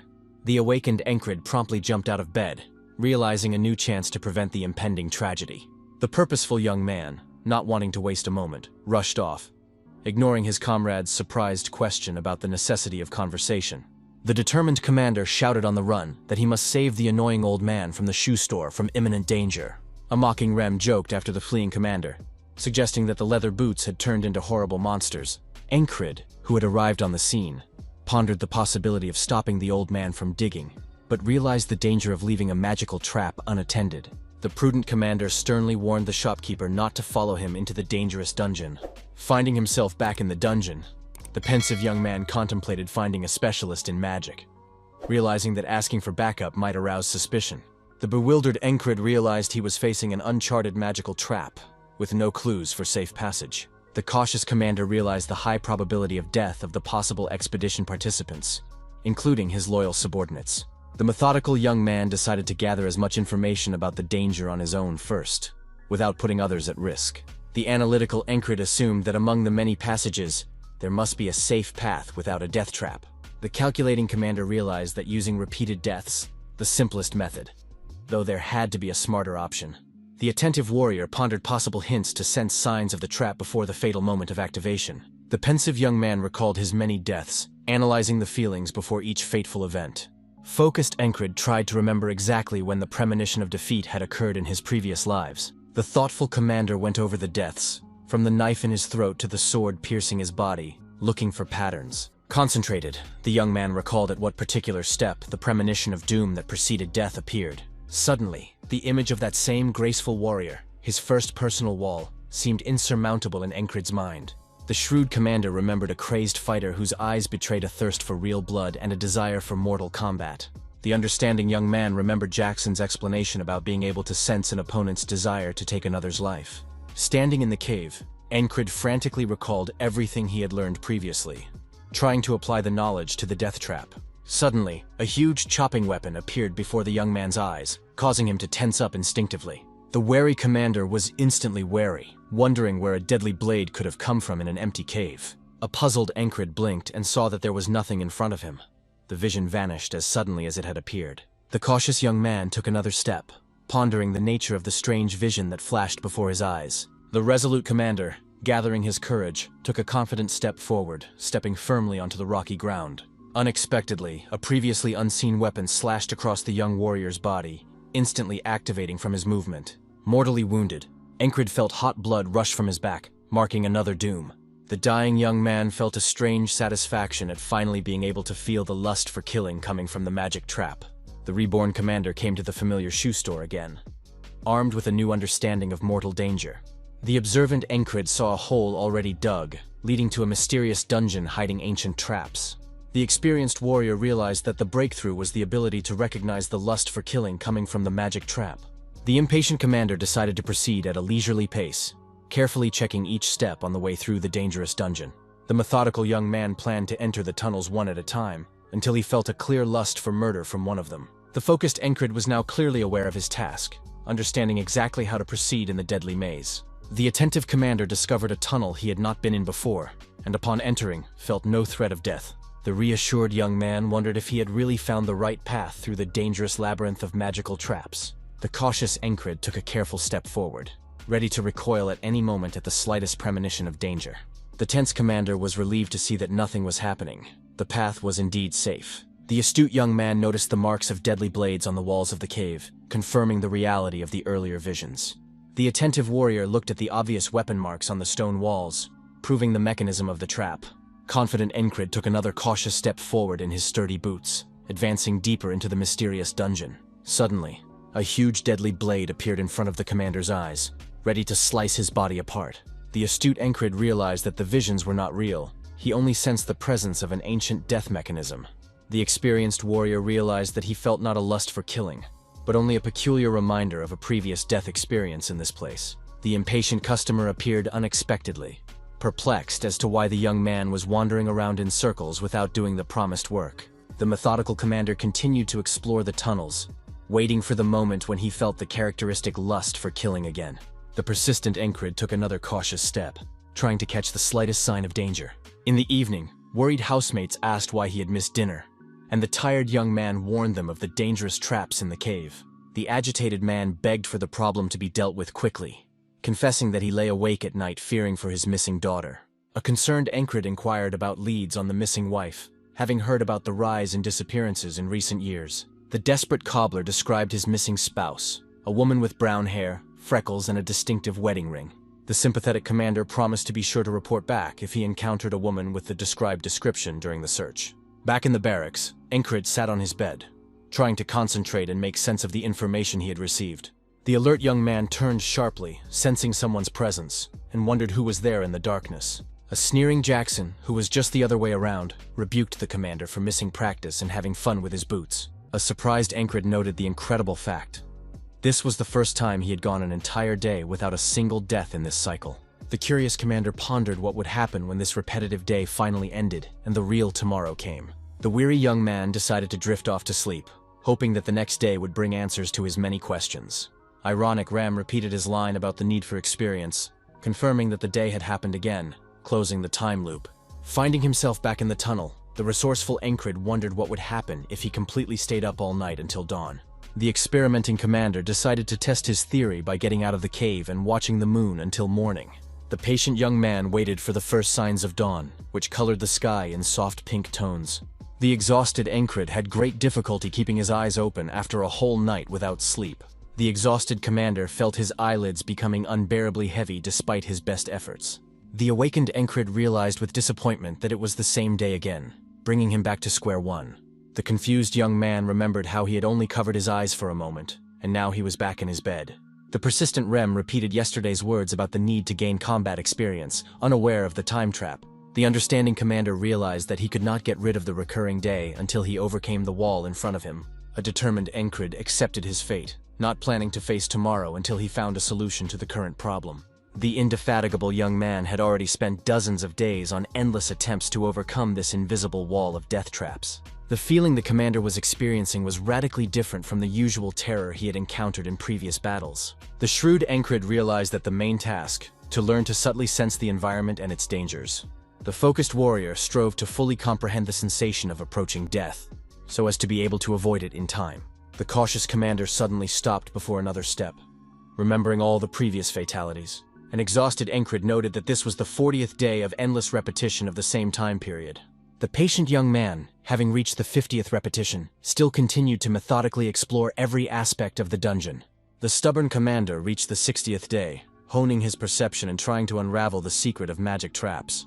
A careless Encred on the 70th repetition discovered a new trap that had previously gone unnoticed in the labyrinth. The terrifying arms of the zombie suddenly extended from the ground, grabbing the terrified young man's legs with its decomposing fingers. The helpless commander was completely dragged into the ground by the ravenous dead, leaving him no chance of escape. The reborn Encred was once again in the cursed dungeon, preparing for another attempt to overcome the deadly labyrinth. The transformed young man looked completely different this time. Determination and confidence literally radiated from him. An unexpected surprise was the appearance of Jackson, who decided to test his commander's abilities unannounced. The strikingly changed Encred easily dodged his comrade's sudden attack, showing incredible progress. The delighted scout noted that even in the darkness of night, the commander was able to unmistakably identify his attack. A surprised Jackson praised the young man for unlocking the door of the sixth sense in just a couple days of hard training. The exhausted Encred mentally chuckled, knowing that behind this rapid progress was a full 72 days of trying. A puzzled Rem the next morning asked why the commander was going to the shoe store, as if he were going to war. The determined young man replied that he would not return until he had quieted the boots, eliciting perplexed looks from his subordinates. The experienced Encred, once again in the tunnels, knew exactly how many there were. 6 passages, each with its own peculiarities. The anxious commander pondered the identity of the cave creator who had managed to construct such deadly mechanisms. The stunned young man realized the terrible truth. There had never been a safe exit. All passageways were deadly. The shrewd Encred realized the simple truth. You just have to choose correctly where to step in this dangerous maze. The informed commander knew that in the first tunnel, one false step would instantly turn the victim into a handful of ashes. The focused young man tried to achieve maximum concentration, to unmistakably feel the lust for the kill. A hesitant Encred assessed the risks of another step forward, remembering his dozens of previous agonizing deaths. The determined commander stepped forward cautiously, slowly shifting his body weight and ready to spring back instantly. A ghostly bright blue flame suddenly appeared before the young man's eyes, signaling deadly danger. The attentive Encred had not yet completed the step, freezing in place at the first sign of the magic trap activation. The intuitive commander sensed exactly what would happen if he stepped on the fateful spot, an agonizing death in the fire. The cautious young man froze, afraid to move even the slightest muscle lest he trigger the ancient mechanism of death. Experimenting Encred decided to move his foot a little to the side, looking for a safe place for his next move. The methodical commander, having found a suitable spot, carefully shifted his body weight onto it, ready for any consequences. The tense young man put his foot fully on the ground, freezing in anticipation of the deadly activation of the ancient trap. Relieved, Encred realized with amazement that nothing had happened. He had successfully passed the deadly obstacle. The serious commander did not allow himself to relax, realizing that even more insidious traps might lie ahead. The focused young man decided to take another cautious step as he continued his dangerous progress through the maze. The consistent Encred took a few more steps in his leather boots, carefully choosing each fulcrum. The cautious commander knew that there were traps hidden everywhere in this cave, requiring careful weighing of every decision. The determined young man strove to fully master the door of the sixth sense, giving him the only chance of survival. With a heightened sixth sense, Encred unmistakably identified safe places to step, as if seeing an invisible path among the traps. Fully concentrated, the commander was ready to go through the dangerous labyrinth to the end, not backing down before deadly obstacles. The determined young man took another measured step forward, moving deeper and deeper into the mysterious dungeon. A sudden bright light illuminated the gloomy tunnel, causing the commander to instinctively squeeze his eyes shut in surprise. A wary Encred opened his eyes wide, preparing for possible danger in the brightly lit space. The surprised warrior saw only the usual wall torches illuminating the next section of the mysterious dungeon. The relieved commander realized with satisfaction that he had managed to overcome yet another deadly obstacle. The unexpected surprise was the appearance of a dead pale zombie, swiftly attacking the young man out of the darkness. The prepared Encred swung his sword with lightning speed, easily dealing with the clumsy undead. The ironic commander mentally thanked fate for such a gift after passing the most difficult traps. The enthusiastic young man took the invasion of the numerous undead as a perfect congratulatory gift to test his skills. The ghastly monsters rushed aggressively towards Encred, making hoarse sounds and gnashing the remnants of their teeth. The cautious commander remembered that zombie claws contained powerful poison. One touch meant imminent agonizing death. The appraising young man realized the disparity in strength.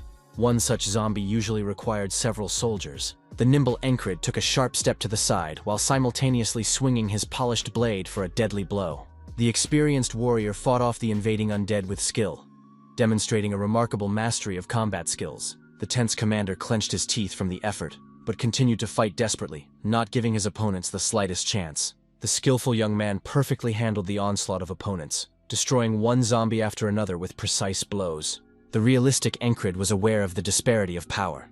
He alone stood against a vast number of indefatigable dead men. The resourceful commander used the entire arsenal of techniques learned over countless days of training with his comrades. The exhausted young man destroyed the last zombie with a powerful blow, ending the grueling battle with a complete victory. A panting Encred was breathing heavily after the intense battle, feeling pleasantly tired after a successful challenge. The self-critical commander admitted that even by his high standards, he had fought quite well in this difficult situation. The ironic young man thought that even his picky subordinates couldn't find any serious flaws in his technique. Wary Encred suddenly heard an ominous barking sound echoing through the deserted corridors of the ancient dungeon. A terrifying creature resembling a dog, a deer, and a zombie at the same time appeared out of the darkness in front of the astonished warrior. The puzzled commander struggled to understand the nature of this monster. Not a devil wolf, but like a mixture of different beasts. The shocked young man wondered what kind of incredible creature had appeared before him in the depths of the cursed labyrinth. The alarmed Panther was at this time moving noiselessly through the streets of the city at night, following its master. Caring Esther was perplexed as to why her master was acting so strangely today, going to an ordinary shop. The surprised girl, hidden in the guise of a panther, didn't understand why the commander had taken so many weapons for a simple errand. Concerned, Esther feared that her master's recklessness might lead to his death, robbing her of her chance to rid herself of the curse. The empathetic Panther suddenly noticed something, wary and crouched to the ground in a hunting stance. The perceptive animal sensed a strange energy emanating from the shoe shop, clearly of magical origin. Alarmed, Esther smelled a powerful spell hidden in the depths of the seemingly ordinary building. The determined Encred pierced the belly of the monstrous creature with a powerful blow, ending the fierce battle. The exhausted commander was relieved that this was the last obstacle in his path to unraveling the mystery of the dungeon. The attentive Encred heard a strange breathing coming from deep within the cave, breaking the oppressive silence of the dungeon. The worried commander noted the faintness of these sounds, as if the source was on the verge of life and death. The anxious young man pondered whether that breath belonged to another monster, or the mysterious creator of the cave. A stunned Encred entered the next room and saw a gruesome sight. Many mutilated corpses with signs of cruel experiments. The cold-blooded warrior scrutinized the room, noting the strange devices and tools on the walls. The battle-hardened commander admitted that years of combat had dulled his reaction to dead bodies.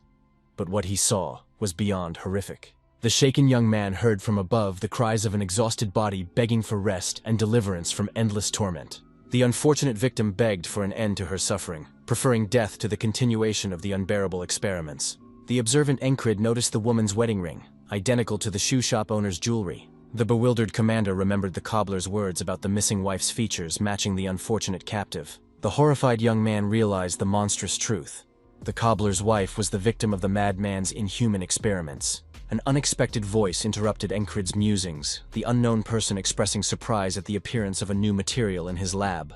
A hideous man in a dark robe, with a disfigured face, boasted the ability to create a new friend for his Varmilo. The outraged commander asked directly about the stranger's involvement in the numerous corpses, receiving cynical confirmation. The ruthless mage scornfully called his victims defective scum not worthy of his attention. The proud creator introduced the creepy monster as a Varmilo, his greatest creation and a true masterpiece of necromancy. The enthusiastic madman promised the young man that he too would make something great out of him after the appropriate transformations. The experienced Encrid instantly identified the stranger as a mage with dangerous knowledge and destructive power. The worried commander remembered the old soldier's wisdom, that it was better to die fighting a mage than to survive. The determined young man adopted a fighting stance, fully prepared to fight a dangerous opponent to the last drop of blood. The fearless Encrid declared his determination to kill the mage, even if he had to give his own life countless times. The nimble commander threw a dagger at his opponent, but the mage easily deflected it, creating a protective energy field. The swift young man made a powerful leap, being next to the mage in a split second, showing incredible speed. The astonished Encrid saw a strange dome in front of him, surrounding the enemy with an impenetrable barrier. The powerful mage easily threw the attacking warrior back a few meters, with a simple movement of his hand. The unwavering commander did not fall, but landed confidently on his feet, ready to continue the unequal fight. An unexpected surprise was the appearance of a panther behind the young man, coming to the aid of his master. The shrewd Esther mentally noted that the opponent possessed immense magical power, too powerful for her master. A determined panther girl decided to gather all her strength to help Encrid in this unequal battle. The sinister mage raised his hand, preparing to deliver another crushing blow to the uncooperative visitor. The skillful sorcerer defiantly controlled the air currents with a single finger, showing the futility of resistance. The assembled Encrid tried to anticipate the evil mage's intentions, analyzing his every move to choose the right tactics. A deep trench appeared at the place where the young man stood a second ago, demonstrating the destructive power of the magic strike. The astonished sorcerer did not hide his amazement, wondering how an ordinary mortal managed to dodge his deadly attack. The shocked commander realized he couldn't see or hear, but he could clearly feel the lust to kill his opponent focusing on the mage's weapon. Recalling Encrid mentally going over his squad's advice about confronting the mages, he remembered Rem's suggestion to let an arrow fly. The realistic young man realized that on the battlefield, such a strategy would be useless against a barrier-protected opponent. The cautious commander remembered Jackson's advice to kill the mage before he noticed the attacker's presence. Straight-faced Auden recommended grabbing the wizard firmly to deprive him of his ability to conjure and ending him quickly. Frustrated, Encrid realized that all this advice seemed utterly useless in the face of an actual powerful mage. The practical Ragna argued that all living things would die if they simply managed to cut through the mage's defenses with an ordinary blade. The wary sorcerer watched the furious movements of the young warrior trying to find a way to overcome the magical defenses. The attentive mage saw his opponent's desperate desire to strike a powerful blow, counting on brute force instead of magic. The observant commander realized that the transparent shield around the mage could not be broken by a normal dagger, but perhaps by pure force. The self-righteous sorcerer mockingly suggested that the young man try to break through the insurmountable barrier, not believing in his abilities. Alarmed, Encrid felt a strange force beginning to gravitate towards him, as if magnetically drawn to a target. The protective panther stared angrily at this apparition, ready to rush to its master's aid at the critical moment. The stunned commander saw a thick energy reaching straight for his heart, threatening to be deadly. Concerned, Esther mentally recognized that the man had apparently lost an unequal fight to the powerful mage. A surprising energy enveloped the young man's heart, suddenly giving him the strength needed to break the protective shield. Incredibly, the commander managed to break the dome, which shattered into countless shards of magical energy. The determined Encrid took advantage of the moment and took a powerful swing to deliver a crushing blow to his defenseless opponent. The enraged young man pierced the mage with his weapon, effectively splitting his body in two with one precise blow. Abundant blood gushed from the mortally wounded mage, flooding the stone floor of the underground laboratory of horrors. The angry commander looked as determined and angry as possible, unable to forgive the villain for bullying innocent people. The mission accomplished, Encred landed after his deadly jump, feeling a strange desolation instead of the joy of victory. The attentive young man suddenly noticed a splinter on his weapon, the result of a powerful blow to the magical defenses. The relieved commander realized that luckily only his sword had broken, and not himself, given the incredible force of the recoil. A bemused Encred pondered the incredible recoil from the blow that could literally tear him apart. The bewildered young man examined his body, trying to figure out why it didn't show a single scratch after such a powerful collision. The puzzled commander wondered if his armor was of such high quality that it protected him from the destructive magical energy. Encred looked back and looked up at the customer's wife to assess her condition after the mage's destruction. The saddened young man bitterly realized that even the woman's barely perceptible breathing had already stopped. He was too late to save her. The frustrated commander regretted not being able to fully accomplish the task, despite his best efforts and sacrifices. The perfected Encred noted that although he had managed to master the door of the sixth sense, it was not enough. The self-critical young man admitted that he hadn't been able to overpower the mage fast enough to save the unfortunate woman. The devastated commander felt no happiness at the victory, realizing that he had failed to save the main victim of the atrocities. The irritated Panther mentally rebuked the foolish mage who had created such a powerful creature, but lost without ever using his monster. Studying Esther realized that the monster was a flesh golem, designed to preserve the mage's physical abilities if necessary. The power-hungry Panther realized that one more spell would awaken the monster, and now wanted to take that power for herself. Responsible Encred reported to the company commander the next day about the discovery of an undead lair under an ordinary shoe shop. A concerned young man reported that residents were being kidnapped for cruel experiments in the center of the city, posing a serious threat. The prudent commander suggested covering up what had happened, anticipating the possible chaos if this terrible truth were made public. The perplexed war lady asked the reasons for this decision, to which the young man replied about the priority of human lives. The prudent authorities ordered that the unfortunate hole in the shop be simply patched up, concealing the existence of the underground labyrinth. Uninformed citizens never realized what had been going on in the center of their town all those months of disappearances. The deceived shopkeeper could hardly believe that it was all the fault of trivial thieves who turned out to be real monsters. The grateful cobbler handed Encred a huge sack of money, insisting it was a well-deserved payment for getting rid of the problem. The attentive old man also gave new shoes to the hero, noticing the excessive wear and tear on his boots after the dangerous adventure. The satisfied man thought that now the headache was one less, unaware of the true extent of the tragedy. The naive customer kept hoping for the return of his missing wife, unaware of her terrible fate. The yearning old man, apologizing for his shamelessness, asked the young man to find his wife, unwittingly causing the commander heartache. The confused Encred didn't know how to properly report the woman's death, not wanting to crush the old man's last hopes. The compassionate commander evasively promised to try, not having the energy to tell the cobbler the cruel truth about his wife. The pensive young man, when everyone had dispersed, climbed to the top of the mountain to be alone with his thoughts. The philosophical Encred pondered whether indefinite hope was really better than the knowledge of bitter truth for the human soul. The doubting commander wondered if he would be able to prevent such tragedies when he became a true knight. The realistic young man recognized that he had not yet achieved the coveted knighthood, and therefore did not know the answer to his question. The determined Encred decided that the only possible path to try to still become a true protector of the people. Terrifying dog monsters suddenly attacked the squad, testing the warriors' fighting skills in a real battle. Caught by surprise, the squad led by the commander encountered several creepy creatures at once, forcing them into battle. The calm Encred urged his comrades to keep their cool, showing a model of endurance in the face of danger.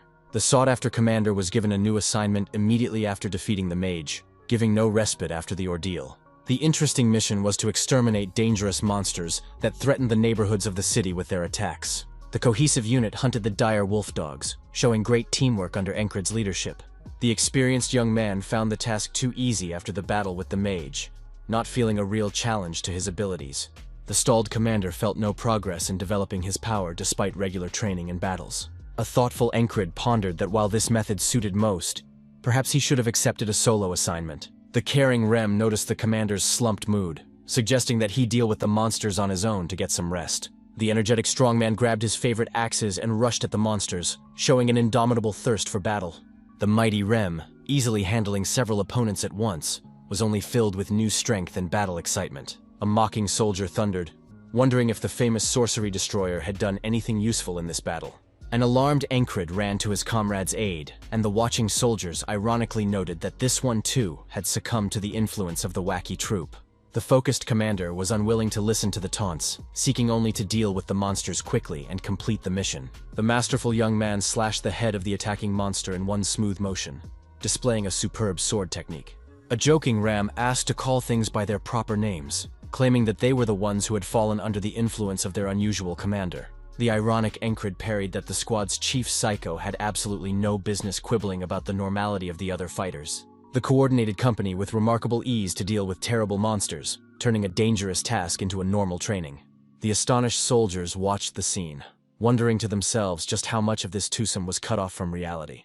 The last spirit-emitting monster fell from the apt strike, completing a successful hunt and confirming the squad's prowess. The satisfied commander noted that everyone had fought excellently, and there were absolutely no comments on their actions. The attentive Rem, turning to his commander, noticed some unusual mood in him after the battle was over. The tired soldiers advised the rowdy couple to join a heavy artillery unit if they wanted a real fight. An experienced heavy artillery squad was sent to get rid of a dangerous pack of creatures threatening the surrounding settlements. The former soldiers recognized that they were still a long way from the king's guard, ordering them to keep their shields down until reinforcements arrived. The pale warrior stared forward in horror, unable to believe his own eyes at the sight of the approaching enemy. The dazed soldier saw before him a terrifying huge monster bird that darkened the sky with its gigantic wings. The terrified fighters realized that they were surrounded by dozens of creepy monsters, leaving no chance for retreat. The nimble monster grabbed the soldiers with its powerful paws, lifting them to deadly heights before a murderous fall. Paralyzed by terror, the warriors were afraid to make an extra movement, realizing that any mistake would be the last of their lives. The brave Rem and Encred ran swiftly to the aid of the surrounded squad, with no thought for their own safety. Experienced fighters instantly recognized the flying monsters as harpies, legendary monsters that terrorize humans. The recollecting commander realized that the mercenary squad where he had temporarily served earlier had been destroyed by these very creatures. Just as Encred remembered how his entire provisional squad had perished at the claws of those ruthless flying assassins. The sentimental young man warmly remembered his former comrades, good guys who did not deserve such a horrible death. The responsible commander perceived the current battle as a duty of honor, an opportunity to avenge his fallen comrades. A determined Encred vowed not to let anyone else die if it was in his power to prevent it. Fearless young man, together with his faithful comrade, rushed into battle against the terrible monsters, wanting to rid the world of this scourge. The deadly harpies with their blue eyes and razor-sharp teeth were terrifying even to seasoned warriors. The piercing scream of these creatures was so strong that a man could lose his hearing from its mere sound. The experienced Encred knew that the eerie scream of the harpies drove men mad, turning brave warriors into quivering madmen. The harpy that rushed at the commander was determined to tear the enemy apart with its powerful claws. The calm young man thought that such a death was not as agonizing as some of the others he had encountered. The unperturbed Encred cold-bloodedly slit the throat of the horrible monster, not giving it a chance to use its deadly scream.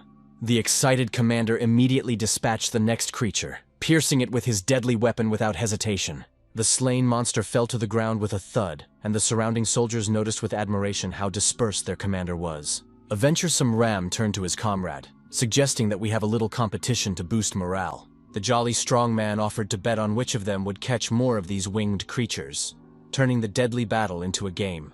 The insidious harpy swiftly swooped down on the guy from behind, trying to catch him off guard with her surprise attack. The focused commander sensed danger, as if time had slowed, and the creature reached for him with its claws. The serious Encred rejected the frivolous offer, saying that he had not come here to amuse himself, but to do his duty. The nimble young man lightning quickly jumped aside, preventing the creepy creature from grabbing himself with its deadly claws. The enraged commander, brimming with real anger, chopped the harpy down with a swing, avenging his fallen comrades. The impressed heavy artillery soldiers noticed that although Rem had always fought well, the sorcery destroyer was not inferior to him. The astonished fighters watched with admiration the mad excitement on Ram's face as he turned a deadly fight into entertainment. The energetic strongman easily sliced through another creature, continuing his bloody contest with unspoken glee. The purposeful Encred kept pace with his comrade, displaying outstanding speed and efficiency in destroying enemies. The observant Thorez noted that the lad had greatly improved his fighting skills since their last encounter. The surprised officer ironically remarked that they had come here for backup, but ended up just observing the impressive spectacle. The astonished Thorez recognized that their reinforcements were completely unnecessary due to the skill of the two tireless warriors. The enraged harpies went mad with rage, letting out piercing screams that made the blood run cold in their veins. The awkward moment came when Encred suddenly dropped his weapon from his hands in the midst of a fierce battle. The worried commander watched as the sword flew far away from him, creating a serious problem at the critical moment. The gloating harpies cheered as they saw their chance to grab the unarmed lad and massacre the hated enemy. The resourceful young man instantly snatched up his spare dagger and hurled it at the nearest creature, showing tactical flexibility. The prepared Encred demonstrated that he was not so easy to defeat, as he possessed other techniques besides the sword. The enraged monster decided to seize the moment and attack the temporarily unarmed guy with all its fury. The swift harpy began to approach the commander as quickly as possible, wanting to tear him apart with its deadly claws. The dangerous distance between the creature's paw and the guy's face had shrunk to a minimum, threatening imminent mutilation. The nimble Encred managed to reach his fallen sword at the last moment, doing an incredible somersault. The masterful commander grabbed his weapon and slashed the attacking monster just in time, avoiding the fatal blow by a hair. The remaining harpies continued to circle in the air, letting out shrill cries, but no longer daring to approach. The surprised soldiers were amazed to notice the unusual behavior of the monsters. The monsters looked scared and unsure. The astonished warriors watched for the first time as the ghastly creatures that had terrorized entire villages fled from the humans. A thoughtful Encred realized that the harpies that had destroyed the mercenary squad in the past were different, perhaps more dangerous. Painful memories came over the commander. Then he was told that the demise of the unit was due to his weakness. The cruel words about the idiots who died saving your very life are forever etched in the memory of the vulnerable young man. The disturbed Encred was extremely uncomfortable with these memories, filled with guilt and helplessness. The grown-up commander was comforted by the thought that now he himself saves others, so the sacrifice of his comrades was not in vain. Practical Tories suggested returning since the dangerous monsters had flown away, leaving the battlefield to the royal soldiers. The confident heavy artillery fighters declared that since the harpies were no longer threatening the humans, the backup could leave quietly. An unsatisfied Encred objected that it was quite early to return, suspecting that the danger had not passed. The stunned soldiers, hearing the guy's determined words, looked around and thought what a desperate lunatic he really was. Impressive rumors quickly spread through the military camp. It was said that Encred was the one who saved the elite heavy artillery unit. The indefatigable young man, not resting on his laurels, continued to exhaust himself with hard physical training every day. The sensitive commander could hear those around him discussing his progress, hardly believing that this guy had achieved such impressive results. The disciplined Encred came to take a new assignment, and the surprised steward rebuked him for his absence yesterday. The purposeful commander was now constantly practicing with his sword, honing his technique with his primary weapon. The amazed passerby watched the persistent young man, who did not miss a day of training despite any circumstances. The skeptical soldier was perplexed as to what could be fun in such a monotonous life of endless exercise. The curious warrior, looking at Encred's progress, decided that perhaps he too should try a similar training system. The initiative fighter soon found a like-minded friend. His comrade also decided to follow the example of the famous commander. The popularity of the training grew rapidly. In a few days, a whole crowd of soldiers would gather, following Encred's example. A concerned company commander came to the training field to personally assess the changes taking place. The observant fairy noted that the atmosphere in the army had changed markedly recently due to a new trend. An informed subordinate explained to the girl that it had become fashionable to repeat training after the famous destroyer of sorcery. The determined military commander declared that she could no longer leave the phenomenon without the appropriate attention of her superiors. The earnest fairy explained to Encred that there had been a long meeting of the commanders about him, and he should abide by the decision. The official girl informed him that as of this moment, his squad was promoted to independent platoon status with all privileges. The proud boss announced that the unit would be under the 4th Company, and Encred became an independent platoon commander. The doubtful young man pointed out the small size of his troop, but was assured that he would be supplied with the necessary staff of soldiers. The prudent commander viewed the promotion positively, though he realized that with the increase in numbers, there would be more lunatics. The wise fairy noticed that the new position would require Encred to spend more time practicing and developing skills. The surprised young man did not hide his amazement upon hearing this unexpected statement from his immediate superiors.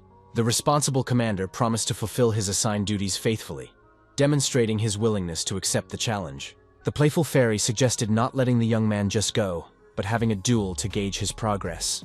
The serious girl pointed to hand-to-hand combat as her weapon of choice to test the young commander's skills. Thinking back, Encred distinctly remembered his past humiliating defeat in a fight with the company commander. The persistent young man hadn't forgotten how he couldn't even stand on his feet for a second.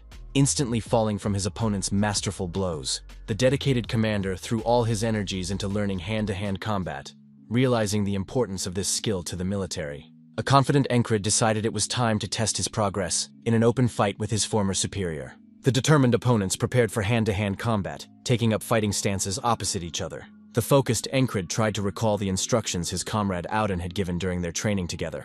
The experienced mentor explained that hand-to-hand combat is similar to fencing in terms of distance, and it is the fighter's endurance that serves as the foundation. The pondering young man remembered that everything loses its meaning when unmoving, when the company commander suddenly leapt forward with an attack. The quick girl tried to make a swift strike, but the attentive Encred managed to put up a competent block. The trained commander remembered that reaction speed and lightning-fast decision-making are critical in hand-to-hand combat. The strategically minded young man also considered the factor of the strength and size of the enemy when planning his actions.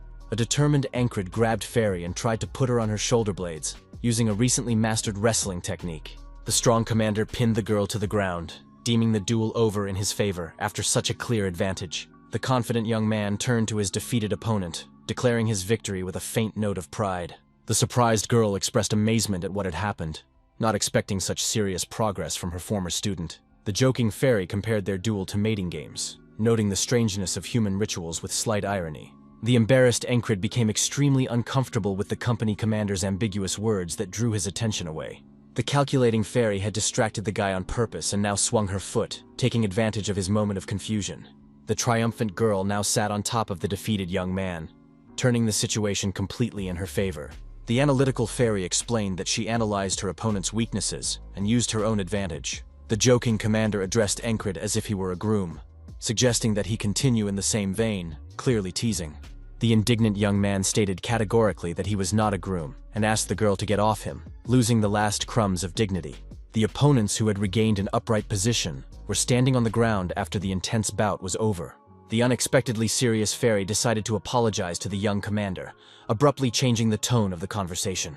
The guilty girl said she couldn't prevent something important from happening, causing the guy to be perplexed. Puzzled, Encred pondered the meaning of her words, not understanding what exactly she had failed to prevent. The anxious war lady reported that as the cold weather receded, the battlefield was once again awakening to activity. The massive war with Aspan that was brewing began with the mobilization of troops, eager to wash away the shame of a previous defeat. Naurilia's powerful army was also actively preparing for the upcoming confrontation, mobilizing all available resources. A stately man with green eyes and a thick beard introduced himself as the new battalion commander named Marcus. An informed Chris noticed that this time the enemies really intended to follow through with an experienced warrior. The respectful subordinate explained that Marcus, one of the key officers in the Cyprus division, is a superb strategist and an experienced commander. Critical Marcus stated that their opponents are extremely dangerous, and the army is filled with weaklings who are of little use in battle. The shrewd commander pondered that there was one among his subordinates who could definitely be of use to him. The hearsay officer knew of the platoon commander, nicknamed the Witchcraft Destroyer, performing one heroic feat after another. An intrigued Marcus wondered if it was luck or skill, wanting to see what the legendary warrior was capable of. The wary soldiers were discussing the order they had received to scout the area along the river, which had come directly from the battalion commander. Realizing Encred only now understood the true meaning of the Fairy's cryptic words, warning of the coming events, an alarmed Henry noted the dangerous proximity of the area of exploration to an Hispanian fortress called the Crossing. The new member of the platoon explained the combat purpose of this powerful fortress, built solely for military purposes. The analytical archer concluded that sending their squad to such a place in wartime was clearly aimed at gathering intelligence. A cautious Rem suggested that the commander refuse the dangerous mission, but Encred, true to duty, reminded him of the direct order. The informed subordinate added that the battalion commander also ordered everyone to report to the new platoon captain. An overconfident Andrew thundered as the new captain, demanding unquestioning obedience from all soldiers. The nervous newcomer suddenly noticed something nearby that made him stop talking and look closely. The intimidating Ram, with his inadequate appearance, caused subconscious fear in most people he met. The psychopathic strongman defiantly licked the blade of his huge axe, enjoying the effect of the gesture. A scornful Rem wondered why such an insignificant bug was among them, mocking the newcomer. The frightened guy reminded of his new status as commander, demanding appropriate respect from his subordinates. A skeptical Ragna ironically wondered if this young kid was really appointed as their new commander. The cocky Andrew offered to settle all differences by fighting, clearly having no idea who he was going to fight. Bloodthirsty Ram noted the bug's boldness with a mad gleam in his eyes, anticipating an easy victory over the insolent man. Unperturbed, Audine politely asked permission to stretch his joints, preparing to teach the cocky newcomer a lesson.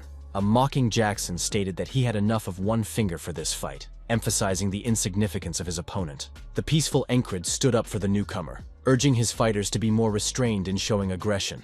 A terrified Mac pleaded with the lad to stop the enraged fighters, fearing a fatal outcome. The anxious recruit expressed horror at what was happening, realizing that the officer could not be abused. Responding, Mac quickly pulled Andrew away from Rem, preventing a potentially fatal collision. An informed Henry offered to elaborate on the dangerous terrain where they were being sent on a mission. The prepared Encred moved forward as night fell, ready to fulfill the mission assigned. The equipped young man, clad in his new armor, knew that the upcoming mission was clearly not going to be an easy ride. A surprised Thoris, upon meeting Encred, inquired about his destination at such a late hour. The observant officer noted the increased crossing of their paths of late, thinking it an interesting coincidence. Curious Torres inquired about the young man's promotion, suggesting that they might now be of the same rank. The surprised officer asked the guy's age, receiving an unexpected answer about 30 years old, clearly not matching the appearance. A shocked Thors, his face changing, expressed bewilderment that the young man appeared to be older than he was, contrary to his youthful appearance. The puzzled officer wondered why Encred had such a young and sweet face despite his advanced age. An ironic Torres joked bitterly that he was apparently the only one here who was truly aging. The focused Encred explained that the mission required crossing the river first, promising to provide the rest of the details when he met with the team. The arriving companions, as they came closer to the wharf, noticed with annoyance the absence of the boatmen necessary for the crossing. The practical Torres, assessing the situation, suggested using the enforced delay for a much-needed rest before the mission. The restless Encred, pulling his sword from its sheath, clearly had very different plans for the use of his free time. A puzzled Thores reminded the young man to rest, but he had already begun another training session with his usual diligence. The astonished comrade mentally noted the incredible persistence of this stubborn Frost, which does not know rest even before the task. The observant officer recognized that such persistence had paid off. The men began to genuinely respect the young commander. Looking around, Torres noted that the guy not only looked young despite his age, but he was also really handsome. The annoyed officer suddenly became angry, recognizing that it was too much, having so many advantages at once. Sensitive Encred, noticing the strange reaction, wondered if he sensed a lust for murder from his comrade. The attentive young man took a closer look and realized that it was not a lust for killing, but some other strange expression. The baffled commander noted that the comrade looked as if he was about to cry, which did not fit his image at all. A recollective Torres inquired about the score of their last contest at the inn, recalling a score of 14-16. A confident Encred remarked that those fights were a long time ago, but now he was much better, hinting at his progress. The wise officer reminded the young commander that he was not the only one improving. Everyone around him was also getting better. The enthusiastic young man, clutching his weapon, smiled, and admitted that he was only pleased to hear of his comrade's improvement. The enthusiastic warriors began a friendly sparring session, testing each other's skills before the dangerous mission ahead. The cocky Encred felt an unprecedented confidence in his own abilities after a lot of grueling training. Equal opponents fought so impressively that even an experienced observer would not have been able to determine the superior in this bout. The observant Thores remembered how this young man had fought monsters, displaying incredible fighting skills. The experienced officer recognized that the guy had become many times stronger compared to his previous skill level. A weary Thores could hardly admit that he was slowly beginning to lose in this intense fight to the young commander. The strong-willed officer, gathering all his strength, managed to resist the onslaught of the progressive guy, not wanting to give up. The cunning Thors, though they fought unarmed, suddenly swung his fist, preparing a devious hold. The lightning-fast punch went straight for the guy's face, threatening to do some serious damage in this supposedly friendly fight. A tense Encred saw the approaching fist reflected in his eyes widened with surprise. The agile young man, despite the unexpectedness of the hold, managed to dodge the swift attack at the last moment. The shocked commander noticed that there was actually a knife hidden in his fist hand, designed for a sudden strike. The agile Thores still managed to slice the guy's face slightly, demonstrating the effectiveness of his cunning technique.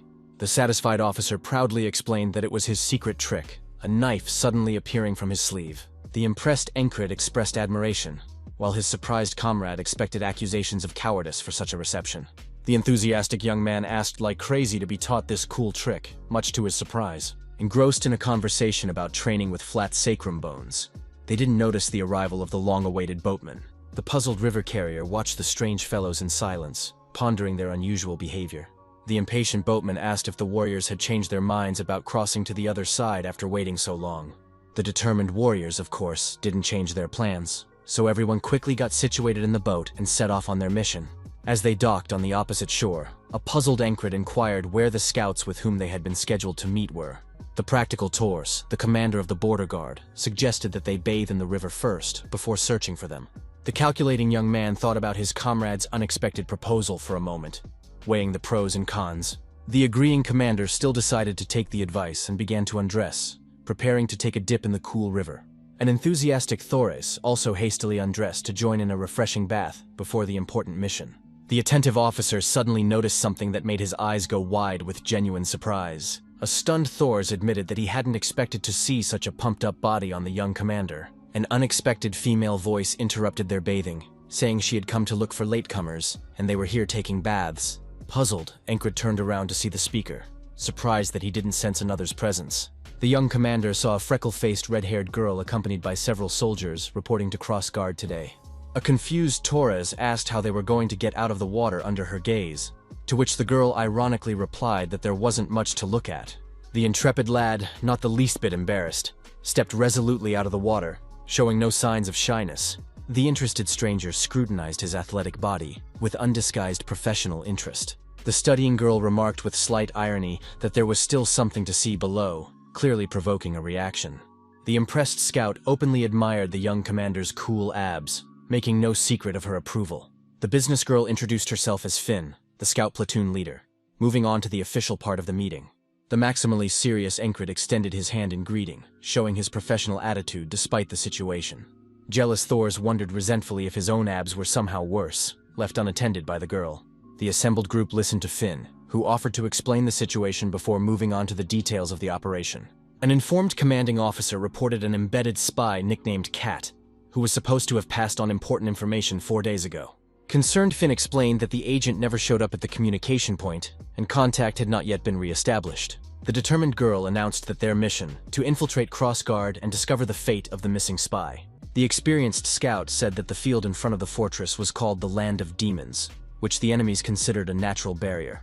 An informed Finn described the first safe way in, through a hole used by black traitors and neglected even by the guards. The methodical girl outlined the second way, a nighttime penetration through the wall, physically difficult, but the safest. The prudent commander explained a third option, pretend to be market guards, which was dangerous because of the main gate, but most convenient. Organized Finn had ordered that her platoon members would go to the communications point, and they would only go into the city in threes to minimize risks.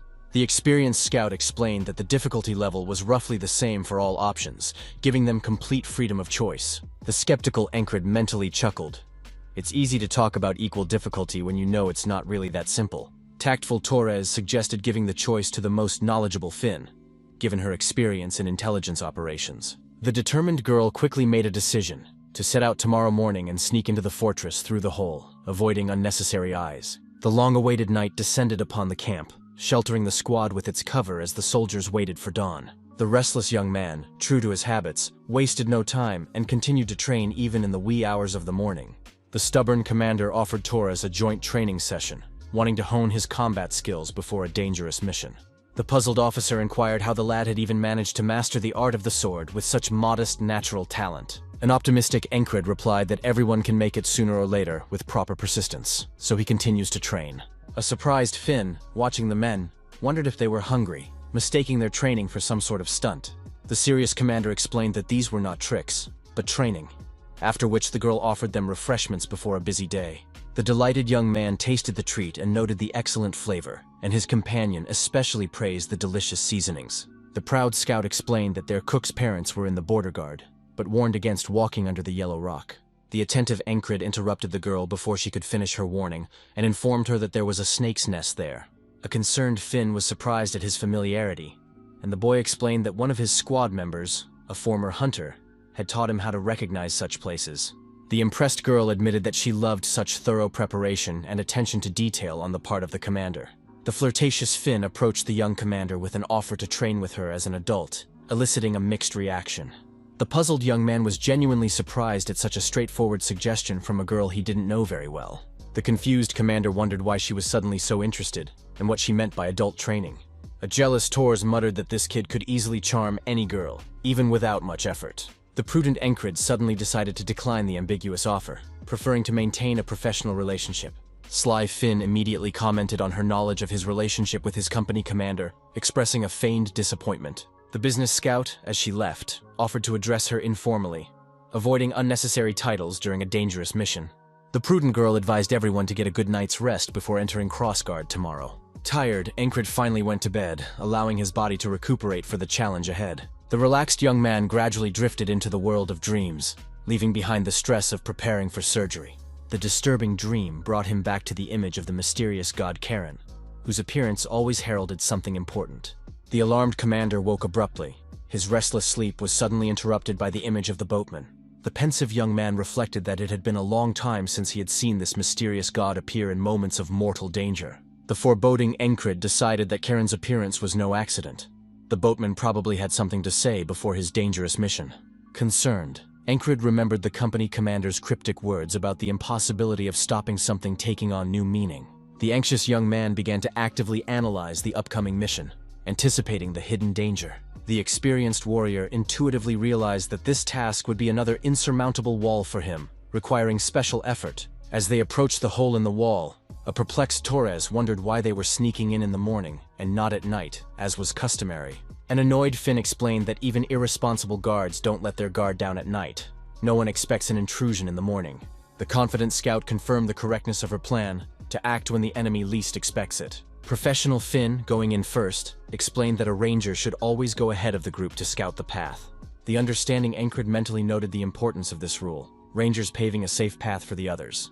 The analytical young man realized the critical importance of moving silently with light weapons in such operations. The attentive commander, analyzing the girl's movements, was amazed at the absolute noiselessness of her cautious steps. The inquisitive Encred tried to understand her movement technique, wanting to adopt this useful skill for himself. The determined young man wondered if he would be able to replicate and master the same silent way of traveling. Suddenly, the enemies appeared in the tunnel, angrily announcing the capture of the rats, taking the group by surprise. The stunned trio clearly didn't expect an ambush in this place, which was considered safe according to intelligence information.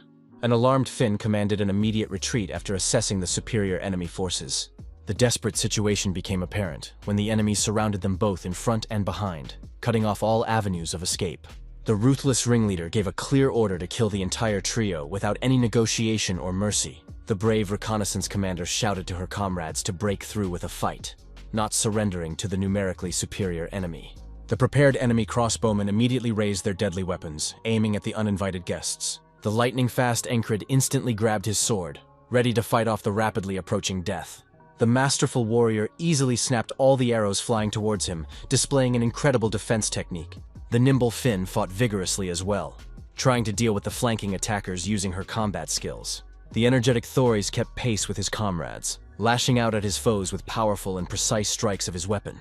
A frustrated Encred noted the weakness of his opponents in individual bouts, but in such a situation, he could not fully show his strength. Caught in a dire situation, Finn found herself in the crossbow's crosshairs, and there was no way to save the girl. Careless Thors didn't notice the enemy running up to him from behind, preparing to deliver a treacherous blow to an unprotected part of his body.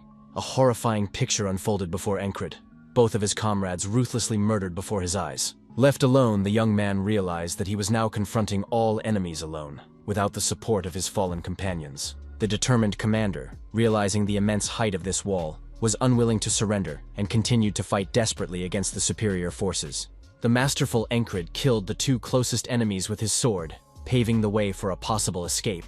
The ruthless warrior slit the throats of his opponents, not hesitating at all in the face of imminent death. The desperate young man continued to tear through the crowd of numerous enemies, leaving no attempt to survive. The tactically minded enemy commander ordered this dangerous fellow to be surrounded, giving him no chance to escape. The weakening Encred suddenly landed a powerful blow to his stomach, knocking the air out of his lungs and throwing him off balance. The defeated young man was thrown on his back and prepared to be pierced with a spear, ending his desperate but hopeless battle. A terrifying number of spears simultaneously rushed towards the guy's body, foreshadowing an inevitable and agonizing death. The desperate Encred tried to fight back somehow, hoping to gain new skills even from this doomed encounter. The young man's focused gaze caught the spear flying towards him at an incredible speed, inexorably approaching its target. The awakened commander realized that such a large number of troops could not have been there by accident. It was a carefully planned ambush. The astute Encred realized that the enemy knew exactly what the planned invasion was, which explained such a prepared meeting. The intuitive young man, as everyone prepared to depart, suddenly shared his bad feeling about the mission. The prudent commander suggested an alternative plan, to penetrate the fortress through the wall instead of the original route. Trusting Thoris reminded him that thanks to similar sensations, the guy was able to find and destroy sorcery, so it was worth heeding. The stealthy Encred chose not to explain that it was not intuition, but the experience of multiple reincarnations that allowed him to foresee danger. Prudent Finn agreed with the suggestion, noting that it was safer to go to the wall in the evening, which meant having to wait. The prudent fellow unexpectedly offered the red-haired girl a sparring session, wanting to prepare herself for the challenges ahead. Playful Finn asked if he liked doing such things, noting his boldness with undisguised interest. The embarrassed young man became uncomfortable with the ambiguity, and he hastened to clarify that he was referring solely to a friendly duel. The honest scout recognized that while she was good in combat, it was in swordsmanship that she had no particular skills. The adaptable Encred immediately suggested a bare-handed duel, which visibly interested the girl. The calculating commander pondered that if the enemy knew of the planned invasion, a clash would probably occur by any route. The practical young man found it useful to understand each other's fighting abilities beforehand, and practice before the actual fight. The confident Finn gallantly offered her opponent the first blow, showing athleticism and some swagger. Encred's determined fist swung towards the girl, intending to deliver a precise but controlled blow in a practice fight. The elusive scout slipped away so that the blow simply went through the air, demonstrating her superior reactions. The impetuous Finn immediately counterattacked, delivering a painful knee strike to the young man, catching him off guard. The shaken guy stepped back a bit, regrouping after his opponent's unexpectedly effective counterattack. The aggressive girl gave no respite, continuing to pressure her opponent with her speed and hand-to-hand combat technique. Adapting Encred decided to employ the same strategy that had worked against the company commander in previous sparring sessions. The prudent young man decided to take advantage of his weight class by compensating for the girl's speed. The strong commander, thanks to his physical strength, managed to plow the girl on her back using leverage and inertia. A teary Finn approached the guy with an offer to compete in a more serious wrestling match, without admitting defeat. The flexible scout straddled the young man's back with her legs, turning a seemingly losing position into an attacking one. The stubborn couple had a real wrestling match, where no one was willing to give in, demonstrating the hardness of character of both. The technical girl continued to choke the guy with her legs, applying a professional martial arts grip. An outraged Thors decided to stop the prolonged sparring, loudly demanding that this outrage stop immediately. Impressed, Encred noted to himself that the girl had a small but extremely muscular body, giving away serious training. The observant young man concluded that Finn was definitely better at close combat than traditional fencing. The astute Encred saw in a strong opponent the perfect opportunity to hone his fighting skills and progress. The enthusiastic young man offered the girl to repeat the sparring, wishing to consolidate the experience and learn new techniques. The prepared group, after waiting for evening to fall, finally went to the wall to execute the adjusted plan. A prudent Finn noticed the Encred's excessive amount of weapons, warning that he wouldn't make it halfway across with such a heavy load. A worried Torres inquired about the fate of his gear, realizing the need to review the outfit. The ruthless scout cut off that she didn't care, suggesting he take care of his own armament. The mocking soldiers, hearing this dialogue, began to openly laugh at the hapless fellow, marveling at his vulnerability. A confident Encred declared that he had enough strength to climb the wall even with full equipment. The experienced Finn called this approach naive, emphasizing that they had more than just the fortress wall to overcome. The former scout explained that reaching Crossguard also required climbing over a huge rock, making the task more difficult. The prudent warriors, looking at the imposing barrier, realized that the climb would be an exceptionally difficult challenge. The self-confident Encred, accustomed to overcoming walls, considered this obstacle to be something rather simple and mundane. The hoarding young man returned from the mage's cave and gathered the spoils he had found to purchase a new quality weapon. The practical commander spared no considerable sum in ordering a sword that suited his requirements and fighting style. The professional warrior understood that for a man whose life depended on a weapon, its quality was of paramount importance. The cautious Encred recognized that without a reliable sword, he would have no chance of surviving numerous deadly situations. The observant Finn, having already climbed to the top, reminded her that this was why she advised leaving the stamina-eating weapon behind. The realistic young man was well aware that such a climb required hard work and maximum exertion. The stubborn commander was not going to give up, seeing this challenge as an opportunity to further pump up his physical strength. The trained warrior knew that muscles worked to the limit become much stronger after recovery. The stubborn Encred slowly but surely made his way up the cliff, not letting the weight of the gear stop him. The life-hardened young man who had overcome countless obstacles was not about to stop before the next challenge. The adamant commander firmly knew that such hardships could not stop someone who had returned from the dead many times. The exhausted Encred still managed to climb the cliff, though it took much more time and effort than he had bargained for. The patient comrades who had waited a long time for the stubborn man still waited for him to appear on the summit, ready to continue the mission. A skeptical Finn wondered if this suffering was really worth the stubbornness of a young man unwilling to part with his weapon. A surprised Thoris pondered if the guy was so obsessed with training that he had turned a combat mission into a gym. The commander's keen ear caught the eerie howl of wolves against the ominous red moon, heralding danger. Concerned Thoris noticed the strange behavior of the predators, emphasizing the unusual nature of them moving in a pack contrary to their habits. An alarmed Finn concluded that such wolf behavior, a valid reason for concern and heightened vigilance. The majestic wall they were to cross rose before them like an impregnable fortress. The assessing Thoris noted with dismay the complete lack of cover in the area, making them extremely vulnerable. The attentive group noticed a guard on duty on the wall, making it difficult to penetrate the fortress. The experienced Finn reassured her comrades, explaining that the night of the 2 full moons was bright enough to cause the guards to let their guard down. The informed scout contemptuously added that the guards in the area were not particularly intelligent or attentive. The collected girls suddenly shouted a signal, and the entire group rushed forward, taking advantage of the favorable moment. The focused warriors quickly made their way to the wall before the turned-away guard could notice their approach. The tense Encred concentrated fully on executing the plan, not allowing himself to be distracted by extraneous thoughts. The wary guard turned suddenly, hearing suspicious sounds that threatened to reveal the presence of intruders. The vigilant guard stared intensely into the darkness, trying to determine the source of the strange sounds that had caught his attention. The lucky trio managed to hide under the wall, invisible to the guard checking the area. Confident Finn noted with a slight chuckle that infiltration was actually not as difficult an endeavor as it seemed. An anxious Encred shared the fear that they might have been spotted, though he wasn't sure if it was a real threat or a play of imagination. The knowledgeable girl explained that there were slums behind the wall, where they could easily hide from possible pursuit. The prudent Finn turned to the stubborn lad, advising him to keep the sword after all, as the climb up this wall was much more difficult. The defiant young man insisted that he needed the extra weight to exercise his muscles even in such an inopportune situation. A puzzled Thors mentally concluded that his friend was definitely some kind of nut, paying attention to training even during a dangerous mission.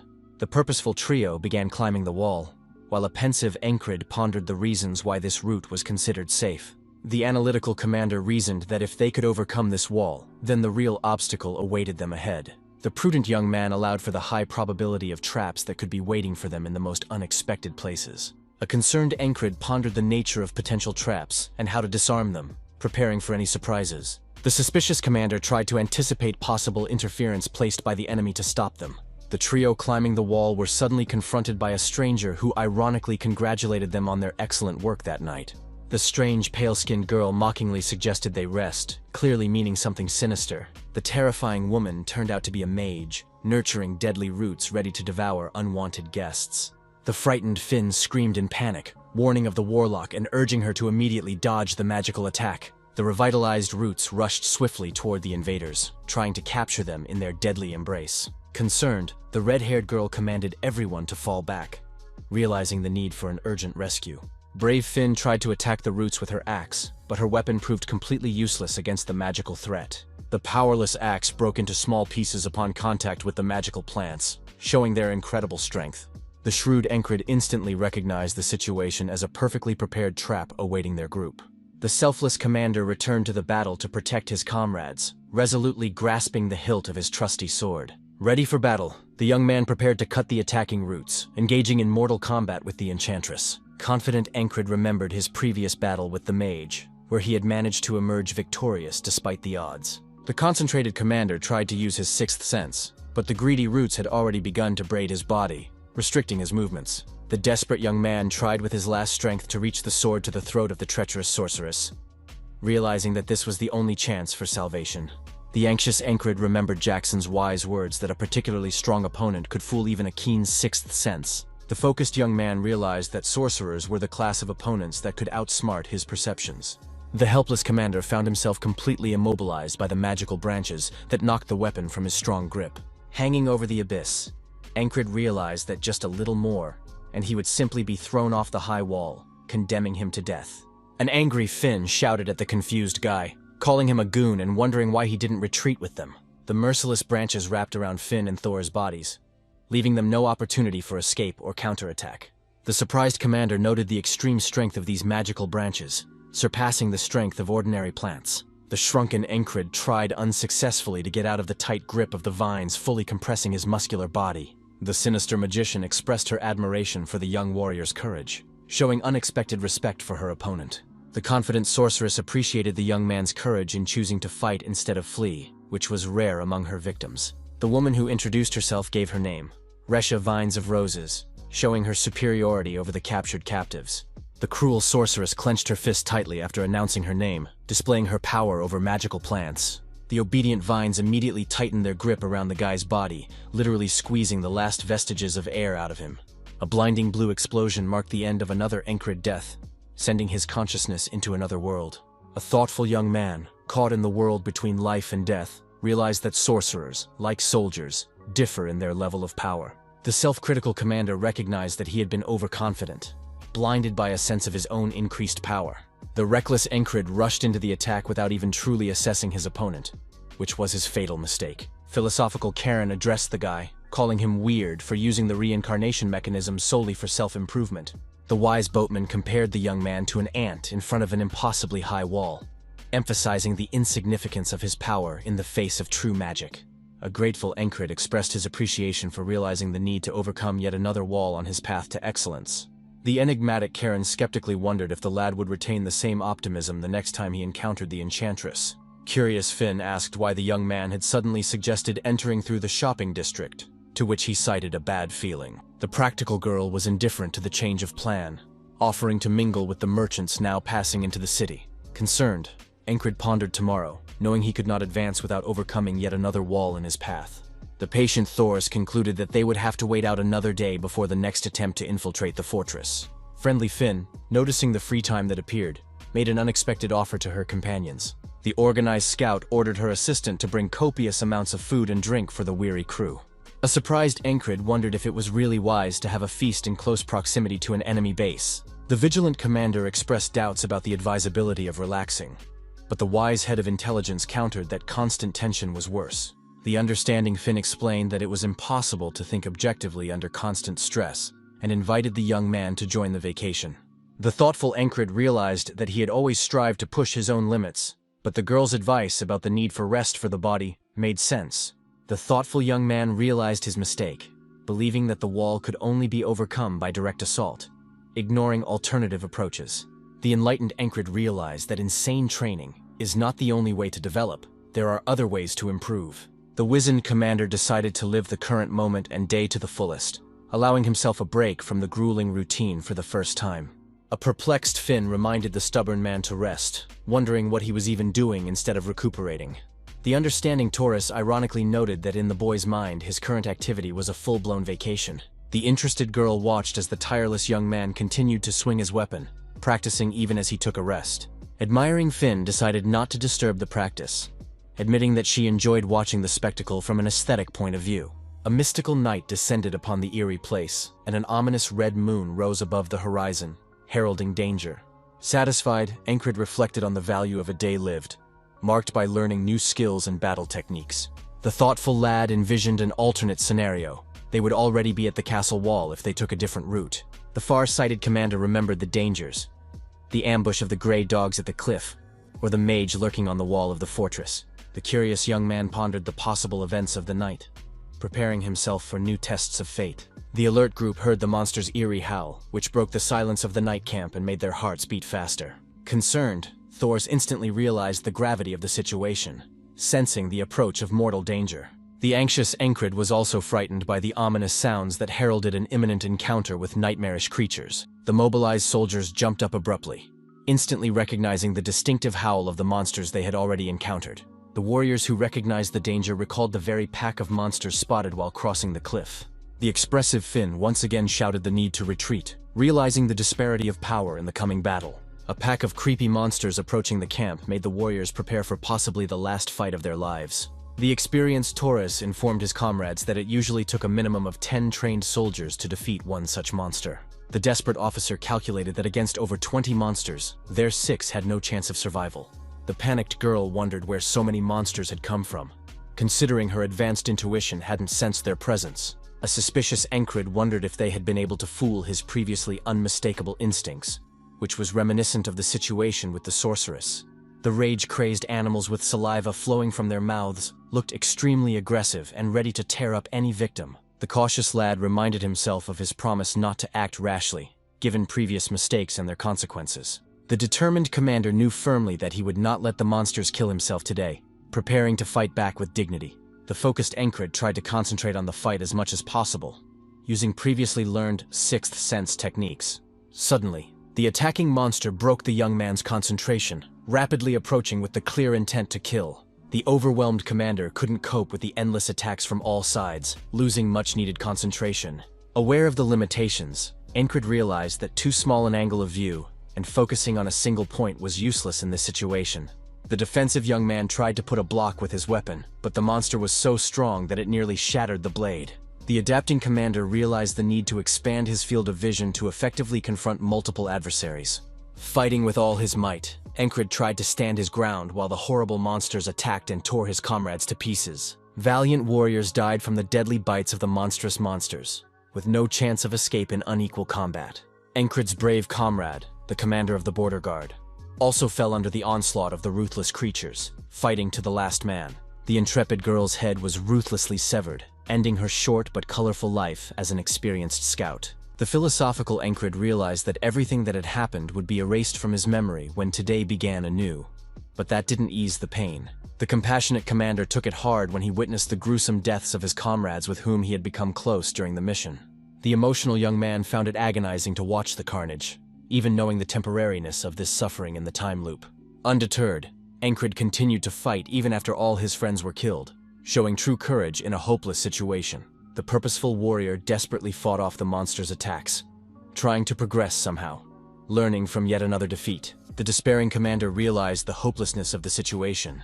The monsters were becoming more and more numerous, as if the darkness itself was generating an endless stream of them.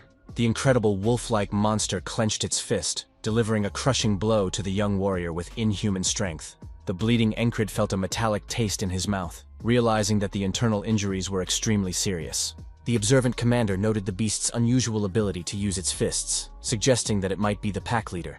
The aggressive creature easily chewed through the guy's arm, denying him the ability to use his weapon effectively. The stalwart Encred tried to hold out against the huge monster, realizing the hopelessness of the situation, but not giving up until the end.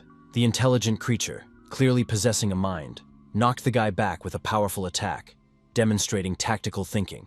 The intrigued commander suddenly noticed something that caught his attention, even in the midst of deadly combat. The young man's focused gaze caught the expression on the muzzles of these monsters, clearly craving his death with primal fury. Studying Encred turned his attention to the creature's crazed eyes reflecting a single desire, to kill and tear the human.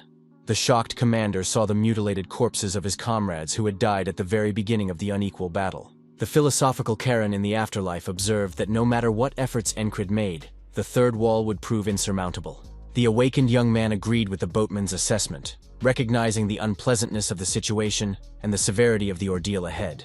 The confused commander woke up and said these words out loud, which confused his uncomprehending comrades. The worried companions looked among themselves, puzzled, asking each other about their commander's strange condition. The resolute Encred, well aware of the intolerability of surrender, stood up and commanded to depart without explaining the reasons for his behavior. The shrewd young man realized that all 3 known paths are insurmountable, so it is necessary to find his own solution to the puzzle. The analytical commander mentally listed the deadly dangers, the ambush in the cave, the powerful enchantress, and the pack of monsters. Thinking back, Encred recalled their first attempt to enter through the cave, which had ended in complete failure. The self-critical young man admitted that he then arrogantly assumed he knew the solution when they were surrounded by enemies. The caring commander understood that his comrades would not be able to face the elite Grey Dog squad alone. Visualizing, Encred clearly saw the angry enemy soldiers in front of him, gloatingly announcing the capture of the rats. Remembering in detail, the commander reconstructed in his mind how they were surrounded, leaving no avenues of retreat or escape. The bewildered young man recalled his helplessness in his first attempt. He was never able to feel anything in the fateful moment of the attack. The vulnerable Encred remembered how he had simply been impaled with spears, not even given a chance to put up a decent resistance against his opponent. The experienced commander clearly recalled his second attempt with the enchantress, who had bound him with deadly magical vines. The stunned young man recalled how impossible it had been to resist the sorceress with her unfathomable magical power. Helpless Encred vividly imagined how she easily slit his body with her razor-sharp enchanted vines. The baffled commander did not understand why the hidden knife trick, mastered during training with his comrade, could not be applied. The realistic young man realized that an ambush could not be avoided at any rate. Their opponents, the persistent lovers, were too experienced. The pragmatic Encred assessed the third threat: monstrous monsters capable of killing in a second anyone in their path. The tactful commander recognized the inequality of forces, his comrades too weak against the superior numbers of experienced opponents. The resourceful young man pondered intensely, trying to find a way to remedy the situation, or at least minimize the inevitable losses. Methodical Encred, deciding to go through the cave again, planned to use the method of successive troubleshooting. The patient commander decided to go through all possible paths one by one, taking his time and scrutinizing each option carefully. The far-sighted young man realized the rare opportunity to practice martial skills unhindered without long-term consequences. The stalwart Encred accepted as a given that each time he was destined to die, but each death became a stepping stone to perfection. The progressing commander noticed he was getting better and more effective in all types of confrontation with each repetition. The rational young man realized that he could afford to spend time developing skills not normally available. Unique Encred realized that the skills he had acquired stayed with him despite the constant repetition of the same day. A judicious Karen in the afterlife asked if it wasn't easier to focus on overcoming just one wall, rather than all of them at once. The wise commander replied that with each repetition only became more convinced. All three roads are equally good and challenging at the same time. The strategically minded Encred recognized the folly of choosing only one path when all obstacles could be explored and overcome. The astonished Thores, waking up on another repeat of the day, was struck by the unusual sight before his eyes. The observant officer saw his comrade already standing and practicing long before the general rise. Impressed, Thores noticed that the young man was doing a great job of his secret trick with the hidden knife up his sleeve. The stunned mentor couldn't hide his surprise at how a student could master his signature move so quickly and flawlessly. The bewildered officer noticed that just yesterday the guy couldn't do anything, and this morning the technique is already perfected. The cautious Encred realized the impossibility of telling the truth about his rebirths, lest he be known as a madman among his comrades. The hardened commander, living his 79th day in the cycle, was much more determined than in all previous attempts. The prudent young man asked his companions if there was anything that could be done before embarking on the perilous journey. The inventive Encred wanted to modify the gauntlets, creating pockets in them to concealed carry a sword on his wrist. The resourceful Encred approached Finn, drawing her attention to the unusual device of his boots with an added feature. The practical commander explained that the inner extra fabric is designed to muffle the sound of footsteps while traveling. A prudent young man offered to make the same boots for all members of the group, asking a comrade for help. The prepared trio, going into the cave, was already equipped with special shoes, making their steps almost soundless. The confident Encred knew that they were far better prepared to face enemy soldiers today than they had been in previous attempts. The prescient commander realized that their quiet movement would make the enemy's ambush much less effective. The experienced young man, although he knew what was coming next, took each attempt as valuable experience to improve his skills. A cautious Encred asked the girl about the likelihood of an ambush, to which Finn replied that the chances of that happening were minimal. The cocky scout added that even in the event of an ambush, they would simply eliminate their opponents without seeing much of a problem. The strategically minded commander asked an unexpected question about the parameters of the cave, exits and entrances, considering alternatives. A surprised Thoris wondered if the boy was sick, asking so many strange and detailed questions before a routine mission. Serious Encred explained his concern that meeting an armed army would mean imminent death for everyone. An annoyed Finn suggested he just stay if he was so afraid, thinking his fears were exaggerated and unfounded. The prudent fellow calmly parried, which only spoke of the caution they should all exercise in a dangerous situation. The thoughtful girl realized a fraction of truth in the commander's words, gradually changing her initial flippant attitude. The manipulative Encred sought to get his comrades to act on his instructions, knowing the critical points of the day ahead. The determined young man realized that only by following a certain course of action did they have a chance of surviving that fateful day. The omniscient commander had an advantage over the companions. He had already seen everything that was to happen in the coming hours many times over. Prudent Finn admitted her mistake, agreeing that she had indeed been too relaxed in a potentially dangerous situation. The tense atmosphere in their trio changed noticeably when everyone realized the gravity of the situation and the possible consequences. The collected girl began to act much more sensibly, carefully assessing her surroundings for danger. The professional scout instantly noticed the deliberately erased footprints that gave away the presence of a lurking enemy. The angry Finn mentally cursed, cursing the insidious enemies who had tried to deceive their vigilance in such a primitive way. The cautious girl suggested that her companions go back immediately to provide a way of retreat in case of danger. The tardy trio found that it was too late. A whole group of heavily armed enemy soldiers had grown up behind them. The nimble scouts managed to hide behind the wall, temporarily remaining invisible to their opponents, waiting for the opportune moment. The improvising Encred suddenly began shouting some sort of order, much to the puzzlement and even offense of his comrades. The bewildered companions were perplexed as to what this lunatic was doing.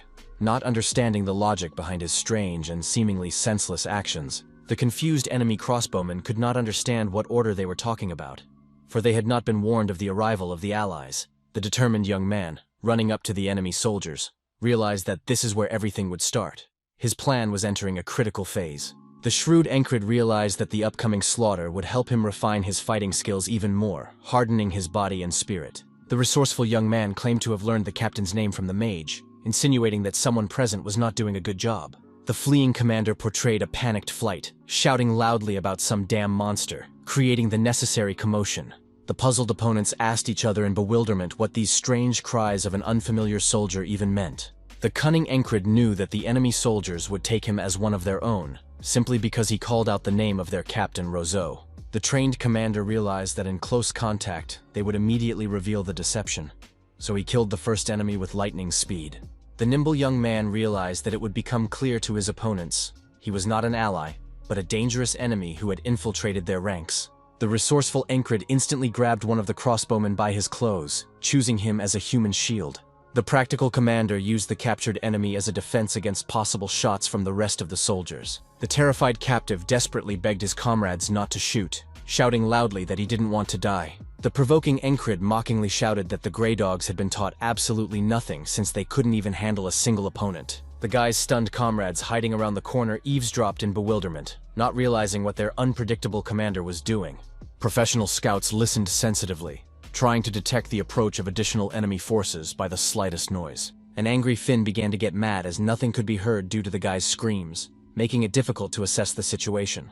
The shrewd girl suddenly seemed to experience an epiphany, beginning to understand the commander's true intent. The distracted Encred kept shouting loudly that their captain, Roseau, was a real jerk, which finally threw the enemies off balance. The silent Finn stealthily crept up behind the nearest soldier, preparing to eliminate him quickly and efficiently. The masterful scout easily snapped the unexpected opponent's neck, not even allowing him to make a death sound. The unflappable Thors, standing in a comfortable position, stabbed the enemy soldier behind his back with lightning speed. The tactful Encred deliberately used the turmoil and noise created as cover tools for the actions of his comrades. The confused soldiers discovered the threat behind them too late, losing precious seconds to the guy's distraction. The doomed sentry didn't even have time to react. The border guard commander had already slit his throat in one precise movement. The brave lad successfully distracted the opponents while his comrades methodically destroyed the enemies one by one. Realizing his situation, the enemy soldier experienced genuine terror as he realized he was alone against several dangerous opponents. The desperate crossbowman aimed his weapon, still hoping to change the hopeless situation with an accurate shot. The hapless shooter hit his own comrade, used as a human shield, right in the head, aggravating an already dire situation. The enemy soldiers who had arrived, seeing the situation, shouted for the impertinent intruder to be killed immediately. The calculating Encred wondered if he had managed to stall long enough to carry out his plan.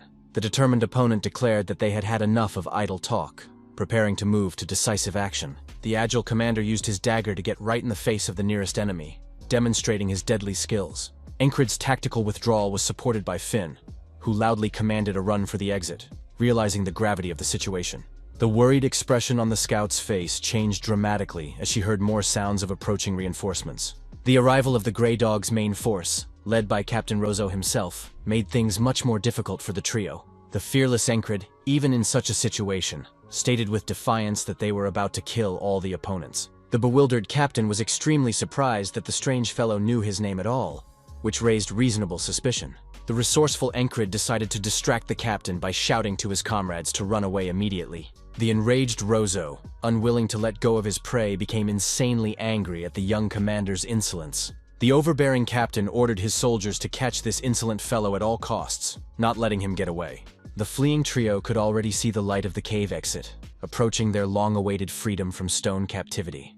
The soldiers pursuing the fugitives in large numbers were following, not a step behind their targets. Concerned Finn pondered the incessant chase, trying to find a way to break away from her pursuers. A determined Encred shouted the need to flee to the camp, not having time to explain the details of his plan. The trusting girl decided to listen to the commander, paving the way for the group to move as quickly as possible. The observant young man noticed the approaching sunset, realizing that it would soon be time for his plan to come to fruition.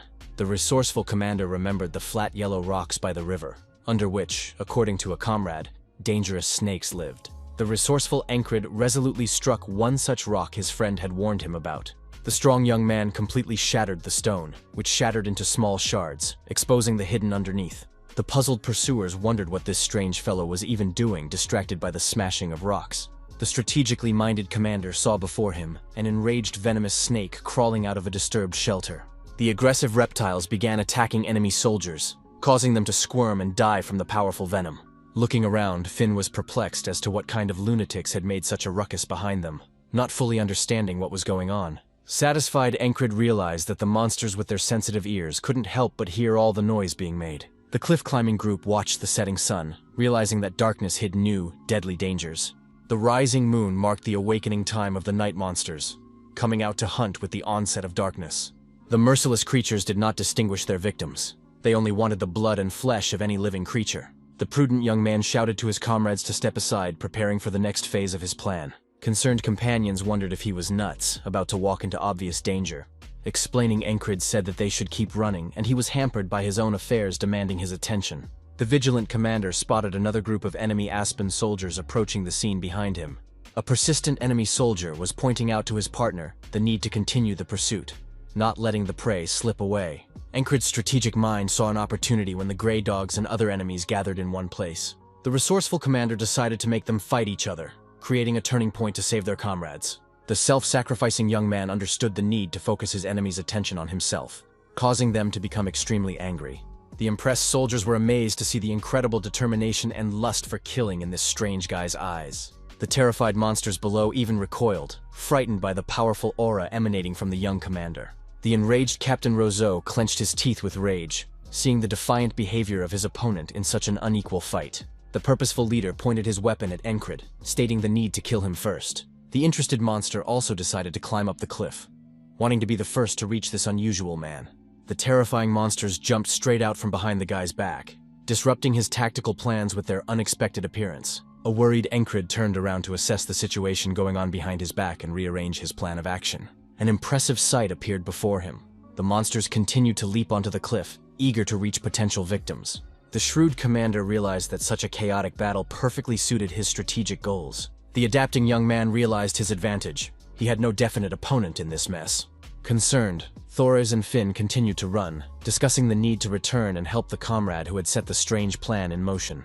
The wary couple heard a loud rumbling and growling behind them, echoing across the rocky terrain.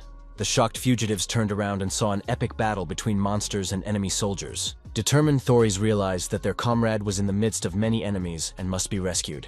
The attentive officer suddenly noticed something strange that confused him and made him wonder what was going on. A delighted Finn noted how well the guy dodged multiple attacks, showing incredible skill. Concentrated Encred turned on maximum concentration on the surrounding weapons at this critical moment. The analyzing commander realized that while the enemies were busy fighting each other, he could actually respond to attacks from all sides. The adapting young man realized the need to spread the focus of attention from one point to a wider area. The determined Encred decided to train this perception, even if the area is not immediately visible, by persistently developing the new ability. The focused commander realized that in this battle, speed of decision-making was critical. The cautious young man realized that even a small mistake could lead him to certain death in this unequal fight.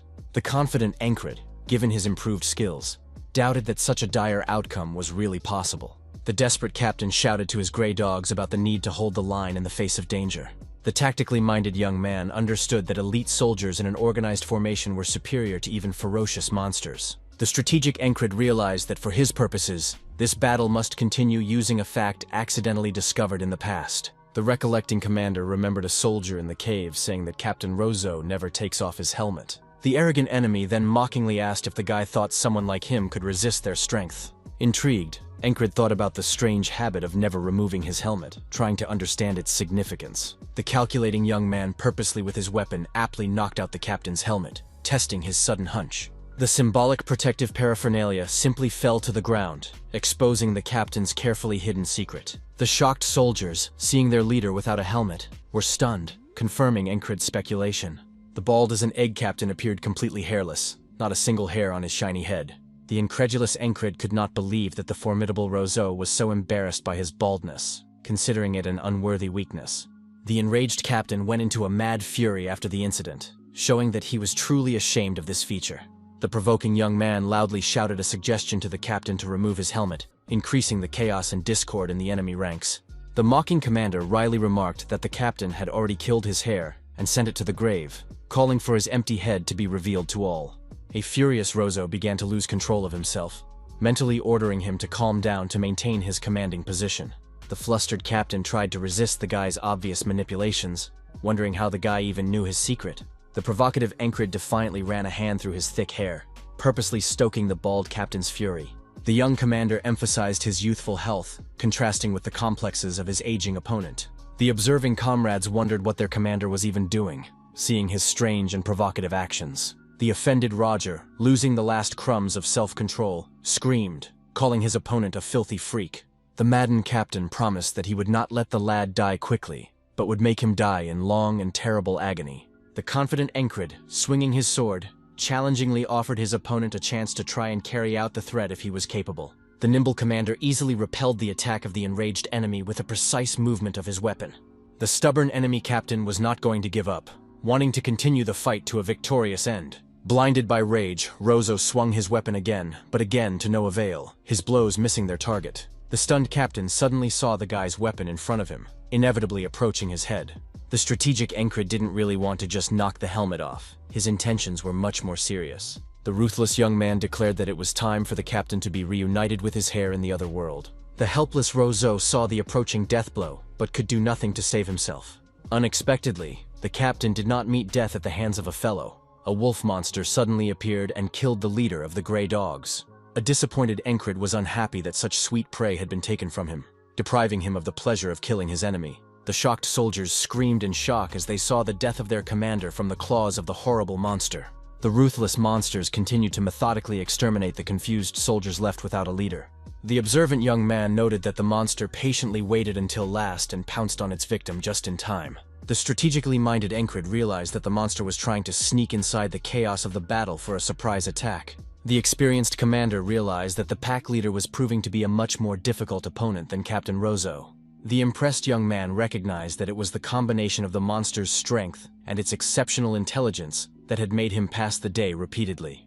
The determined Encred was determined to finally settle the matter with this unusual monster once and for all. The prepared commander put up a block, preventing the monster's clawed paw from touching its body. Equal opponents, man and monster, have come together in a true epic battle, displaying the highest skill. The surprisingly intelligent monster, like a real human, began to use cunning techniques instead of brute force. The anticipatory Encred already knew all these tricks from previous attempts, giving him a critical advantage. The ruthless young man severed part of the monster's arm with his sharp sword, seriously damaging it.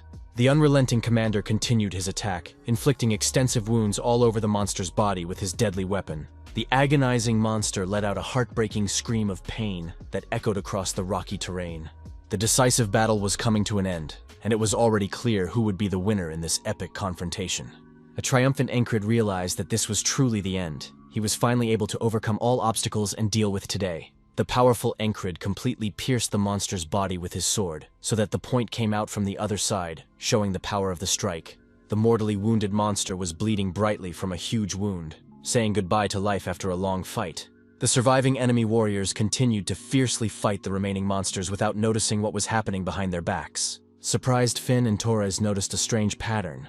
The monsters didn't even think of attacking the guy, as if they were afraid of him. The The majestic leader of the monster pack, defeated, collapsed heavily to the ground, recognizing the superiority of humans. The enthusiastic commander admitted to himself that it had been too long since he had experienced such strong emotions in real combat. A determined Finn shouted to Taurus to join his comrade, not wanting to leave him alone. The anxious friends called Encred's name loudly, trying to get his attention in the midst of the chaotic battle. Concerned companions shouted to the lad to get out of there while there was such an opportunity to avoid being killed. The fleeing young man was spotted by one of the soldiers, urging his comrades to catch him, not wanting to miss a dangerous opponent. The prudent Encred realized the absurdity of the situation. No one would rush to catch him when there was a deadly battle with monsters. The lucky trio quietly fled while the enemy soldiers continued to desperately fight the ruthless monsters. Curious Finn wondered if the guy had planned everything in advance and how he knew about the presence of monsters in these parts. The sincere young man modestly replied that he was just lucky, and his comrade asked in surprise when he had managed to become so strong. A reflective Encred pondered how strange a coincidence everything that had happened seemed to people unaware of the day's repetition. The evasive commander, unable to explain what was happening, declared that there were more important things at the moment. The purposeful young man reminded them that their mission was far from over, not allowing them to relax early. The focused Encred mentally noted that there was still one more wall to overcome ahead. The wary commander realized that the last serious obstacle would be the powerful enchantress with her deadly vines.